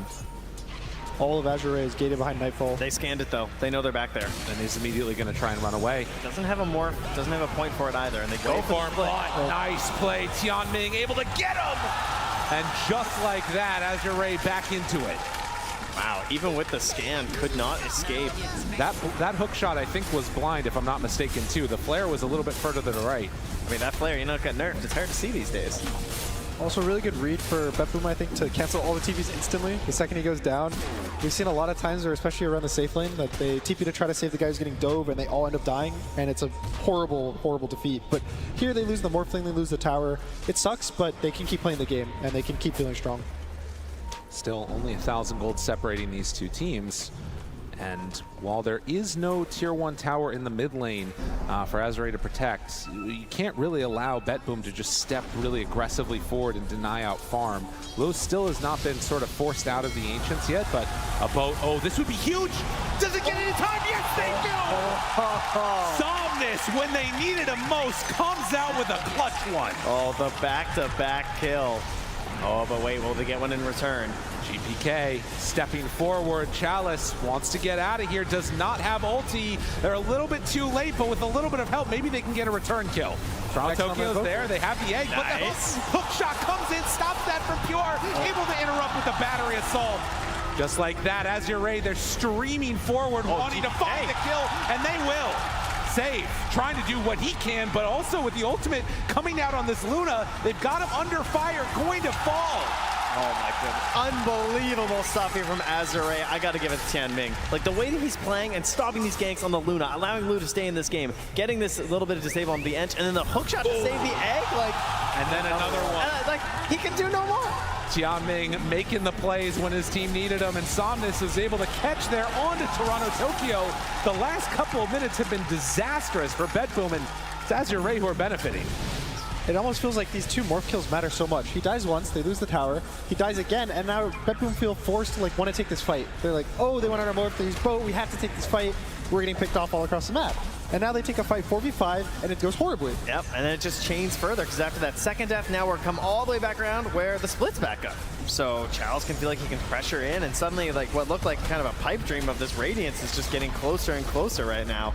Well, and in a way, if we think again back to what has been sort of the question for BETBOOM is, can they keep their composure under these moments? Can they sort of stop the bleed from happening when things stop going their way? We'll see if they can recover over these next couple of minutes, but it's got to be scary territory in this elimination match with it all on the line. Got to see who it is that's able to step up from BETBOOM to make the moves they need. If they're going to fight back, it's got to be Pure. Having that Blink Dagger coming out here on the Legion Commander, you imagine that that's probably how you're going to enable it. Currently, though, I think, what, 2 points Exort still on the Invoker, so you know the Sunstrike's not too spooky quite yet. Yeah, I think it's definitely really scary, especially when you verse these like timing drafts that they can just end the game at some point. You're versus a Luna and a Brew, and I would say that if they get this Roshan and the Luna gets like this next set of items, they can just end the game. They can just walk down a lane, the Brew will split if he needs to, Kunkka will bone save, and the game will just end. And so whenever you're in these positions and you start to kind of throw away these early game leads, it gets so scary because you know that this timing is coming. Yep. Very quick snowball possibility here, and Somnus recognizing what they're after, Xing just even small distances from the tier 1. Does not want to give anything up to Pure. They probably know this Legion Commander's on the hunt. When they look at the mini-map, they don't see her around, so... You see Toronto Tokyo, though. I mean, you can see how contracted they're playing right now, but they are Tokyo, microwave gonna run through. Gets caught. They all gated on the side of BETBOOM. But can they catch this afterwards? They already used the split. The egg is down, and now Pure, he's in too far. They wanted to make a move, but they're gonna be the ones that get caught.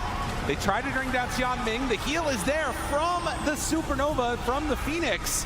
Pure turns, tries to go for a duel. That was not how that was supposed to go. BETBOOM, what's going on? It's just getting dual damage. Okay, plus 28 for FY. So FY reacted to the Legion blink dueling in and egg during the animation of the duel. So then the Legion kind of got stuck in no man's land and just gets cut down. That was an amazing reaction. Oh, and look at this at the 20-minute mark as well. Are they going to go for this? The Tormentor's doing the ultimate ender? They're trying. I mean, look at this. They got themselves so many heroes here. It's so easy with the Luna. Oh, the ultimate snowballing possibility. That's big, and that's the one that FY wanted. This is huge for AZURE. Of course. I mean, we saw that FY piece right during the break in between these series. He was saying it's that final step that he wants to take as a player to make it again, win a TI. Got to get through BETBOOM to get there, through the lower bracket, a way that he's not used to going to the grand finals either if they can make it. But we'll see. It all has to come down to this. Can BETBOOM stall out this pressure that they know is going to be coming? It's definitely going to be around this Aegis timing. I think Luna is really going to want to call for an Aegis timing, like a Roche kill in the next minute or two. And if they can survive that first Aegis, I think that they have a shot back into the game. And so it's basically dependent on, do they get pickoffs with the Legion? Are they able to cut the waves with the Invoker and the Morphling? Is the Enchantress able to like drag waves? GPK, they see him. GAIMING, oh, the tornado! Interrupted. As interaction I didn't know about. Cog's not going to connect. Still hanging out. Oh, he goes through and gets the duel. Oh, not this time. All right. Pure taking a little bit of retribution for himself there, and now finding save. GAIMING, this is the kills that BETBOOM wanted.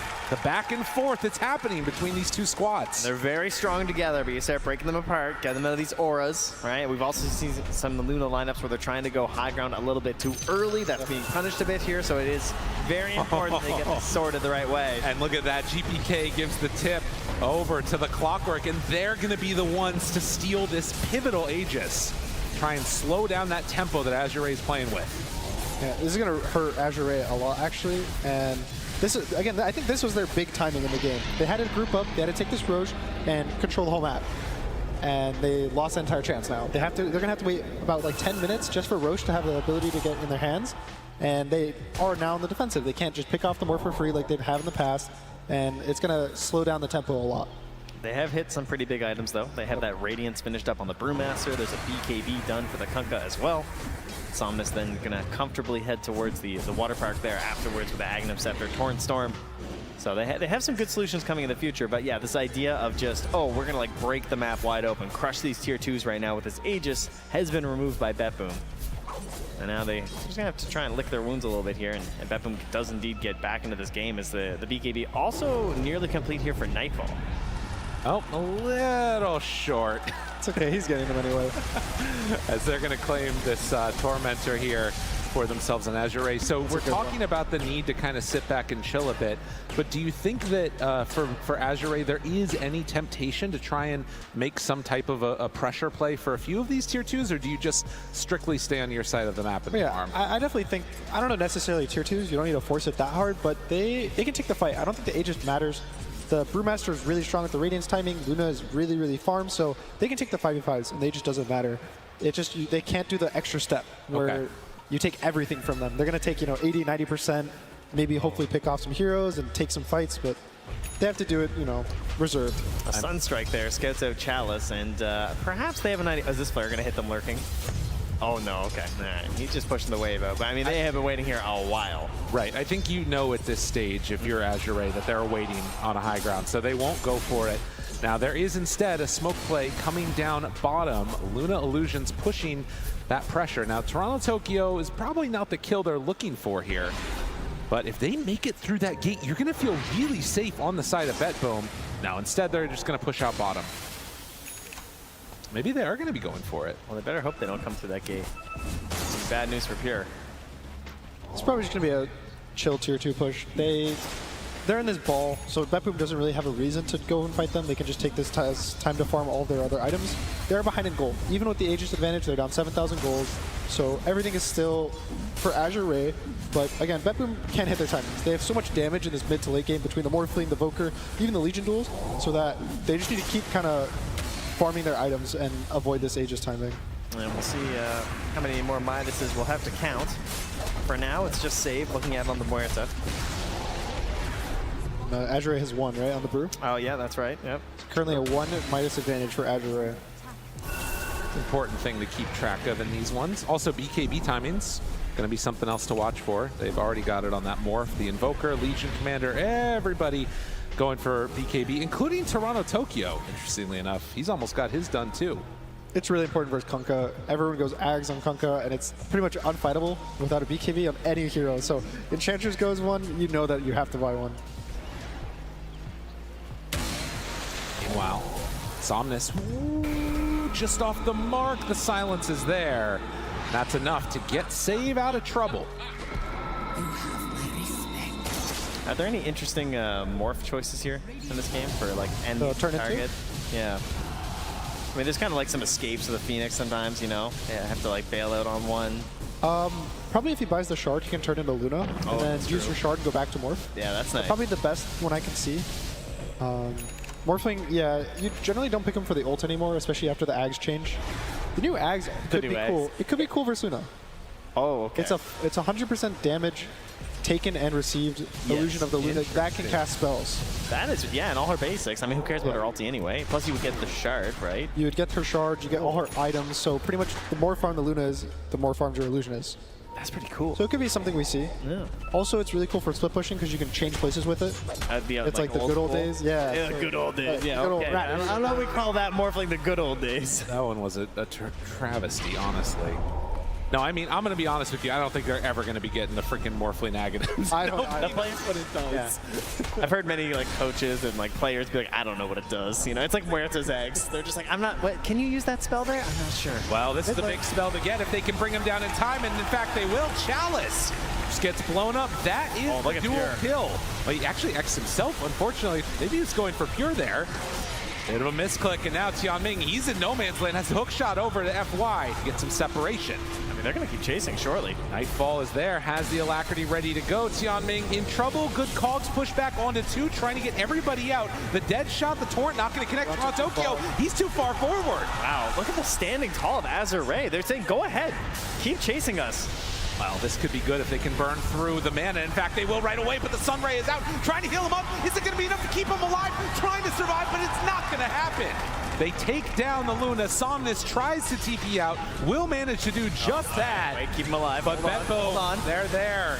They find another kill. It was 5 seconds, guys. Come on. The duel, he wanted Pure that. needs to get a few back here, okay? He's giving one up. So Nightfall he morphed into Kunkka, so that's where the X was. Oh, okay, there it is. So there's the one hero he could turn into, X and Torrent, pretty good spells. Yep. To steal for free. And I think that all kind of boils down to the Brewmaster getting caught before the fight. Yeah. He matters so much for their team fight, and they also waste the boat trying to save him. So they don't have the boat for the fight, they don't have the brew for the fight, and it's kind of a 4v5 without a Kunkka ultimate. Yeah, it's the ultimate dream, right? If you could pick any hero to blow up first, it's definitely going to be that Brewmaster. And now knowing that, actually assembles right away the Aeondis. Doesn't even try and go for the assemble play, you know, potential. Do any of the stances really help out that much in this instance at all? The Void one? The Void. Okay. Gives you status resistance, especially if you have the Brew talents and you have the W up, I think it's 80%. I mean, that would be huge. If he gets that off before he gets gone, and it helps him out a lot. Switching over instead. For anybody that hasn't played Brewmaster in a while, just don't. It's no, it's ridiculous. Dude, he's fun. He's crazy. He's really hard to play right now, but he's also awesome. If you Really can cool. get away with it. Just have to read a little textbook of Exactly. the ability. Yeah, study up. He is one of the cooler heroes now with all of those changes. Feels like a fighting game with all the stances you can switch into. Somnus picks up the shard, so he kind of hits his peak for spellcasting on the Kunkka. He has Ag Shard, he has the BKB, so constant spells are going to come out from him. And again, I think AZURE just needs to make sure Brew lives at the start of the fight. Anyone else can get dueled. The Luna will survive. Kunkka will probably survive, but the Brew, even if he doesn't survive and he doesn't get his split up because his mana gets burned or whatever happens, it's bad for him. Yeah. So just make sure he lives, make sure he doesn't get gone on first, and just take the fight from there. Yeah, of course, it's going to be a little bit tough for the Brewmasters these days because you don't tend to have the Blink Dagger, so you're not really like lurking. You're just kind of there. You got to be in the front now. Yeah. Right. Be a bit tougher to handle. And maybe that'll dissuade them from doing anything too crazy until they actually go back for that Aegis, because the early spawn time is coming up rather soon. Only another 30 seconds away. Yeah, we'll see what that timing actually ends up being. It's going to determine a lot of where this goes. I'm channeled in this time. Okay. I think TI main stage, I get it right. Tell me, what's the timing on the Aegis? 53 seconds. 53. Yeah. That's interesting. I'm very confident. We'll believe. Yeah. 2 minutes and 17 seconds. You want the long one. Yep. Already we've had 2 games there, 2 series that have gone to 3 games. Long Roches, and oh, you were close. 5 off. Someday I'll get it. That's a win. Right? It's a 1/180 chance. So one thing I really like how BETBOOM is playing is pretty much anytime they get a small advantage in the fight or the map, they constantly keep looking for more. You saw after that fight, they get the Brew, they kept chasing. Even after the fight, they chase to top, they go on the Phoenix top, and it's like they're constantly trying to make more than what they get. They're not really sitting back and being like, okay, we got a small win, let's accept it and move forward. They're constantly going for more and more and more, and I think that's the way that you win these games, that it's a little hard to play. And AZURE at the same time, though, they've also done a great job in terms of just like staying focused. Like, I mean, maybe it didn't work out that well for them, but the idea of actually staying pumped, not just giving up, was kind of crazy. Well, this is going to be a scary spot right here. They walked underneath a ward for AZURE, so AZURE aware of where they're at. Roche is going to respawn on this one too. Arcane Rune Kunkka.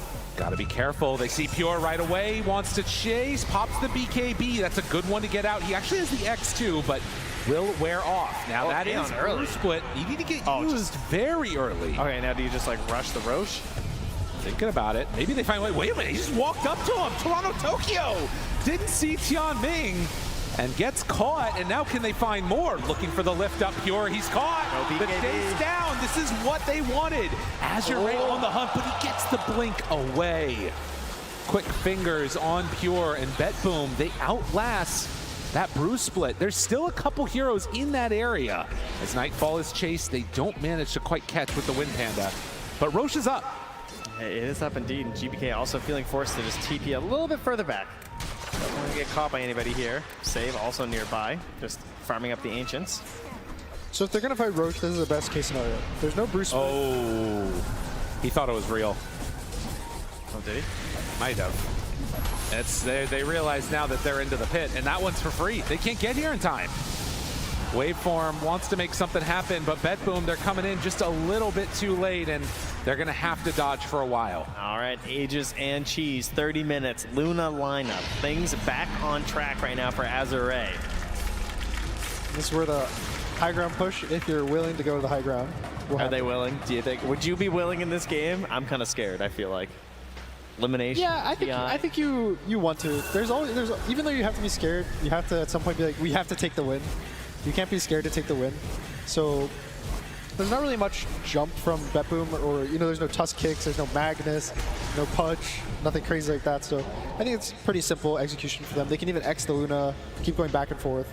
The Kunkka copy seems very scary, though, I guess, right? That'd be the big Yeah, one. Like, with the X's, with the shard. Oh, yeah. Well, I guess this is the other question, is that if AZURE do decide to go high ground for BETBOOM, how do you try and contest that for themselves? Do they step up and fight? Do they let a lane of racks go? Like, what's sort of the call for their fighting strength right now?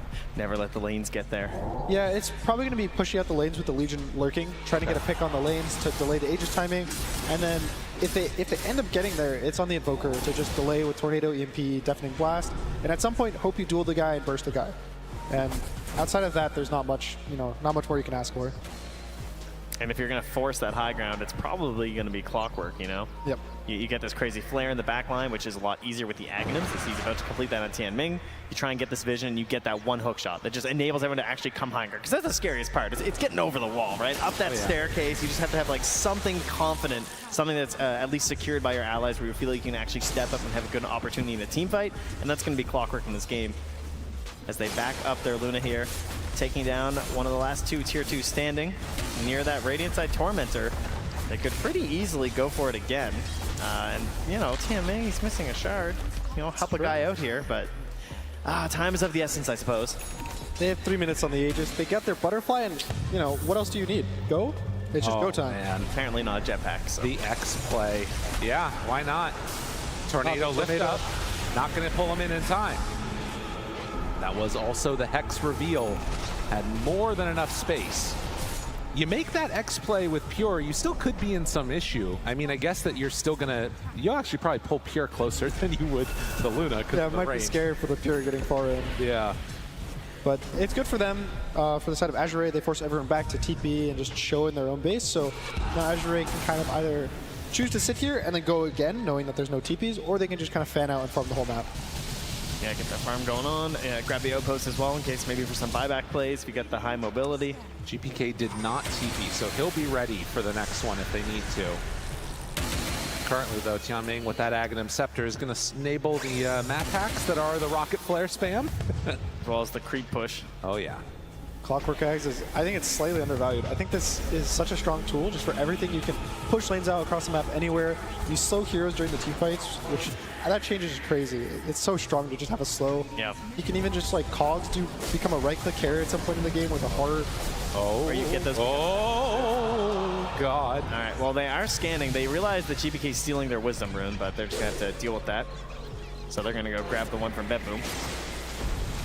BETBOOM was so scared after the Tormentor. Oh, yeah. They want to stay there for an extra 10 seconds just to get an experience rune. I mean, with good reason. That could have been a pretty quickly dead hero. But Lul walks up to high ground. Chalice pops ult, and there it is. Just like that.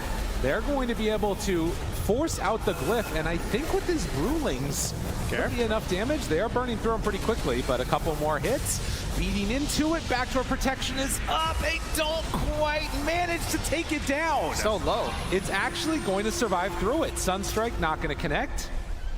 They are going to have to back away. Now that was the Aeon disc that they managed to proc onto FY. I mean, it's just good poking. They have so much time on the Aegis. The Brew split, I wouldn't say they needed to fight. I think if BETBOOM walk into them right now, they would still take the fight with or without it. So it's kind of just free damage, and it's you have to keep forcing them back. You can't let them play this whole map game and delay the game. So you have to just keep making pressure, but do it in a way that's safe, which I think they're doing a really good job of not dying on any heroes. Yeah, I mean, they get the glyph forced out as well, and now they're going to power up their push here by getting the Assault Crest finished on Chalice. So from having a pretty tough start to this game, he's now sort of blossoming into this big Brewmaster that you want. He wasn't able to go that Manta build, but not really necessary this game because he's just playing with his team. He doesn't have to do a lot of the split push himself. He just wants to ensure he gets off his ulti, and they take down these big objectives.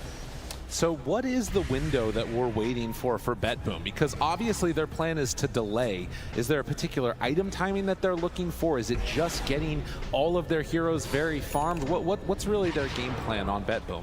Big Muerta. I think honestly they kind of have their timing. The Morphling is really farmed, even based on the situation. There's a Hex on the Invoker, so they have the ability to burst these heroes really fast. It's a lot about the angle of how they take the fight, whether they get a good duel off and they actually burst the dual target. Maybe they get a Hex on the Phoenix and take down the Phoenix. So it's just a lot about finding the fight, which is really hard when AZURE has so much lane shove. And so many Aeon discs. Yeah, Clockwork, Luna shoving out the lanes. They have vision from the Clockwork, Aeon on the Brew, and so... So what you're telling me is the game is just getting started. The game is just getting started. I mean, Pure is going to go for the nullifier too. Yep. I really like this nullifier. Yeah. Can actually duel the Brew, can kill him. The Aeon proc won't like status resistance the duel. Nightfall, go back. Oh, that's tough. Someone's not getting their tier 4. Oh no. Well, they'll have plenty of time to find it, surely. Oh, there he goes. Yeah. Saved. Picking up garbage. And you know it was one of the supports too. Oh, totally. Yeah, you're definitely missing out. Support's fault. Yeah. Exactly. Chalice in the mid. See if they can maybe burst the Aeon disc, force that out from him, and indeed they will. I mean, that hurts, right? I mean, nowadays, like, that is the forced cooldown that increases every time, so just getting it passively like that feels great. Is that a DD Luna? That is a DD Luna. Oh, that's kind of scary. Interesting. The Vindicator's axe. I mean, again, it doesn't feel great wanting to try and make some type of a play if you don't find a pickoff, but if they manage to find a pickoff, that's a whole different story. In towards mid, AZURE are going to head out. Deal with the Morphlane illusions. BETBOOM, they're fairly spread out right now, and right away, anticipated the movement, but didn't quite find him there. Nightfall sees the Morphlane. No man's land, it's the Morphlane. He's gonna walk forward. The stun, it's done, gone. Oh, that can't happen, and he is dead for 70 seconds without a buyback. And immediately the Pandas. Oh no, AZURE! They get gifted a freebie. The decision to walk back in, that is going to haunt Nightfall. Will it be for just a couple of seconds or years? We'll see in just a minute if AR walk up high ground. Toronto pops GKB, almost dies just to the glaze bouncing around. Step and this is a forward, the fear, it's all falling. They've got 40 seconds of freedom. Save is caught there. Do they keep going for more? That's gonna be a second set of racks. All it takes is one pickoff, and it is so much damage done. AZURE, they move from tower to tower, building to building, then BETBOOM. I mean, all they can do is watch. You can't initiate here. You don't have your Morphlane. Keep it going. 20 seconds, they try and look. Save is out there, starts to hit on the Somnus, the X mark, the play, the ghost ship. He gets a little bit of separation. There's gonna pull him in closer. Save is gone too. He doesn't have buyback either. Creeps are still in the mid lane as well. Oh. They had enough on AZURE though. It looks like they have. Wow. They hold. I mean, it could have been worse, but a huge opening for AZURE. I mean, they're gonna bring her back, you know. Roshan had an instant spawn as well, so they might just walk into the Roche pit, and it's third Roche, so there's gonna be an axe. Oh, jeez. Yeah, there is no vision, at least, to see like the walking Roche. The Sunstrike comes down, but it's gonna fade in time. Oh, the Sunstrike right before Roche walked in. Yeah, Roche was making a trek across the map here, and there's the flare. They know. Letting them know. They know. AZURE. I mean, that is such a huge, unbelievably monumentous moment in this game. That's going to be revealed now, and they're not going to get here in time. Third Roche to AZURE. All it takes is one mistake. Coming out here now feels like going just through the motions right now at this point. For BETBOOM, like, do you really want to make your way over here? Walk out there, farm a few camps. Yeah. Just walk backwards, and it's all going to be this high ground hold. It's how do you take this fight, and who do you focus, how do you cast your spells? And they're going to choose to fight outside the base. I think this is a good idea because once the Luna gets on the high ground, I think it's impossible. I mean, you can see it just bouncing around the buildings, how much it's just shredding through them. They can't actually fight inside their own base because of it. This is going to limit their buyback possibilities, though, obviously. You know, your buyback not quite as valuable if the fight takes place outside of your high ground. It's also only the Invoker and the Legion who have buys, and you don't really want the Invoker to be the one having to buy back. Yeah. And the Legion, once she duels, as we talked about earlier, she's not one of these heroes that has a massive amount of HP and constantly doing damage just being alive. She's kind of a one and done. You duel, that's it. You just exist to just say hello to everyone and purge some stuns off. And look at how they're positioning too. They're just so clumped together on AZURE. 5 heroes smoked on each side. Also to our BETBOOM. Oh, don't. Yeah, they have to back away. I mean, they stuck there as long as they could, but they TP out. Need to get away with everybody, and the problem is, Luna, it's come high ground. BETBOOM, they've had so many moments here. So much of the year spent trying to get it all to this point, and potentially it's all going to be for naught if they can manage to claim this high ground. Disarmed for now. Lul steps forward. Building being hit. They tidal wave in, save, try to control. Chalice does have refreshers, so they'll have another salvo of this if they want. X mark, control, Torrent, got him, caught, saved yet again. That's a buyback. Lowell hitting, they don't have answers. AZURE, there's the hook shot. They find the high ground, but look at the turn from Nightfall. Pops the T, staying alive. The duel jumps forward, they didn't get anything off. BETBOOM trying to hold for all their worth, but do they have enough damage? Do they have enough to take him down? Nightfall, he's out of the base yet again, he's gonna die! 80 seconds gone! AZURE, they lasted long enough, and one death was all it took. Lowell feeling himself there on the finish. You go back to how this game started, it was not looking good for AZURE. They had to wait for the timing. Chalice, a tough start on that Brewmaster, but he held out, and Somnus, the plays on that Kunkka to get around the map, really keeping them in this one until they were ready for that timing, and then they struck hard with those last Aegises. Yeah, and it all goes to the Morphling plays bot. They kill the Morph 2 times in a row with an amazing boat from the Fog. 100 and 0 the Morph. He didn't even get his Morph off. They take the fight, and I think after that it just started crumbling. Oh, an unbelievable performance here. The series going the distance, and one of those moments again. They're going to feel the love from the crowd coming out of the booths. They managed to take this one, and oh man, you got to imagine for BETBOOM, it hurts. It was a really good showing. I think all the games were really close. BETBOOM also showed in the second game how strong of a team they are. They just completely crushed the second game. So, just great performance from them. And again, of course, some fan favorites here moving on forward. Something that you love to see, some storied memories there on this team. We'll be continuing forward as we will lose one of our potential TI second hopefuls here in Toronto, Tokyo. Absolutely. He put on a good performance again, switching roles, doing so much work with this squad. But it is going to be AZURE that will be moving on, continuing this top 4 as we head on back to the panel.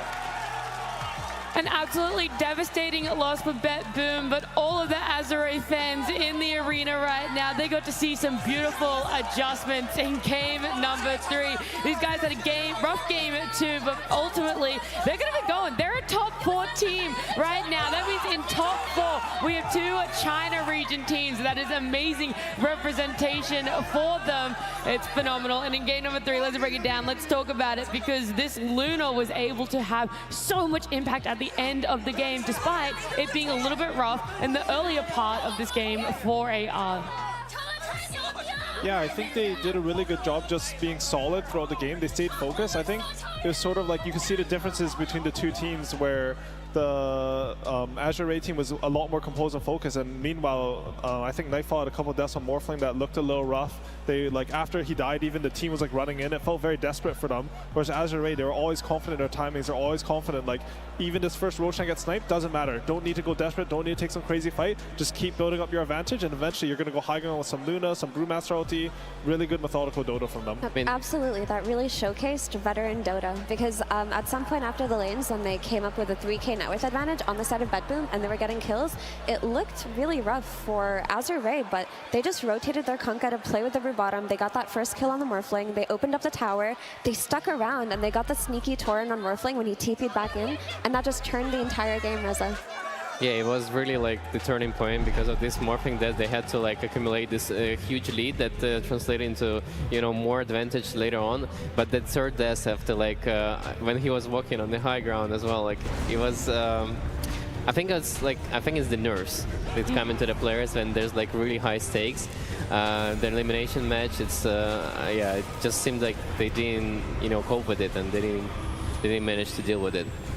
Yeah, we were praising BETBOOM a lot about how much they had adjusted over this month, over these last few weeks for themselves. They should still be really proud. A top 6 finish. They're coming in 5th, 6th now. It is tough to be eliminated, but AZURE, I just cannot get over this game, right? Because even if you get a couple kills on Nightfall, sure, it's impactful, but it's how they continued playing after that one, Effie, how they made sure that they weren't going to overextend. They didn't feel the need to go all for mega creeps on that first time that Nightfall died and didn't have a buyback. Absolutely. Everything was so calculated. It was so textbook. I mean, it's just what you want to see coming out of AZURE. And on these main stages, I do feel that the closer you get to that potential finals day, the more and more the nerves start to kick in, even for teams like BETBOOM, who we've praised consistently for how confidently they've been playing. You can see even the strongest carry players like Nightfall fall victim to those nerves, but AZURE did not do that. They played the map perfectly. They got every single Aegis that they could. They never overextended, and in the very last fight, they knew when to use their buyback on Kunkka. It was not bad for them at all. Yeah, all their high ground pushes were very like methodical, and they didn't really overcommit, because like many players say that it's really hard to break the high ground dispatch, but they managed to do it like very methodical and very nicely. I hope all the AZURE fans are still in the arena, because right now we're going to be gifted with a Chalice winners interview. Hello everyone, I have Chalice standing right next to me. 感谢查理斯来接受我们的采访，先自我介绍一下。大家好，我是 AR 战队的3号位查理斯。Hello, I'm Chalice from AZURE. How does it feel to move into the next round? And did you guys predict the victory? 能够晋级到下一轮的感觉怎么样？因为败者组赛前有没有想到这是今天的结果？希望能明天顺利的跟雪碧会师吧。I hope we can successfully meet Team Spirit tomorrow. 那其实第二场的话，比赛很一边倒。当时的话，我想你们也是非常有经验的选手嘛。当时队内的一个氛围是什么样的 ？So the second game is a little bit one-sided. As an experienced player, you all are. I want to know what was said during the break and what is adjustment being made. 其实兄弟们早就想打DG了，装模作样的打了一会儿。我再说一下，就是中路早就劝兄弟们要不投了吧。但我们就，毕竟 TI 嘛，就多打了一会儿。During that game, maybe always try to make us GG earlier, but I feel like it's TI, so we have to drag the game longer. Now, you have many fans in here in the arena, and they are very happy to see you moving to the next round. Is there any word? Can I have a round of applause for our Position 3? Any words to the fans? 有什么想跟粉丝说的吗？谢谢大家的支持吧，然后等一下我们努力把GG给干了吧。Thank you, fans, for all the support, and we will try our best to get the next victory. Back to you, panel.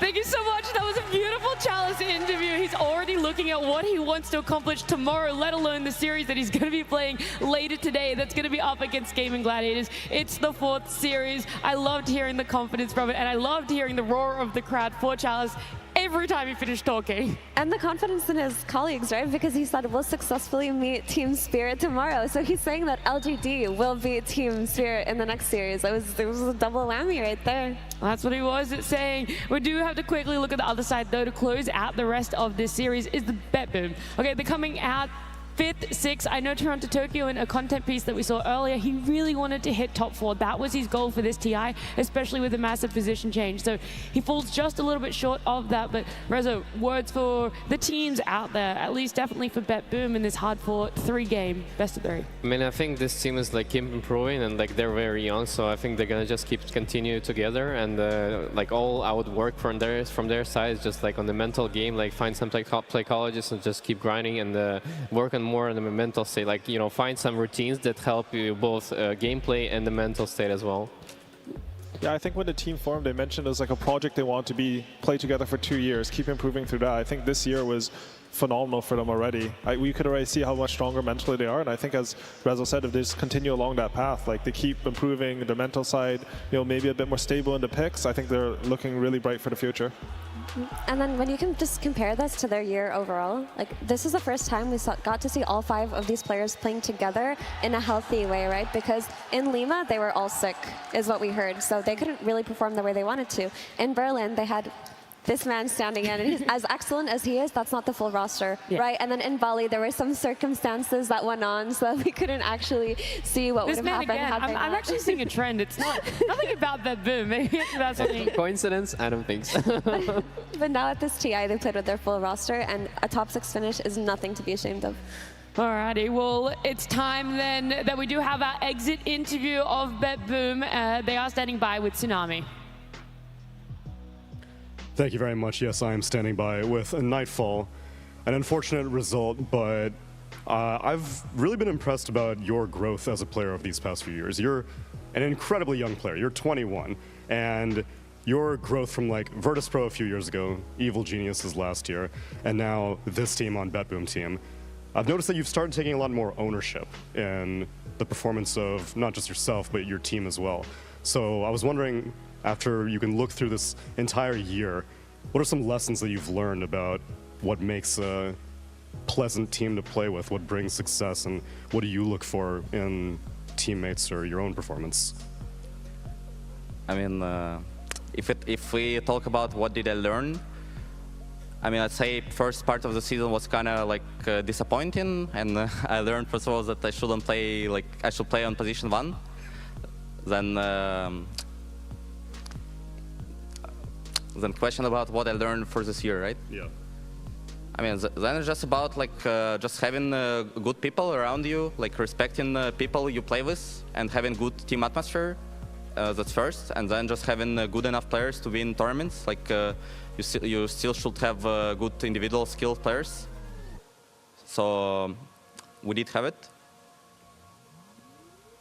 but unfortunately we lose today.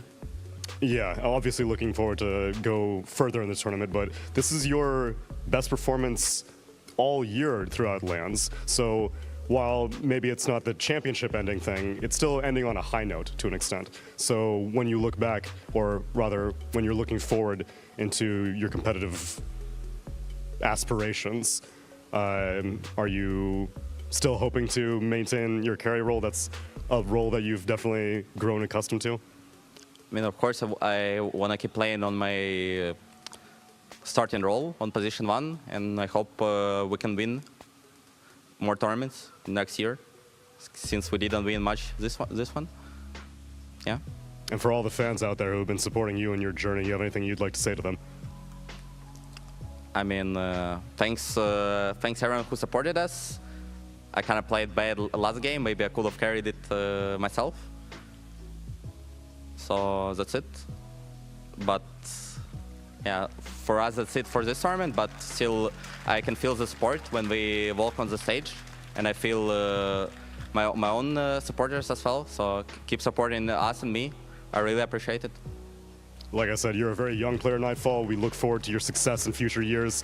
Appreciate your performance at this tournament. Back to you guys. Thank you so much to Nami and Nightfall as well. That is going to be the end of their run over on BETBOOM, but it was a phenomenal one for themselves. Should still be very happy in it. We could talk more about this series, but we have to look towards the next series. And before we do, we had a fun moment with the players. We asked them, who would you ban if you could ban players instead of a hero? After the group stage, you're allowed to ban one other player from any team. So, just ban a player? Yeah, just they don't get to play anymore. So who would you like to ban? Yatoro. Yatoro. Yatoro. Yatoro. Ja, det är bara Yatoro bara va? Probably ban Yatoro. I will ban Yatoro because he is so good. I thought about the Ramses just for fun. I guess I would ban Pure from Team BETBOOM so I don't have to lane against him. That guy's laning is really annoying. Fresh luck. Wow. Okay. Unique answer. Why? No, I'm not answering that. Just fresh luck. Okay, great. You get a substitute then. Who would you like? Two Whispers. Can I ban on my own teammate? Of course. Yeah, Notice should be banned. That's illegal. I would have probably banned myself. No, no. Okay, all right. Just by nature, probably Arteezy. Ban Arteezy? Yeah. Why? He's gonna feel sad, right? So it's better to not have Arteezy right now. Let it be Thompson. Can you explain why? He's my personal hater, I guess, because in pubs he always following me, sacrifice his soul, but he kill me and he's happy. I would like to ban Quinn for his poor behavior in public matchmaking. I'm banning Queen. Why? You know he's got it coming, nah. So you're going to ban him to save him? You're gonna save him. Wow. Of course. That is the kindest answer. Thank you. Extremely toxic, but very kind answer. Thank you so much. Let's say Snaking from Tundra, let's remove him. I think then Tundra will have zero chance. Maybe ban like GPK for smurfing. Ban Collapse. Collapse is OP. Let's ban Collapse. Let's ban Collapse. He's like, yeah, let's ban Collapse. Let's slip slacks to his team. Like he can play a nice ass offlane on me. I'm banning Low. thought that Ame could come in from China, and if Ame is on that team, free TI win for them. F1 deserves the TI at this point. Come on. Sorry, Lau. Oh, I'm sure a lot of fans can agree with Moonspoon at that point, at least with FY going for a TI win here. They're on the right path. They're in the lower bracket though, and it is time for a switch because it is upper bracket time, and I'm sure LGD would love to ban Collapse, but they can't. Upper bracket finals, and I'm joined by none other than Fear, Lacoste, and Tigov. Tigov, how are you doing? Sorry, this series is insane, right? It is. LGD, the rematch, you know, TI winners, LGD, they want it, they need it, and I don't know, this series is just a banger. Absolutely, I mean, this is the one that I've been waiting for the most today, and it's going to be a banger for sure. These are definitely the two best teams right now record-wise, and they're going to go against them. This might be the hypest match of the day, I would say. I will definitely say. Now, these teams, of course, have extended history, and we're going to talk all about what the players did this year, but of course, we got to say rematch of the TI10 Grand Finals. They've met each other in finals before, and Team Spirit often has the upper hand, but LGD, maybe this time around, they're in the right place to take their place in the Grand Finals and go all the way. But before they have a chance to do so, Team Spirit, can they do it? Let's bring them on stage.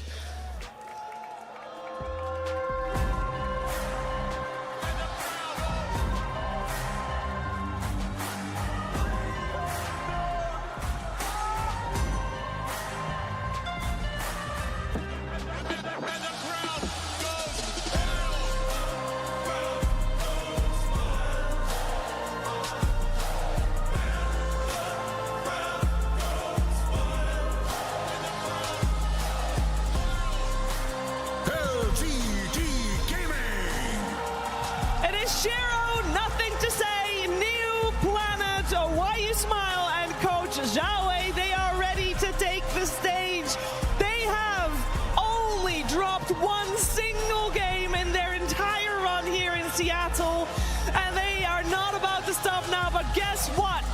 Team Spirit would like to have a say.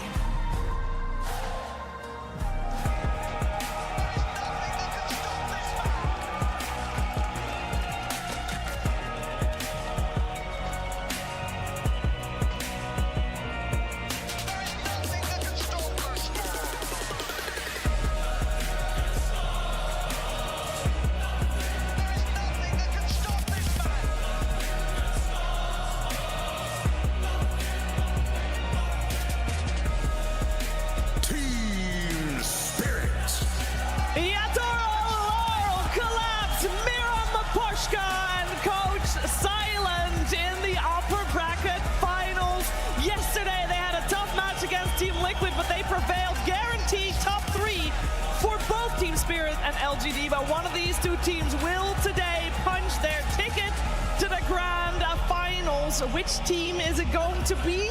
We can only hope for some explosive Dota to find that out. And to talk about that Dota with my panel here, I want to first talk about Team Spirit, how they got here, Fear, because it's been a tremendous road for them. They have looked unstoppable. Oh, they definitely have. When we heard in the last segment there, everyone seems to be afraid of Yaotoro for good reason. This entire team in general, like you think of Collapse and especially Laurel, who at the beginning of the year, a lot of players like he may be the weak link in the team, but now for what he does, he may be the best at it, and what a year he has had. Every single player on this team is a threat. Yeah, Lacoste, I think you called Laurel the most improved player. Yeah, absolutely. He was the easy target to pick on because results were lacking. You know, you're playing with other members of the team who already won a TI, and one thing I really like about the rest of the team is they decided to lift him up. You know, they wanted to win a big tournament, big LAN tournament coming into TI, and they won Riyadh Masters, which was, you know, when there's a lot of money involved, you know, the Team Spirit, they're gonna level up. Yeah, and throughout the year, they've been trying to find where to put Lau in the team, right? They sometimes drafted him for like last pick during Berlin Major. The majority of his picks were at the end of the draft, and now coming into TI, he's kind of shifted back into the middle because they're more confident with what he's trying to bring for the team, trying to give the game for Collapse and Yaotoro to pop off as much as possible. So it's been a long year to get there, but it's clicking at the right time. It is clicking at the right time. When we're talking about clicking at the right time, LGD is clicking at the right time because, I mean, yeah, it's great that Team Spirit is doing it at the right time, but they have had Laurel for the full year, and it clicked towards the end. For LGDT, Neo hasn't been around for that long with the squad, and they clicked fairly fast with him in the midst. Yeah, it's testament to, I think, Xiaowe's scouting abilities, right? Like, when they're trying to look for this offlaner, every time it's like, okay, there's a good element here, what's happening? But for New, he just kind of popped up. He used to play on Vici Gaming, and he is having an incredible time at this TI. You know, the stats are supporting it, everything's supporting that. This guy is such a foundation of the team so quickly. It is, you know, I think a lot of people probably are shocked at how easily he's just looking within the team.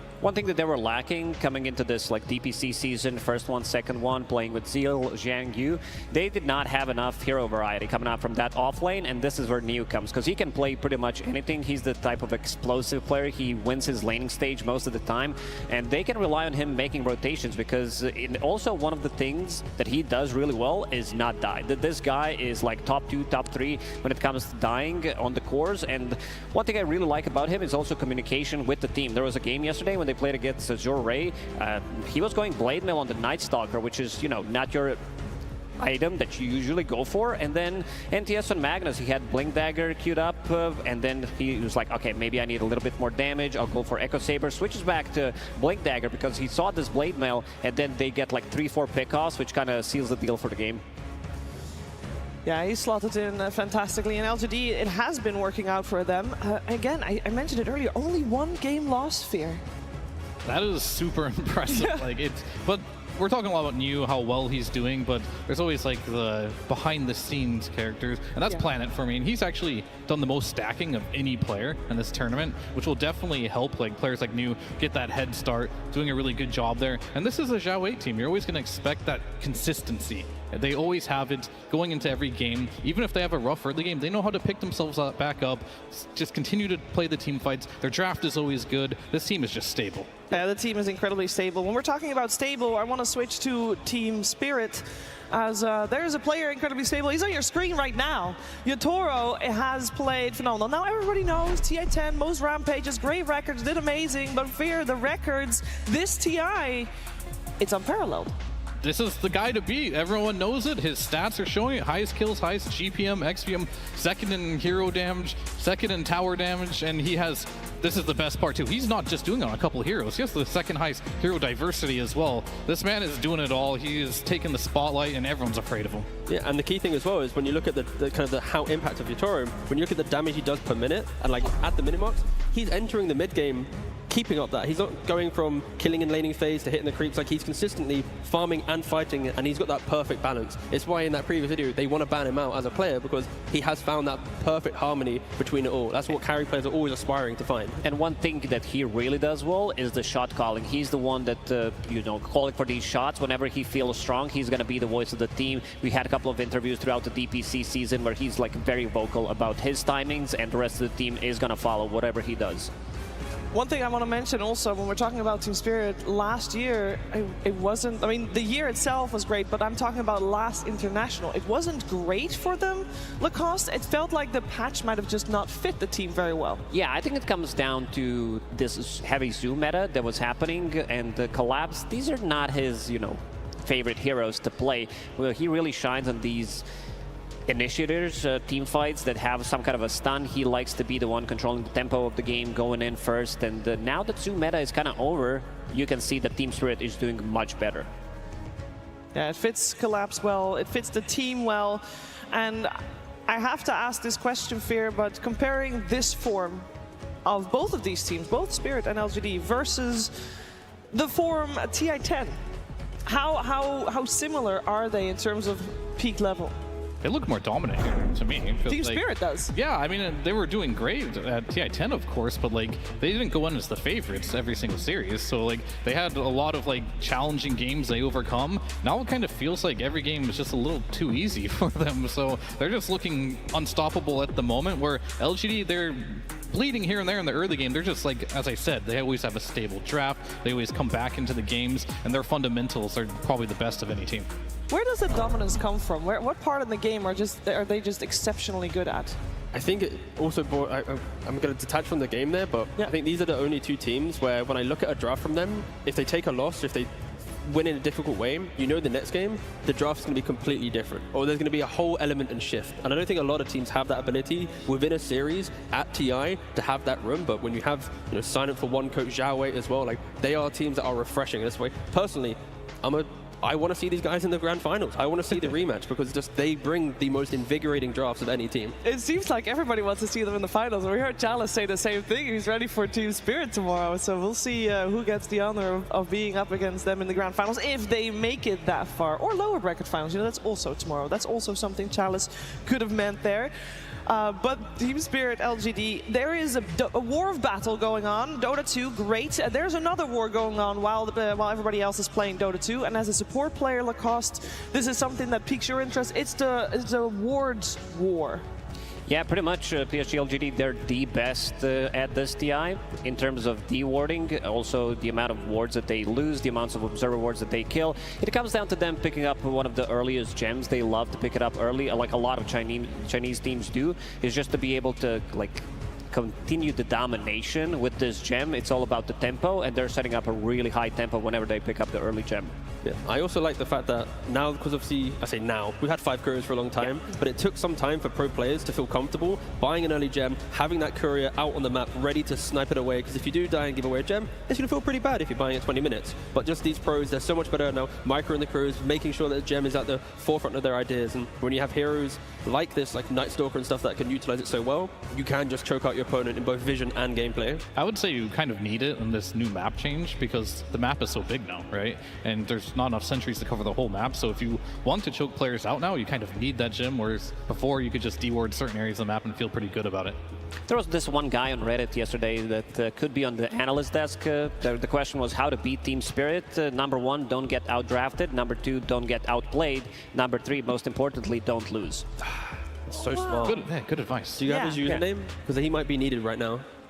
You don't have it. I don't have it, no. Missed out. Shout out to him, though. Shout out to that guy on Reddit. Team Spirit has lost more games than LGD this TI, though. You can't deny that one. And one thing that we often talk about, but when it's in upper bracket finals, it's something different. We talk about momentum a lot. Both of these squads come fresh off of the win in the upper bracket semifinals. They have all the momentum they can wish for.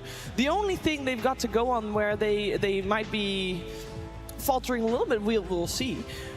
How much did their opponent learn from their series before this? Fear, we watched both the series yesterday.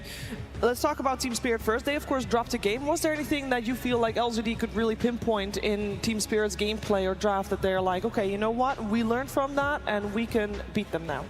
Well, I think for the most part, like when you play against Team Spirit, you always have to be ready for their late game because they've shown you can beat them in the early game, but sometimes this is why Yatoro is so scary. He can always find a way to come back into the game. So keeping Yatoro down and also in the early game, keeping Collapse down, making sure he can get on his axe and get a bunch of kills around the map. I think that's something you should definitely focus on, but they don't have like one weakness that's consistent throughout all games. It's going to change by game to game. Yeah, one thing that I've seen from LGD Gaming is Shiro is amazing, slightly weaker laning stage compared to Yatoro, but he's the type of a guy that also can make a huge comeback.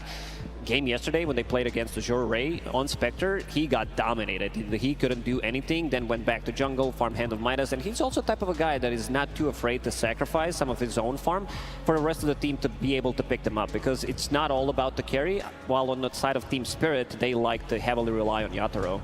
Yeah, and for me, I think Spirit, that game too, it was maybe an overreaction to the Spirit Breaker, right? They had a lot of counter-aggression heroes, but they weren't able to push out the lanes, make these early moves, and we talk about how good Team Spirit is in the late game, but they just didn't really draft themselves a way to get there. Yeah. And I think that's my main kind of concern in this upcoming series is if they go a little bit too defensive, LGD, they're going to be able to punish that. So it's finding that balance once again, and you'd think Spirit also would identify that after quite a nice victory from Liquid in that game.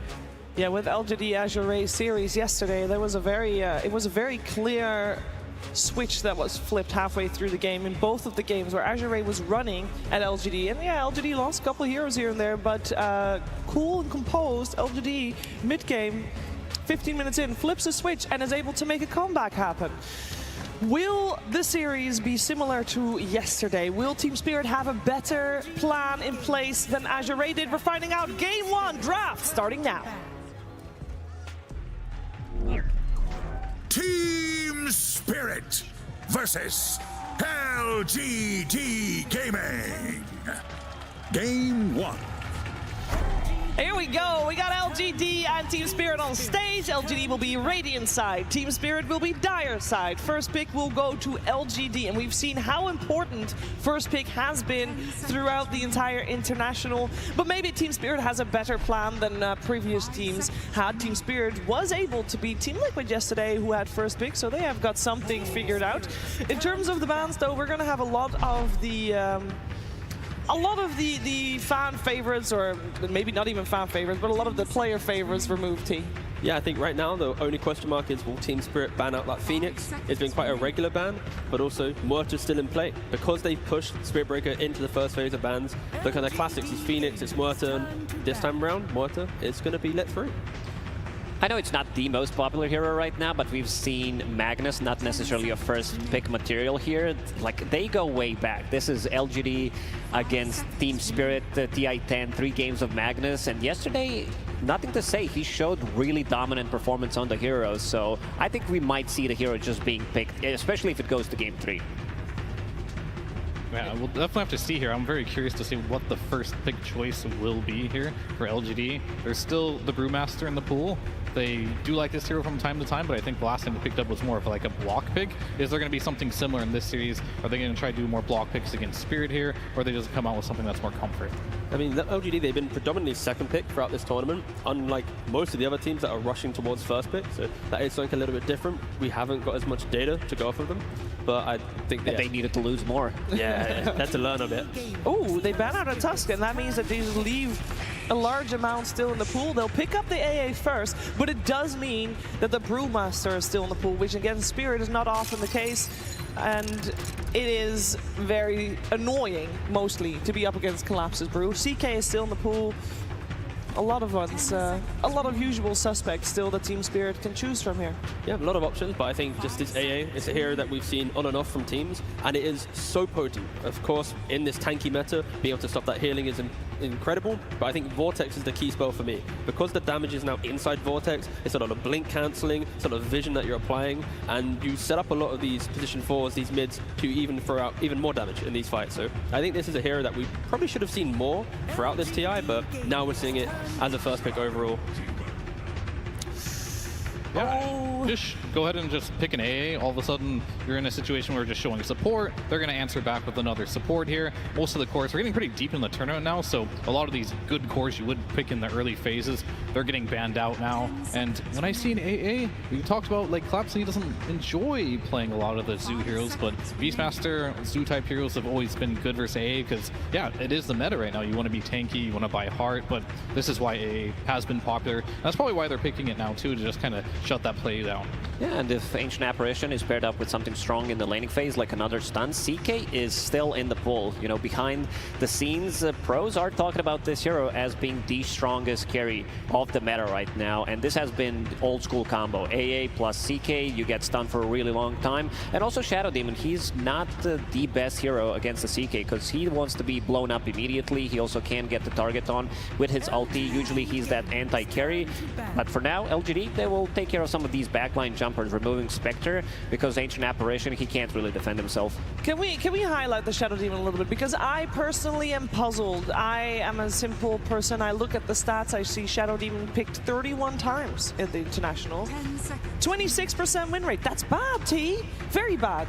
Do you want to call out the teams losing with it, or no? I think no, but I want to know why it might be good here. So for this game, I think it's really good for the defensive capabilities. The fact that when AA commits to a fight, as long as you can buy time, it helps. AA naturally also can't find the backline, so SD is always going to have presence, knowing that at least one support can't get to you.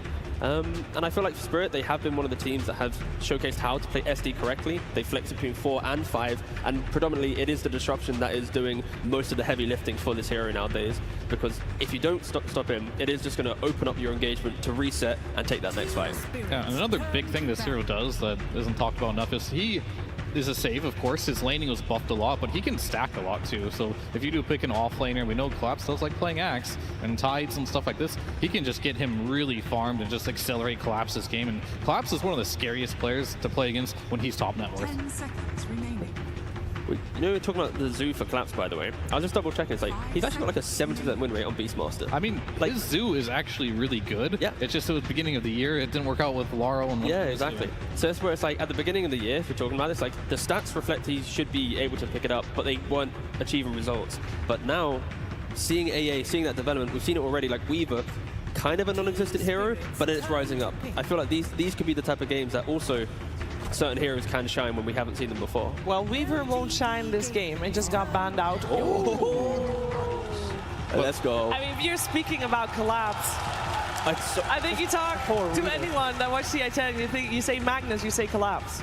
Amazing. Pretty much. We did mention the hero, and I'm really glad that they are showing it up in the first game. You know, this is not just the battle in Dota, this is also mental warfare. Oh, yes. Take it away from LGD, and on top of that, like, yes, Magnus, it has changed from the horn toss, the old school times where Collapse was achieved, but then Harpoon got introduced. So you're still kind of doing the same thing. You're still dragging someone, repositioning them, and slaughtering them away from your team. Well, that's pretty scary. But the real question for me is going to be, is Collapse going to play the Mag, or is he going to hand over the reins to Laurel? Because this hero's been picked in the mid lane most of the time, and we're not entirely sure the strengths of this hero right now in the off lane. At least I am not, but I know for a fact in the mid lane it is pretty successful. Yeah, most likely going to be that mid because you want to get those levels, you want to become active. We already talked about NTS picking up Magnus yesterday, where he, you know, decided to play slightly more active. He understood what the role in the team is, but this is also a hero that can scale extremely well. New hero joins the fray. Well, we've seen it played, but not very often. And actually, we've seen it played on the side of LGD earlier this week, or last week, I should say, but not on the side of Team Spirit, the Elder type. In regards to draft, when we're saying about like the dynamic nature of both these teams, like Spirit, this is the most protect your triangle, make stacks, utilize the empower, farm up. If you run into the triangle without vision, without a correct smoke, you're gonna hit by a stomp. Disruption turnaround, RP, you're gonna get absolutely obliterated. In LGD so far, it's a lot of 1+1 combos to get a kill, which isn't going to be the best deal if Spirit, if they are to go defensive. Yeah, what I want to see from LGD is go into triangle immediately and start blocking some camps, because you have one of the best heroes in Dota to stack with and one of the best heroes in Dota to clear those stacks with. Yeah, definitely. And I think more than anything right now, this Elder Titan, it's typically picked up against agility heroes for the aura, but in this case, it doesn't really matter. CK, he goes in, he normally blows up one hero, but then you have that Echo Stomp to just freeze everything in place, reposition. You have tons of AoE now to kind of deal with illusions. You have the Magnus as well that can keep up in the farm space, but LG's draft is still strong nonetheless. Could this be like a void game for Team Spirit potentially? Because you have the buff ups, you're not as slow as before. The supports are food throughout the entire game. The jump potential of CK is always very scary, but if you don't jump, if you don't cleanly connect, that's when Void will obliterate. Yeah, I wouldn't mind. You have save with the disruption, so even if they manage to get a top of you, but we'll pick up a Terrorblade here. Yataro's classic. This is just Spirit saying, if you want to be aggressive, we're just never going to be near you, right? Like, how quickly can they skip waves? They're going to be able to play such an intense macro game for Spirit that LGD, the next two picks for them, they need to be able to cut through that. Make sure they protect a wave, transport it towards the tower, defend it, and then take the fight they want to take. Because if they're not dictating this game, they're always going to be looking towards the next lane that they need to push out. Oh, it's coming. Okay, time to get rid of some of these vision heroes from the mid lane. I mean, there is Storm Spirit available, maybe even Zeus. Like, I wouldn't mind even having, you know, Zeus on the side of Team Spirit. They're gonna go with Puck, so this is another elusive hero, because they don't have this instant stun, so they might need to remove some of these elusive heroes. We did mention that, you know, NTS, he's not that cheesy player anymore. He's playing more of meta stuff, but his Tinker will always come out if it's a good game for it. And why is it a good game for it this time around? I mean, you're playing against Terrorblade. They don't have any kind of catch. Shadow Demon, like these heroes are gonna die. Everything that I was saying for Spirit, being defensive, protect your triangle, these are properties that allow Tinker to have a good start to the game. The worst Tinker games is when you can collapse onto that mid tower, to break down the map, stop Tinker from getting that Blink Dagger, just delaying the inevitable. And right now, LGD, they have the start of the fight that we mentioned with the CK, the Grimstroke combo, and for Tinker, he should be able to freely farm. Like, this last pick from Spirit needs to have a little bit of pressure and catch, otherwise this could just be the NTS show. I think they only have two choices here, one being a Storm Spirit and the other one being Zeus. Outside of that, it's going to be very difficult for them to find the Tinker in these fights, and Tinker is a hero that we don't see a lot of. It definitely has a lot of weaknesses. Of course, the laning we talked about, sure, the Shadow Demon can come and gank him, which could be effective, but I think more than anything, they just want to pick a hero that can just stop Tinker from doing what he does best, just spamming spells in the backline. They need some type of gap close here. Yeah. And LGD, they round out their draft with a Centaur, another hero that can just absorb a little bit of that damage during the team fight. Also should have a relatively free lane, and that alone strong lane coming out from LGD. I am scared for like 15-20 minutes. Spirit, where is the damage from this lineup? There's going to be Tinker running at you, CK, Blink Dagger potentially. You got Centaur Blink on top of you. Like, there's so much swarming that Spirit. They can fix it potentially in their last pick. It seems like from the bans of LGD that LGD is banning out a couple of mid heroes with the Puck and the Batrider, so still having that option for the Mag to be flex. Is this just like a boring kind of Pangolier style situation? Another hero that can find Kunkka. Okay. Or Kunkka. So they didn't really address the Tinker that much for the game, but Kunkka's pretty strong in the laning stage. They can still play tempo, but I think more than anything, as per usual, we're going to be looking at the collapse of Magnus to make things happen on the map. If he has good laning stage, maybe he will be the one to find the Tinker with that Blink Harpoon build. I'm feeling this LGD draft, I'll be honest. Two strong side lanes and nothing to say on Tinker. Also, the latest Chinese meme, you know, TI2, they wanted TI4, TI6, 2 plus 4 plus 6 equals 12. That's TI12 for you. Yeah, it's written. Wow, that's some good math. And quick. Well done, a handshake exchanged here on the panel. So we are all feeling like LGD has got an unanswered Tinker here then, T. It's unanswered until Team Spirit have a lot of items. So it's kind of LGD's game to lose, where they're the ones that will be dictating a lot of the early pressure. They have a lot of really good early game timings, but of course, if Spirit gets to that late game, there's going to be the collapse pick-off potential. Yotaro with these Sunder turnarounds, like CK might potentially fall off into all the chaos that Spirit can bring, but it's all on LGD to break Spirit's farming patterns, don't allow them to get these items, and show us why this, 71% win rate Tinker across his entire career is picked up so boldly. Oh, we're seeing early aggression then. That's what you're saying. That should come out. That should come out from both teams. Lacoste nodding along heavily. Yeah. And you're thinking still bloodbath, but Tinker comes out on top.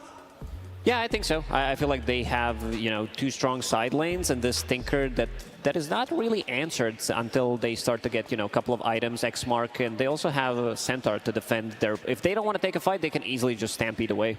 Yeah, I think right now, if you do want to win this game, if you're Team Spirit, it has to be the collapse show. It really does. We're going to have to see a lot of skewers, a lot of harpoon plays. Other than that, it might be quite difficult because their lineup is slow. And you said earlier that we've seen Mag mostly in the mid lane, but you feel like Collapse still can do this on the off lane. Let's see. I don't know. I haven't seen it yet. We're going to have to see. He's a great Mag player, but will it fit in the meta? Will it fit in the meta? That's a question that maybe Silent can answer us as he's standing with Tsunami on the stage for a coach interview. Thank you very much. I am standing by with Silent, who, Hey. You think you're funny? What? You think you're funny picking Magnus? No, I don't think funny. Mag just plays Magnus. And we reach, why not? See, now, I would understand that if you've picked that at any point in this tournament, but specifically against LGD, what's going on here? I don't know, he just wanna play it, that's it. It was Collapse's decision, is what you're telling me? Yeah, you can't say him no. He's like, pick me Magnus and... Seattle, you ready to see a Magnus? I said, are you ready to see Collapse Magnus? Then let's rock it with game one.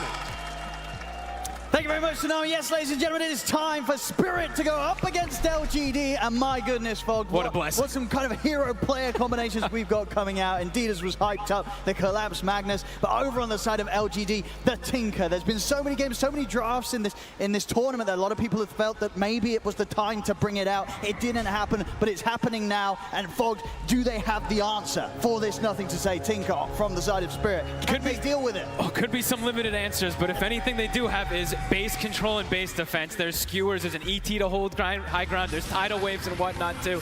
I think we're in for an absolute treat. Who knows which way this one's going to go, but all I know is it's going to be a fun one. Absolutely. I mean, when you look at both drafts, what do you feel that both teams have really kind of gone for with their approach to this game? We just heard it right there from Sana. I think it's a lot of comfort, right? Comfort, but also definitely a lot of heroes that are really popular currently at the moment. But you see Yatoro's bringing out his Terrorblade, which he hasn't been playing as much as some of the other carries. And of course, NTS playing his Tinker. I think it is just these two teams. They know a lot about each other, and we're gonna see that quickly defined inside this game. Absolutely. We'll see how well Lyle can do in the matchup here against Nothing to Say his Tinker. And sort of beyond the laning stage, who's going to be the hero that has the answer to lock Nothing to Say down and stop him from being able to freely jump around the team fights in the later stages of the game? Yeah, because overall, you tend to see the Spirit heroes used to be the answer, of course, for the Tinker. Even the Zeus, of course, would have his merit. But overall in this game, looking at Spirit, the catching for this Tinker could be difficult. They have the ET Spirit, probably one of the best scouting tools, and the Kunkka in particular to catch this Tinker, but could fall into some issues. Nothing to Say. It's a Nothing to Say Tinker, right? So if he's able to get away with it, he will take over this map. And they have a lot of aggressive potential they can do with Global. They have an AA as well with this Tinker too, so there's got to be a lot of damage that they can have in that early mid game. And looking at the side lane matchups, what do you think we're going to get out of this bottom one? The classic sort of CK-AA safe lane duo from Shira and YU Smile going up against the signature, the Collapse Magnus, which will be backed up by Mira's Shadow Demon. Anybody going to have difficulties down this bottom lane? Is there kill potential for either of the sides? That's a good question. Overall, CK, I don't think has really had any difficult times, as we're saying. This new top, trying to make a bit of a chase down on towards him. They could pop the meta for that one, but New's fine. Zoning him away, though. Still going to take a few extra punches here from Eposhka. Well, backups in from Planet. Maybe just a bit of a bait as New. He's ready to turn with Planet and start to get aggressive over towards the Elder Titan. They're in with the first stomp, follow up with the Who Stomp. They've got the burst. They'll find first blood. That's LGD bait Eposhka perfectly. Nice play from Planet. Sometimes you do see, these 4 positions or these greedy supports. They tend to just hit the creeps when something like this has happened. Planet immediately runs to his buddy, so quick little identification. They can go for that kill. Yatoro does get pretty much every single last hit out of it there, but a good kill for this Centaur to start off. Yeah, and that was the first usage of the meta, so there'll be this long period now where New and Planet, unlikely to feel under any sort of heat themselves, they'll be feeling very solid in the lane. And Eposhka just have to be very careful with his positioning. With a bit of an advantage, they'll get off that kill. They could look to go again if Eposhka gets too sort of ahead of himself. No, absolutely. We haven't seen too much of the ET, right? I think it was only 9 Pandas who've been playing it too much here, but you can understand the idea what they want from it. I think T was talking a lot on the panel about just trying to stall, get that farm up. It's a very, very farm-heavy team that Team Spirit's looking for this time around. And it's a lineup that can stall forever. You get a stomp on one person when they're trying to push at some point. You get the skewers back in the base, the tidal waves, etc. So I'm talking about stalling, this TI, we've seen some incredibly long games come out. If this was one to go to the later stages, who's going to have the better job of stalling and carrying out this game through the later portions? Spirit has a pretty scary one, but it's going to be the test too, because the Tinker, if he's at a point where he's just absolutely out of control, he can just take over. He can 1v5. And it's Nothing to Say, so definitely potential for him having that if he gets off to a good start. And so far, it is pretty good. Having a very good matchup here versus Laurel, but Laurel is handling it. 16-3, 17-4, pretty much dead even. Yeah, they're both basically free farming the mid lane, pushing it back and forth. So no one getting shut out completely at that one. Top lane, bit of aggression here is New, trying for the setup. They've got the Ink Swell up with the Stomp. Ooh, coming nicely from Eposhka. Holding it back, and not able to get the Ink Swell pop onto Yatoro. Still bringing this Terrorblade incredibly low. New's going to be able to close it with a It didn't matter that they didn't connect with the Ink Swell. They still managed to take Yatoro down. Great plays from New. Lacking a little bit on the last hits, but getting these kills, it's going to set him up for a pretty damn early Vanguard. He's actually buying the boots, so looking for more aggression in this lane. I like it. It's a lot of magic damage up here versus this squishy Terrorblade. Yeah, it's got to be pretty frightening for Spirit, right? They're losing heroes, despite the fact that LGD didn't need to hit all the spells. Exactly. It's a scary part of the map already in the first few minutes. This top lane for Team Spirit, they've got to be more careful and perhaps need to have that extra backup come in if LGD try for that sort of play again. Quick moves for the runes. Mira looking to set up perhaps on the Nothing to Say, a rotation that's probably unexpected here. See if they've got the damage. Set up into the Torrent. There's Nothing to Say. He's got the laser at the ready. Lars still has the X mark, but backups in from YU Smile. Gets the drag back with the X mark. One more poison. There's a lot of damage that's going to be coming in on this Tinker. It's not enough to pop him though. Nothing to Say manages to escape. The attempt unsuccessful by Spirit. I think the blood grenade was off the mark there. I think it didn't connect. I don't think it connected. I think if it hits, it's very likely to get the kill. It would have been very close. Yeah, it would have been close. Good attempt there from Mira. An unexpected gank. I don't think they saw that one coming, but that's the beauty of the Shadow Demon. I think that's maybe also part of the reason, besides, of course, Kunkka being so popular, but this hero stacks. This hero's good to gank with most of his cores. I mean, yeah, with the Magnus and with that Kunkka, it's definitely set up. A close start. Despite the kills that LGD have been able to pick up, as you can see on the last hits, it's not shaking up Team Spirit. Team Spirit 3 cores slightly ahead at this stage right now. Let's collapse. He's more than happy to be left on his own down here. Mira can continue to roam the map right now. This Magnus in a position where he'll be under no sort of threat really from this laning stage unless they bring in additional members, which is unlikely. I think the focus from LGD very much going to be towards this top lane, getting the pressure onto the Terrorblade and just making sure they have that backup when required. Look at this again. It's big damage. It's set up with the combo onto Yatora. It's easily enough. As New takes him down. Not an easy lane as we're seeing here for the Terrorblade. You know, Yatora, absolute master on this hero, but getting caught out by LGD's combo. And he's overall a pretty squishy hero throughout this game versus all the magical bursts that they're going to be having super early in the game, right? That's the reason that the Tinker gets picked up. If Yatoro gets off to a slow start, yeah, that's rough. It'd be hard for him to catch back up. The other thing about the Tinker is that people used to talk about, it's not just that you have this big burst, being able to find this Terrorblade, it's also you just clear the illusions. So TB thrives on being able to farm the map without showing himself. Tinker can easily just show up, wipe those illusions out, constrict the farm too, so. Yeah, tough start for Yatoro New. Honestly, he's been the one to watch for me these last few games. His Brewmaster took over, his Night Stalker as well, and now his Centaur is off to a phenomenal start. At the least, you know, obviously a Terrorblade, Yatoro, he's on a hero that can absolutely back up and recover through, through the farm and from the jungle. But not the kind of start he would have hoped to have had. Still trying to hover around this top lane, but it's getting scarier and scarier for Spirit to be up there. I mean, they've already started moving heroes. They move Y top, so they have the 3 top, and then they have the CK in a 1v1 for Magnus. Versus Magnus, that's fine for CK. They're going to try and step in from the Poshka. This time, TP backup will be coming in. Lal ready to try and help turn things around, but New, he's in with those. He still gets the kill. Yeah, but just take the kill. There's nothing they can do to stop New in that attempt. See if they can hold him back at all. I mean, Lal's looking towards him, but he's just walking away. He's going to be able to walk it off. Lal's not going to be able to throw anything down onto the Centaur. He's just getting away with everything in this top lane, New. And it's a cool approach. I feel like in almost every one of these games, people just default a lot of times. Like, oh, I'm having good lane. I go Vanguard. You can't kill me. No, New's like, I'm going phase boots. I'm going bring out. I'm playing the aggressive Centaur. And so far, look at that differential he has. 1,000 gold over. Yeah, I think an exciting start to the game. You can see already in the net worth. This is very much going to be down to the off-laners to see what both of them can do. New coming in with a hot start through this early laning stage. See in the mid, they'll get the setup. Stomp into the boat. Is it enough, though? Able to turn and get the laser off onto Lal. No further hits coming in, but the X mark is still there. Now the TP backup comes into play. LGD wanting to try and do their best to keep nothing to say safe, and it will work. This Tide of Spirit can't go in any further. You see Collapse has also swung across, but the silence was there immediately. Stampede comes out from New. LGD able to separate themselves from Team Spirit's attempts. All the little things mattering. Raindrop and a bracer. Maybe not something you expect to see on the Tinkers too much, but nothing to say. He knows. Just be a little bit tankier versus this burst as Laurel. I should be all right here, Planet. Just throwing out a blood grenade for a bit of fun. And as we know, there's a lot of aggression going on so far for LGD. Lanes are looking good, but as Candle said, and as we see, it's a greedy draft that Spirit is setting themselves up for. And looking at the stacks, they're getting them prepped. I think this is what, a quad hard camp stamp or something like that at the moment, set up inside that triangle for the Kunkka. Yeah. So they will have these recovery outlets. No, for sure. Spirit can calm things down even just a little bit. Very likely that you're going to see Yatoro's Terrorblade get back up to the top spot in net worth. As long as they don't lose these stacks. I mean, they might have to go clear them pretty soon just in case of anything. Because if a Tinker walks over there, it gets cleared in no time. Yeah, lanes, I mean, they've kind of broken the lanes a little bit here. LGD, with this dominance from New, they're going to force Yatoro a bit to the jungle there. And the supports are having to make these moves around to get these stacks around to try to fix things. And they're going to work on those stacks.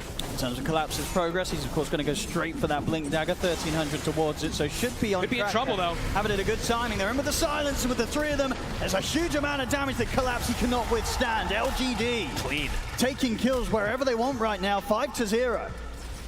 They planned it, making it happen. All 5 kills are at the back of this Grimstroke so far. Inkswell connecting perfectly. He's got level 3 Inkswell already too. I mean, this is very scary how much magic damage they have. I mean, New's gonna have such an early Blink Dagger too. He's just he's like, screw it, I don't even need the Vanguard. He's gonna have it at such an early time for these early aggressive moves. And they're just continuing to pick up the pace here. It's gotten to the point now where Spirit, they're not gonna be showing any faces up on this top lane. Unless they bring a lot of numbers. But Collapse, he actually did port down bottom, so TP will not be available for the Magnus to be able to join if there's a big battle committed up top. Looks like Laurel was able to sneak into the enemy triangle a little bit here. I think he stole a double stack, it looks like, so a little bit extra gains for him. And Poshka's got to be careful. He's hiding in the trees, trying to soak up some XP. He's got to be so cautious. Stampede's at the ready. As they'll slowly but surely siege this top tier 1 tower, LGD. Miposhka, he'll start to back off. He does not want to be around here. Too much of a push. They've got the vision on him. All right, that's pretty much the Blink Dagger going to be finished up for New right after that tower goes down. Trying to give levels, the AA. Why? Trying to get a little bit in the mid lane, but seems like he knows something's up, having that ward on the right side. Does see the Kunk on the Shadow Demon set up. Playing far left, trying to get this level 6 online. Well, it's got the DD in the bottle, so good amount of burst if you can find some sort of setup around this mid. Laurel, how close to 6 on AA? Oh my goodness, so close. If Y is 6 there, that just is probably a dead Kunkka. Laurel has to be a little bit careful. Planet. Okay. He's going for the player. By He's himself. been up by the Stampede. He's able to close in onto Miposhka. That's going to be Miposhka going Look down. at him go. Another kill here for LGD as a whole. They're just 6-0. Spirit still struggling to find anything so far in terms of kills from this early game. Yatoro, he's getting bullied out of this top lane, has to TP out of that. I mean, New is just bringing the action to him. Him and Planet, right? The 6 kills, they're involved in 5, and then 6 on the counterpart, their Planet. Super active so far. You see the scans are coming out already. LGD, they're taking notes. They're like, all right, well, Spirit, they're going to back up to their triangle. Could see some early contest come out here. They're actually just going to throw a casual AA blast to scout and potentially snipe someone. Won't connect, but a nice attempt. Yep, they're going to need time, and Yatoro obviously with his build, he's approached that, has the Midas on the Terrorblade. He just wants to be hitting the creeps without any interruption. Well, we'll see if the rest of Spirit can create that sort of space for him. Collapse has got the solid timing on his Blink Dagger. He's keeping it hidden for now on the Courier. We'll see if they try and make some sort of move around this reveal of this pickup. It does feel complicated, though, especially with Yatoro going down full greed route for Midas. All of the heroes on LGD are going to be ready to fight at all times. They want to try and get something mid. TP over to the mid lane. Blink Dagger at the ready from Collapse. For the jump, gets the Steward back. Straight underneath the tower. Torrent will miss, but it doesn't matter. They'll still get the kill. A solid Blink Dagger reveal there from Collapse.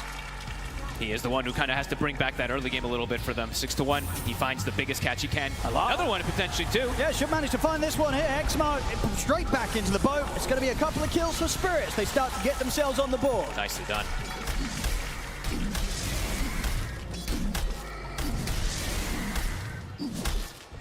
New does have that Blink Dagger finished, but as you said, Yatoro, he's just chilling on the sidelines. Quick little RP usage, and they're back off to getting that farm. So for Spirit, it's going to be a lot of that this game.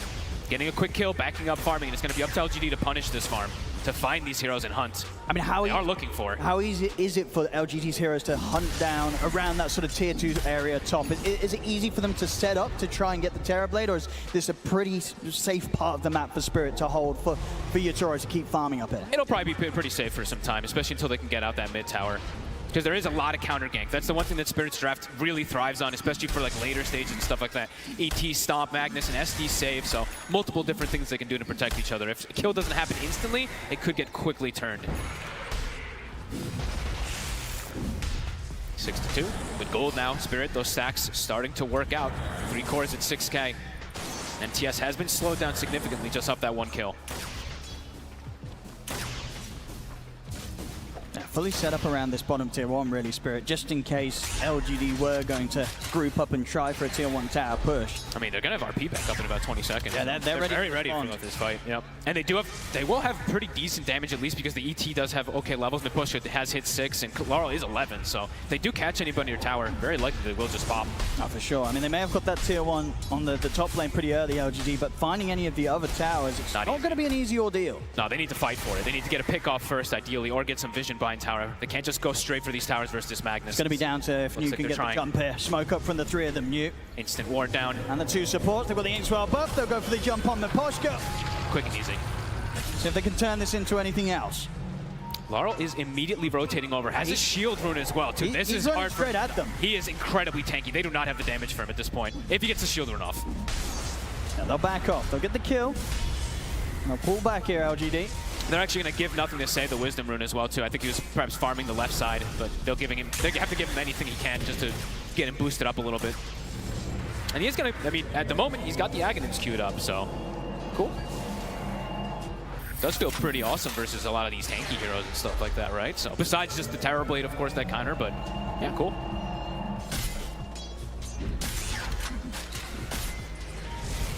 The game resuming at this sort of pace, I think Spirit will be happy. Yatoro that is indeed going to be in a very happy place. Getting to freely catch up here in the farm and at this stage, and will continue to be. This is one of those games where he's going to probably be the only man with the Midas. Does feel in the long run, that should be set to pay off unless LGD can continue to put the pressure on. Hey, Spirit, ready to go again. Collapse, he's got the RP. They're hunting. They see the courier moving toward top. Might have to just settle for an AA. Nah, they don't have to use RP. It's a pretty easy kill. Not the biggest they would hope for. Get Yatoro the kill. Yep. Perfectly set up. Quick move towards the twin gates, maybe. Ooh. See if they can make a play down bottom as well off the remainder of the smoke. They've still got a few seconds left onto it. New, he's close to showing himself on the wave. Oh, this would be huge if they're able to. And they're bringing further TPs around the tier 1. It's a tanky hero. Can they get any sort of setup? Maybe Mirror with the disruption, but not New. He's already out of the area. Knows it's a scary place to be. Look at the TPs coming in. In fact, LGD bringing 3 further TPs in on this one. They're happy to try and fight this. They get the setup here straight away onto Mirror. They'll find the Shadow Demon. The Battle of Vision as soon as somebody shows himself. And that ward will actually expire in 30 seconds, so it won't actually be a D-ward. Quick, easy kill. Yeah, it's all right. Making the most of it, though, knowing that with that sort of focus down bottom, he was able to push forward an extra couple of waves on the top lane, get some pressure onto the tier 1 tower, so maximizing what he can, even in these big, scarier parts of the map. Yeah, and I'm watching it. Let's actually check to see if Collapse was trying to throw any powers on him as that Beto was wearing down. I think he is maybe looking to do so, but still looking for plays. Collapse, he's constantly looking for something. I mean, sorry, LGD, we continually see them grouped up pretty heavily. I mean, at the moment, right, we've got 4 of them around this mid lane. I'd imagine for them, they're looking to accelerate a little bit more. I think so, at least right? with that CK with his timing, because right now he's absolutely a menace. He's got this Echo Saber and Armlet finished up, so if he joins with this team, he's quite a bit stronger than Yatoro if he joins in. Yeah, you've got to imagine they want to fight. They don't want to sit back, LGD. No, I would imagine not. The Shard is also finished. Planet bought it right away at 15 minutes, so a very, very strong dispel, especially versus something like RP. If he's able to be in a good position on this Grimstroke, he could stop a lot of aggression that comes out from Team Spirit. I'm going to keep my eyes on Planet, because he was quite a big difference maker yesterday as well, too, on his Rubik. The spell steals he was able to do. He's been phenomenal, so I'm going to be looking at him. Collapse. Ready to go. Smoke up between himself and Mirror. Okay, let's see what he got can decent catch. damage now with the Echo Saber completed over the Blink Dagger. All 5 heroes are set up in the area as well. Can't quite find him. Could be a little bit of a bait. They could look to jump again. And LGD, they are prepared for this one, but Spirit, they have the numbers. Lal, trying to fish for something here with the turret. Not going to find anything. They have ward vision inside that lane, so they do see every time that LGD does step up anew. He's actually making the first move. And we're seeing that Collapse. He's able to get the jump even before that gets the drag back on the way. Smother, bring down the AA. Oral's gone. Spirit getting a bit split there with the focus heading over towards that jump that they made around the mid, but indeed they left their Kunkka vulnerable on the top lane. And he had vision too. They have that lane ward, so he saw it completely coming in, but just got caught off guard. Maybe just the communication that was happening on the side. Gets caught off guard. It's a big kill, slowing down Laro's momentum. And I believe, what, did Shiro get the last? Yes, Shiro got the last hit as well too, so bumped up a little bit more. CK, Shiro, hitting fantastic timings. He's huge. He really is quite large, and he's always going to have that buff up, of course, from that Grimstroke. LGD, once again, everybody to the mid lane. Really trying to look for these constant and consistent fights. Hey, look, Miposhka. They'll get the jump. New, in with the burst. There'll be a defensive disruption from Mirror. But there'll be no getting out of here for Miposhka. Easy support kills that LGD can continue to find. Just continuous. It's new in Planet every single time, making the setup happen. He's big. He almost has the heart finished up on the Centaur already. Once he disassembles the Vanguard, he's pretty much going to have it finished. Gonna be tough for them to, fully bring him down. ET Splitter, of course, is probably gonna be one of their better damage functions. It's just that max HP damage, but sometimes it's pretty difficult to keep them always in line with it. Yeah, and Shiro, he can really get involved. He's scary. Up, takes the mid tier 1 tower with the BKB complete. Okay. Very little chance that Spirit can take him down unless they catch him completely on his own and cooldown. Yeah, and immediately just rebuys his Echo Saber too. Yeah, he's having a phenomenal start here. This is the timing for the CK. We'll see how much LGD can get done around this. Right now, they're not playing like super rushed by any means. I'm sure they're like, we also scale really hard. They always will have this Tinker versus that TB matchup, so he is getting closer and closer to that Aghanim. Maybe that'll be the call where they start taking over the map a little bit more, because it's pretty even in terms of gold so far. Zero. Yatoro. Gonna find Yatoro here with the opening. They're gonna have an Ice Blast flowing as well. Straight in on top of the tower, but Yatoro, he's gonna be going down.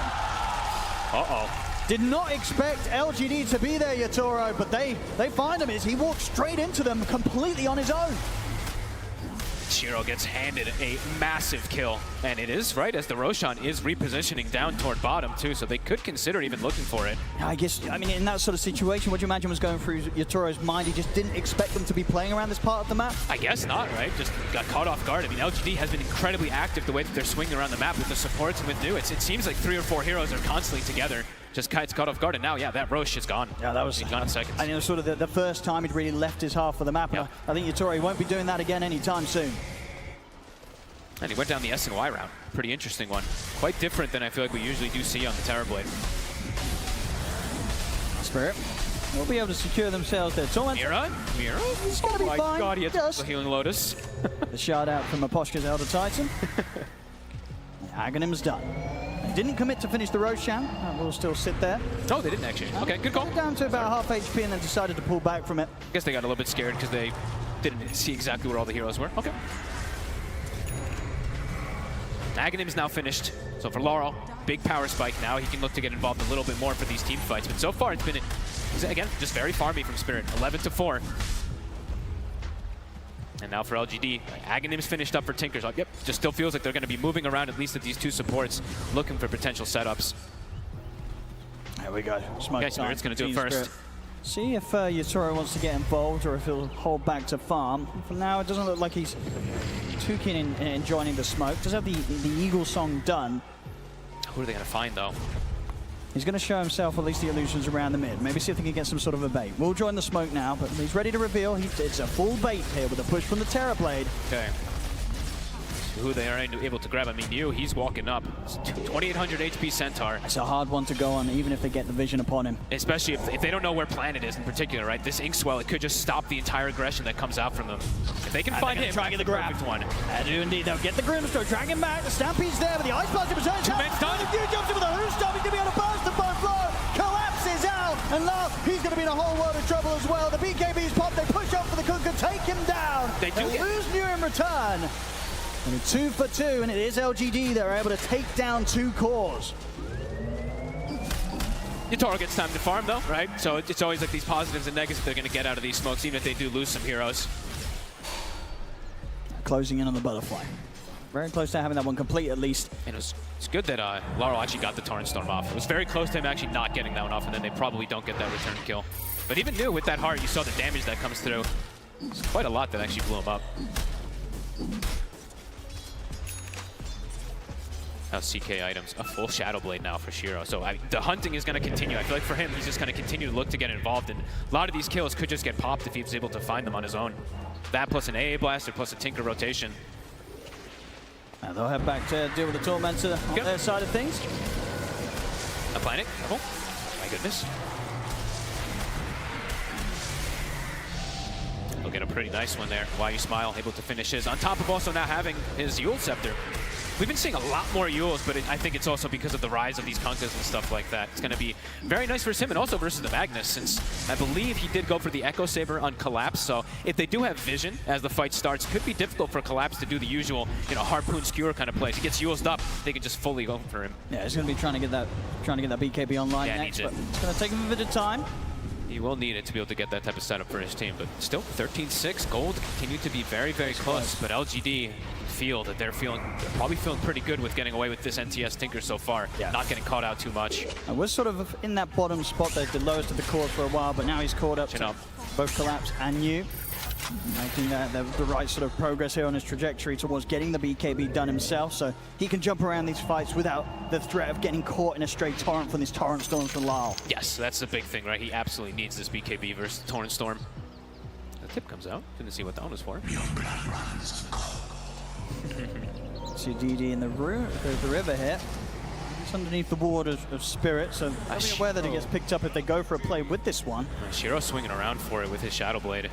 They're instantly smoking with it too. They want something, but it got seen. Like you said, Spirit, they were completely aware of it. So everyone positioned around the area. At least, even if he was invis. See if LGD can still catch them by surprise. Oh, the big clash looks like it's going to happen here. Planet, he also buys a Blink Dagger for positioning on this Grimstroke. Was able to get the big jump. And Spirit, this should be full defensive right now. They know that LGD is going to be looking for this sort of move. They get the scan. They know where they are. Miposhka in position to break it. Yeah, maybe they'll just allow support to get caught here. Oh, Laurel, be careful. He's got Tidal Wave. They have a ward on the high ground. Perhaps they could fish for somebody. Smart getting the vision set up for themselves. They're going to go for it. They're going to get the skewer back as well. Up towards New. Instant swell. New is going to be able to pop the Stampede still. Gets himself back up to the high ground. Both teams holding back from one another. Is there any further catch? Lyle trying to close the gap over towards New. They get a reflection out on towards the center. I mean, Spirit wants to catch something here, and it's they hard use to so say much. Shiro. He's going to be able to wrap around for the back lines. He gets straight in on top towards them, but the Stewards there once more. Collapse getting Shiro under the tab. The BKB is popped by the CK. Shiro steps back. Soulbind. He's stuck. Holding together the big stun. In with a who's up the double edge on the both of the bursting and throwing down over the defensive disruption. Comes out from Mirror. They'll finish at the Kuka. Gatoro's gone. Gets blown up here by the burst of the laser. Nothing to say, finding that huge kill, taking out the Terrorblade in the midst of the fight. Both teams to lose 2. The mind games from these fights too. They like Spirit had used so much. They had meta pop. They used literally all their ultimates. They keep chasing forward.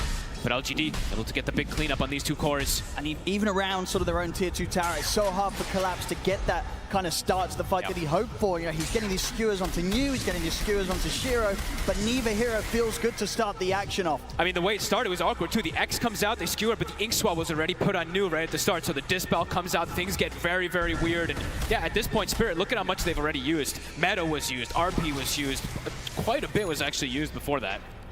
Yeah, full chase on towards New, and at this point, it's the fact that they've kind of forgotten about Shiro. You know, he just is able to get this opening immediately on towards Miposhka, who will get that extra bit of time with the fact that Collapse drags Shiro away. But at this point, Soulbind out into the 2 of them. New, he's hitting these hoof stomps every single time. Huge connections, and even the double leg, of course, connecting on both there with that Soulbind. It's nice. Constant, like 2-for-2 trades. The gold continues to just be They want to keep it going, LGD. They do not want to allow any time for Yatoro to get his items on this Terrorblade. They know there's downtime. For Spirit, they need every single spell. RP 5 seconds. They'll find Miposhka out on his own. And that's right next to the Roche. Now they can likely force it. Yeah, they're going to go for this for sure. Instant Phantasm. Oh, Shiro had just hit 18 off that kill too, so actually gets the level 3 Phantasm. Sends an illusion to the wave. Should be able to finish it off this time. No ET to scout. They've got great team fight, but yeah, even as a support, you know, Miposhka is a crucial part of that. And with him gone, Team Spirit, they won't look to contest this Roshan. I mean, Miposhka really is the biggest scouting element that they have to be able to find this Tinker, find these initiations early on. Without just Collapse YOLO blinking in. Which Collapse can now do also. He does have the BKB finish, so a little bit more liberty for the Magnus to pick and choose how he goes in. But now, into that Aegis. See how much LGD can get done with this Aegis. Tier 2's on the horizon. How many Philosopher Stones did we get in this game also? Okay, looks like all the supports got Phillies. So we have 4 Philosopher Stones in. Greed is good. Yatoro, he's got his BKB done. So really starting to beef up on the Terrorblade. I mean, they have what? Is that the double? Okay, double BKB. Laurel not quite having his just yet, but definitely going to protect quite a bit versus this control that we've seen from New in particular.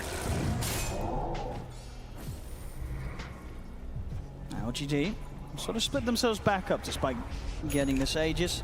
I'm just trying to work their way towards their next items. We've got the BKB just a recipe or so away from New. Yep. And the Centaur, so he'll have a much easier time just kind of getting in with the hoof stomps and being able to reset and looking to come back into the fights with further jumps. They are grouping up though. Looks like they are potentially going for a smoke out here.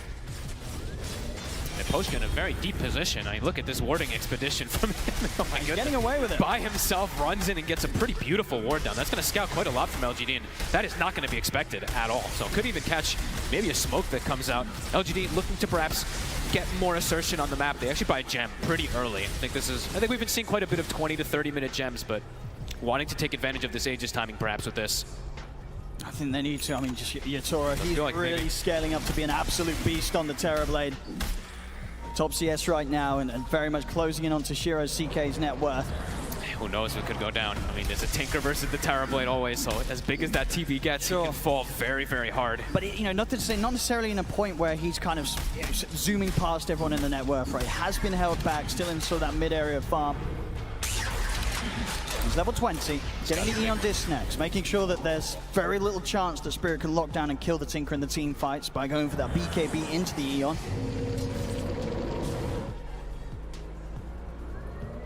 Of course, the team fights will be one thing. And the high ground push, that's going to be quite the other. We don't see a lot of Tinker. We have the first Tinker's appearance that we're seeing here at this international.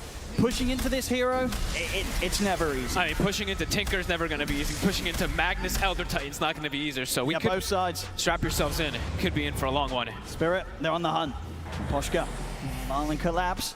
Going to do a quick sweep of LGD's jungle, see what they can find. Still not quite a BKB finished up on Laurel, though. So does probably have to be a little bit careful how far forward he puts himself, at least at the start of the fight. Doesn't look like they'll find anyone down here. They pop a scan around the creep camps to see if anybody's stepping around this area from LGD, but LGD completely on the other half of the map. A lot of dodging going out here. I mean, Poshka's ward is still alive somehow, even though the gem from the AA was out. He wasn't able to find that one just yet. BKB done for New. We've got their heart. It's completed as well for Shira. And towards the AC next. Oh, I mean, the levels across the board still feel... Everything just feels very, very close. It's going to be some crazy team fights that are going to dictate this. Does feel like. Shiro, soon 20. Starting to hit tier 2. Yeah, have to play that bit more aggressive. Yep. Minute 40 seconds. No signs of a response yet from Spirit. Now look at these. The LGD supports are looking to play so far back in these team fights. Both of them actually finish up a later than usual Aether Lens. You see Planet and both Wayu Smile looking for that. He had the Aghanims queued up for quite some time on this Grimstroke, but looks like they want to switch up the way they play their style. Just look to play behind those tanky cores.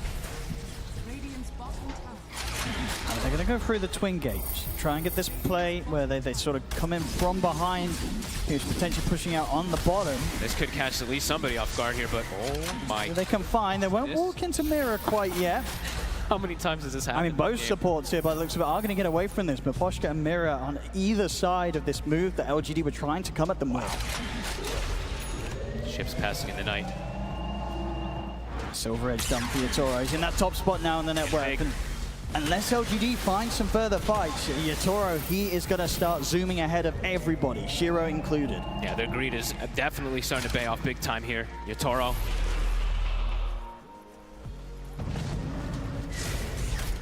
And this is going to be such a crazy, crazy collapse of everything together, but then greed, of course, 4K lead. Oh, they didn't find a fight with the Aegis. They're about to have it expire here from Shiro. The question is if they want to try and find something without that. And they'll finally find that ward that was placed. I mean, that lasted almost 4 minutes, that ward that the Post was able to sneak in there. So they got quite a bit of information, you can say, from it.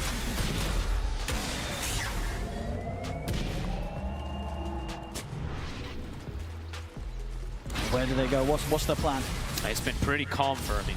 When was the last time there was a kill? It's been, what, like 6 minutes or something? Who is feeling more calm in this sort of situation? Is it Spirit or is it LGD? Or do you think it's pretty equal? I think they're both probably feeling pretty good, right? I mean, they have an NTS Tinker scaling versus Terrorblade, but Yatoro's probably telling his team also, guys, I am massive. You know, I'm getting away with murder. I'm getting away with so much farm on the map here, but it's really going to be up to how those fights be dictated. Who gets the jump? And even then, even later on, are they going to be able to even break base out of it too? Not easy for either side.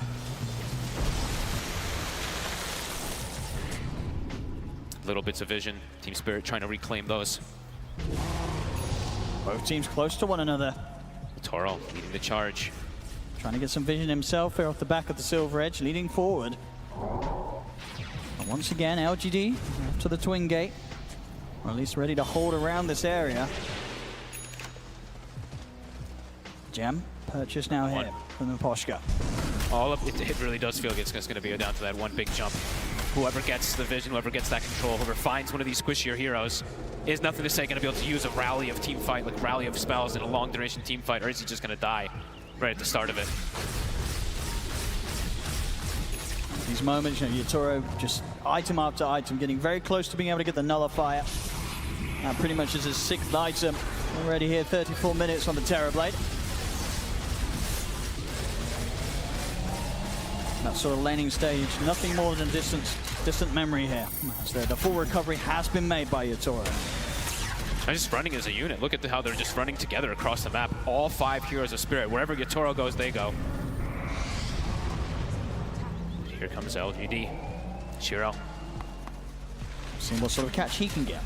Mira is pretty far up right now. Scanner's hit. Scan could, but it's on an illusion. Indeed onto an illusion. They're going to be aware of that by the looks of it. They won't try chasing with Yatoro. He's going to walk into the midst of them. Actually, so already the support to be caught is just Mira for now. Yatoro's going to try and fight. He's trying to lead in onto a support himself. They'll turn to get the blast. He's isolated. Wants the BKB, but the physical coming in. He's able to turn, gets the Sunder off.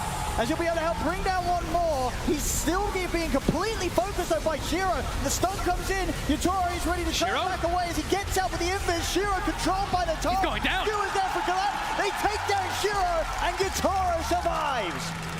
Oh my God. Was that like, what actually did so much damage? I guess it was the ET and everything in combination, but it feels like the ET actually did so much for Shiro. I mean, it sort of seemed that there was a point towards the end of that the rest of LGD, they sort of bailed out on that. They knew that there was no saving Shiro. I think after that initial attempt where they weren't able to 100-0 Yatoro, they're sure they hit him with the blast, but of course that Sunder, it's still going to be there. Gets himself back up to full HP, and at that point, the whole move, it starts to get a bit tricky for LGD, and they end up losing their carry.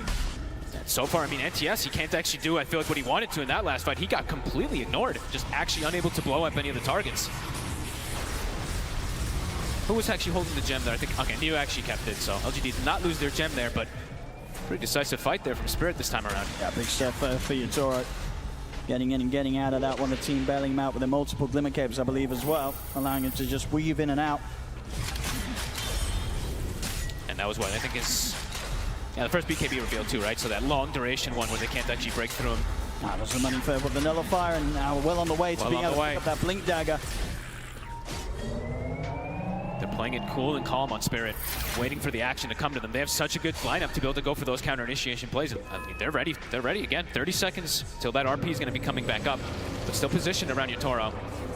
They might still be able to burst this Terrorblade, but they have to stop him from getting the Sunder off. Every time that Sunder's there, getting him from 100-0 twice, it's probably not going to happen right now. I think we're going to... Okay, yeah, I was just thinking. They had the E-Blade queued up on the Tinker for a long time. I think the Hex is necessary. I think they have to have it. They have to have that 100-0 control to be able to bring down this TB before he's able to get Sunder. Blast coming in towards the pit. Spirit holding this area. LGD, they are approaching. LGD still does have vision on that right side, too. Very close to Shiro having the AC done. Okay.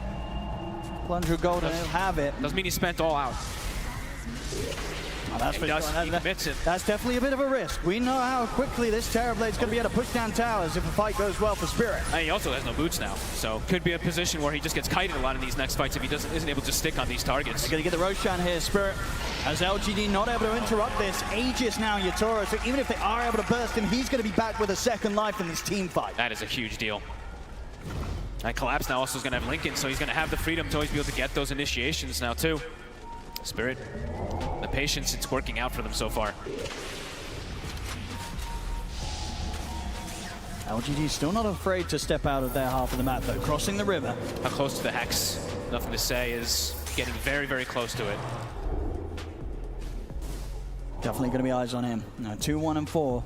That's to sort of take a lot of time to catch up on the farm, but very much in a point now where it's getting to that stage where a nice bit of Tinker play can take over the team fights. He does have to watch out, though, as you mentioned, the various saves that there is. And the top of the run that's always going to be coming out from Laurel, which he's probably going to get off in every single one of these fights. Has to watch out for these glimmers and resets as we saw in that last fight. And he's, okay, never mind, he goes straight for the E-Blade instead. Okay, anyway, so just wants to get the straight raw burst damage. Okay. I mean, maybe feeling, as you say, even if he's able to have the lockdown at the Hex because of the fact that the saves are there, you know, having that control, that's not necessarily going to get the job done. Maybe better to just focus on bursting the rest of the lineup so that they aren't alive to save and back up the Terrorblade. The push is going to start commencing, though, and they have a lot of ways to poke. And yes, he gets caught. The advantage, they're collection with the trees, they're going to drag Banner straight in. He just RP'd. The BKB up with the RP's there. The damage is out for Yatoro. Nothing to say is caught. All it takes. 90. One little catch, Collapse, no hesitation. I think going to Torrent to scout the tree line. I think it was. Low. Setting things up, and now the push, it's going to be coming in. And it's going fast. These towers, I mean, with no Tinker, there's no way to slow down. At least there's tier 2 still up in the other 2 lanes, so they may just let this Rax go. I mean, it's so risky. If they buy back and he dies, that could just decide the game. So they're just going to sack the Rax. But Spirit, they're lingering around. They want to go for another catch here. Collapse, he's eyeing his opportunity. Oh, he is. You've got to be careful if you get close to the walls of your base here. Collapse will be ready to tear you out of it. So many different ways for them to reposition on top of that tidal wave, too. LGD It's definitely starting to look like that maybe LGD just weren't able to get enough done in the mid game. Spirit taking over, and they get any sort of catch like this, especially if it's nothing to say, they're going to be on the verge of taking another set of ranks. He needs to be way more careful with his positioning here. But just not easy. A lot of repositioning as we see. Yatoro blinks in. Meta is wearing off, but they'll get the tier 2 and they'll be able to back off. Pretty damn good usage of that Aegis. It really is. 9K lead now for Spirit. They've broken one of the hardest things you can do in this patch, of course, breaking that high ground. First step.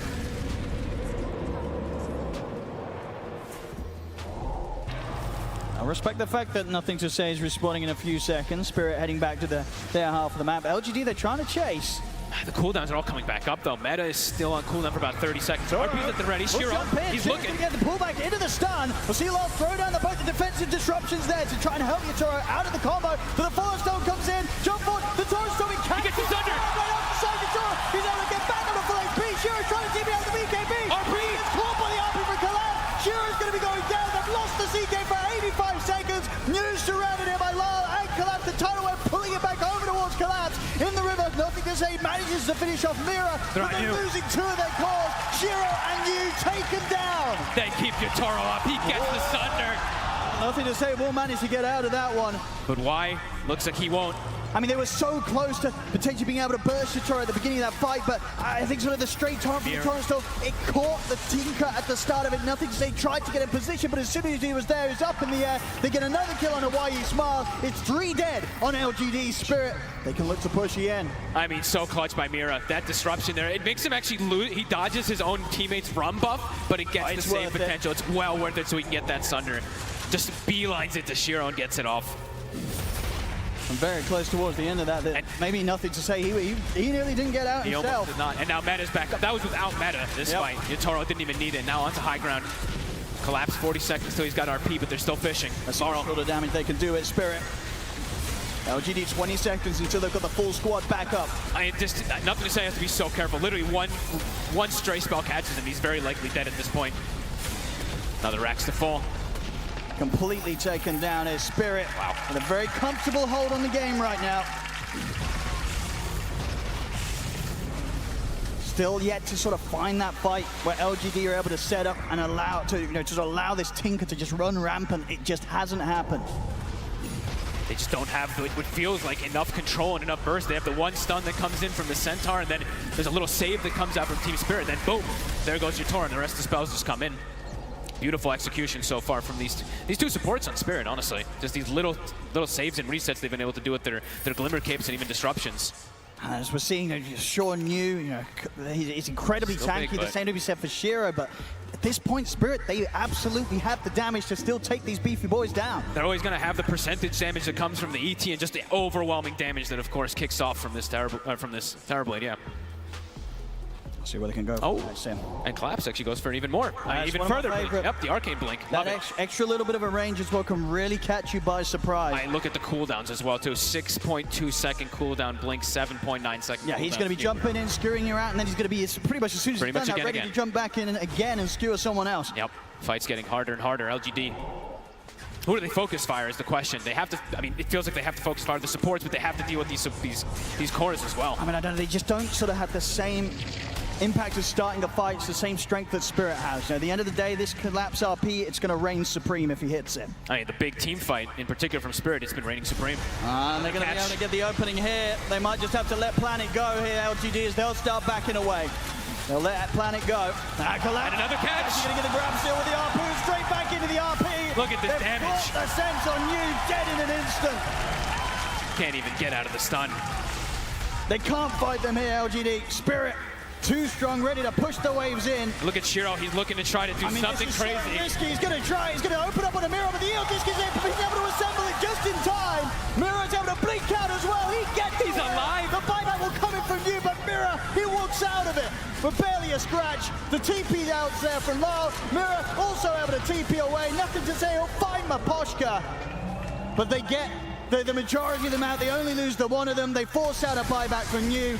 Things continuing to go in Spirit's favor massively. It's, domination. They even cut the creep wave. Yatoro just sends an illusion even after all of that too and kills every single creep in mid. All they find is the 5 position ET. Beautiful identification from Spirit. What do LGD do?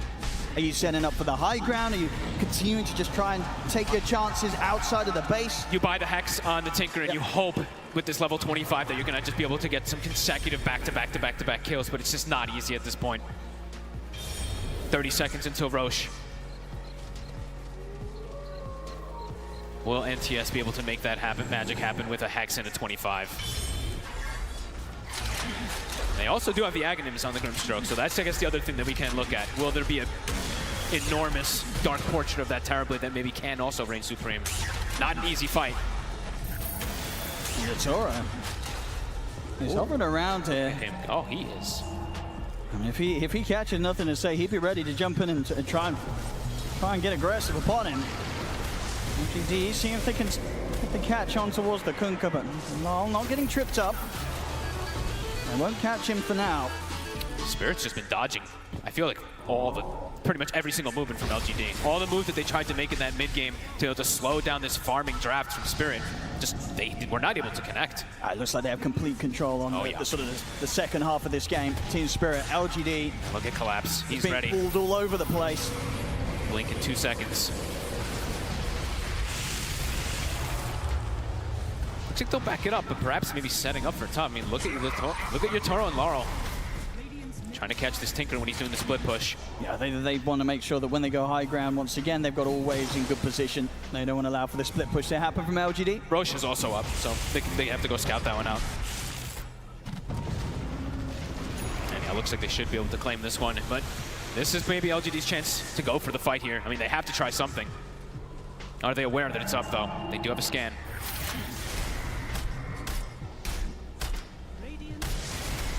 There it is, so they will know which angle of approach do they want to take. They have a ward on the far right side. Do they want to take their chances here? The next fight, wherever they choose to take it, it may just be their last one. Do you want to give a full Aegis cheese and a refresher to a team with this Magnus, though, right? It's like it almost feels like you have to. The Hex gets purchased. It's so hard to fight into. Eyes on nothing to say. Can he make magic happen? Spirit in a much more favorable spot here.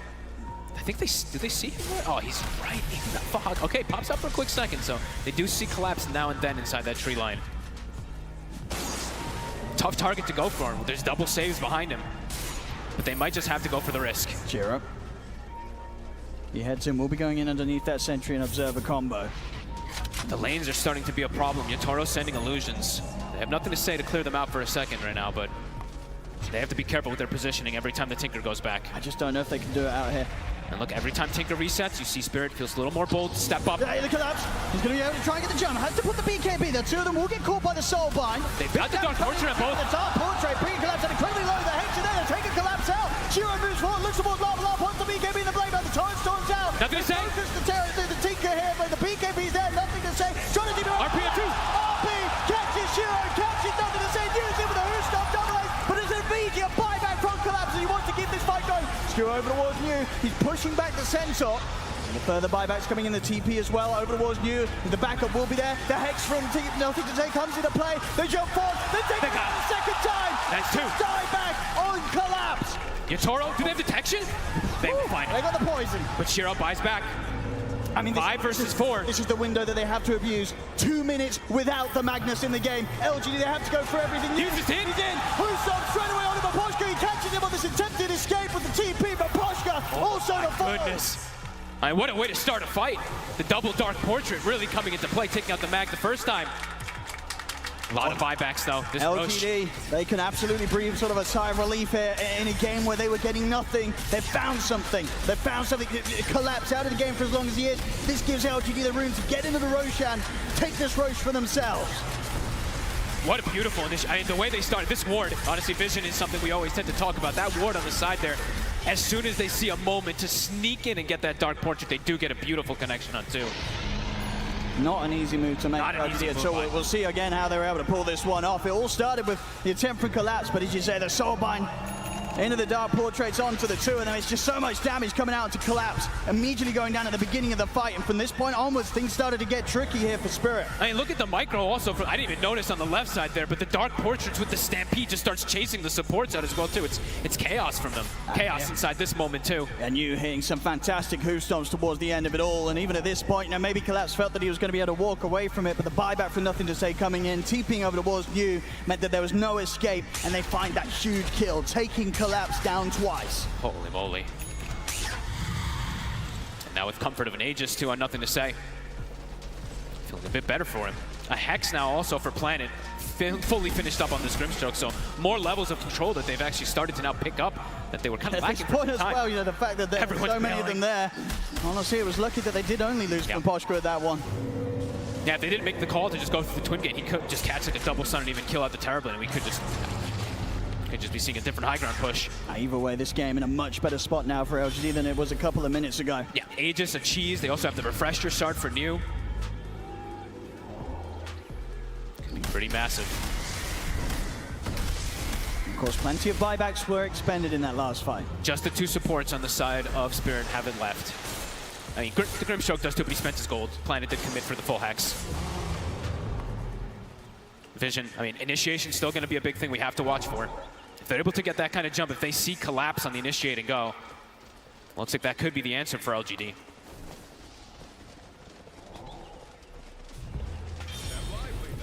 Might have this Aegis, but with the state of the game, likely that LGD do hold things off until they get their next round of items complete.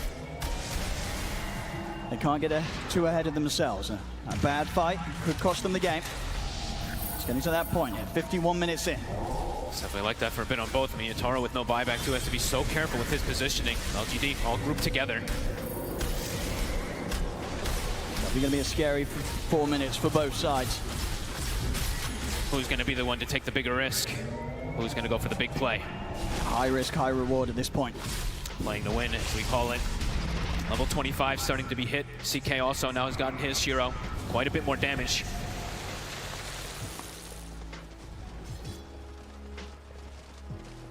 Spirit just staying completely away from this. Right up in their base right now. Only Maposhka that's sort of stepping out here and there, trying to get some vision out for the team. Wow. The rest of the squad making sure that they do not leave their high ground. They know how many ways that LGD have to set up with these, so the invis with the jumps. Setting up all over the place too, just with the Tinker, they can just, they have to stick as a unit on the side of T-Spirit or they will get outnumbered and caught outside the base.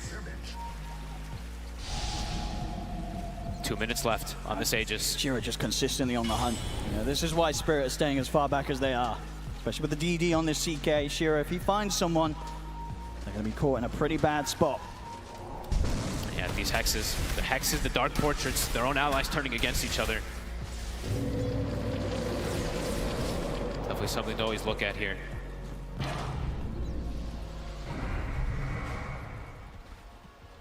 How is the itemization looking for Spirit? I mean, Maposhka's considering he almost has his Hex too. Holding on to the buyback, of course, first.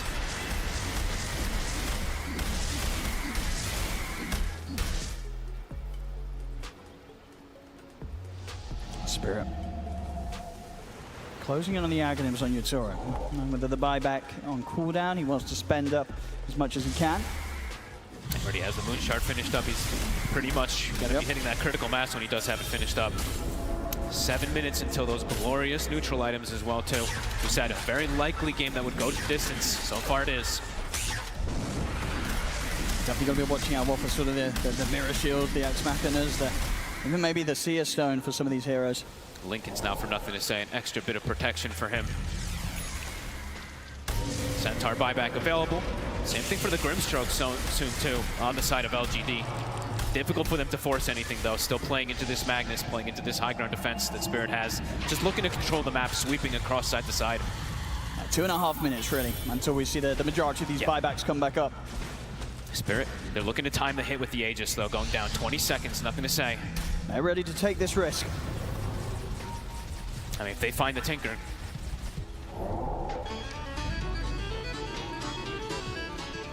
I think LGD, they're going to be aware that this sort of move's coming in. Oh yeah.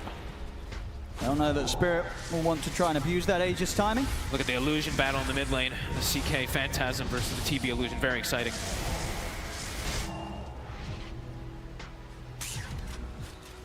Not to find anything here, Spirit. How are the smokes? Just checking to see who has more at the moment. Not seeing any on the side of LGD at the moment. I didn't see if any couriers have one. Got one Okay, on they the have courier. one on the courier. Okay, one on the courier also. So, Each of the supports have got one to pop here while you Smiling Planet. so 2 smokes on the side of LGD, and I don't see one on the side of Spirit though. So for the next upcoming engagement, it could be difficult for them to get that angle if they don't have the initial vision to be able to get the jump.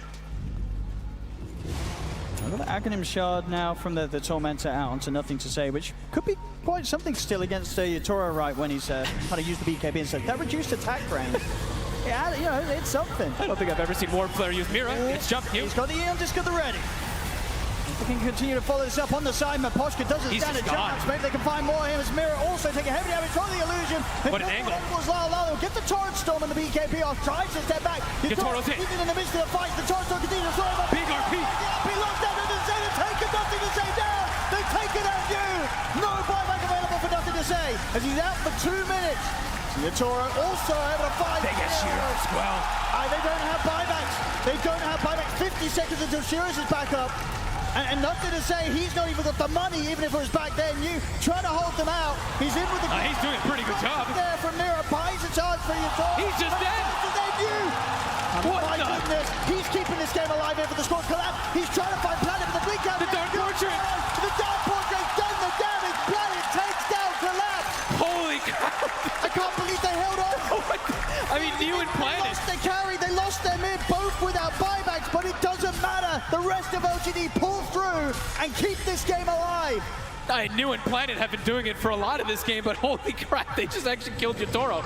That was a wild fight. I mean, we'd have to see it again, but this was pretty much Yatoro and Collapse versus the world, killing 3 heroes, and then they just get turned on by the Centaur Grim. Oh, man. I mean, Planet having a hell of a tournament. Let's see this one again. The angle of approach there from LGD at the start, too, looked beautiful. It looked pretty good. The jump in from Yatoro, I mean... And they weren't afraid of anything here, Spirit, at the start of this fight. They knew how strong they were if they could get this Terrorblade into prime position. And for pretty much the 80% of this fight, it looked fantastic, right? Yatoro's here, Collapse has got the hold and control. They take out these 2 huge cores. You know, New and Nothing to Say to start things off. Of course, New's got the buyback, but it's to say Shiro and Nothing to Say, they did not have the buybacks ready. So at this point, Spirit, they've got to be feeling fantastic. They know that these buybacks are still on cooldown. So Yatoro, of course he's going to push onwards, but New and Planet turn it around, and Yatoro caught absolutely by surprise by the potential for LGD to do so. It's these split-second things, too. If you saw that, we hovered over Planet for a quick second. It was like 1 second until that Dark Portrait comes back up. So every little thing matters at these points in the game. I think, yeah, Team Spirit, they could taste the victory there, but it's very, very swiftly knocked away from them. Once more, LGD keeping this game going. Oh, man, we're getting blessed. 2.5 more minutes until those neutral items come out. Everyone's buybacks soon coming back up. Gold, of course, still needs to be acquired for some. Refresh on Collapse now. Okay. It's a second salvo of that ult. They're going all out. It's still a little short on the buyback off that purchase. Only 1,000 gold. I mean, that's the thing, of course. Same thing for Nothing to Say. I mean, they're both... He'll have it shortly as well. Yep. But indeed, in terms of overall buyback situation, definitely in a better spot for Spirit. Did cost the buyback from New and Planet to pull off those moves in that last defense. What run do we get? Shield run bottom. No DD this time around. Such tense moments for both sides. Vision, jumps, everything. All important. Trying to kill off these supports seeming to be a very big answer as well, too. They're very difficult to bring down with all these Aeon Discs and protections. Planet, even now having a Shadow Blade of his own to try to hide himself into the back lines. I mean, he could be one of the most important heroes in this game at the moment. This Dark Portrait, it's a big difference maker. Double X, double Dark Portrait, it really could set any of these fights in LGD's favor, especially if he's getting it on the big cores, if he's getting it on Yatoro. Maposhka's still hanging on to his gold. Just seen him, he has the gold for the Hex, but he's just been sitting on it, waiting for those buyback plays. Hitting that timing where it might not be too tempting to take risks with the new tier of neutral items, just 1 minute round the corner. Any Midas queued up? Not quite yet, but perhaps we'll see one. Roche, it's back.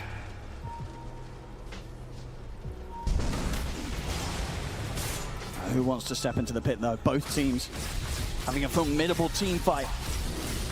There's very limited vision from both sides at the moment. That one ward placed up top at the moment from the side of Spirit.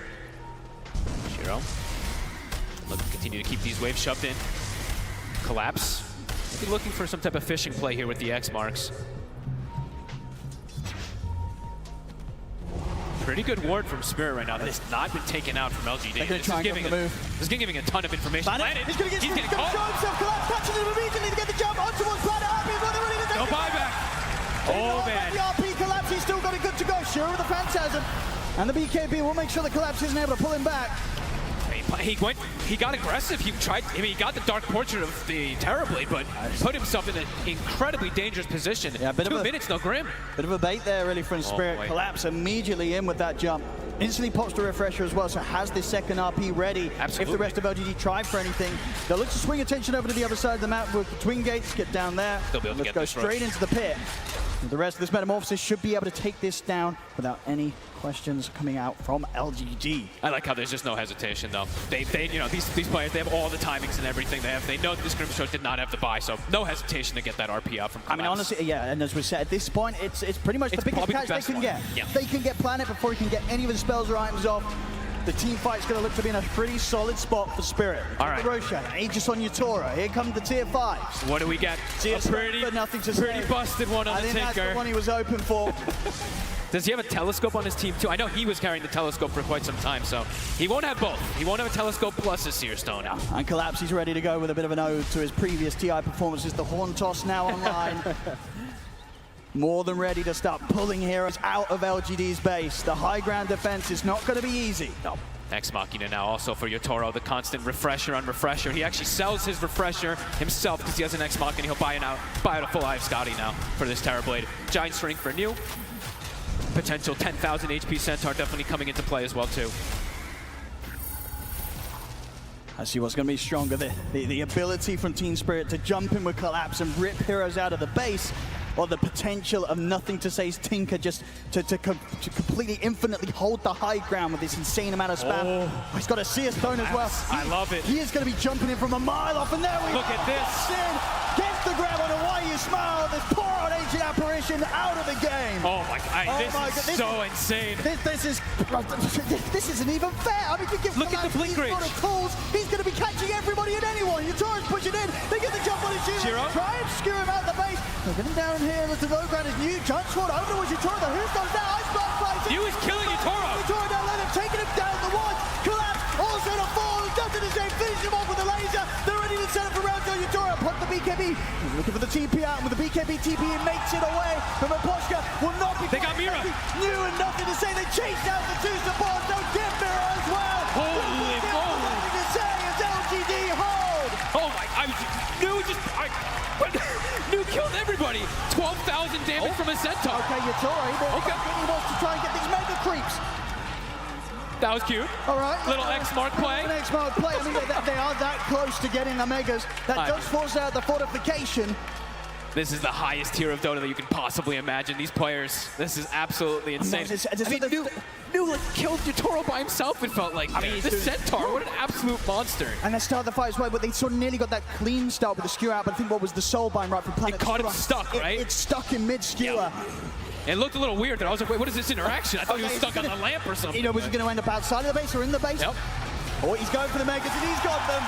He's got them. An easy X-Mark player from Yotoro and Lal. And honestly, that's something to be concerned about for LGD, because that sort of move, it could absolutely come in again, going for the tier 4s, going for the Ancient. LGD, they've got to get all these creeps pushed out of the base and get that backdoor protection back in play. Yeah, we see it again. Yeah, good. I mean, I could barely see. It looked kind of weird, right? Because it pulled one, but the secondary one didn't bring. All right, cool. As you say, you just getting in on your. He was on Yotoro. I mean, sort of him against the 4 heroes of Spirit. They could not hold back this giant stream Centaur from just slamming down the Terrorblade. And look at his target prioritization. He sees the TP coming out. They stop ET, and then he immediately goes for Mira too. The quick moves. All right, this is some incredible spellcasting. Quite the push now. They're able to get this push going down the mid lane. They've taken the tier 3 themselves here, LGD. Probably not going to be able to get anything more out of this one. At Spirit, they're pretty much all back up. I mean, I love that you're seeing the smiles. It's such a stressful situation, but I'm sure both teams are having a hell of a time in that booth. Still anybody's game, but there is mega advantage at the moment for Spirit. A big advantage on those objectives, and they're starting to get the Book of the Dead as well, too. ET has that one picked up. Also has changed his build up a little bit too. He had the Hex all kind of done, switches it up for a BKB. He wants to be able to stand inside the midst of the fight. Absolutely, he wants to survive and make sure that this aura is being pumped out the entire time. Everything matters. Every little thing, as we like to say. Why are you Smara? Still holding on to what he's going to decide to go with his tier 5. I'll get the Book of the Dead. Make sure they've got that extra way to keep these waves pushed out. Incredibly important to do so, as I say. You know, they have to be prepared for the fact that Spirit, they can absolutely look for these X-Mark rat plays with the Terrorblade to try and close this game up. Ooh, nice. And they get a Book of Shadows. I think maybe, I'm always wondering, like, what, you know, maybe why you Smile had the Book of Shadows or something as well, too, on the Book of the Dead. Maybe contemplating, they were deciding which one he wants. But another form of saves, Mira has 2 charges of Disruption, and he has a Book of Shadows, so crazy amounts of different plays he can do to protect his allies. Still, as we saw before, Collapse, he cannot be underestimated from how much of a distance he can jump in and grab someone. LGD, they're stepping out of the base here. Bro.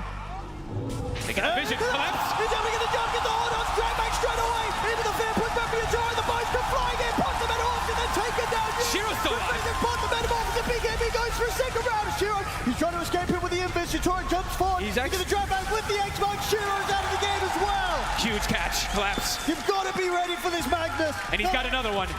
He's at the ready.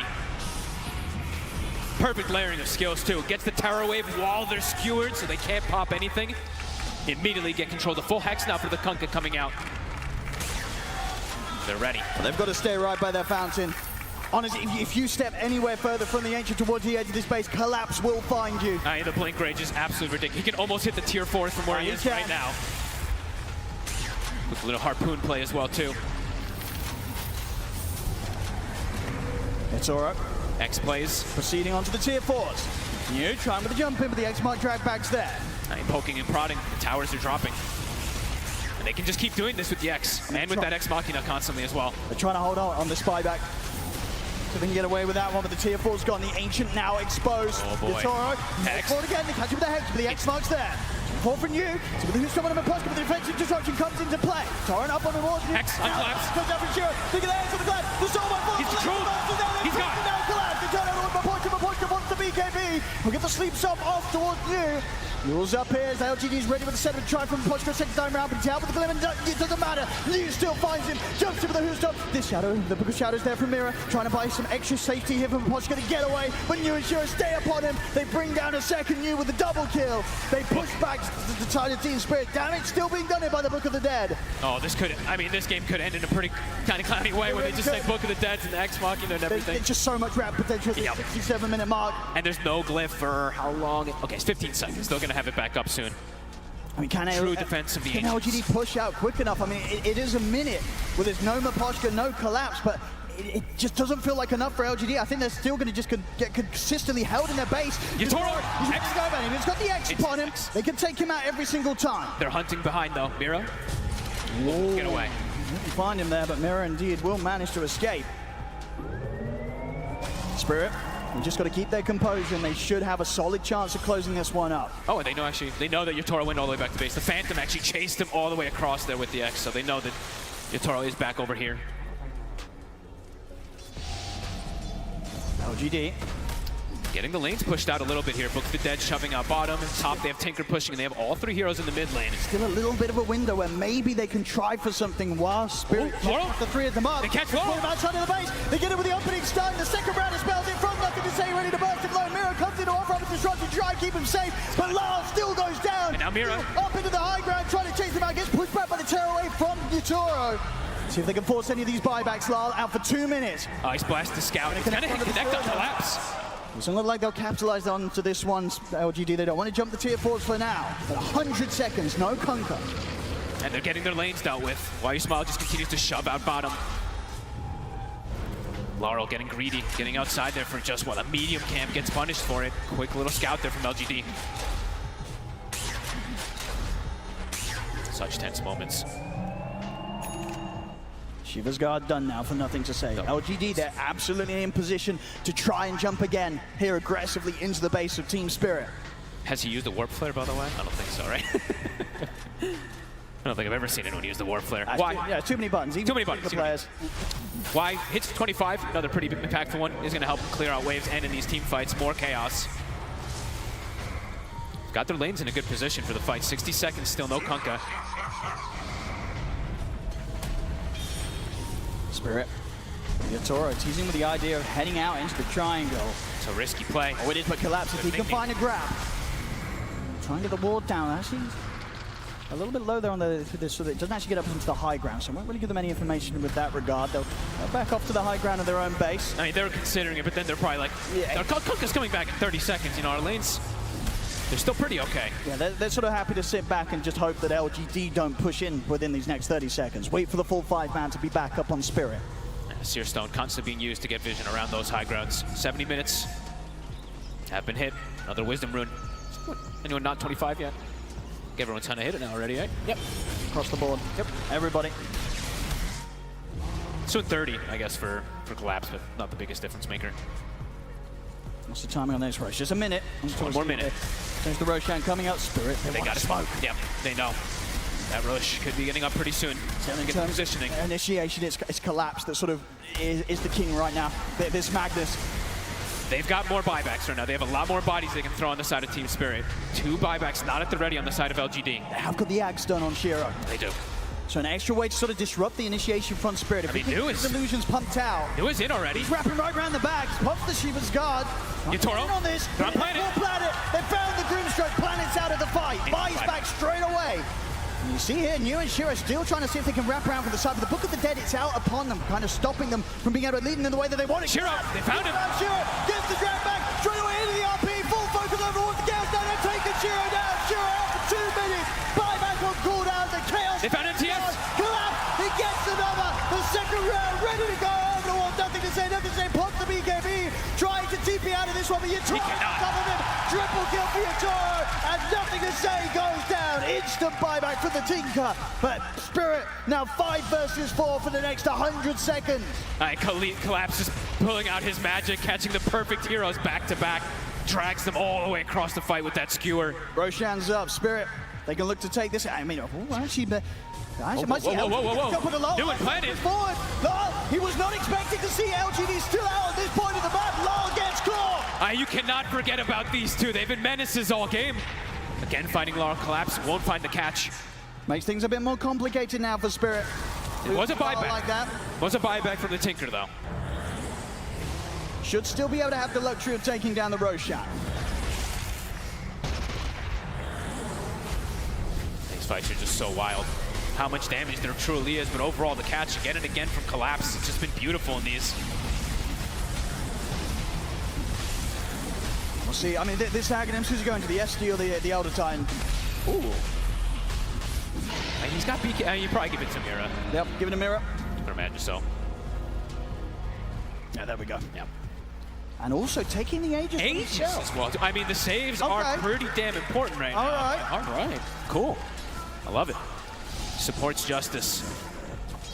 No, I mean, definitely makes some sort of sense, right? Especially when Yatoro, right, at this stage, relying on the Ex Machina to sort of refresh his items. When he pops the Metamorphosis, he can't really afford to go down and then come back up. Everything has to be invested in keeping him alive in that one life, and making sure that the Shadow Demon is always able to save him, could just do so. Yeah, I mean, it's besides just for these disruptions and stuff, too. It's just having, I mean, more and more demonic purchase is always massive versus this Tinker, so yeah, definitely huge here for Mira. More and more potential to be able to save out Toro as the push commences. Yeah, approaching the base once more. Shiro's back up, immediate smoke from LGD. Okay. Lal, he'll be ready to join the push of Spirit in 10 seconds. Of course, worth noticing, Fortification is back online for both sides. And Neo, his buyback is back at the ready. I don't know why, I just feel like for Neo, he seems to be the most important hero in this, on the side of LGD throughout this entire game. 1 minute until Shiro has his. Okay.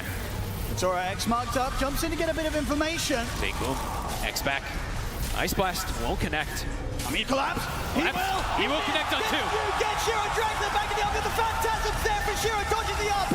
Doesn't matter that the damage coming out for Yatoro. It's too damn high. As Yu's taken out, Shiro in trouble. They chase on towards it. The Yu setup's there. He's got the cheese. He'll get the cheese up, but it doesn't matter. Yatoro with the aggressive thunder helps to bring Shiro down a second time. He's out of the game, 95. Buyback still on cooldown here for the Chaos Knight. And Collapse, he's got the refresher at the ready, so he can go for another round. Oh, and he's looking for it. Tries to check out along the tree line. Won't find anything other than an illusion on this jump. But of course, with the low cooldowns, He is ready to jump time and time again. Hey, he's ready to go every single time. And Miposhka also with his 25. This Earth Splitter cooldown, it's actually doing an immense amount of damage versus these super tanky cores at this late stage of the game. I mean, this Centaur has like 8,000 HP in a lot of the fights. 40, like just 4,000 HP gone instantly. Can LGD hold this? 4 versus 5.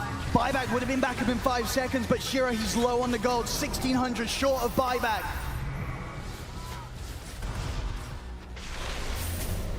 Spirit, let's collapse. He'll get the grab on the AA. Quick drag back onto YU Smile. A couple of hits from Yatoro, and the AA is gone. Yatoro's in. The BKB, they're looking to try and close it. They're straight onto the H, and the buyback comes out from YU Smile.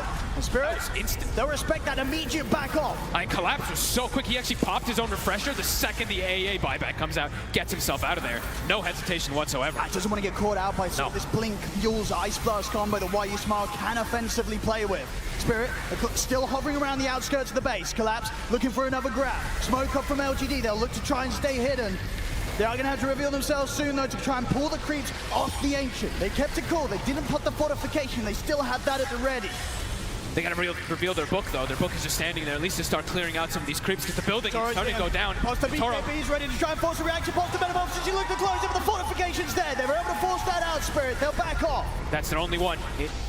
Ancient's already down to half HP. Toro. He's going to back up and reset for a second here. Going to get X. He has 20 seconds until Matt is back up. Oh, look at that jump! Look at that! They jump at the disruption there from here. Holds back you. Shiro, he's in on top of Miposhka. Another save. Buying time for Miposhka to potentially walk out of this one, but he's used up. The setup's there. Miposhka still managed to get the BKB off the Glimmer Cape down. Miposhka is able to walk away. Refresher pop from Lal. He's going to be ready with another round of spells to throw down upon them. They look over towards you. They've caught up with the demonic plague with the break. You Toro's with the BKB. I knew. Right down towards you. Trying to get down the low ground, but they've got him with the torrent. He's dead for 2 minutes. They've lost you, and they're going to lose more. Collapse, Skira back on it after the same. Tinka is out. Collapse has done it. The 2 biggest targets, it feels like they just call it. GG is called. Wow. Spirit take this game on 76 minutes in. Wow. LGD, despite their best attempts with this consistent hold to keep this game alive, it was just too much for them at the end of the day. Is Magnus going to become the hero of this series? It could definitely be. I mean, we saw what LGD was able to do with it yesterday, and sometimes throughout this tournament. Collapse putting on a different kind of display. Every single one of these catches was perfect. Have to, of course, highlight these saves. I mean, Mira, how many times did it feel like he just bailed his teammates out of these incredibly tough scenarios? There at the end, I think he saved 3 people just with double disruption in a Book of Shadows. I mean, both teams' supports throughout that game really getting their time to shine. Mid-game Planet really keeping things going with these consistent soulbind hexes, dark portraits coming out, but those last few saves and the ways that Mira was disrupting the offensive attempts from LGD, it just allowed Spirit's cause to play the game out and push forward. And indeed, Collapse Magnus as a whole, we are absolutely going to see this hero come out very, very early on in the drafts for the rest of this series with a performance like that from Collapse to open things up. But there we go, ladies and gentlemen.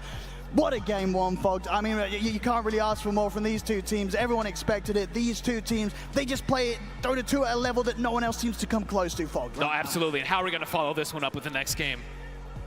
I don't know, but I cannot wait to see. Ladies and gentlemen, what a game one. Give it up once more for LGD Gaming and Team Spirit with the opening of this best of 3. We've got so much more to come from these 2 teams, but as for now, Spirit will take game 1. Oh, thank you very much, OnlyPixel and Fog. Only game 1. I'm so here for it. If this is going to be the longest day in Dota 2 TI history, I'm here for it. This was fantastic, world class. Team Spirit coming out on top there at the end of the but we know it could have gone either way at any point of that. And we're going to break all of it down, all 76 minutes of it, and that is the 6th longest game in TI history. Tigov, Lacoste, Fear. Fear, where do you want to start with a game like this? Because I actually want to start with the tier 5 items if you want, because they had a massive impact, especially Book of the Dead. Yeah, we can skip right over there. Book of the Dead, that's one of them, but Seer Stone was the big one for me, right? Like, if you want to talk about this Magnus and what it was able to do, you have an Arcane Blink, you got the Aghanims eventually, you have the Harpoon. There's only one thing you're missing with this Magnum, vision. And the Seer Stone gives them that vision. They're able to go in. Book of the Dead was also giving that vision. It was a game of vision this time, and that's why Collapse, not only being like the best Magnus in the world, but also being able to see the heroes jump in time and time again. But there is a lot going on. I mean, if you had to summarize like what you want to see from a TI game, this is it, right? This is like the perfect example of TI, and I don't think nowhere can come close to what we saw here, right? It's that LGD, they're 20k down, and then they find this opportunity to get back into the game. You're talking about Vision with the Seer Stone with the Magnus, but on top of that, then you have New on his Centaur. Every time he found an opportunity, he was just popping off, giving LGD life in all these fights. And we said during the draft, like, if Spirit is to win this game, it's going to be to one player and one player only, and it was Collapse. He was a shining star for this team. Time and time again, he found multiple hero pickoffs, multiple initiations, but it was just an incredible game. If Collapse asked for Magnus, you give it to him. Most definitely. I mean, for a good reason. He is the best Magnus for, you know, he's been like that for quite some time. And I want to point out the high ground defense from both of these teams. You know, these teams just create magic when they play on the main stage for a good reason. No one comes even close when it comes down to spellcasting. There's so many cool things. We've seen Virtus Pro try to use this X mark to spot, but didn't work out. This is also like 87-minute game or something. And now, 60-plus minute game, you see Team Spirit doing the same thing, X mark to spot, but they're not caught. They're not making any mistakes. So all these things that they do, they're very clutch. Coming from the skewers, I think Mira, for me, Mira is the guy that his positioning is top tier. In most of these fights, he's going to be standing further away from the fight. He gets that axe, has multiple disruptions, Book of the Shadows as well. Just his understanding of Dota is through the roof. And on top of that, Team Spirit recognized that. They gave him the Aegis at the end. Yeah, I mean, you've got to protect him. And I just feel like the level of trust that Spirit plays with, like Yatoro, his positioning, he knows at any minute there's going to be the disruption. He knows that Collapse will go fishing, will drag that hero towards him. And you saw it in every single fight. It was just such an incredible game. It definitely was. I'm going to give an honorable shout out to like LGD as well for holding on to this game for as long as they did. But like I thought the carries were going to be CK and the Tinker, but in the end it actually turned out being more of like the Grimstroke and the Centaur. So very impressive in that regard. Yeah, I think at some point we heard Fox say "holy cow," and I couldn't think of it. It was so fitting because Niu means cow in Chinese as well, and he played his heart out together with Planet, and I mean the whole team to make it to that long of a late game against a Magnus and a Terrorblade is already fantastic. And I do want to talk a little bit about how we got there, because start of the game, I know I'm going back very far here, T, but at the start of the game, it was looking pretty good for LGD. Rewind, rewind. There's a lot in between there. No, I think for LGD, they did kind of hit an awkward mid-game timing where the first Roshan, if you can remember that one, it's like it took them a little bit of time to get it, they got it, and then Spirit was doing a very good job just constantly pushing out the waves, poking for a pickoff, and then going, you can never get to our towers. And that might have been LGD's demise, was when they had a little bit of mid-game timing, they never could capitalize on the map because Spirit non-stop skipped the waves, keep the plays. We saw on the stat there as well, the neutral creeps, it was nearly, what, double the amount of neutral creeps of Spirit towards the side of LGD, just because of the macro play from Spirit. It was built into their draft the entire time. I feel like Team Spirit kind of prepared for this long game, judging by the items, judging by the heroes, because it's super difficult to go for the high ground even if you're ahead, and they were. And then, you know, Terrorblade farm, Hand of Midas kicks in, these illusions are sent out to clear the camps as well, plus the Empower. These are the heroes that, you know, show up on the lane, they clear out quickly, and they go back to farming, and they understood that, so they just decided to keep farming. Yeah, I mean, speaking of that, you're talking about how Spirit kind of planned for this in their style of play, and it is Purge that would like to dissect their style of play and why it worked. Thank you, Shiver. Yeah, this tournament so far has been a big battle between farming long games and playing really fast. And most of the teams that farm a lot have been knocked out thus far. The teams that are remaining are the fast teams. So some commonalities between Team Spirit and LGD, they contest 1 and 4 Muerta Flex, Willow position 4, and these offlaners are generally tempo offlane heroes. Night Stalker's been a big hero for both of these two teams. But this game was a little bit different. It was finally LGD saying, we're going to play aggressive fighting style, and Team Spirit says we're going to play really slow and aim for team fights and the late game, which they did very successfully. Now, a very normal strat for Terrorblade is you summon these illusions here and you send them to lanes that are dangerous to farm, and you push them out, and this buys you time while giving you farm. Yatoro did this consistently throughout the game, and he grabbed a fast Sanjin Yasha and a Butterfly to be able to do that as quickly and as fast as possible. But the problem is that even after they got successful kills on LGD, in this case Shiro using his BKB, they didn't have very good tower pushing heroes. So even with marginal advantages, they couldn't accelerate the game as much as they wanted to, and this bought time for Team Spirit basically to get pickoffs across the map and to ensure that they had more and more time for Yatoro to get farmed. So even though LGD had an amazing early game because they're solid laning stage, and even though they got great ganks off and had more kills, Spirit basically just sits in a really good position while they continue to delay the game. He uses the gate, he spawns an illusion to push the creep wave, goes back, just a lot of movements and gank dodging. And this got them to the team fight point where all of Team Spirit's heroes were just perfect for team fighting. Even in this engagement, losing Shadow Demon first, they had a really big advantage. Yatoro runs in with BKB, he gets a Sunder off on an illusion, picks off the enemy's support, and this is kind of where things get messy in every fight. It's basically this guy over here, Miposha, playing the Elder Titan. This is a late game team fight support. He has an aura that lowers armor and magic resistance. His ulti here does damage based on how much HP you do, and this allowed Team Spirit, in addition to the Magnus, to find team fights that allow them to delay the game and find team fights that win them the game in the end.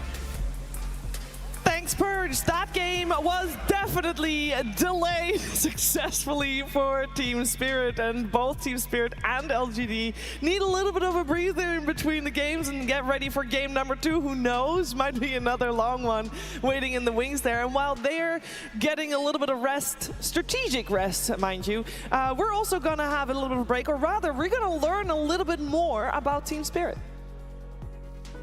Если вы желаете вообще победить на International, это нужно понимать, что вам придется потратить огромное количество времени на игру. У вас просто не будет банально хватать времени на что-либо другое, принести все в жертву ради того, чтобы только играть в одну игру.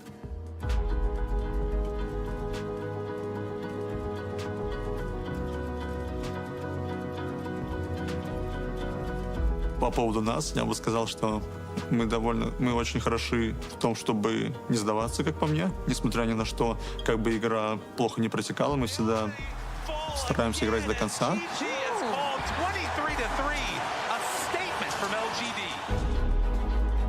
То есть куча игр, где у нас было, где мы довольно сильно отстаем. Но потом все равно находим моменты, потому что, Dota такая игра, всегда где-то можно переиграть на вижене, где-то подловить, где-то оказаться чуть быстрее, первее. Can they get a grab underneath the tier 2 tower? Jinkyu, nothing to say, they're going to try. Collapse, he's going to go with the RP just onto Jinkyu, direct the Scarab underneath the tower. They will lose the Wyvern in return for 110. Yatoro's ready to step over his next target, he's looking over towards Armin. Collapse, popping the BKB. Spirit, they're going to chase on. Slight chase, Armin, he's gone! He's got it over! GG! It's over, GG! They've got it! They have done it, team! Нет такого, что прям чего-то боишься. Скорее, есть такое чувство, что ты всегда можешь проиграть, и чувство проигрыша, оно такое довольно досадное. Вообще не люблю проигрывать, поэтому именно и всегда я стараюсь в каждой игре до конца как-то. Miposha splits the cheese, now the kickback gets him away! Splits the uprights and dead in an instant. That's GA gone, that's more. This might be the fight they were waiting for. Kieran starts to die, the Supernova's out. Notice, under control, they're gonna get that stun. No, the snowball save! Miposha the man on top of it.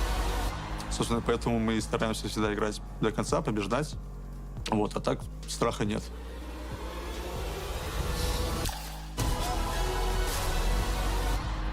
There is no fear here for Team Spirit, and they are a game up, which is good, so they don't have to feel that vexing feeling of defeat. And that's the reason why they want to keep winning. I would imagine that same thing goes for LGD as well. And going into game number 2, I'm smiling because I'm like, Fear, what do you learn after a game like that? Where do you go? Just for the record, I'm here for Team Spirit, and just in case they need me. But I think the one thing you do really have to learn from this is maybe don't give Collapse Magnus again. It's more than anything going to be a mental thing. This guy is so good with the hero. Sure, he played great that game, but there's going to be history. You could start having flashbacks at TI10. Do we want to give this away? It's definitely going to be in their heads now. A mental win as well here for Team Spirit, then Lacoste. The way it happened at TI10 is first game was not contested. Second game, Team Spirit did manage to get the hands on it. Third game, also not contested. Fourth game, they pick Magnus for themselves and decide not to ban it for the fifth game. And this is going to haunt them. This has been, the downfall of the LGD at TI10. Is it going to be their downfall again? They need to figure it out, because this is the hero to look out for. I mean, the real question is Magnus. Like, in these type of series, the mini-meta starts appearing. Is Magnus going to be a first-pick hero? Is he going to be banned out in the first phase? Suddenly, all these other heroes that we've been praising now for weeks, are they now in play too? Like, gone. You say ban it or insta-pick it? What would you say? Pretty much. If you don't have the first pick, you might need to ban it. Yeah. Now, I also want to highlight a hero that we saw for the first time on the main stage in the Tinker. I know it was a fantastic late game. Normally, I'm sure a lot of people have experienced this, unfortunately, in their own games. Tinker late game is hell. And I feel like we didn't really see that hell come to fruition here, Fear. Yeah, I think there's a reason why this hero isn't picked very much. Even though it was a perfect game for Tinker, he just didn't get off the ground, do what he needed to do in this game. And I think if you can't win a Tinker game like that, you're not going to find a better one. Yeah, unfortunately for Tinker, it is a hero 41% win rate at TI. It's not the most show-up hero. It is probably not going to see the light of day here again, and we'll see if Magnus sees the light of day either. We're going to have to wait and find out. The draft of game number 2, of course, very, very soon, around the corner, if you will. Before we head there, though, let's learn a little bit more about LGD. 因为总的来说，我是总共有3次的 TI 之旅。如果让我来重新思考这个关于我对3次 TI 有不同怎么样的心境这个问题，刚好是3个不同的我在，对于我来说都是全新的我去参加 TI。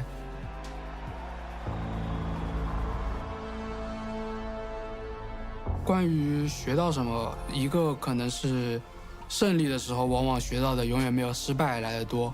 所以也变相相当于我是在 TI 10之后，我反而是学到的更多。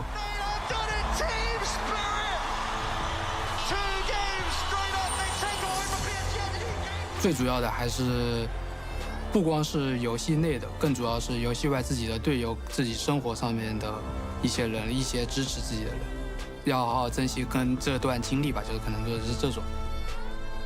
哦，还有可能更多就是珍惜每次机会吧。 最骄傲的是，我更为我们团队引以为傲，是我们3个第一次来 TI 的选手，他们到线下，并且能够去很好的投入，然后也去享受它，这是我为他们引以为傲的。关于成为 TI 冠军这个秘密，如果你在16年或者那个时候问我，我可能会那个时候会告诉你，但是现在我也在找寻它的路上，所以我现在我也回答不了。 There's the second RP into the arms of Shiro. The hot dogs are too much to handle.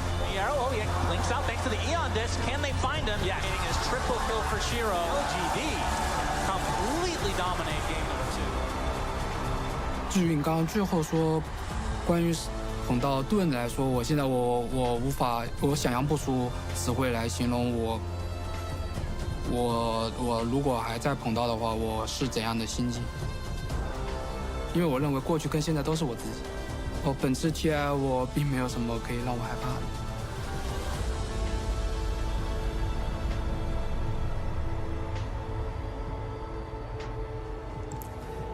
You cannot forget that LGD is in the booth with 3 first-timers. I feel like we've mentioned it, and we mention it quite frequently, if you ask me, but I feel like it cannot be mentioned enough here, because coming here, playing on the main stage in the upper bracket finals, having an over 17-minute, close to 18-minute game, almost coming out on top, that is character making.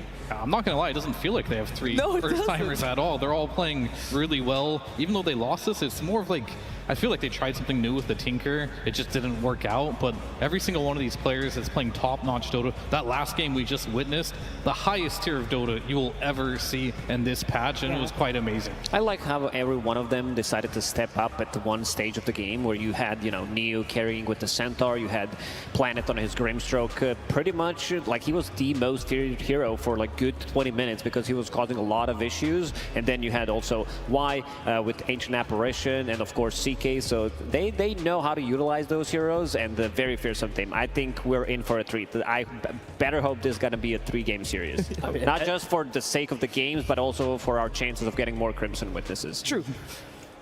I mean, it better be a game 3, for sure. But also, like, going back to the whole LGD, new players, it's like, the fact that they've had obviously big shoes to fill, and it just feels like they belong here. Like, I cannot emphasize, I really want to see this as the grand finals. Like, I just want to see this time and time again. I just want to see only LGD Spirit. I'm sorry, I'm going to show some bias here, but like their drafting, their play, it's like, it is just on another level, and I think you emphasized it perfectly. The fact that every single player in this game had a moment where they shone. In a 70-minute game, there was not a single player that had a bad game, that had an awkward moment. Like, every single player just had a highlight-worthy moment.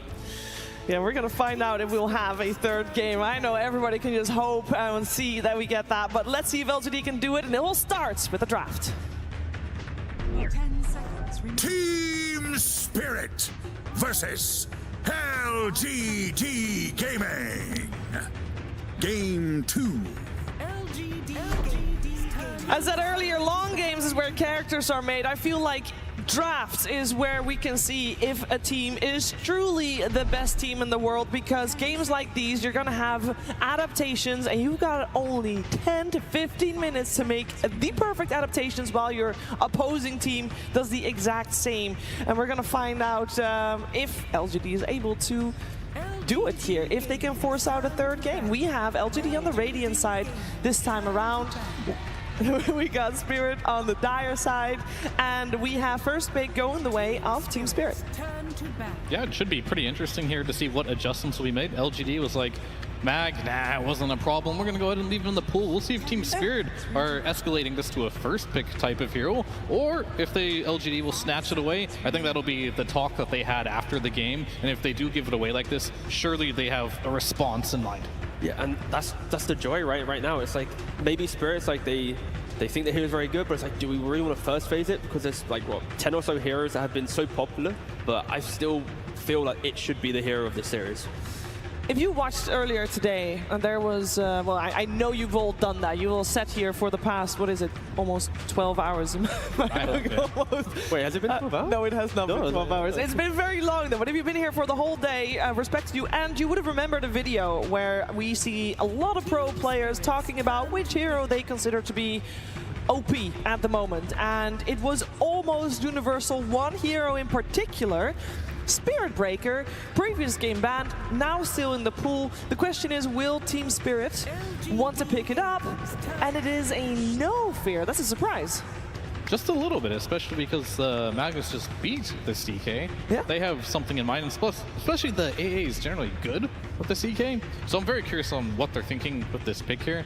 When we were saying hero, I thought you were talking about Yatoro, because everyone else unanimously agreed he was something to ban as well. But yeah, this is interesting. Now LGD have the choice, right?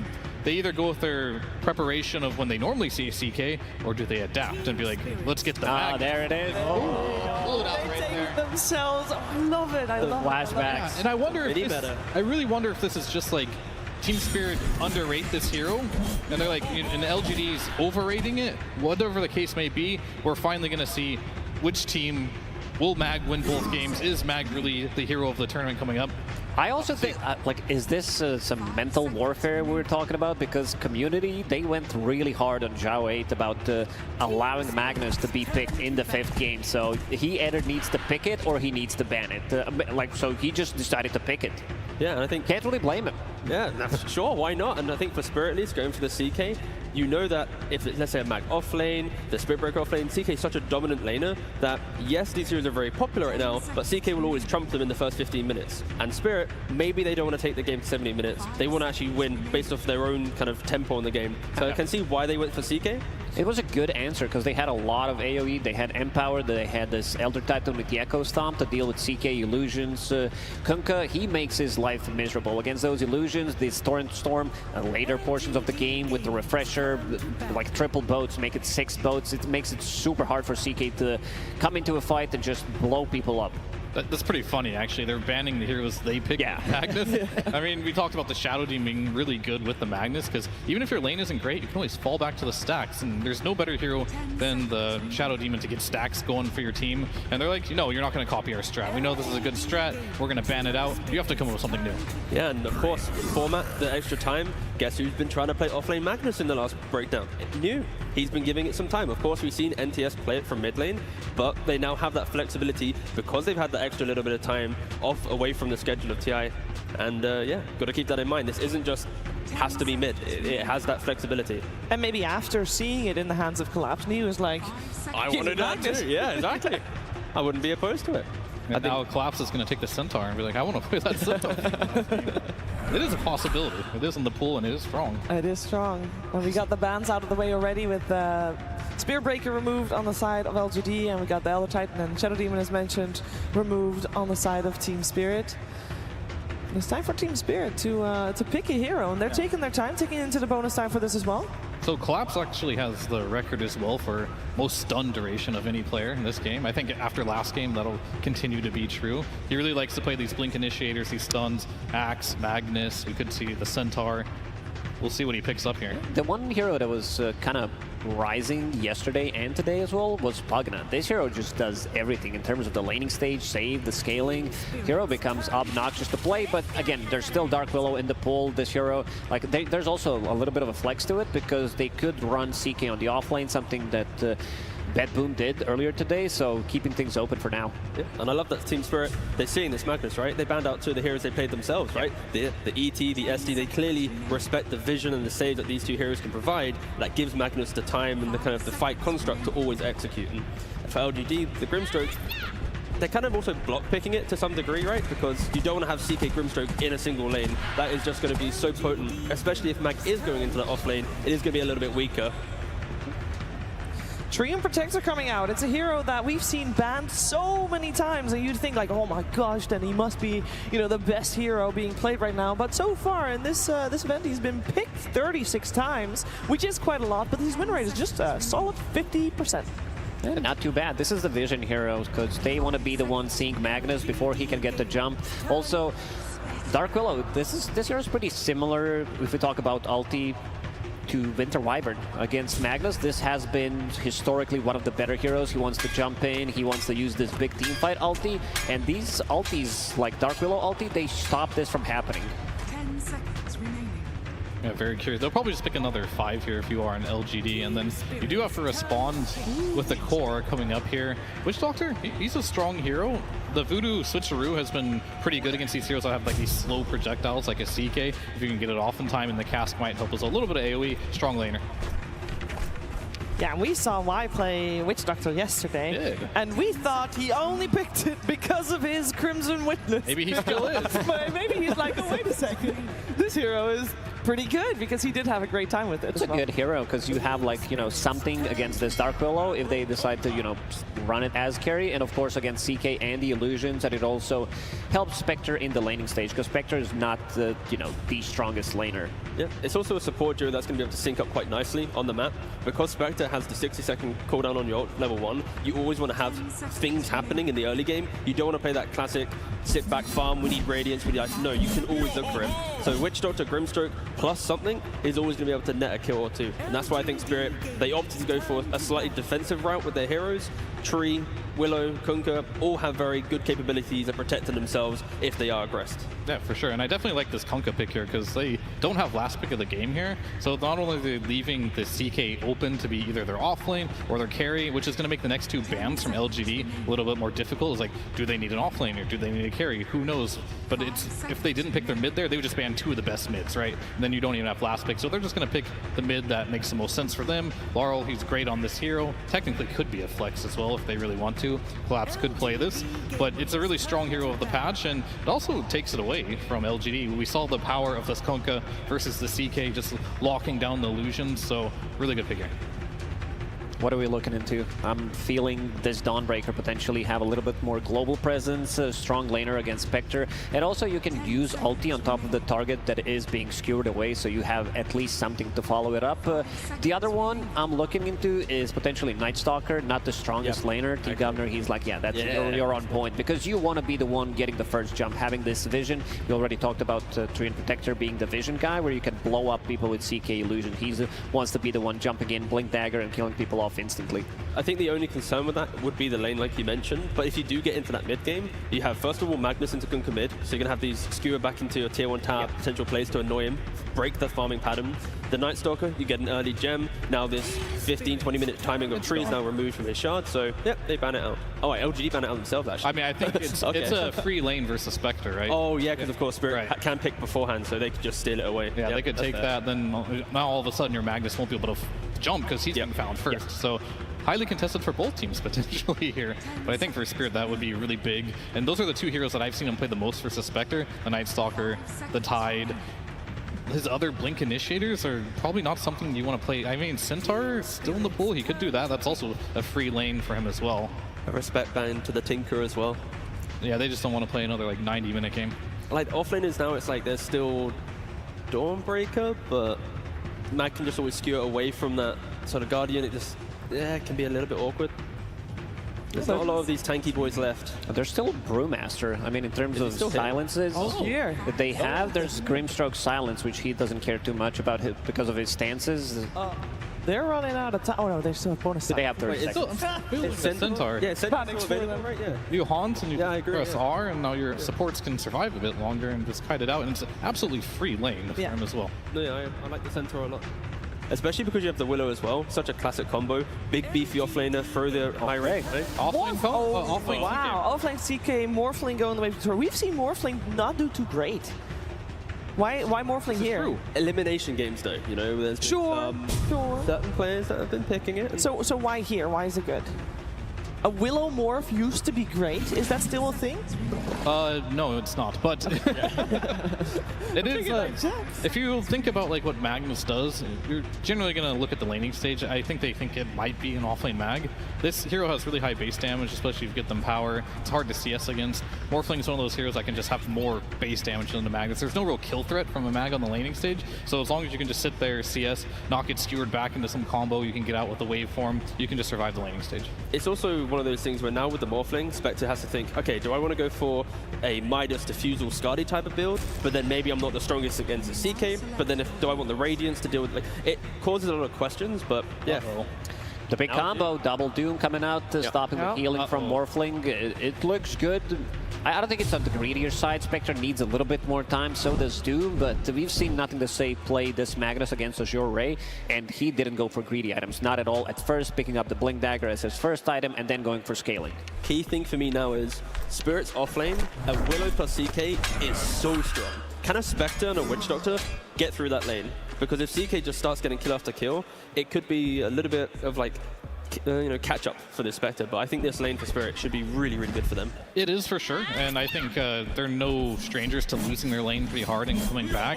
I will say though, you do have this Grimstroke Doom combination, and just Doom in general versus Morph. It's so hard to, you can't shift, attribute shift. So if he ever gets an Ags just gets on top of you, this is a terrible matchup for Morphling. So you're thinking high chance we're gonna have a third game. Unless Spirit can just like stomp this game pretty hard, this late game looks very difficult. Exactly. Sorry, go. Yeah, I have to agree. I mean, this late game, we've seen Magnus, what he can do in a 60-plus minute game. This is also Spectre Doom we're talking about, and also good scaling supports on their side. Witch Doctor plus Grimstroke, we've seen this being super greedy meta for both supports, and if they get items, they both get Aghanim Scepter. This late game should belong to LGD. Yeah, the speed of the game has flipped. Game one, it was Spirit survive, they win. In this game for LGD, it's like same logic, right? If they survive, they're gonna have this Mag, the Spectre, the Doom, the late game heroes, the ones that crush it all. So it's Spirit, they need to be the aggressors, they need to win their lanes and set the tempo in this game. So they are on a timer, and they will try to make it a bloodbath at the start.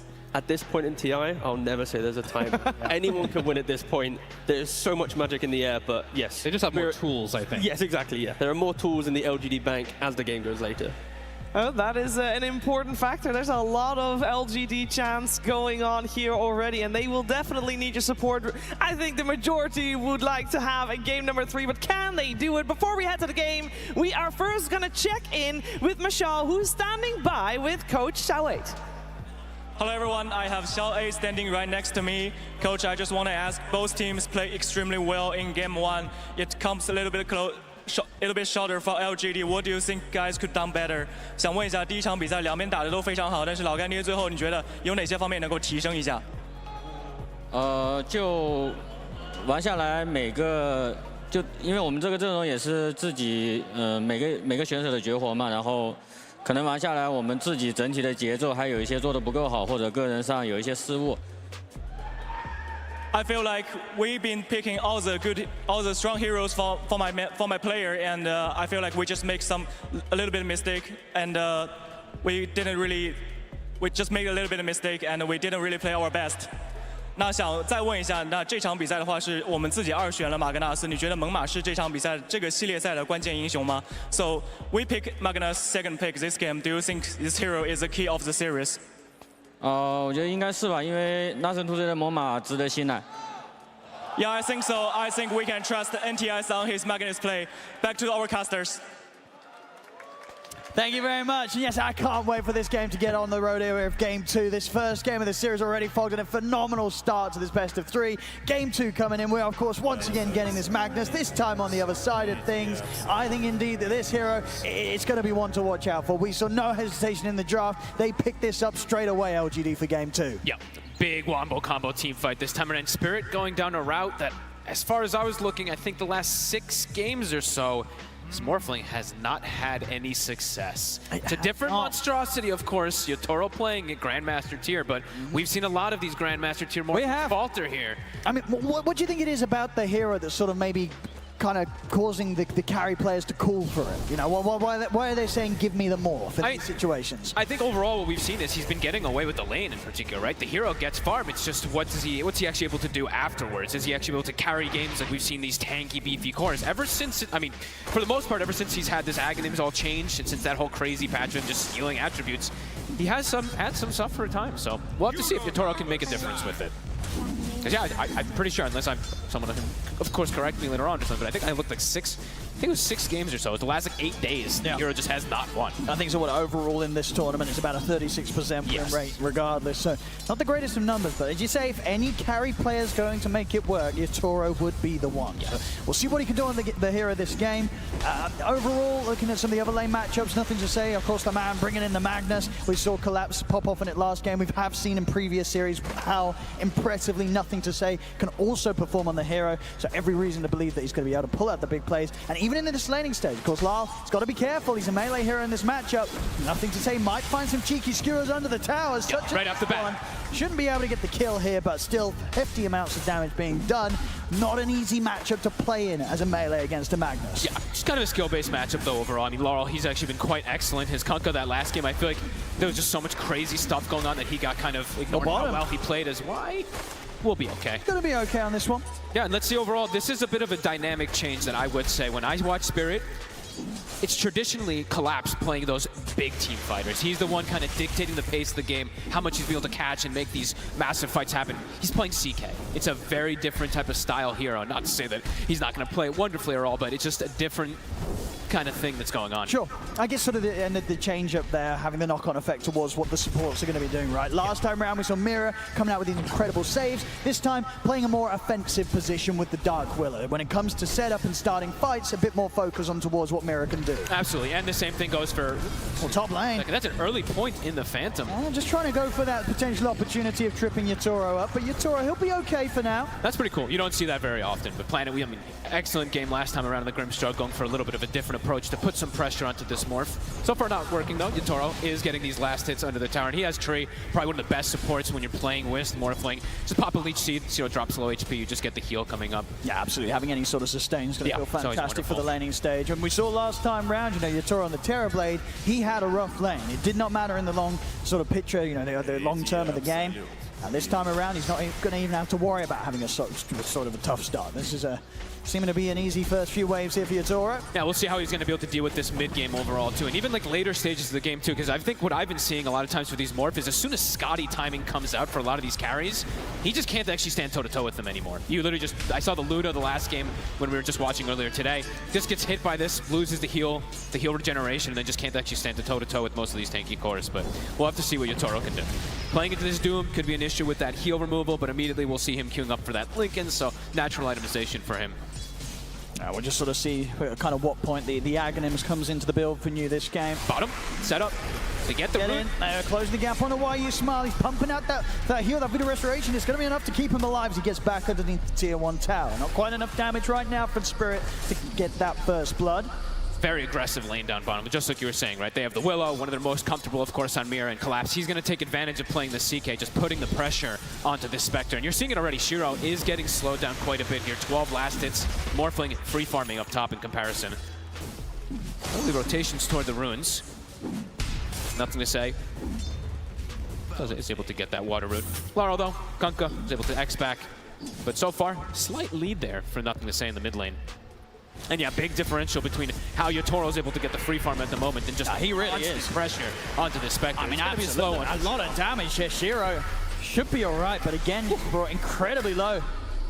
by both Mirror and Collapse. And he's going to do his usual build, but in this game, it looks like, I mean, there's definitely potential for him to full upgrade for the Spirit Vessel this game. Playing into the CK, playing into Kunkka, Tree Morph. Definitely merit if you'd like to go down the route, even though it's not your usual Spectre build, and he's been the kind of the one who did the Urn and then just go straight for Midas and stuff like that. This is definitely one where he could look for that full Vessel. Especially if he gets slowed down this much at the start, he might just look to get involved a lot with these early aggressive movements that happen You around see the that map. they're bringing a third hero in on the bottom lane here, Oh, yeah. Spirit. Miposhka making use of the twin gates to maybe try and go for a dive under this tier 1. They've got a double range creep right now. Glyph is available if they want to go for They this could dive. try and go for this. Yeah, Looks to lead in with the lead sheet on towards Shiro. YuSmile turns around with the paralyzing cards, but it's not enough to hold them back. First blood for Spirit. They should be able to chase out the Witch Doctor as well as YuSmile surrounded. Spirit, they'll get the 2 of them. And without even using the Glyph to go for the dive, usually you see the Glyph to keep the creeps away, but not even necessary. Miposhka in the mid. Beautiful connection. A bit of a skewer here from Nothing to Say. Has got Planet sweeping over to help out, but TP's backup's going to be in for Lal. Lal heading back up to the safety of his half of the river. He's fine. They can even turn. Look at the X-Mark into a potential torrent combo. Into the Tidebringer. On to Nothing to Say. Miposhka turns up and helps Lal turn things around. Ooh, big start here for Spirit, 3-0, and this is going to be around Power Rune as well, too. Nothing to Say, getting a little overzealous, going for this tanky kill onto the Kunkka. Yeah, now Rune very likely to go for Laurel unless it spawns up top. And with the way things have gone on this top lane, this is what a point where Yatoro can be happily left on his own. Yep, for the most part, absolutely. Until Nu gets 6, he should be just fine. And Power Rune will spawn bottom. Laurel should be able to get himself safely down over toward that side. Seeing a lot of stacks being made this time around. Spirit looking to already contest, actually get information. Miposhka, he's going to be able to scout the fact that there's a 3 or 4x stack that's been being made there for That's Planet. true. I mean, yeah, they have potential to steal with this. Oh, they certainly could. They could just bring him over, drop a boat down, even if they want to try and clear this out.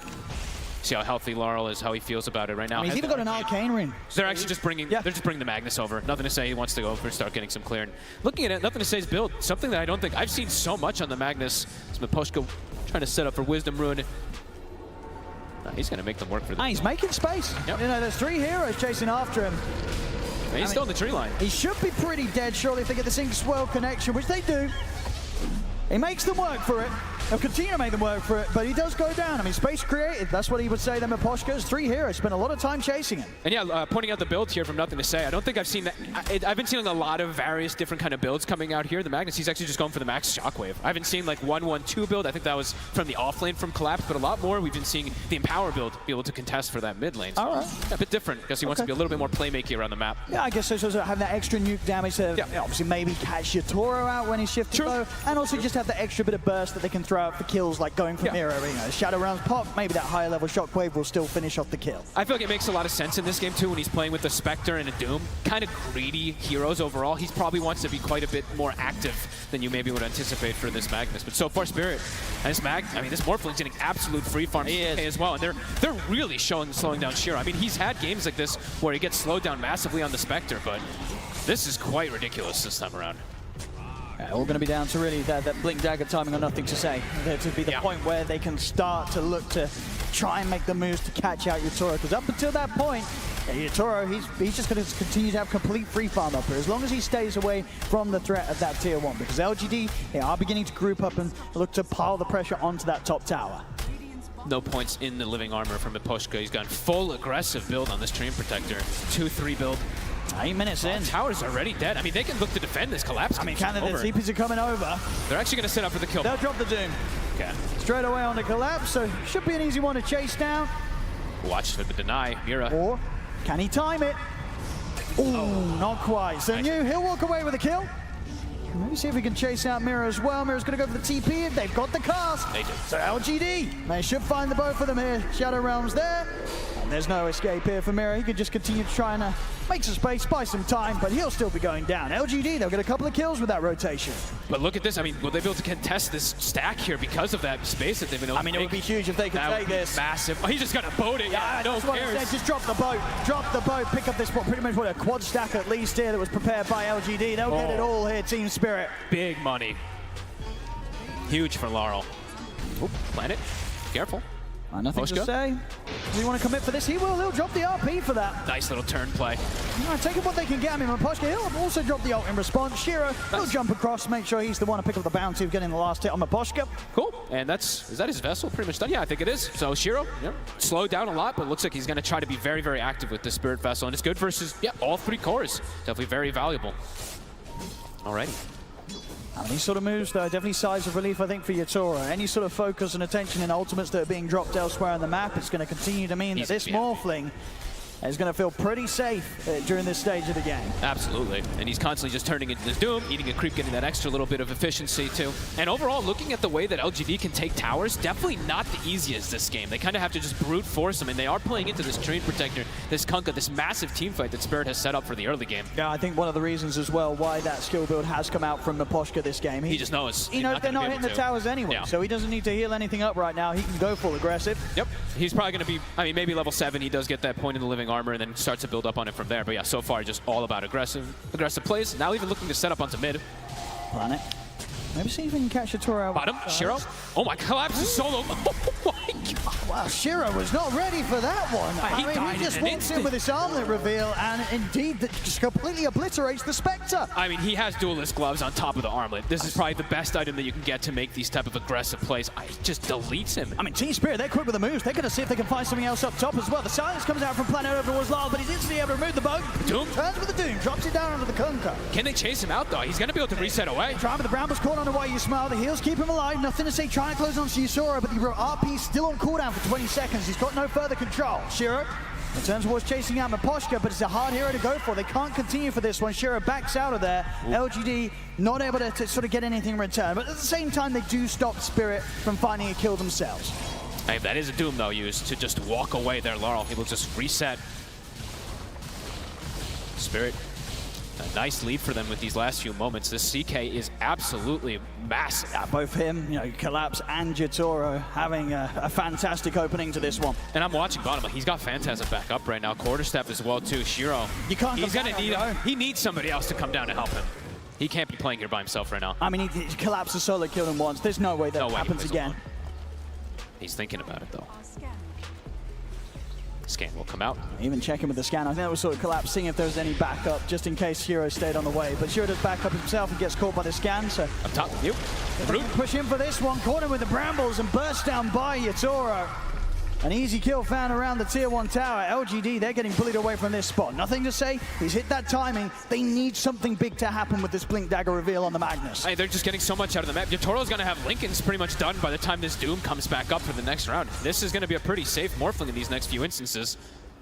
Yeah, nothing to say. He's got the pressure cut out for him. Him and Planet probably have to link up and start looking for these plays to start slowing down this growth of these 2 enormous scaling cores on these side lanes from Spirit.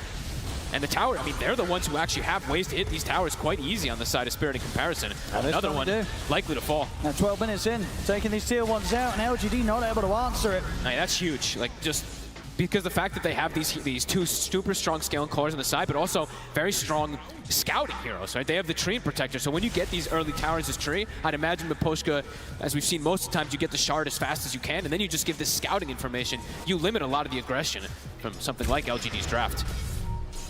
And nothing to say, he's showing himself mid, so they are completely aware that the Blink Dagger is done. All right, yeah, a bit of a loss of being able to abuse that surprise potential. And I mean, with that, and sort of regards that they are still going to smoke up, but as you say, Spirit, they should be pretty aware that this play's coming for them. And look how they're playing. Like, you're not going to get a big team fight. You might get one individual kill, but everybody's farming all over the place on the map. It might just be Maposhka. Maposhka shows himself. He's happy to tank this. Nothing to say. He will jump him. As Shiro, he'll join as well, but it is just Maposhka on the tree, and they need something a whole lot more than this, LGD. If they're not killing the cores, it's not feeling good. I think you stay down here, though, and nothing to say. He does find this kill, but now he can potentially look for a secondary one because he still has the RP available. Maybe they can catch Collapse off guard here, but I mean, they're just split up and farm. So I think Spirit, they have a pretty good read of what's going on in these next few moments.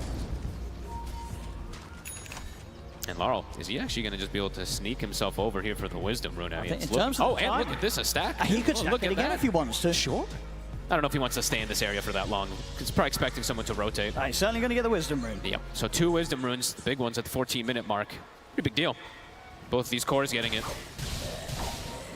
And Yatoro just getting away with an absolute free Morphling game so far. Really no pressure onto him. I think sort of a lot of the times that we've seen this Morphling pick suffer is when it's been picked and the lane just hasn't been set up for success. But this game, the draft, it certainly seemed right for the way that they start things out with Yatoro's Morph. Here with the lane setup. He's had the free farm. There's not been any pressure from LGD upon him. They've just not been able to make any sort of move to hunt him down.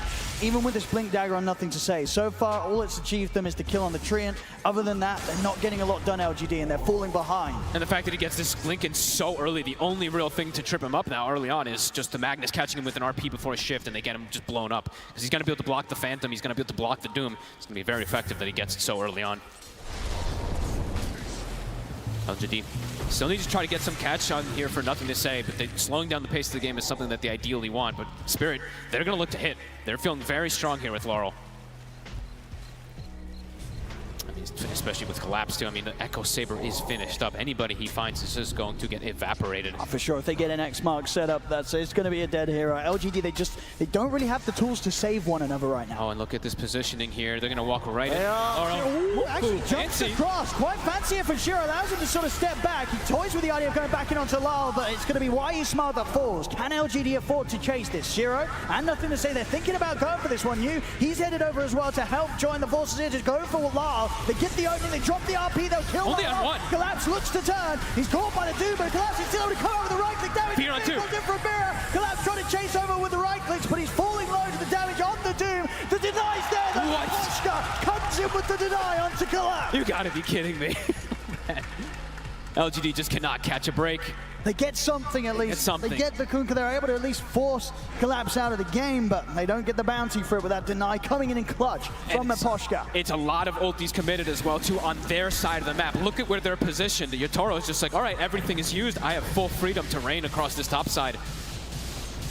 I guess, and I don't think Spirit's too fussed up with that one by any means. This small thing becoming more and more of a problem. And they can go again. Spirit, 20 seconds until the boat's at the ready. Why? Oh my goodness. Shows himself for a quick second there. Has to be very careful. Laurel buys the shard as well too right after he does come back up. So more and more spells built to get these catches. Tidal Wave at the ready. I don't know if we've got any more smokes coming out from LGD. I mean, it feels like they've got to continue to just try and make some moves happen around this Magnus. This catch from Nothing to Say. They need ults though. I mean, they just don't have the Doom or the RP right now. So I mean, it feels like they need that at least even just for the damage, or at least to stop the healing that's going to be coming in. 5K lead for now for Spirit. Miposhka, a full, now he has the shard finished up very early. He bought the Arcane Boots. I actually thought it was going to take him a little bit longer to get it. So look at Spirit's position. Pretty huge. They're ready to fight around this tier 2 of LGD. Shiro's got to be careful. He's very fragile still at this moment. Not able to go down the route. I mean, he's got the Gloves of Haste, so maybe considering if he still has the potential to go for Midas, because usually that's the build that he's gone for every time on Shiro. When he does struggle a bit in these early games, it's usually been the Urn, Midas, and then Manta and stuff. But I mean, he's farming the triangle on his own, but they still can't really catch him. Gonna be bottom and deep with the setup there. Shiro will put the blade mail. Ooh, both off the mark. Flying in. TPs are gonna be there. Collapse. He'll just still commit fully in onto the Spectre, and Shiro's gone in immediately. As Mirror, he'll die into the tower, but you see at this stage just how quickly Spirit can kill this Spectre. Shiro still struggling to catch back up in this game. I mean, Collapse is just literally disintegrating him, and he's going to be going straight down the route, probably of that Silver Edge. So even more so ways to just, bring down the Spectre constantly. They're going to make a smoke move. They've got to do this. Ready. Every time the ults are up, LGD, they need to look for action. And honestly, it feels like they might have to start looking for Yatoro. They've got to he's try. Just having absolute freedom. See if they can catch him before he's able to shift. Look at Miposhka, look at the positioning to break these smokes. So hard for them to enter in onto this one. There's the jump, though. He gets the waveform off. Yatoro's already away. The waveform was there. They may catch Miposhka, but they again fail to catch the course. Yatoro, he just smoothly walks out of there. What the heck? That was absolutely instant. I mean, and now, catch on the Witch Doctor. You're going to get the Tidal Wave to pull back while you smile. Yatoro, he jumps back in to pick up the kill himself. Spirit continuing to hold the lead. Lyle, he's still got the X mark. Gonna be able to get the setup over with New. They'll throw out the Phantoms in breast to try and interrupt it. Over into the mid lane. Collapse, he's toying around with Shiro. Shiro, got to back away from the CK. Back up top. The silence that came out from Planet was enough to disrupt the combo and allow New to step back away from Lyle. Too scared to commit into. Laurel still has the boat available, so yeah, they can't actually take advantage of any type of soulbind play. And yeah, look, I mean, Collapse, he really is just hunting down and ruining Shiro's any attempt for him to kind of recover in this game. Keeps finding him. Shiro, though, slowly recovering. but quite slowly. He is almost 4,000 gold behind Yotoro right now at this moment. Yotoro's gonna have Manta. He's gonna be ready to fight constantly. Shiro's gonna need way more time, and Collapse is not really getting he's on the Collapse. I mean, Shiro's pretty low right now, half HP. Phantasm in 3. TPs are coming in though. A lot of backups coming in. They want to try and look for Collapse. If they can get the kill here, it'll be pretty tasty. They get the jump. They'll be able to punish Collapse this time round as Collapse will fall. Shiro to get the kill. Great wards placed down around bottom here. The Obs in the sentry catches him for a split second. Instant TPs come out. Good protection. This time they get Shiro. A nice needed kill. Poshka playing unbelievably aggressive. A super early base ward actually being placed. Giving so much information as well here for the team. That's really cool. Keeping eyes on LGD beyond their tier 2s. I mean, look at all 3 of these wards. All 3 lanes are actually perfectly watched here from this side of Spirit now. 10 seconds or so until the Overgrowth's back up. They could look to get aggressive under the tier 2, even without Collapse. He's thinking about it. There's both Yotoro and Mirror in the neighborhoods. Yotoro, he starts to back off. Doesn't look like they want to try and force it. Yotoro, I mean, he's more than happy to just keep hitting creeps right now. He's not under any sort of pressure. He's happy to just find his farm. He's got the Lincolns, he's got the Manta. Even if they do get a catch on him, it's highly likely that this Morph will be able to slip away every single time. This is a good play. This is really nice. Catch Lal here in the jungle. They're in with the aggressive Shadow Step, and nothing to say takes him down. That was so much patience. I think Planet was waiting there for what, like 20, 30 plus seconds or something, waiting for a teammate to join him. Do get that catch off. Now these are two big moves. Killing off Collapse, killing off Lal. This is exactly what LGD have been looking for for the entirety of this game beyond the opening laning stage. They're starting to find these core kills. Poshka though, now he is getting the scout on Shiro. They've got the backup. Yotoro, he's coming over.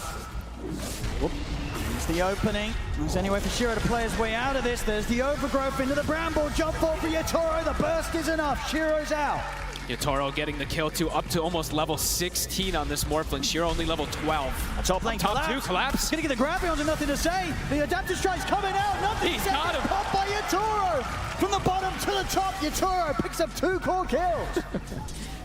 A usual carry involvement right there. 1 button to get the kill. And now bottom, looks like they should strike back at least on Tamira. But these, how many support deaths is that? I feel like it's just the supports dying on the side of Spirit. The cores keep getting away with so much. I mean, Yotoro just continuing to steam ahead and farm here. So massive. 3-0-1. They're yet to be able to touch him. He's got 2,600 gold in the bank on top of the Manta and the Lincolns. Oh, and this is kind of cool here. He's actually got the Aghanims queued up here on Collapse. Definitely has merit this game when he's playing with a Morphling. That could be a really cool item choice here from that off lane. Now, what's the plan now from LGD? They'll have nothing to say back up in a few seconds. Ultimates are at the ready. See if they can head out and look to make a jump themselves. It's difficult, at least for the next few moments, to get these lanes out in a good position to go for it, though, because they're just spotted by everything, right? The ward that was placed top from earlier, the ward that Poshka placed in the base, it sees nothing to say walking out. That ward that they've placed also down bottom, it's giving so much information for them to prepare for the next movements. As looks like it will be a Tormentor on the menu here for Yotoro. Here's the smoke. Exactly what we need to be seeing from LGD. Can they find anything down here? Oh, Yotoro actually gets the Tormentor. All right, blessed.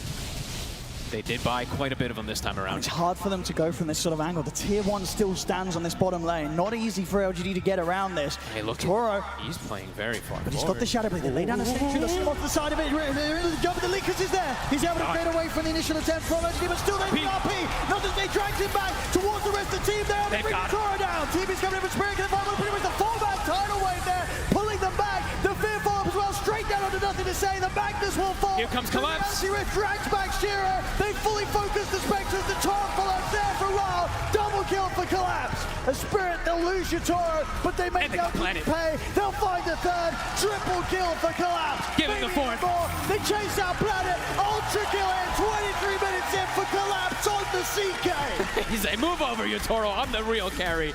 Yotoro pushing the limits there on the more incredibly low HP, but the 4-man tidal wave coming in from Laurel.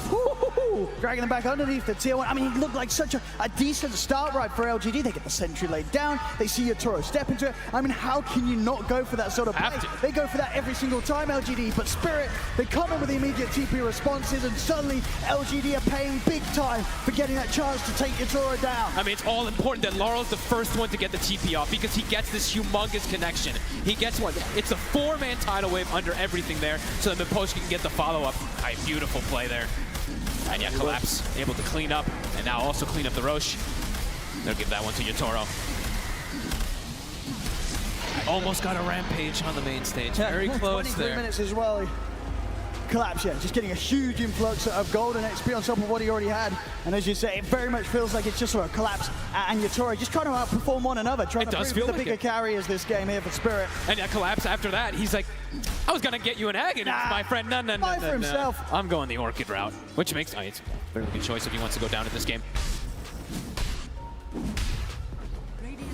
11k lead now off the back of that one. Yep. 4.5 minutes to play with Yatoro having the Aegis. I mean, they were able to take him down that once, but getting him now in his next 4 minutes.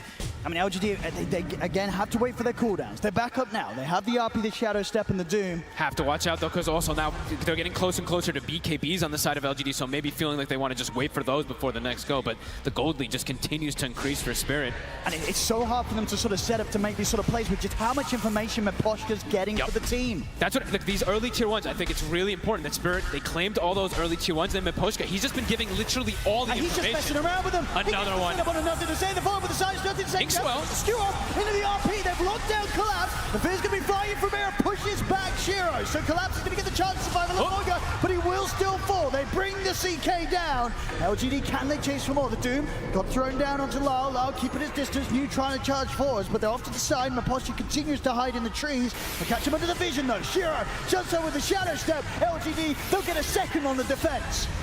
Nice place. Can they catch more? New trying to reset away. Yatoro's on him. Oh, he's looking to go back in with the burst. They turn around with the Infernal Blade, but the Tidal Wave comes in and tears New out of the server. Spirit may lose a couple, but they're still, again, able to sort of keep these trades at the least even. LGD still yet to sort of find an opportunity to start to close down this incredible lead that Spirit have just 26 minutes in. At least they got something out of it, though. Good positioning there from Planet. Gets that instant dispel, of course, with the Inkswell. But now, a couple more heroes might die. Yatoro, look at this positioning. He's under the tier 2. He's the back. He jumps back while you smile. I mean, while you smile, trying to walk this one off, but it's going to come to an end, and so is this life protected. The Voodoo Switcheroo will make Yatoro work a little bit harder to get the kill, but he will still find it. Another kill to be found by Yatoro under the tier 2, and nothing that LGD can do that time to punish him. He knows he can push the limits. Every single ult being used there.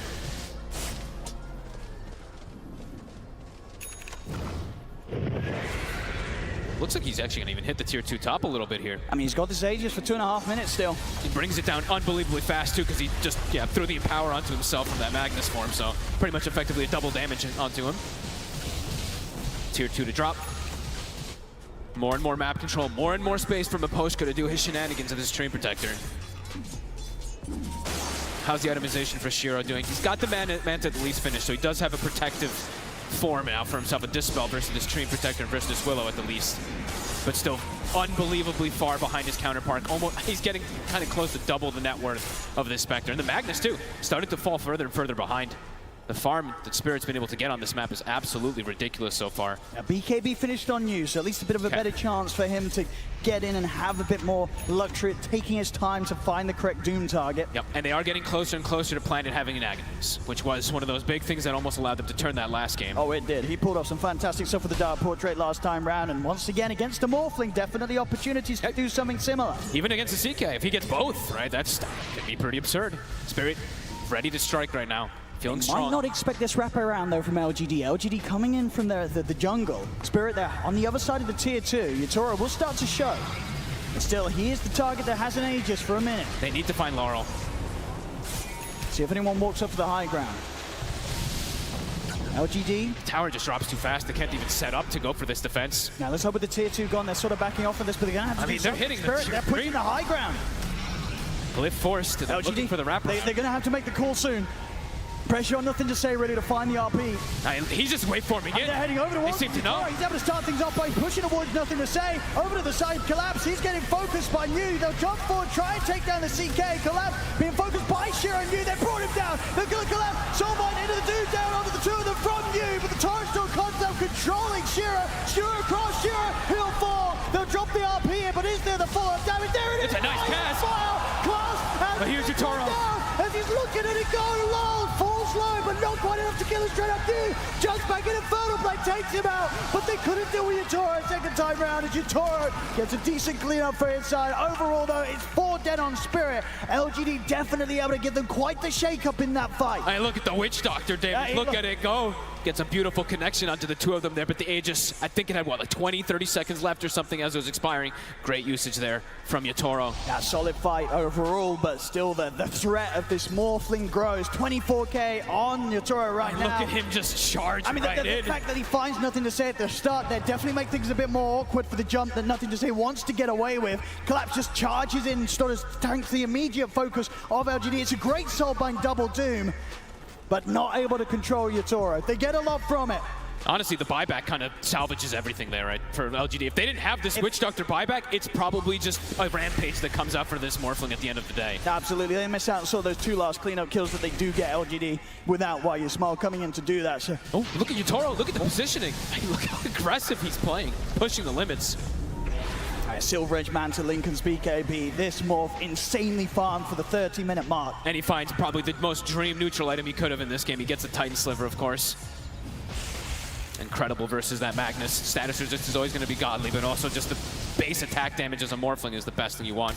I think it's, after that last play, maybe time Why You Smile starts to build for himself. Get an Aghanim, he was queuing up the Blink Dagger first, but now he's going back for the on disc. Yeah, he can't go for the... He still just dies way too quickly in these fights. If he's just... Yeah, he needs positioning, needs extra survivability. Yatoro, positioning. They're getting these Wisdom Runes as well. Wisdom Rune was still there for Yatoro to step up and grab. I feel like they've gotten almost... They got a lot. They've gotten the vast majority of them this game. An Eagle Song now, too.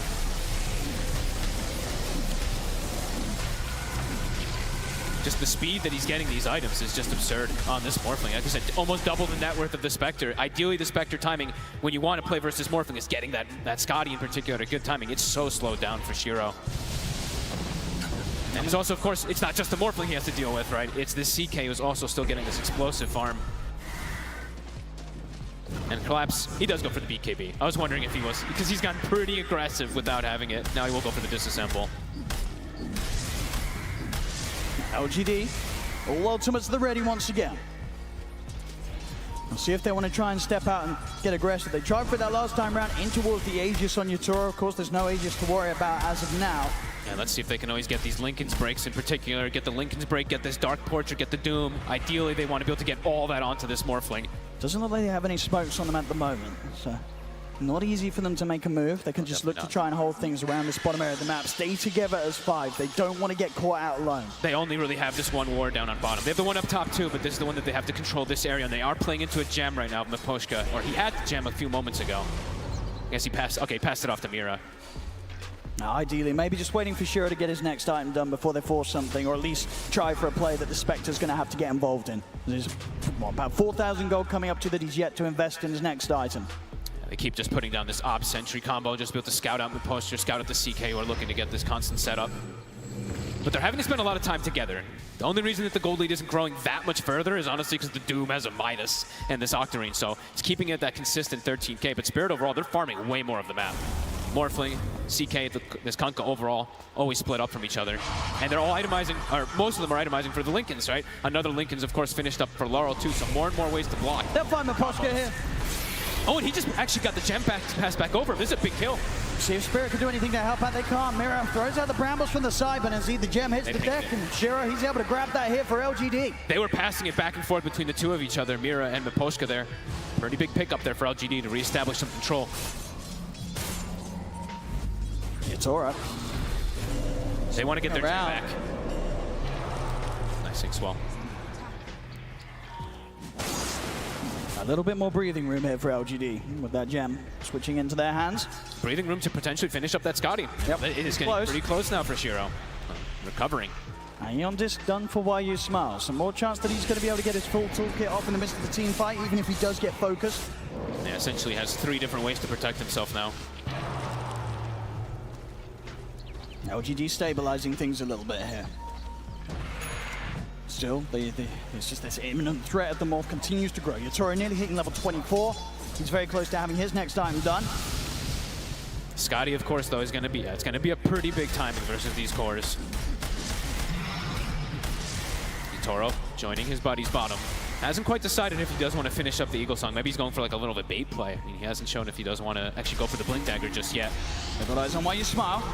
But now with the Glimmer, but they get the dust into the Yule setup. They're looking to focus the Witch Doctor first, throw out the Adaptive Strike, but he's going to dodge it with the Voodoo Switcheroo. But they bait it. They're dropping the Torrent. They're going to be able to pull him off the side here. Wait, that was weird. Was that the Tidal Wave? The Tidal Wave pushed him the wrong way. So, I don't know what the hell happened there. It was right on the cusp. Anyway, they still catch him in the Torrent Storm, but it's right on the tip of the team fight. Yeah, Collapse, he wants to charge him with the stun, but the Eon Disc, it's there. We'll get Brock. Not able to get the full control there onto this Witch Doctor. Honestly, he might be pretty lucky right there that the Tidal Wave. I think it's like right when you catch them on the tip of it, it does push them the wrong way. Yeah. So he gets, honestly, a bit lucky there. Because that's a gem. It's a pretty big kill. That's true. They grab him in. He's dead for sure, and he's dropping a gem. The smoke comes out from LGD. They want to try and go again, especially knowing that the Torrent Storm's on cooldown. Roche is swapping. All right, when it's going to be coming back up, right? So 6 seconds, they're setting themselves up top. Do they want to go for the twin gate?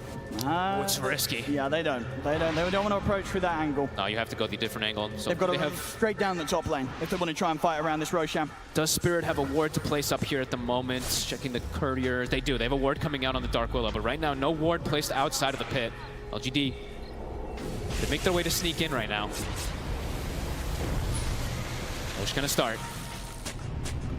New. Ops placed. They see New. Mira spelled Mirror. Got the scout right away. But the Yule's quickly set up with the Cursed Crown. They'll hold back the Doom. Collapse is trying to wrap around towards the back lines of the fight potentially, but he's careful. Knows they have detection upon him. I mean, they're killing the Roche while they're scouting with the Phantasm. They're sending it all in. This Roche is dying. They've got to make a move soon, LGD, if they want to put a stop to this. The Dark Portrait of the CK being sent in to try and scout things out. Nothing second to pull over the Harpoon on the Collapse. Collapse puts the BKB, they drop the RP. They've got Shiro on top of them with the Mantra Illusions there, and they tear through the CK. They bring him down, but Yatoro gets the Aegis New, jumps over towards him, has the silence hit from the Doom to open things up. So the dagger as well in from Shiro. The Torrent Storm's there. Mirror lays down the fear to hold back the Spectre for now. New falls. Spirit, they get the chance to kill off the Doom, and maybe even look for more. Mira's doing so much work in this fight. The control, he just completely blocked off New from having any allies to join him. He just completely controlled that Spectre there. Doom used, but doesn't matter. Yatoro resets. He's going to come right back into the fray. Collapse. He gives his life for the cause. And it's absolutely worth it. Super they worth couldn't it. even take down Yatoro at once. He still holds that Aegis intact. And the cheese as well, too. Still has it at the ready. Nice play. Honestly, Mira, that was a really nice play of how he gets the Ops Ward out the center and immediately just kind of controls things, stalls out so they can finish off that Roshan. Swift Blink finished up now for Yatoro. So close to 25. I mean, a real treat, especially for all the Morphling fans out there after seeing so many times this hero just fall flat on its face. This game, Yatoro showing it to its full potential. Even getting very involved too. It's not like some zero kill involvement. He's got 8 kills on this Morphling.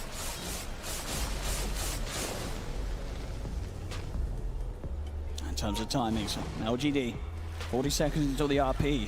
Spirit, they could definitely look to push with this Aegis, get a tier 2, maybe even start to consider pushing for the high ground with the lead that they have right now. I mean, Yatoro, 10k net worth ahead of anyone else in the game. He's just been able to keep that consistent this entire time with the pressure that, like Collapse kind of took those reins of having that top net worth, then he sacrificed himself a couple of times, and it's worked out.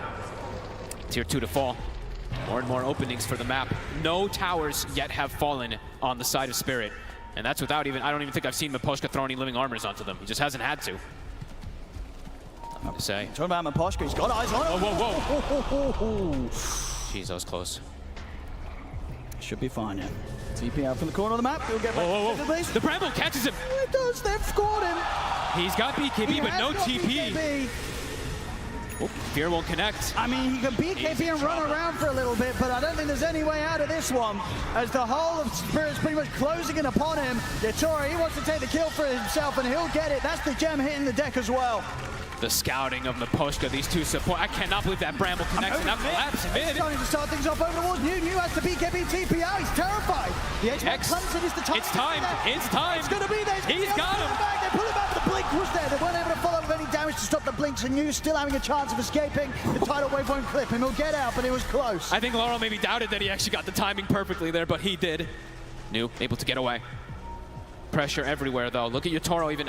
All the lanes are getting pressured here from Spirit. I mean, and they've still got the 2 minutes of this Aegis. They can go for so much more here, Spirit. 30 seconds, no nothing to say. He has buyback, but he'll really not want to use it in this situation. They want to force as much as they can while that mag is down. Glyph gets popped. When they have got everybody up, the high ground defense, it is strong from LGD. Absolutely. Yatora.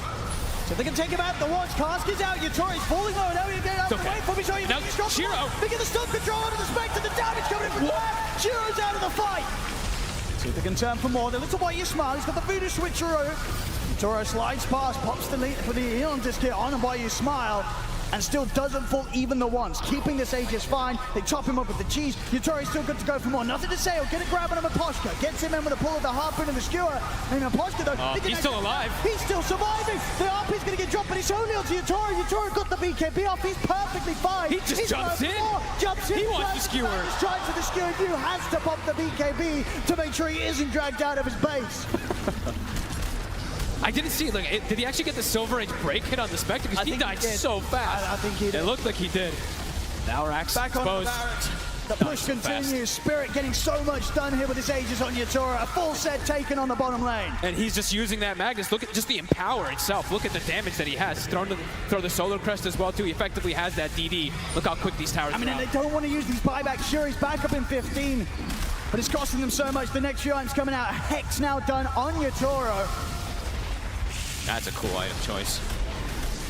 Another tower to fall on. Yeah, they'll back away. They got so much out of that push right there. I mean, that's 20 more seconds. The one sort of play that can maybe catch them out, the sort of blink out and skewer in that Nothing to Say is going to try and do, that's completely put to a stop by the potential that Yatora has to turn with this Hex pickup. Yeah. All he's got to do is precast the Hex on the Magnus to get that high ground vision, and suddenly the game can be over in an instant. He has to just use the BKB pretty much every single time he goes for it. I mean, that's the case also when you're playing versus the Yule Scepter a lot of the times with these Magnuses, but yeah. It's not easy. It's not easy. Huge opening, I mean, even bigger now. And you spanning up as well with that refresher purchase. Laurel also full Octarine is finished up to a shield rune. Spirit, they're definitely very, very keen to fight. Collapse full Aghanim is now done. Also another layer that they're gonna have to go through to try to take out this Morphling. We'll see how chill they play it. Do they want to try and push again, or do you think they take the relaxation status and go for the next Aegis?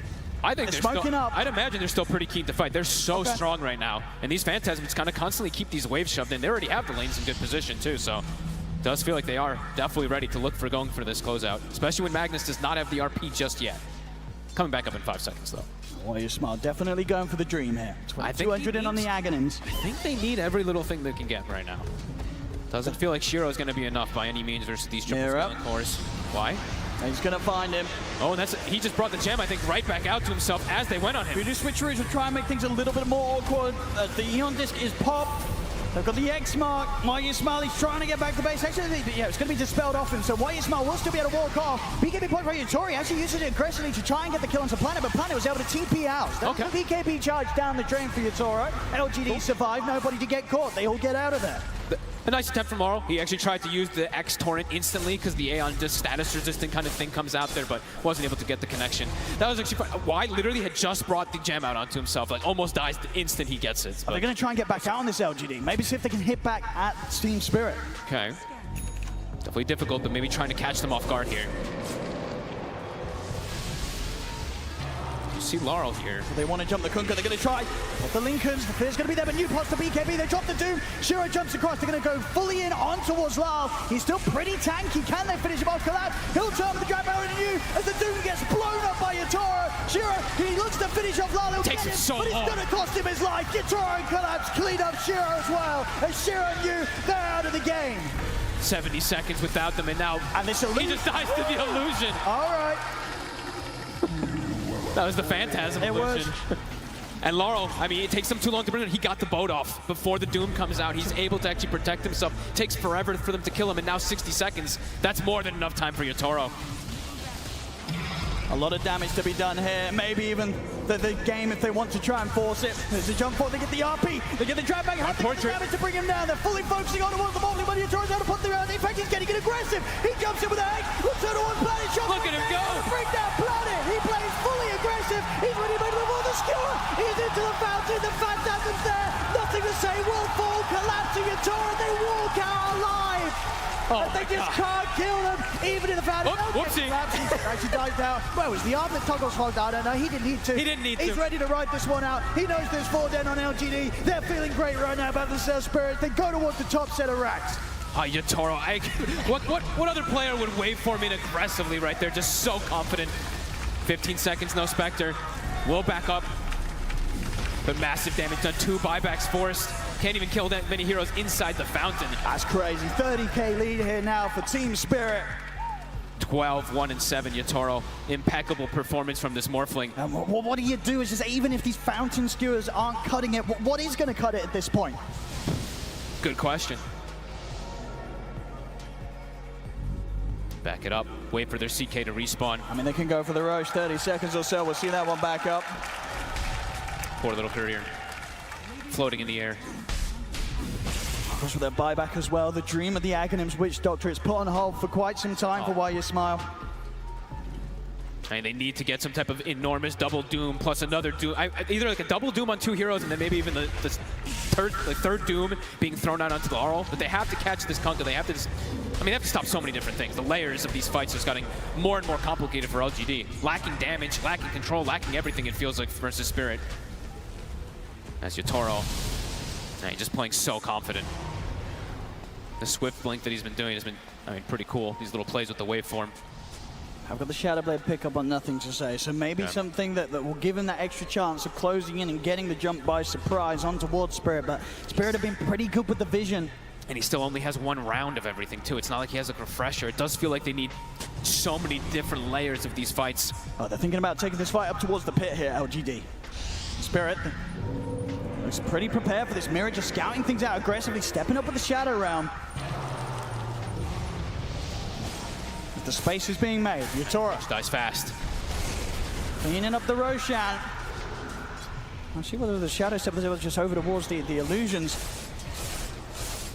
They're not finding anything with that one. They're just having to deal with the pressure of the creeps pushing in. So all the space in the world given for Spirit to clean up this Roshan, get themselves another round of the Aegis onto Yatoro. And a refresher shard for Laurel. Chaos in the fights even more so.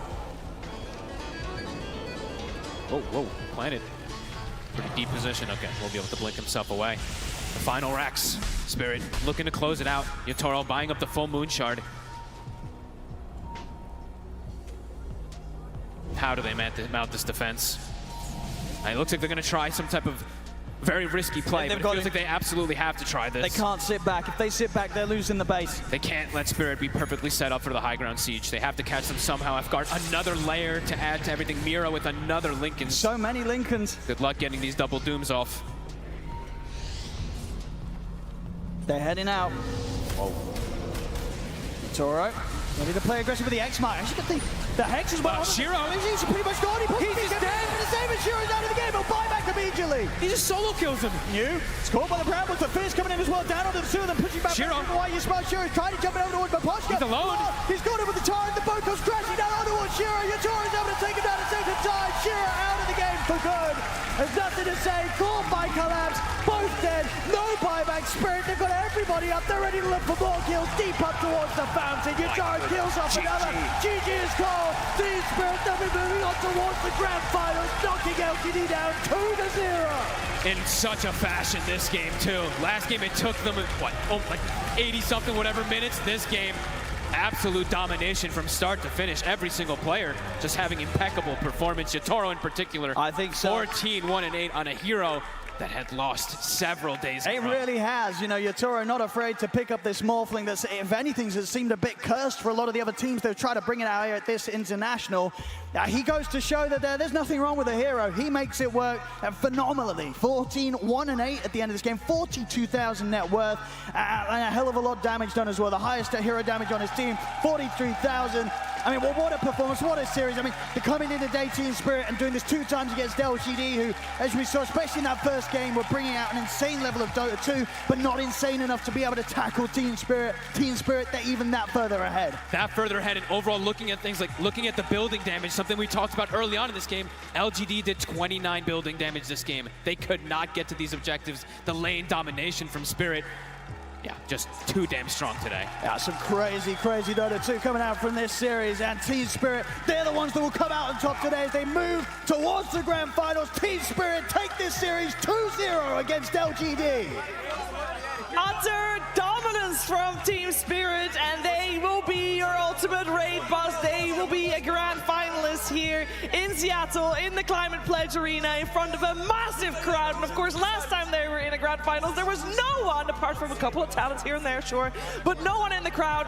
COVID sucks, but this time around they get it. They get the grand finals. I can't wait to see who gets the honor to go up against them. I know that will be quite the battle. But let's talk about how they got here. I'm joined by Fear, Lacoste, and Tigov. Lacoste, this game, we did not expect it to be that dominant, did we?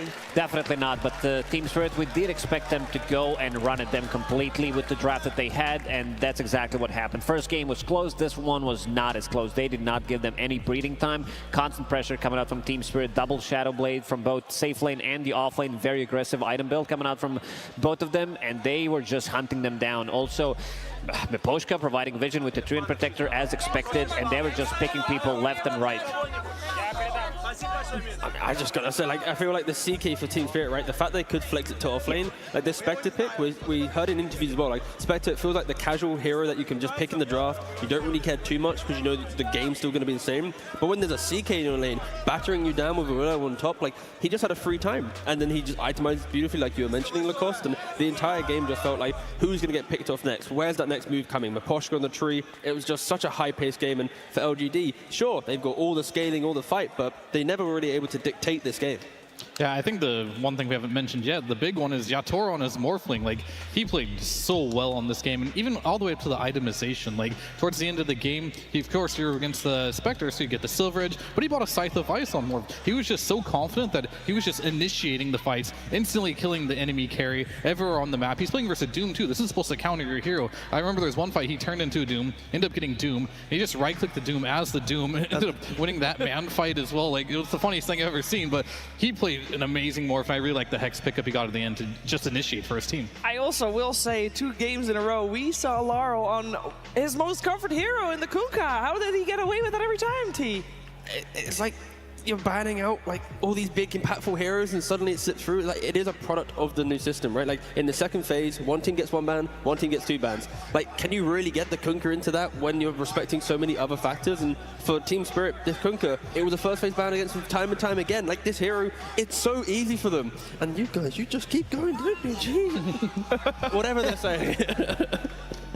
It was a great battle, and a great battle. Team Spirit punching their ticket to the grand finals, and here to talk about it with probably a big smile on their faces, it's Slack standing by with Silent.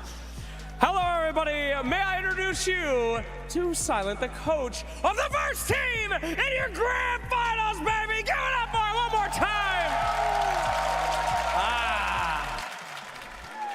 Used to hearing that, right?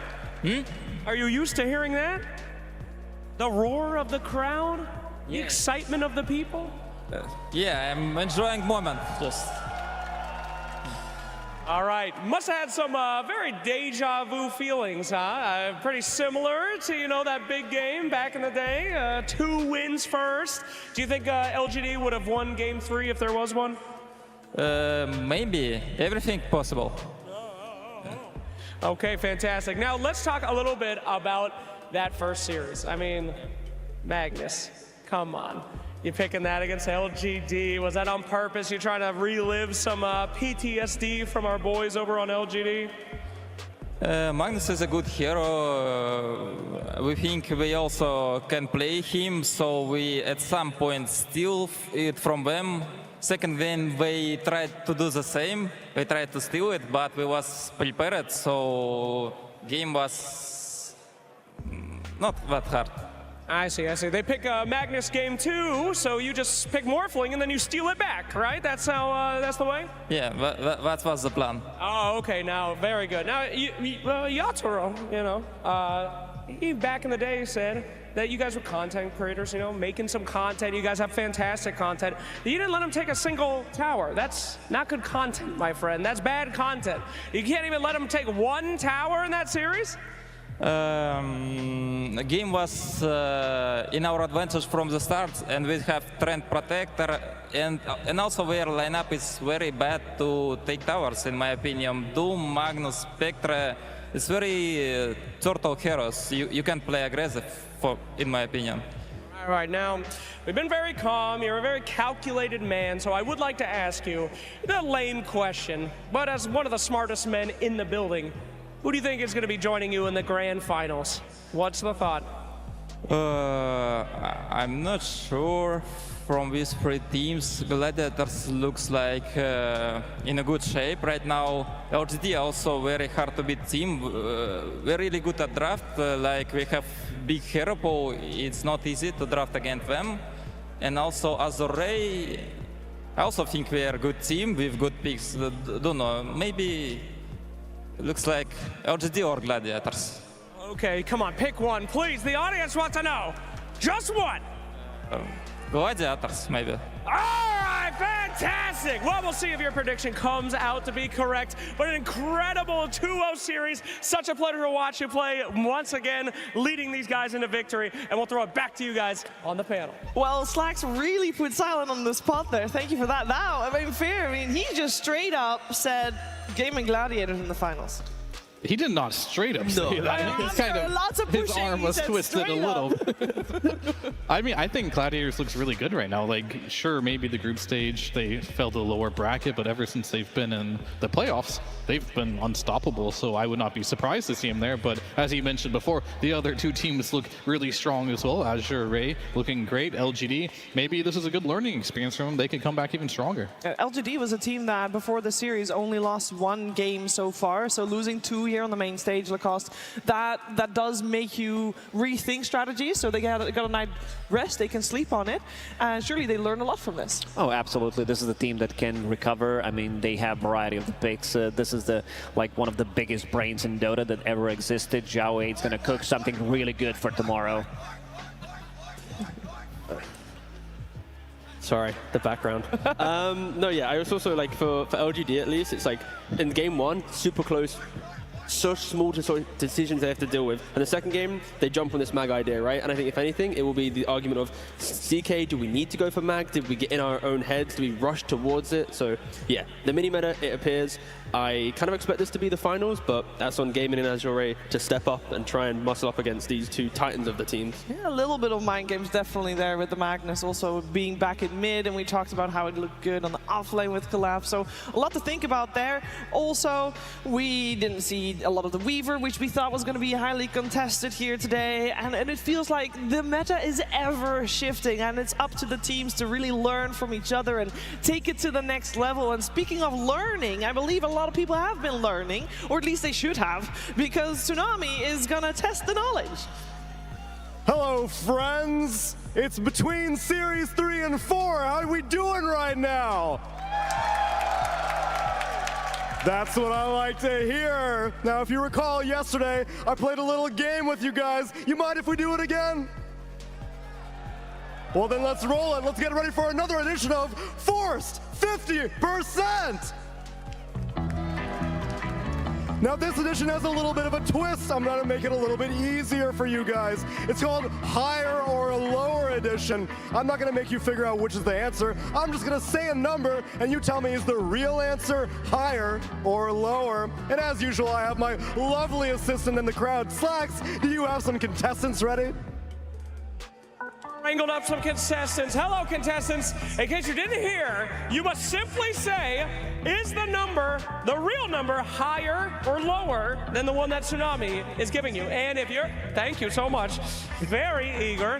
And if you're correct, you get this beautiful Tide Hunter. That's it, that's the prize. Careful. All right then, are we ready to get started? So specifically, I'm gonna be asking about questions from all TIs. I'm going all the way to 1. Group stage, playoffs, finals, everything. So let's get started. How many unique players have competed at TI? Is it higher or lower than 500? 500 players. Is the real number higher or lower, sir? Higher. He says higher. He says higher. Computer, is the real answer higher or lower? Oh! TI is a very exclusive club, friends. We're not just handing out these invitations. You gotta earn them. And only 434 different players have earned it. That's just getting started, though. Let's take things up a notch. 3 million creeps have been killed at TI. Is the real number higher or lower? And I'll give you a little bit of a hint. At this TI, almost 400,000 creeps have been murdered. Gee, I stopped paying attention as soon as he started saying numbers. Do you have any idea? Must be higher. Higher. Must be It's higher. Is it higher? Computer. Higher. It is higher. Nearly 3.8 million creeps have been killed. And as a result of you getting it right, my friend, I would like to treat everyone in the audience to some last hits sounds. Computer, you mind getting some last hits to me? Oh, that was, that is, Dota players live for this. Yes! He down? Thank you for stacking for me, audience. All right, I got another one for you. In all of TI, how many times have the maps been pinged? Is it more than 500,000? Is it higher or is it lower? If it was me, I'd be pinging all the time, so higher. He says higher. Audience, you agree? Higher? Okay, okay. Higher. That's my final answer. Yeah, I'm aware of your answer. Thank you. He's sticking with it. I respect it. Computer, what is the correct answer? Hey! That's right. We got to communicate things. Pings, well pings, done. pings. Boss wants to play. You guys out? You guys out? A duo? Duo? You must decide together? Okay. What's the question? You'll find out. First, I want to make sure that everyone, I wanted to play the song of my North American people. I gave you some last hits. How about I give you something similar? I don't like that. Yeah, whatever. It was on cooldown, all right? Thank you. I didn't have a TP. I'm sorry. All right, I got one more question for you. One more, last one for all the Tidehunters. We'll give you 10 Tidehunters. No, just one. The global average MMR in Dota 2 is roughly around 2,000. Now, as you know, we have been grading the audience. All right, discuss among yourselves. Make sure you know. We've heard some theories of people around us. I'm thinking lower. I'm thinking lower. Some crazy shit. He thinks lower. What's his? Don't ask me what my MMR is. That's not the question. What is your final answer? Higher. You think that the MMR of this crowd is higher than the average? Audience, do you disagree? I just hear a lot of moaning. That's probably not good. Tsunami, is the average of our audience higher or lower than the average of all of Dota? Climate Pledge Arena, let's find out. Of course it's higher. You're some smart cookies out there. Congratulations. And actually, Slacks, if you don't mind, would I like one more treat? One more. What? I want to do one more question. Oh, okay, sure. I'm going to give this Tidehunter to the guy who lost because I felt bad for him. Why are you guys all mad? Everyone just said boo. The guy was just being nice. All right. One more question. Go ahead, Tsunami. I got one more question for you. Yeah. 2,000 games have been played at the International, all the way from TI1 to now. Everything, group stage, playoffs, finals, higher or lower? Higher or lower? Lower. Lower. Computer. I think it's close, but it's lower. Reveal the right answer. No! Just barely. Let me tell you, we got 4 more games. Let's get started. We got some more Dota to get ahead of ourselves. Are you guys ready? I'll give you this one. There you go. We only just now broke the 2,000 limit, and what a treat it was. But now, we gotta get on our way. A few more series remain before we can finally crown a winner and get to the Aegis. But we'll save that for tomorrow. Let's get ready for our next series.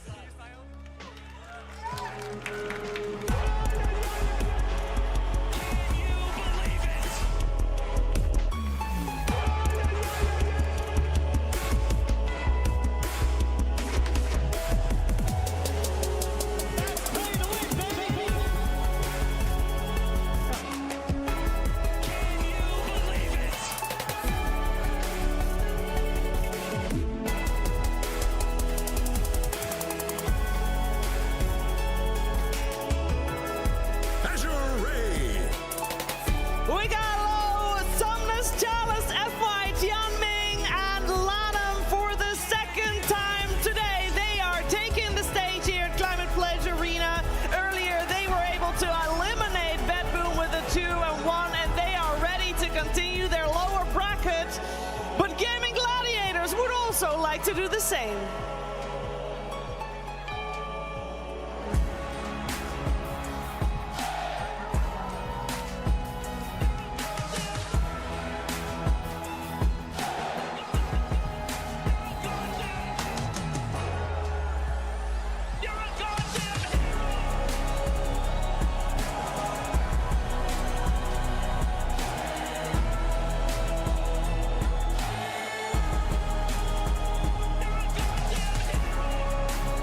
Gaming Gladiators. We got Daraccio, Quinn, Ace, Tofu, Celery, and TY, and they are ready in the lower bracket. They really want to seal the deal. They want every single major this year. Are Cole the best team in the world, but they need to seal the deal today and tomorrow if they want to go down in the history books as just that.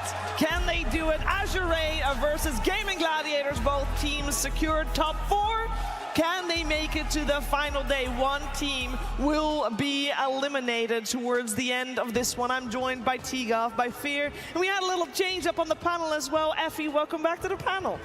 It's been a long time, Shiver. It has been a little while that you were on my panel anyway. How excited are you for this one? I'm very excited. I mean, there are 2 really great storylines here in both AZURE and Gaming Gladiators, and it's going to be so hard to see one of these teams go down today, but it's just how it is. I do wonder, though, this is a test of endurance, right? Because Gaming Gladiators did play the first series of the day. They had to wake up early. It was pretty tiring, but now here they are playing the 4th. Whereas AZURE, they played the 2nd series of the day, but that's definitely more resting time than Gaming had. Yeah, I think it's going to be roughly about 11, 12 hours in it, right? It's going to be quite a long haul, and you'd like to think that some of these players have been grinding out enough pubs, in a row to be able to, keep up that mental fortitude, but it is going to be a challenge of endurance. This isn't going to be that you'd expect the cleanest form of Dota just because of how long they've had to be awake to get to this series. Yeah, I would say it's not really like grinding pubs won't help you in a situation like this. It's a completely different mental game, and a lot of it comes down to how involved are you in the team's preparation as well, because in that downtime, you're spending every second you have thinking about what can we do better as a team, analyzing who your opponents might be as well, and that is a completely different ball game than just being able to play 12 games of Dota in a row. All these guys can play 12 games of Dota in a row, no problem. But 2 best-of-3s might not seem like a lot, but with prep involved, it's a lot of mental fortitude that required. How would you have spent the couple of hours you had in between the series that you won and the series that you've got coming up later? Well, for GAIMING, they didn't really know who they were going to play yet, so they couldn't really do much for the first couple hours. But if I was AZURE, you're just studying Gaming Gladiators the entire time and figuring out what you're going to do. And you don't have a lot of prep time for this either, so you got to put in as much work as you can with the time you've got. Yeah, and the time they had, they better have spent it wisely, because both of these teams have shown that they have got a lot of fortitude. Both series earlier today went the full 3 games, so both teams have played all those 3 games. And I want to try to break this series down properly, because with that much data to go off of, we have a lot of things to say. And I want to start by talking about AZURE. Most importantly, Fear, I want to start by talking about Low. We saw him yesterday, and when they were dropped down to the lower bracket by LGD, we wanted to focus on Low due to his hero pool. Let's go with that. Yeah, yesterday he got the Weaver 2 times, a hero that's been popping up in popularity right now, but he didn't look super comfortable on this hero, and today they switched it up. Weaver's the type of semi-carry that has to be aggressive, getting in your face, fighting all the time, and he's been playing more of the Terror Blades and the Spectres, which can also fight the Lunas. He's more of your traditional carry, get farmed up, farm the map, and then go with your team. So that adjustment they made today really helped him out, I think. Yeah, to be fair though, the first game that he played as Weaver was not the easiest Weaver game. There was nothing in particular that made it a strong combination. But in both of those games versus LGD yesterday, they had the lead. They were doing incredibly well. So maybe they could consider revisiting it if it's what they needed. Yeah, I think as well, I'm excited to see them when they do go for the Luna and Lifestealers, because I think Lifestealer, a hero that we haven't seen too much, additional debuff resistance, especially with how Magic Amp and fighting we're seeing, Lifestealer should be in a pretty decent spot, but again, not really touched too much. But I love the fact that we are seeing a kind of amp up the carry style logic coming from this team compared to others because of the Lunas, the Lifestealers, and I'd love to see it again in this time. Yeah. At this point in the tournament, having slight shifts in style is exactly what you want to see. I would love to see what he can do today on the stage against Gaming Gladiators. When talking about Gaming Gladiators, I want to focus on the man on your screen. Quinn has been talked about a lot, but I feel we need to dive a little bit deeper here, T-Gov, because it's not just the year that he's had, it's his career that he's had. Yeah, it's been quite a turbulent one, right? When you think about at the very start, TI6, TI7, he was unable to escape the NA qualifiers, locked in 3rd to 4th place, and then, yeah, he makes it to TI, but ever since his first showing, it was kind of on a downward trajectory. And then guess what? Gaming Gladiators pick him up, join the EU region, and here he is, back at top 4. I think it's one of those kind of diamonds in the rough kind of things. He finally gets the group around him, the system, and yeah, he's here in an incredible position. Yeah, sorry, Effie, go ahead. What makes Quinn fit in so well? I think that sometimes things just click. There are certain players in Dota who just have chemistry together, they work together, because we've seen superstar rosters, we've seen teams with incredibly high individually skilled players get together and just drop out completely. Whereas if you look at GAIMING's team, they are incredibly high skilled, but before Quinn joined this team, you wouldn't really rank them in the sense that these are top 10 BETBOOM-esque leaderboards players, right? With the exception of Celery, who is always climbing the leaderboards as a support player. But sometimes it just fits, and that's what happened with GAIMING here. Like it clicked. We saw it click last year when Reza joined Secret, and we saw it click again this year, Fear. Yeah, I mean, I completely agree with you there. When I first saw this team form at the beginning of the year, the Gaming Gladiators, I didn't think they'd be that good, to be honest. Like, oh, they're going to do okay in Western Europe, but it's going to be tough for them. And they blew away everyone's expectations, I think, as a team, and they look really good. Yeah, I think for me with Gaming Gladiators though, they are a team that likes to play off of a draft that has its own kind of script. When you look at the 35-minute mark, they have an 81% win rate in games like in less than 35 minutes. They are incredible, the best of any team in like the top 8. As soon as that shifts past the 35-minute mark, then they're dragged into everyone else. 54% win rate. So they are a team that if they get a draft that knows its timings, they will just perfectly execute everything. So that is the key thing when you're going up against this team. Don't allow them that kind of simplicity of entering a game. One thing that's a key thing of AZURE that we saw earlier today, Fear, is Chalice. He had a phenomenal performance.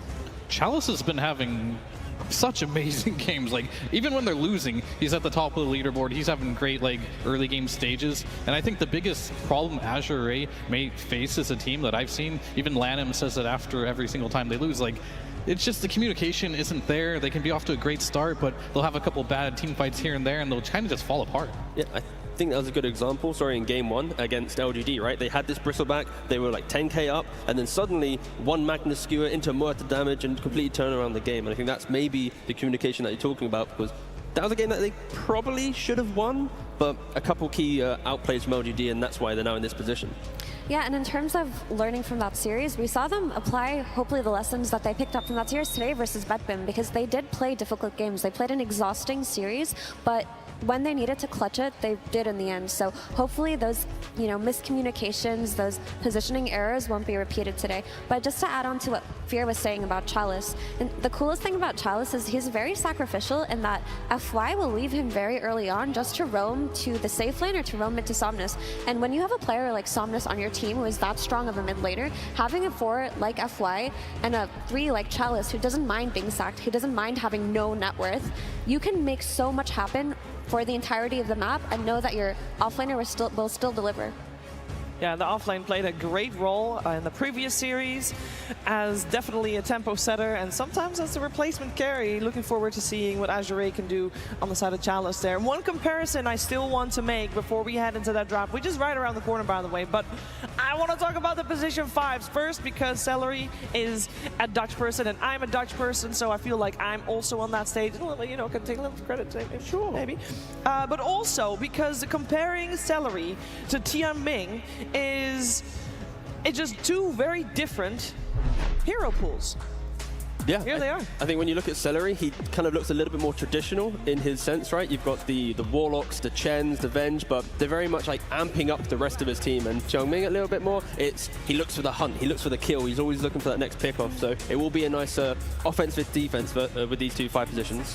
But I do think having a support player like Celery who plays the Chen and the Enchantress adds so much to a team like GAIMING who love to play on tempo. Whereas Xiaoming, he shows his versatility because often he's played this Batrider and this Clock and this Tusk when they're flexed around. They pick it early in this draft, especially during group stages, just so they could shift it. Can they shift it? Can they do it? Who wins? Gaming Gladiators or AZURE? We're finding out. Draft is here. Gaming Gladiators versus AZURE. Game 1. All right, we're in the thick of it now. AZURE in the Radiant side, Gaming Gladiators on the Dire side with first pick.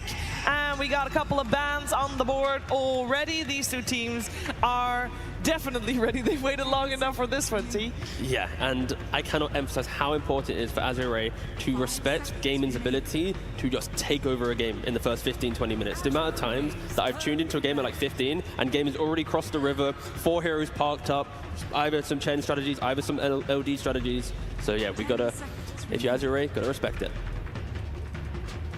Yeah, so here we are. Anything in particular that we want to see here, Fear, come out? Any hero that that you'll expect to be the most contested?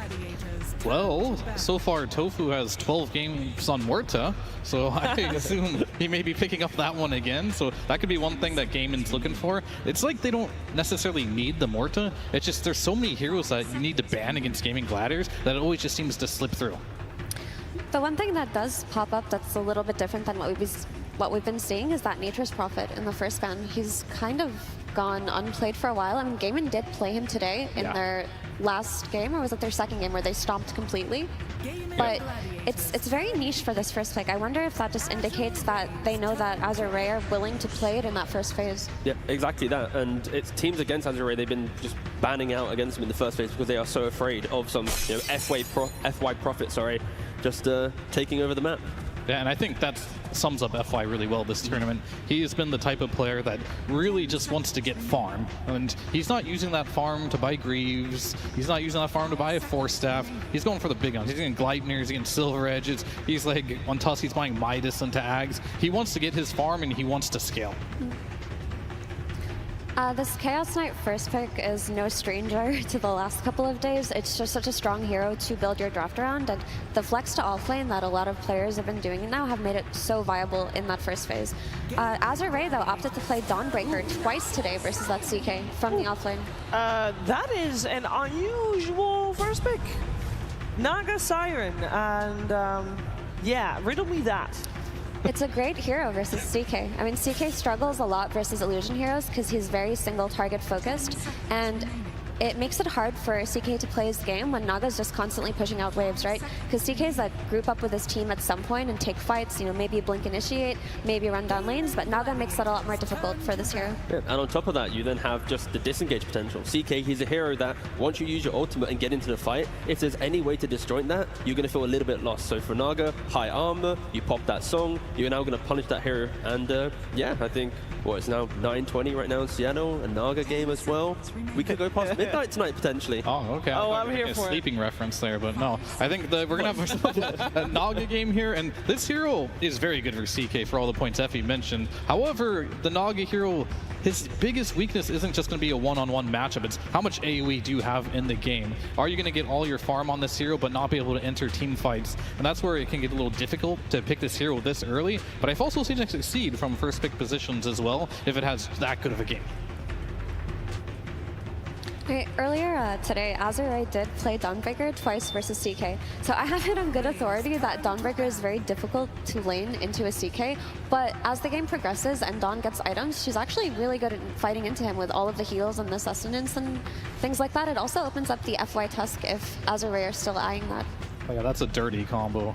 We'll have to see if they can get that. If they can get that, Chalice looks absolutely amazing on that hero as well.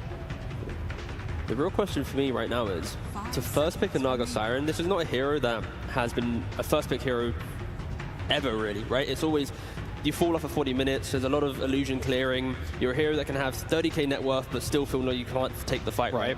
And now that you've snap-picked it into a CK, if CK can just go to offlane and there's a new carry matchup, there's maybe some Pangolier-style anti-illusion hero in the game as well. Like, there's going to be question marks for this Naga Siren that they either need to amp it up and take the fight early, use that Manta Orchid timing to take over the map, play that macro game, or just, yeah, just something I need to think about at this stage of the draft.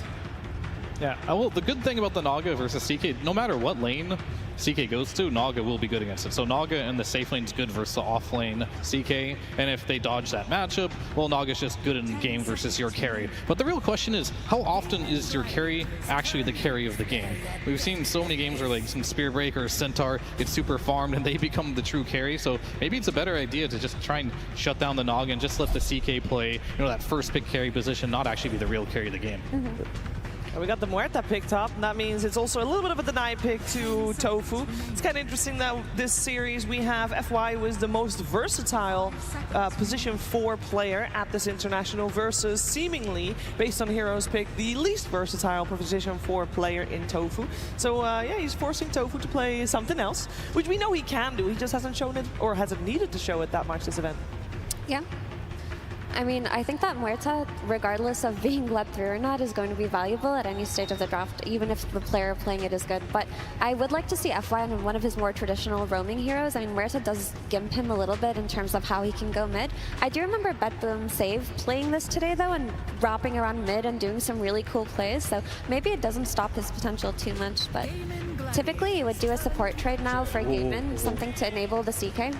And already, here it is. GAIMING just setting the tempo, right? It's like, okay, we've got a CK, strong laner, Chen as well. AZURE, when you have a Naga, a Muerta, a lot of scaling built in. The Muerta has to be a support in this situation, right? And already, yes, you can make those moves, but it's not as clean as you're mentioning. And yeah, so AZURE might need some more defensive capabilities in this draft now if they want to try and survive this 20-minute Chen time, and that's just even earlier, to be fair. I think Pangolier looks pretty good now for AZURE because it's good versus CK, but it's especially good at disrupting Chen drafts. But the thing about picking Pango early on is that he can easily be counter-picked mid, especially now that Necrophos has come back into meta. So they're going to have to hold out on that for a while. Oh yeah, they get out.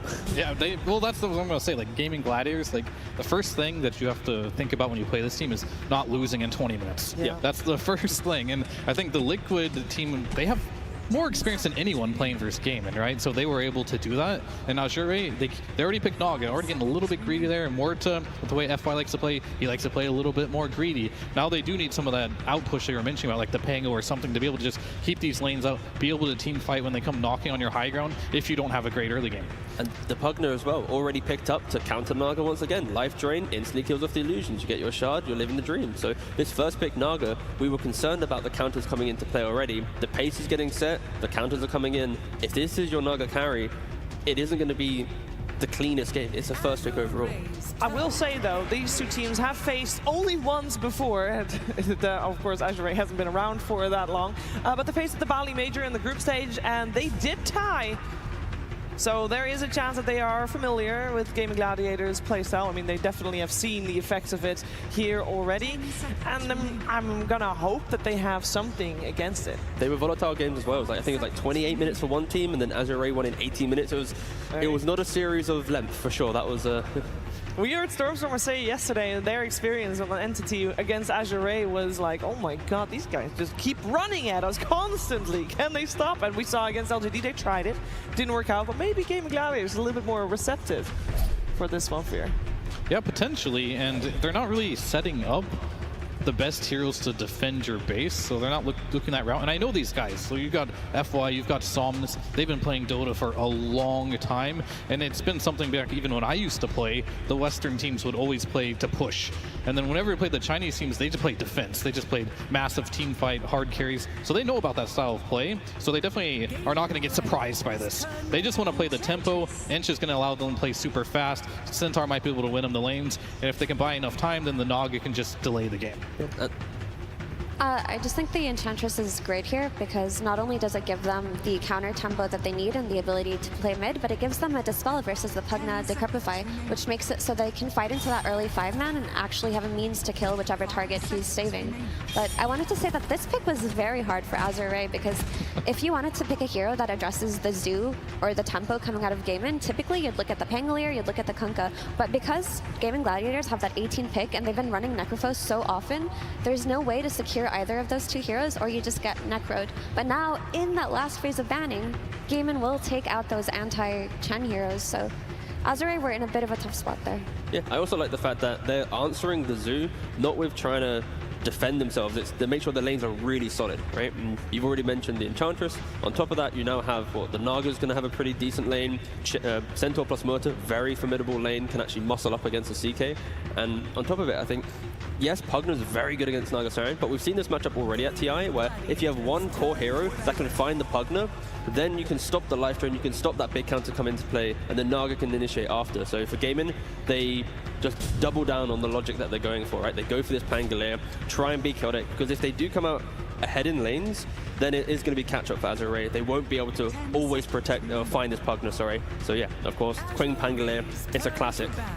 And GAIMING are set up to pick that Pango of their own because it's an anti-illusion hero. It would have been great for AZURE, but there's no way they could pick it that early on. So they saved themselves a ban by picking it themselves. They solved the Naga by picking it themselves. And now they get to ban out Necro and potentially Kunkka, the heroes that would have been good versus this Pango mid.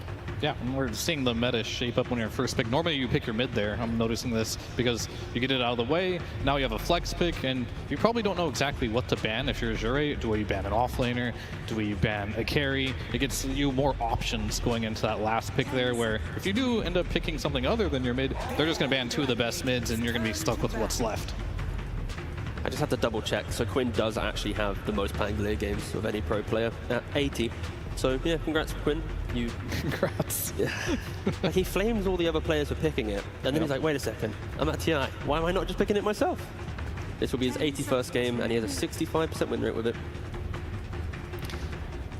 So AZURE have the read that it's just going to be an offlane pick for GAIMING here. The biggest threats were eliminated for this tempo draft with the Tide early on and this Beastmaster plus Spirit Breaker. That's a long time. That.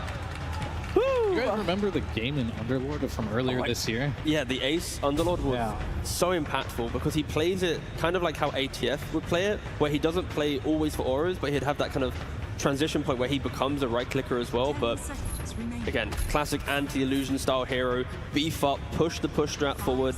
Yeah, nice to see it show up at TI. Don't forget the gates to a fountain so you can heal up and continue the push as if you never left. So that amount of pressure added to what they already have, it seems very scary.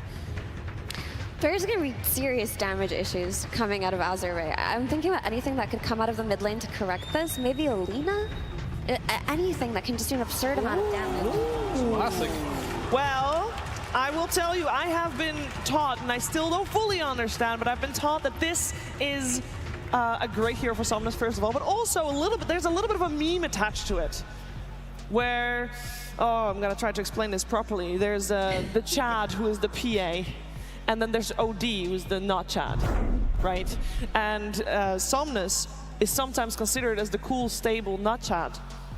But on the OD, they combine together. There's a meme about it. So I'm sorry. Where are we going with that? Yeah, I didn't explain it properly, but I know there's a lot of fans at home that are gonna be very happy. Let's find out if the coach of GAIMING is also very happy with that one. Thank you very much. I am standing by with CY of GAIMING Gladiators for the second time today, actually, because you played at the very beginning. You had, well, quite a bit of time in between with how the games went. And I hope you took that time to study, because I'm watching this TAI, and I feel like there are like a few consistencies, but every team seems to be doing their own things. How does it feel for you? That might be true. Like, I think everybody has an idea that like heroes like Bristleback and Primal Beast, etc., are pretty strong, and like Hyde is a pretty good item right now. But yeah, it's pretty cool that everybody has their little ideas of heroes they like. Like some teams like Magnus, for example, we don't really pick it, as you can see. We might, who knows. But yeah, I kind of like that a lot. Most teams also don't really like Underlord that much, and you've picked it. In fact, I don't think you guys even like Underlord that much, because you haven't picked it this tournament. What's it doing here? I think it fits pretty well, and it's pretty good last pick this game, I think. Like, it's not as strong as before. Of course, we had great success with it in like Berlin at the major there. I think we had like 95% win rate or something like that. So we'll see if we can keep the high win rate this time. Climate Pledge Arena, you ready for lower bracket semifinals? It's time for game number one. Yo, what's up? Sunsfan here with Cinderin. We have quite the match ahead of us, Cinderman. Both of these teams have actually played today. We have AZURE versus GAIMING Gladiators. It is going to be very hype because I know this is not news to anybody else. There's been a lot of Centaur games, but we have not cast a Centaur game yet. And I'm mega hype for these fat, juicy hoof stomped into double edges, Cinderin. What are you excited about this game? I love watching OD, so... Oh my, all right, this conversation's over actually. That is just filthy. I mean, I feel like your judgment of heroes, you lost your permission after you said Lion is the worst hero to play against in all of Dota. It has been unpicked this team. I don't. It's not about it being good or bad. It loses the game, of course. Oh, so that's why you hate playing against it, because you win all the time. Yeah, it's too easy. I understand. Okay. Very easy. Yeah. So there's a couple of things here. Obviously, let's talk Underlord first. Gaming Gladiators. This has been a staple for them all year. Whenever it's been the right game, and here should have a good lane against Naga Siren. You have the percentage-based damage against Centaur, which is also pretty good. I guess they wanted an aura carrier with their Chen strats. This is bread and butter Gaming Gladiators, mid-game dominance kind of lineup. And AZURE a bit on the greedier side. You've got OD plus Naga. And hopefully for them, the Centaur can get off to a good start, because I think they need him to be able to hold the towers when Gaimin's ball is inevitably going to come this game. Do you think either team coming into this has more momentum than the other? I mean, Gaimin have come from the beginning of the lower bracket, mind you. No team has ever reached the finals from the beginning. I think Gaimin has the most momentum because their games are shortest. Okay. So they're just faster in general. That's gotta be it, right?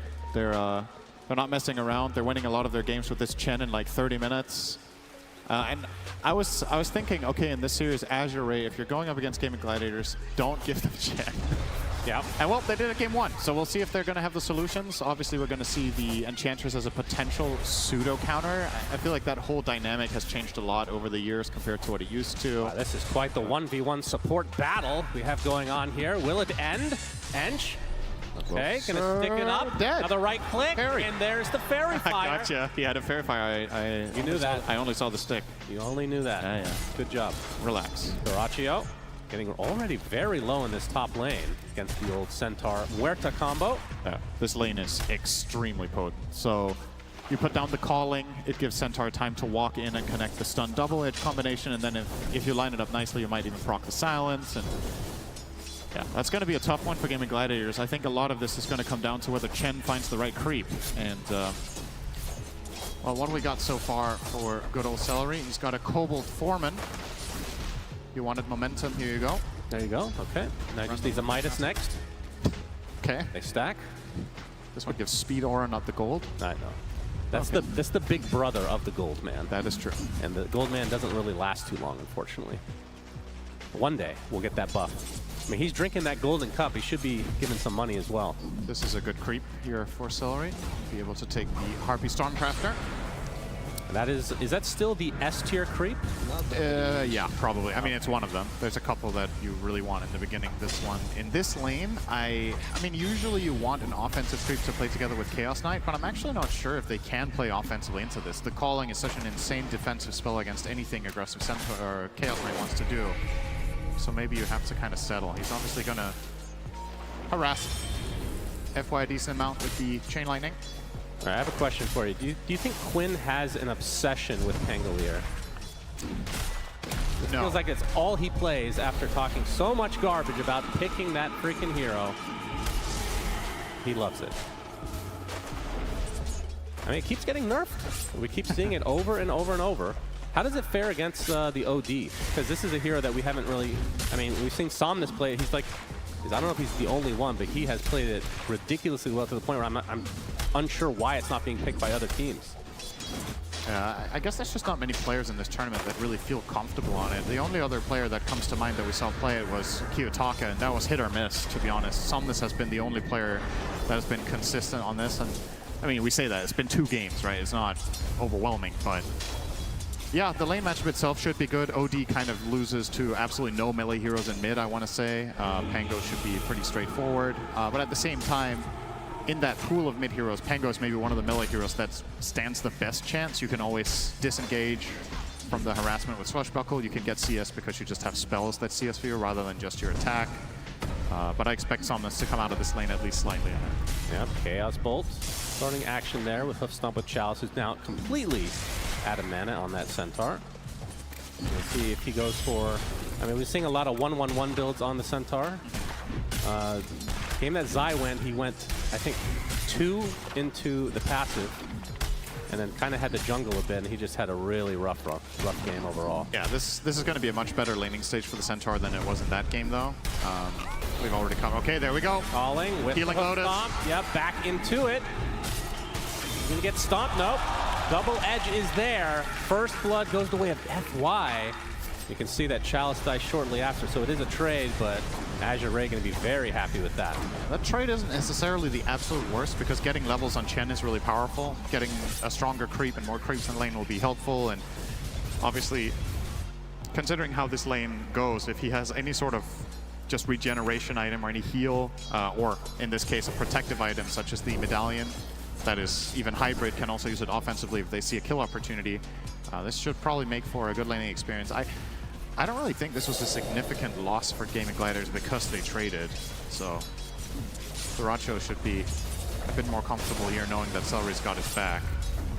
Yeah, what would you say the reason that we haven't been seeing Underlord all too often, despite this being an ace special? You can see Deadshot back in the top lane. Oh, that to the hook stomp double edge. To follow Celery is just dead.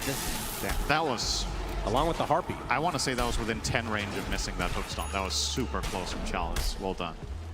Underlord, I mean, the hero is kind of strange in the sense that it's very one-dimensional, right? Like, you're very slow, you only play a specific kind of fights well, you have some very bad lane matchups. In this case, you feel confident picking it because you know the Naga will be carry. But some of the other carries that we've seen in this tournament, such as sometimes like Monkey King would be the standout one, makes your game miserable, and this hero just flat out is not good if it loses its lane horribly. But in this matchup, you feel safe as ace. I think you're going to have a great time. We'll get a Vanguard very soon and get toward those auras. Forward again, yep. The calling with the hoof stomp double edge. You get silenced, but looks like Duracho will be able to walk away. You can see Chalice going for the kill build. It's a 2-2-0, in fact. Hoof stomp not exactly the best scaling spell, but still getting a little extra stun action. Going to be valuable for them to continue to get kills in this lane, at least try to. But Duracho, of course, has that built-in healing mechanic with Chaos Strike. He's going to heal up a decent amount. You can see this is an bot important lane. Ace is in a lot of trouble, getting chased by Lu and Ench, trying to deny himself onto the creeps, but not going to happen. And the Another healing kill goes away of AZURE. The healing Lotus top went to Chalice, which is very important here. You've mentioned how he's been running out of mana. If he keeps getting the Lotus every 3 minutes, that's an additional stun that can offset that problem in the lane. Yep. We will lay into him a little bit here, but here comes the Arcane Boots as well. Hoof stomp double edge with inside the calling as well. Duracho just tries to man-fight his way out of this into the double edge, though. Chalice will actually get the kill and live, and now Somnus with the Astral, setting up another kill onto Celery. Well, the Ogre has something to say about that, but Santa's Eclipse is going to be more than enough to provide AZURE with yet another kill. 5-1. Early lead for them. You know what we haven't had this whole tournament, Shannon? What's that? Trivia time. Oh, no.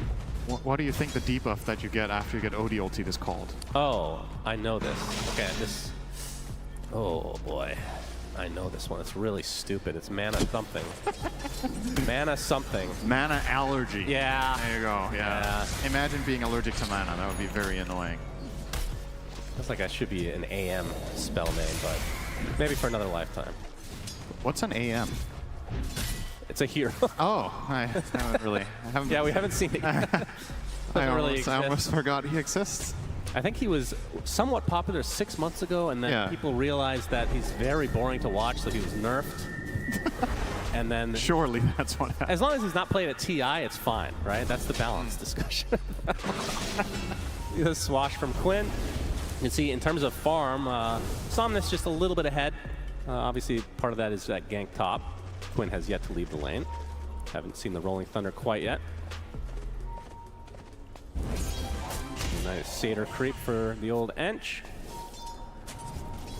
And we'll see if Somnus ends up going for the same relative. Oh, he's in trouble. Quinn, Rolling Thunder. They get the OD to start. Doesn't want to put him on the cliff, though. Has to be a bit careful. Astro going to keep him alive a little bit, but he is completely surrounded, and Somnus does die. Quinn getting a very valuable kill here. Hurricane onto the Ench as well, surrounded by creeps. Do they have a stun? No. TP away safely, but still, mid lane down. Gaming Gladiators pull away with a slight gold lead. Yeah, that is a very good kill for them to get. Obviously, Somnus was starting to have a, I mean, not an outstanding game, but OD is the kind of hero that you want to kill a couple of times if possible, so just slowing it down. The hero sometimes falls victim to kind of chain feeding, where in order to cast your spells and deal damage, you need to be in there, and if you don't have the items to sustain yourself against this kind of ball lineup, you can be in trouble. Oh, Actually, wow, okay, that was not expected. But I mean, I guess at the same time, right? It is he was left 1v2. alone because Chen went mid, so Dyrachyo wasn't. GAIMING can get something out of this. Swash is going to miss. This is all for a position 5 Ench right now. They'll get it. But obviously, like we talked about, does cost them their CK in the top lane. And now, I mean, Somnus was kind of disappointed to see that hero because he wasn't even in range for XP. He's like, all right, I guess I'll help push because OD is very good at hitting towers, as you can see. Yeah. But he's going to lose his mid lane in the process with all these creeps from Celery. Well, Quinn wants to fight, apparently. Oh, miscommunication there. Yeah, Hoof Stomp not going to connect. That's the Astral. See, anybody wants to pursue any further. Looks like that might break things up. Still no passive for Chalice, so no retaliate. Yeah. We're going for that kill build. Is going to slow down his farming a little bit if this becomes a little bit more stale and you need to hit some jungle, not having any points in retaliate. Level 3 double edge. If you're stacking jungle, you can't just spam this with a Vanguard. The Seeds of Serenity offset it quite well though, so perhaps he's going to be okay, but yeah, a lot of the time we see Centaurs go to something like 1-1-4 so they can keep farming essentially for free all around the map. But yeah, you can't really question how much it paid off top, right?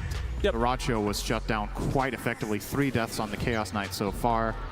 Is the lowest net worth core aside from the OD of Somnus, who arguably maybe rotated a little bit too much. Like, he's moved top twice, like you pointed out. The second time he got nothing out of it except some tower damage, and the first time he was also maybe a little bit late to the party, so.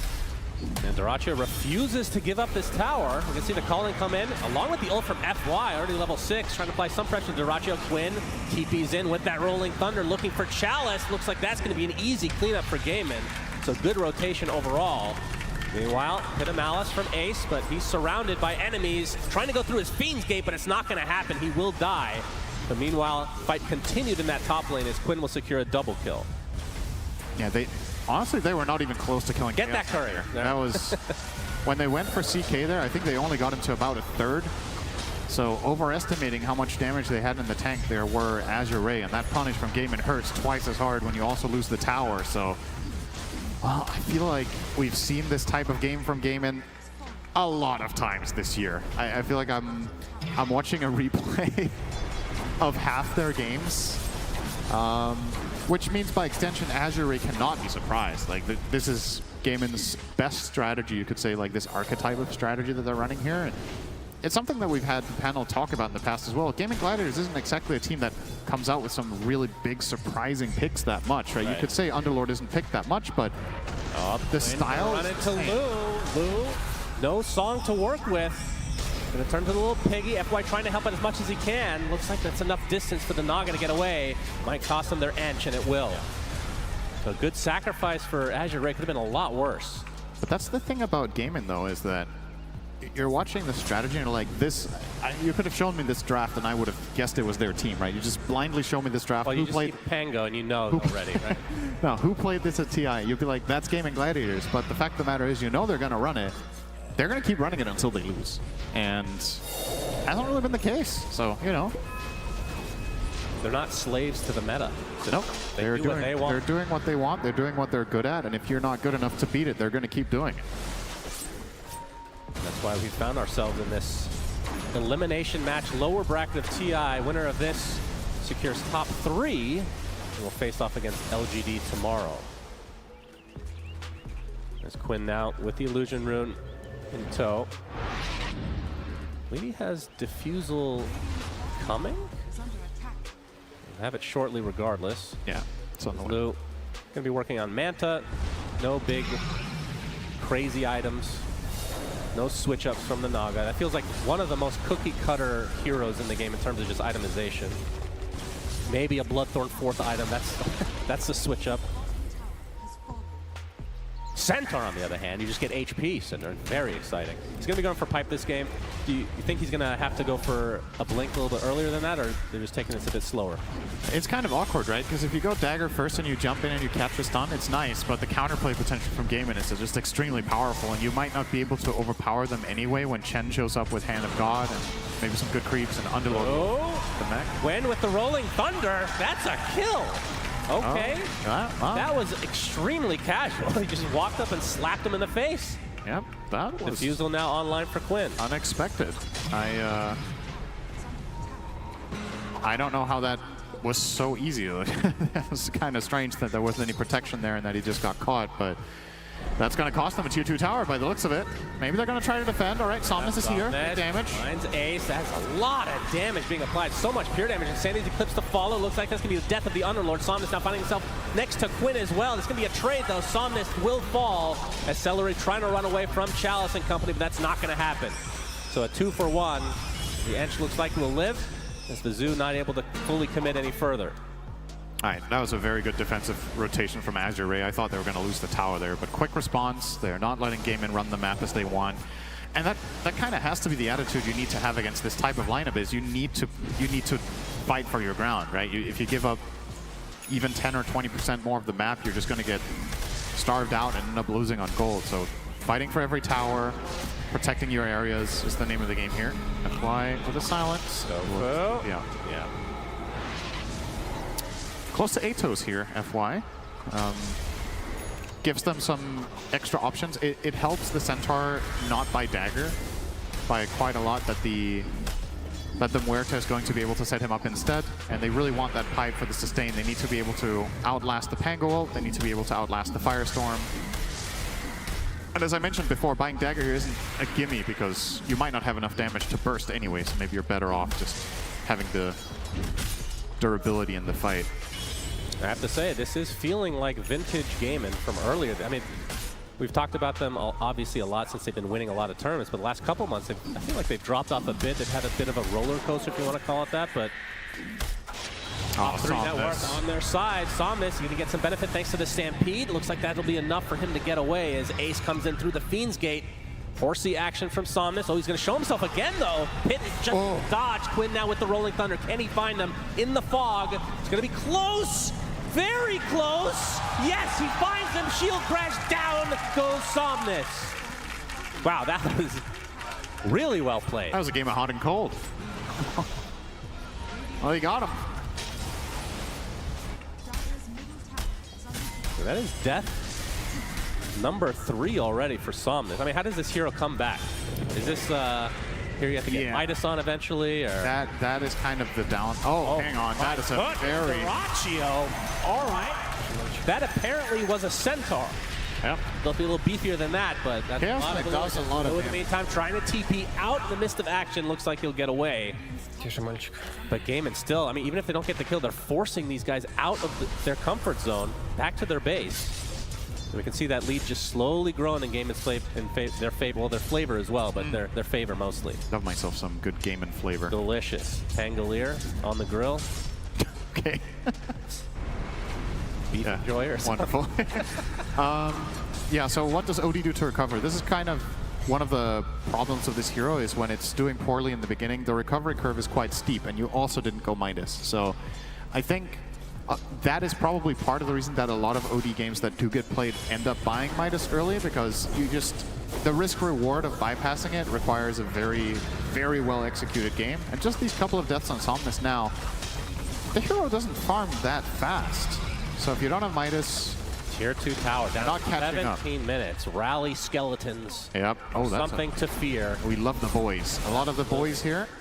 Yeah, there's quite a few. 5-minute cooldown on the boys. Let's see why they stop now. They're going to force out the fortification at the very least. Azure, FY will show up. There's the fort.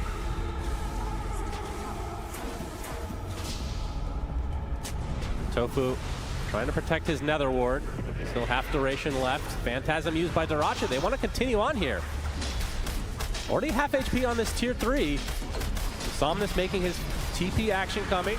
Okay, Try everything on edge. He gets deleted. Well, he's still alive. The Astral keeps him just barely alive. In fact, he's going to be able to piggy away. The Stampede will help in that effect as well. The Fiend's Gate from Ace to get deep into the base of AZURE is already, they're knocking on the door. And Dyrachyo getting healed from the sideline from Tofu. They're going to have to do a lot more healing than that. They're going to be able to kill off the Edge eventually, as Chalice is now going to die.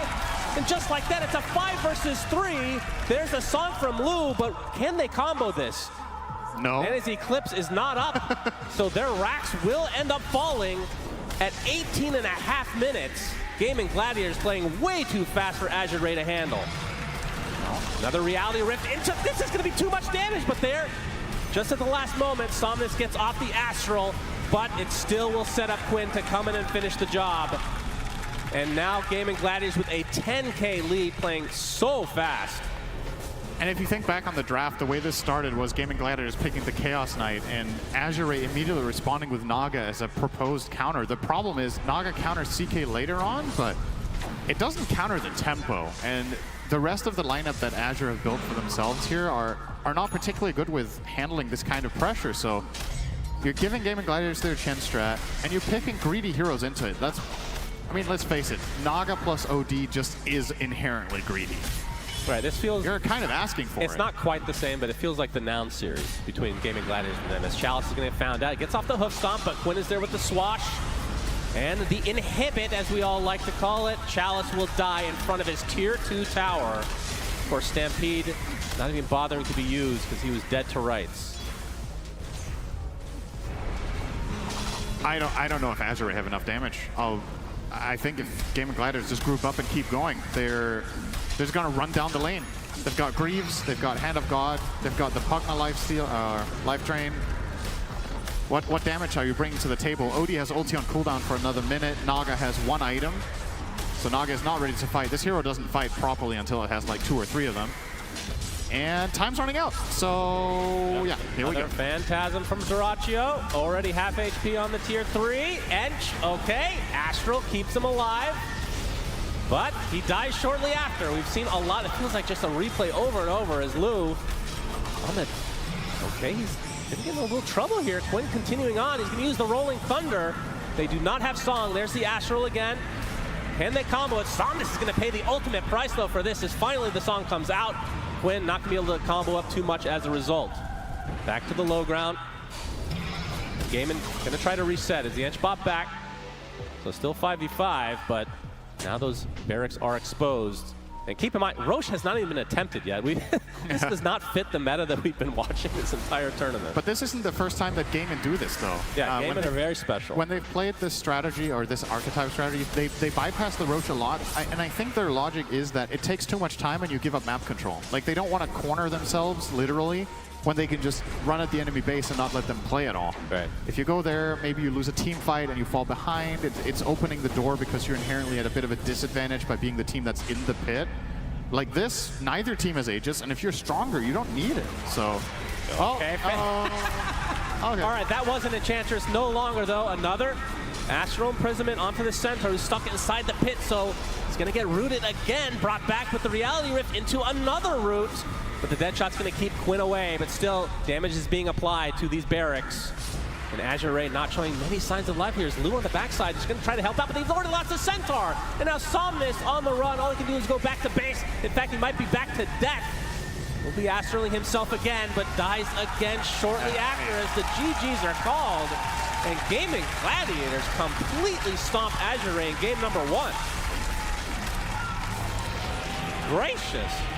Yeah, I think you hit the nail on the head when you said this reminds you of the series Gaimin had against Nouns. I feel like Nouns fell into the exact same trap, kind of adjusted their draft in the exact, or came in with a similar kind of strategy. The heroes were different, but the pacing was the same. And yeah, this is kind of just a repeat. You give Gaming Gladiators the push strat, you don't counter it. What did you expect? It's Well, I think there's one difference between AZURE and Nouns is they don't have 5 Midases in that game as well, right? So they did try to defend. It's not like they were playing greedily. They have normal items, if you want to call it that. Yeah. But the heroes themselves just, I guess, couldn't match up to Gaimin's extreme aggressiveness. The thing that's worth keeping in mind about this as well, this is a 22-minute win, and Gaimin didn't crush the lanes, right? I would say they won them, but they didn't crush. They were relatively even. The Centaur and Muerta lane did very well top. They killed Chaos Knight 3 times in lane. Their OD was drawing mid against Pango, then got rotated on by the Chen, so lost that one slightly. And the bottom lane, I mean, Naga was getting farmed, but, you know, it just wasn't amounting to anything because she couldn't contribute in the fights. So it's kind of scary if you don't get crushed in lanes and you lose 22 minutes in this match. Is there a specific hero on AZURE that you'd go back and, all right, let's not pick this against GAIMING? I don't think you should first pick Naga against this team. And if you will, ban the Chen, right? Like this whole dynamic that these heroes have against each other, I think inherently really favors Gaming Gladiators.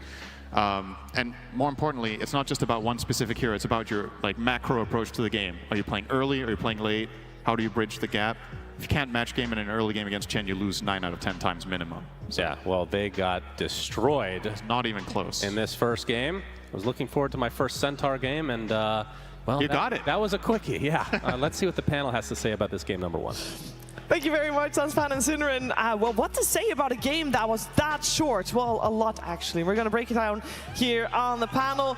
And Effie, I think, we mentioned the timing of the Chen and Centaur, Chen and CK coming out from Gaming Gladiators. It looked for a little bit, maybe like AZURE could delay the game. It wasn't the case.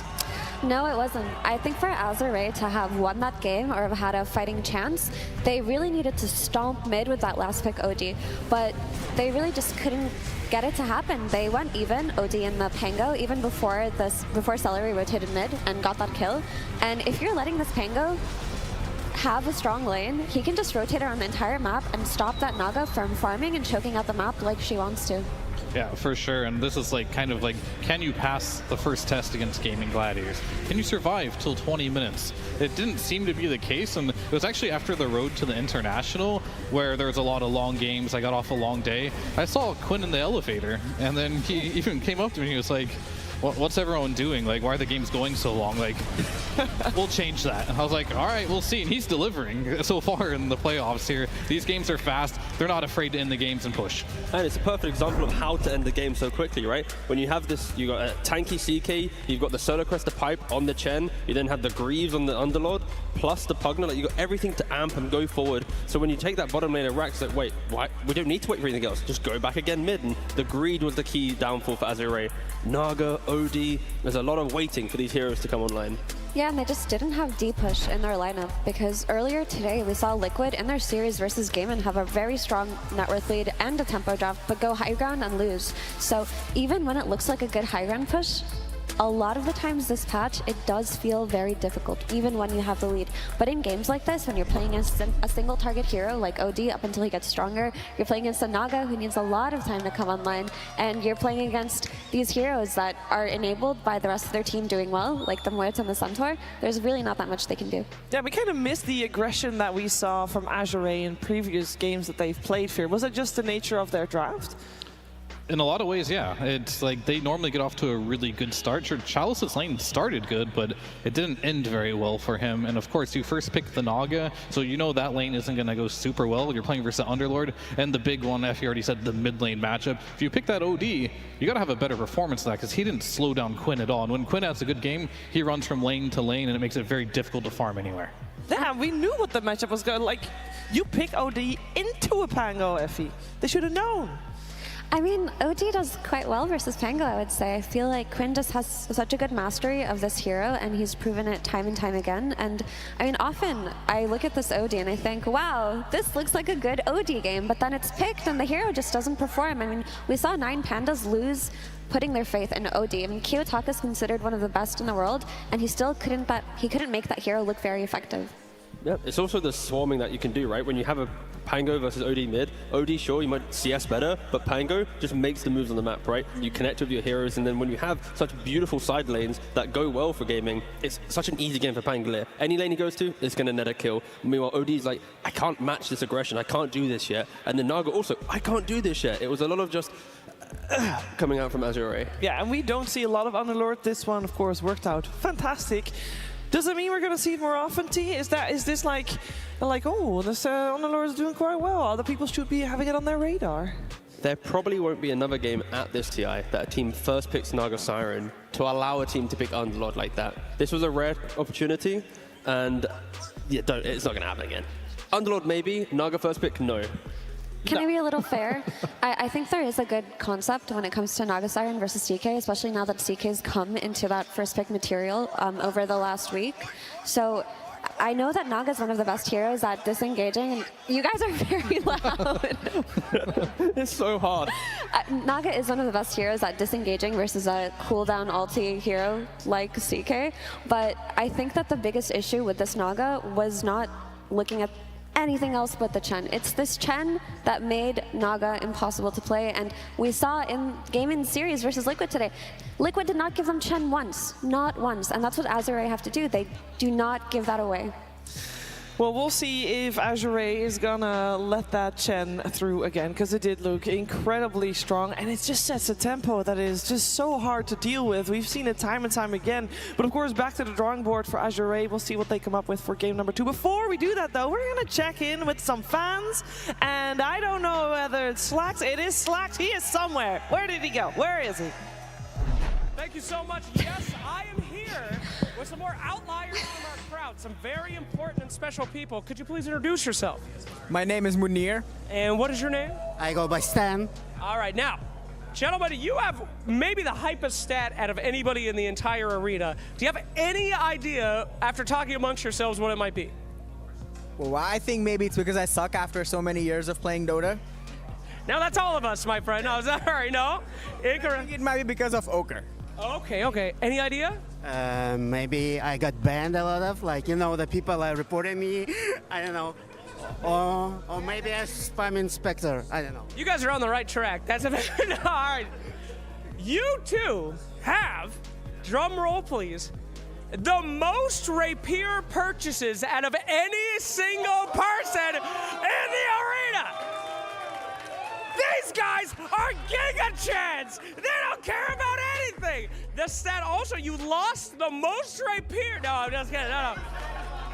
Alright, I gotta tell you, you guys are giga-chan base to max. What makes you buy rapier so often? Well, I'll say salty teammates. Oh, no! Don't edit that out, edit that out. Why do you buy so many rapiers? The best comeback item, guys, trust me.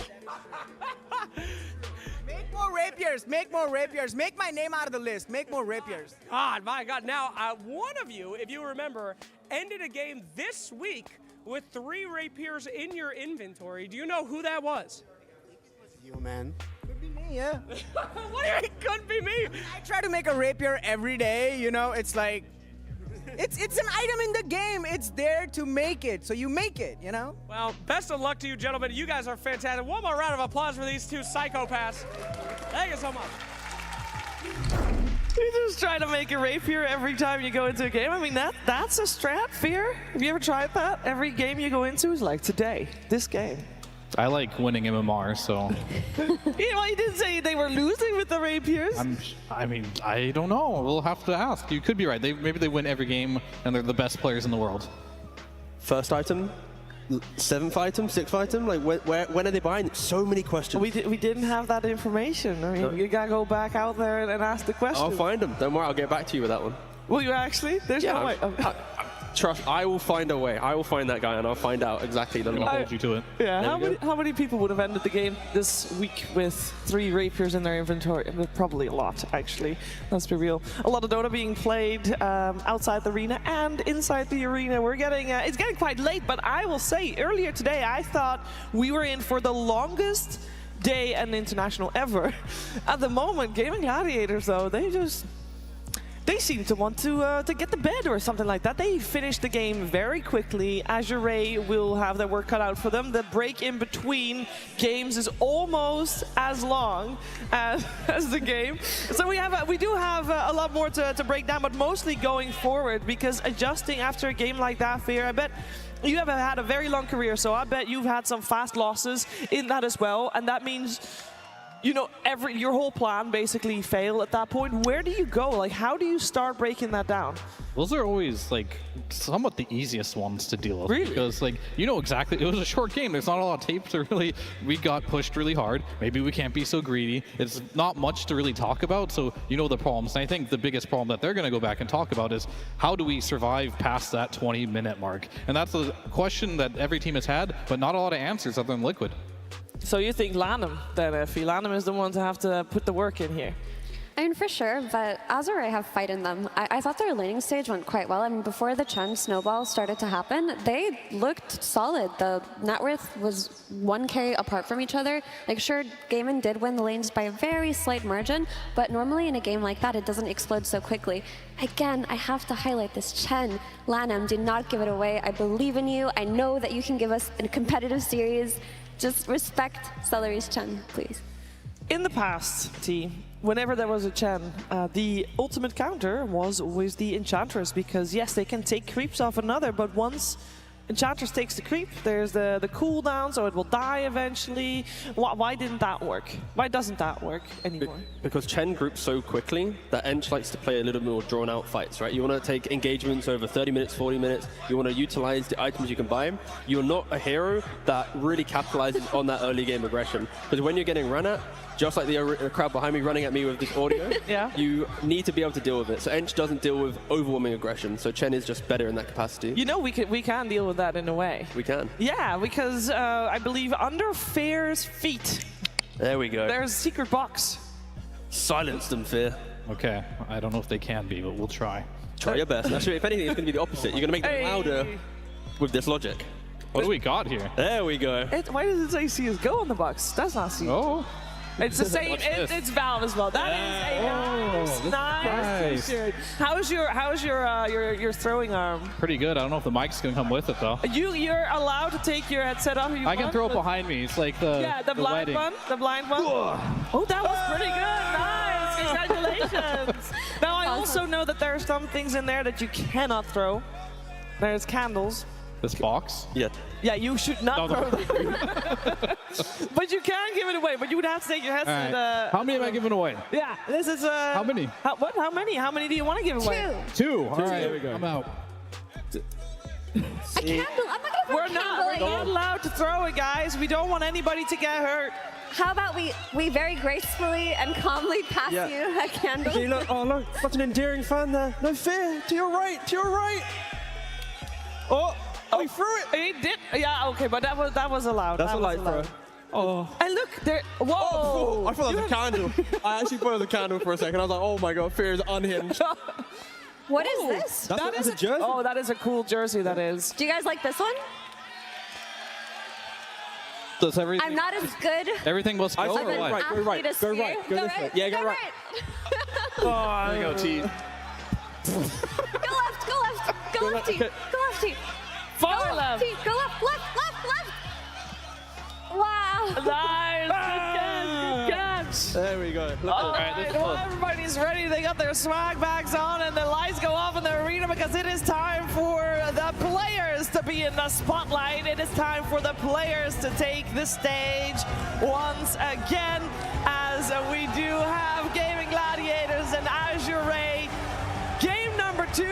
Durasho is soaking in these crowd vibes right now, and it is feeling really good to be in this arena in Seattle on this Saturday night. We're, of course, on the penultimate day before we crown our champion, and both teams still have a good shot, but AZURE is with their backs against the wall. They need everything.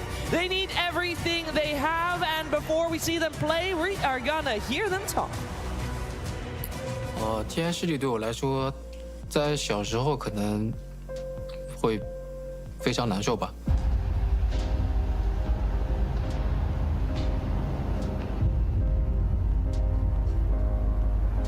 但是自己渐渐长大了，也释怀了吧，觉得自己只要尽了自己的全力就好。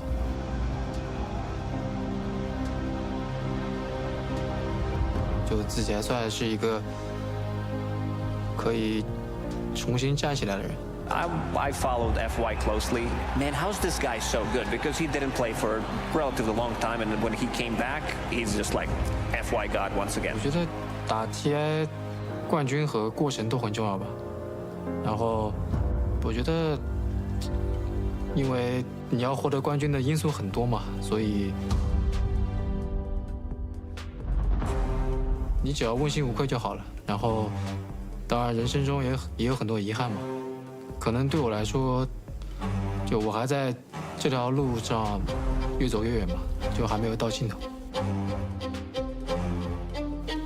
其他选手觉得我最应该获得 TI 冠军，我觉得讨论这个没有意义吧。就是我如果得到别人的认可，光是这一点我就觉得足够了吧。FY, I think that he's one of the players that I think probably the Dota community at large would most like to see win a TI in the future. 如果今天夺冠的话，对我来说应该是改变一切吧。FY, yeah, he definitely, I mean, there's something to be said. Some people deserve a TI. I think he deserves a stage, and he's got it right now. And climbing ever higher is what he is doing, as he says himself. Top 4 is fantastic. Of course, top 3 would be better. Can they force out a third game to this series to keep their dream alive? Let's find out as we're ready to head into the draft of game number 2.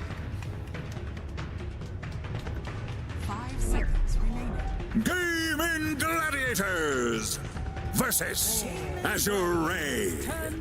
Game 2. Here we go, Gaming Gladiators, Radiant side, AZURE, Dire side, first pick, AZURE. And they need to come up with something different. And I know you guys are a little later than me in terms of seeing the bans there, but I think a lot of people are going to be very happy to seeing that Chen removed, so they don't need to see and don't need to deal with that one anymore. We got Bristleback and Nature's Prophet removed on the side of Gaming Gladiators, and more healing heroes eliminated as AZURE take out the Dazzle T. I think this is a welcome change. Yeah, I think if anything, AZURE is saying, after that first game, we respect your pace that you can set, how methodical that you are, and they're not going to mess around. They're taking out these high-paced heroes that Gaming have utilized to win games so quickly. And of course, in the panel in the past, we were talking about Chen. There it is, Dazzle as well. Will they, go again with another high-paced ban? Maybe, potentially, but this time around, AZURE do have that first pick, so if the CK isn't available, they'll most likely just open up with one of the meta supports for themselves, either the Muerta or the Pugna, something much easier to build around than that first phase Naga. I will say, though, that you can't fix all your problems versus Gaming Gladiators with bans. And we've seen that throughout the year. And what I really am respecting about Gaming Gladiators right now, we looked at them at like Riyadh and these tournaments where they looked a little bit down with the new map changes. And I feel a lot of that came down to is they were changing their identity as a team. They've always been this group up team push. Sure, they'll still pick hard carries with it, but they weren't afraid to buy a bunch of auras and end the game. And I feel like they have used this time to go back to that. Find their old type of playstyle, reinvent themselves, and be able to find a way to do it again.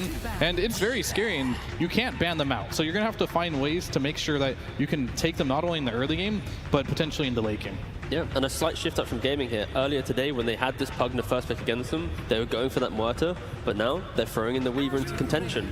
I think Pugna, extremely good lane dominator, but in the game, you don't really want heroes to constantly pressure your positioning. You want to be able to stand your ground, hit that life drain, decrep, kind of free cast your spells. So if this is a Weaver and a core roll, you happily like to buy Nullifier, you always Sakuchi to the back lanes.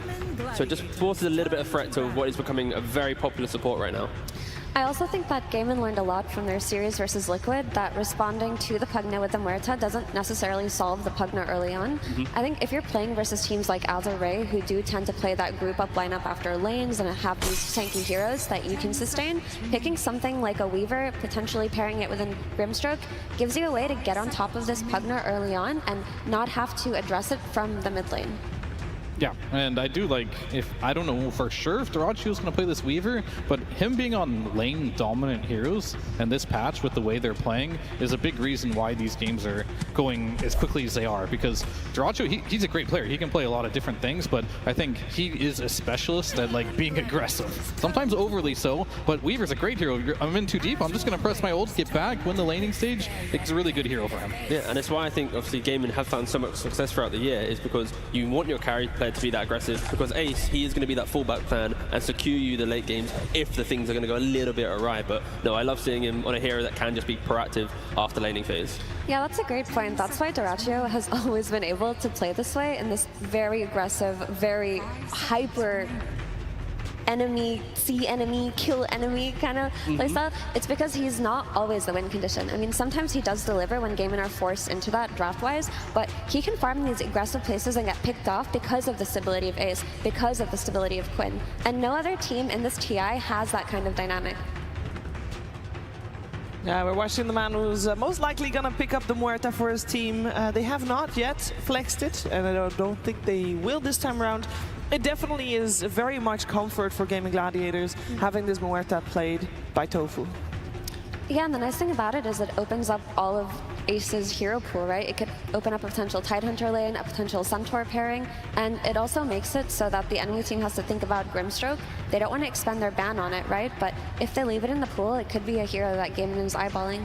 Yeah. Also with meta, Ace, he's only played, I mean, technically Lone Druid is kind of ranged, but also melee. He's only played one true ranged here, that's Dazzle. So all of the melee heroes that he has been playing will just amplify a range position for, like Muerta, to just do a lot of pressure in the lane.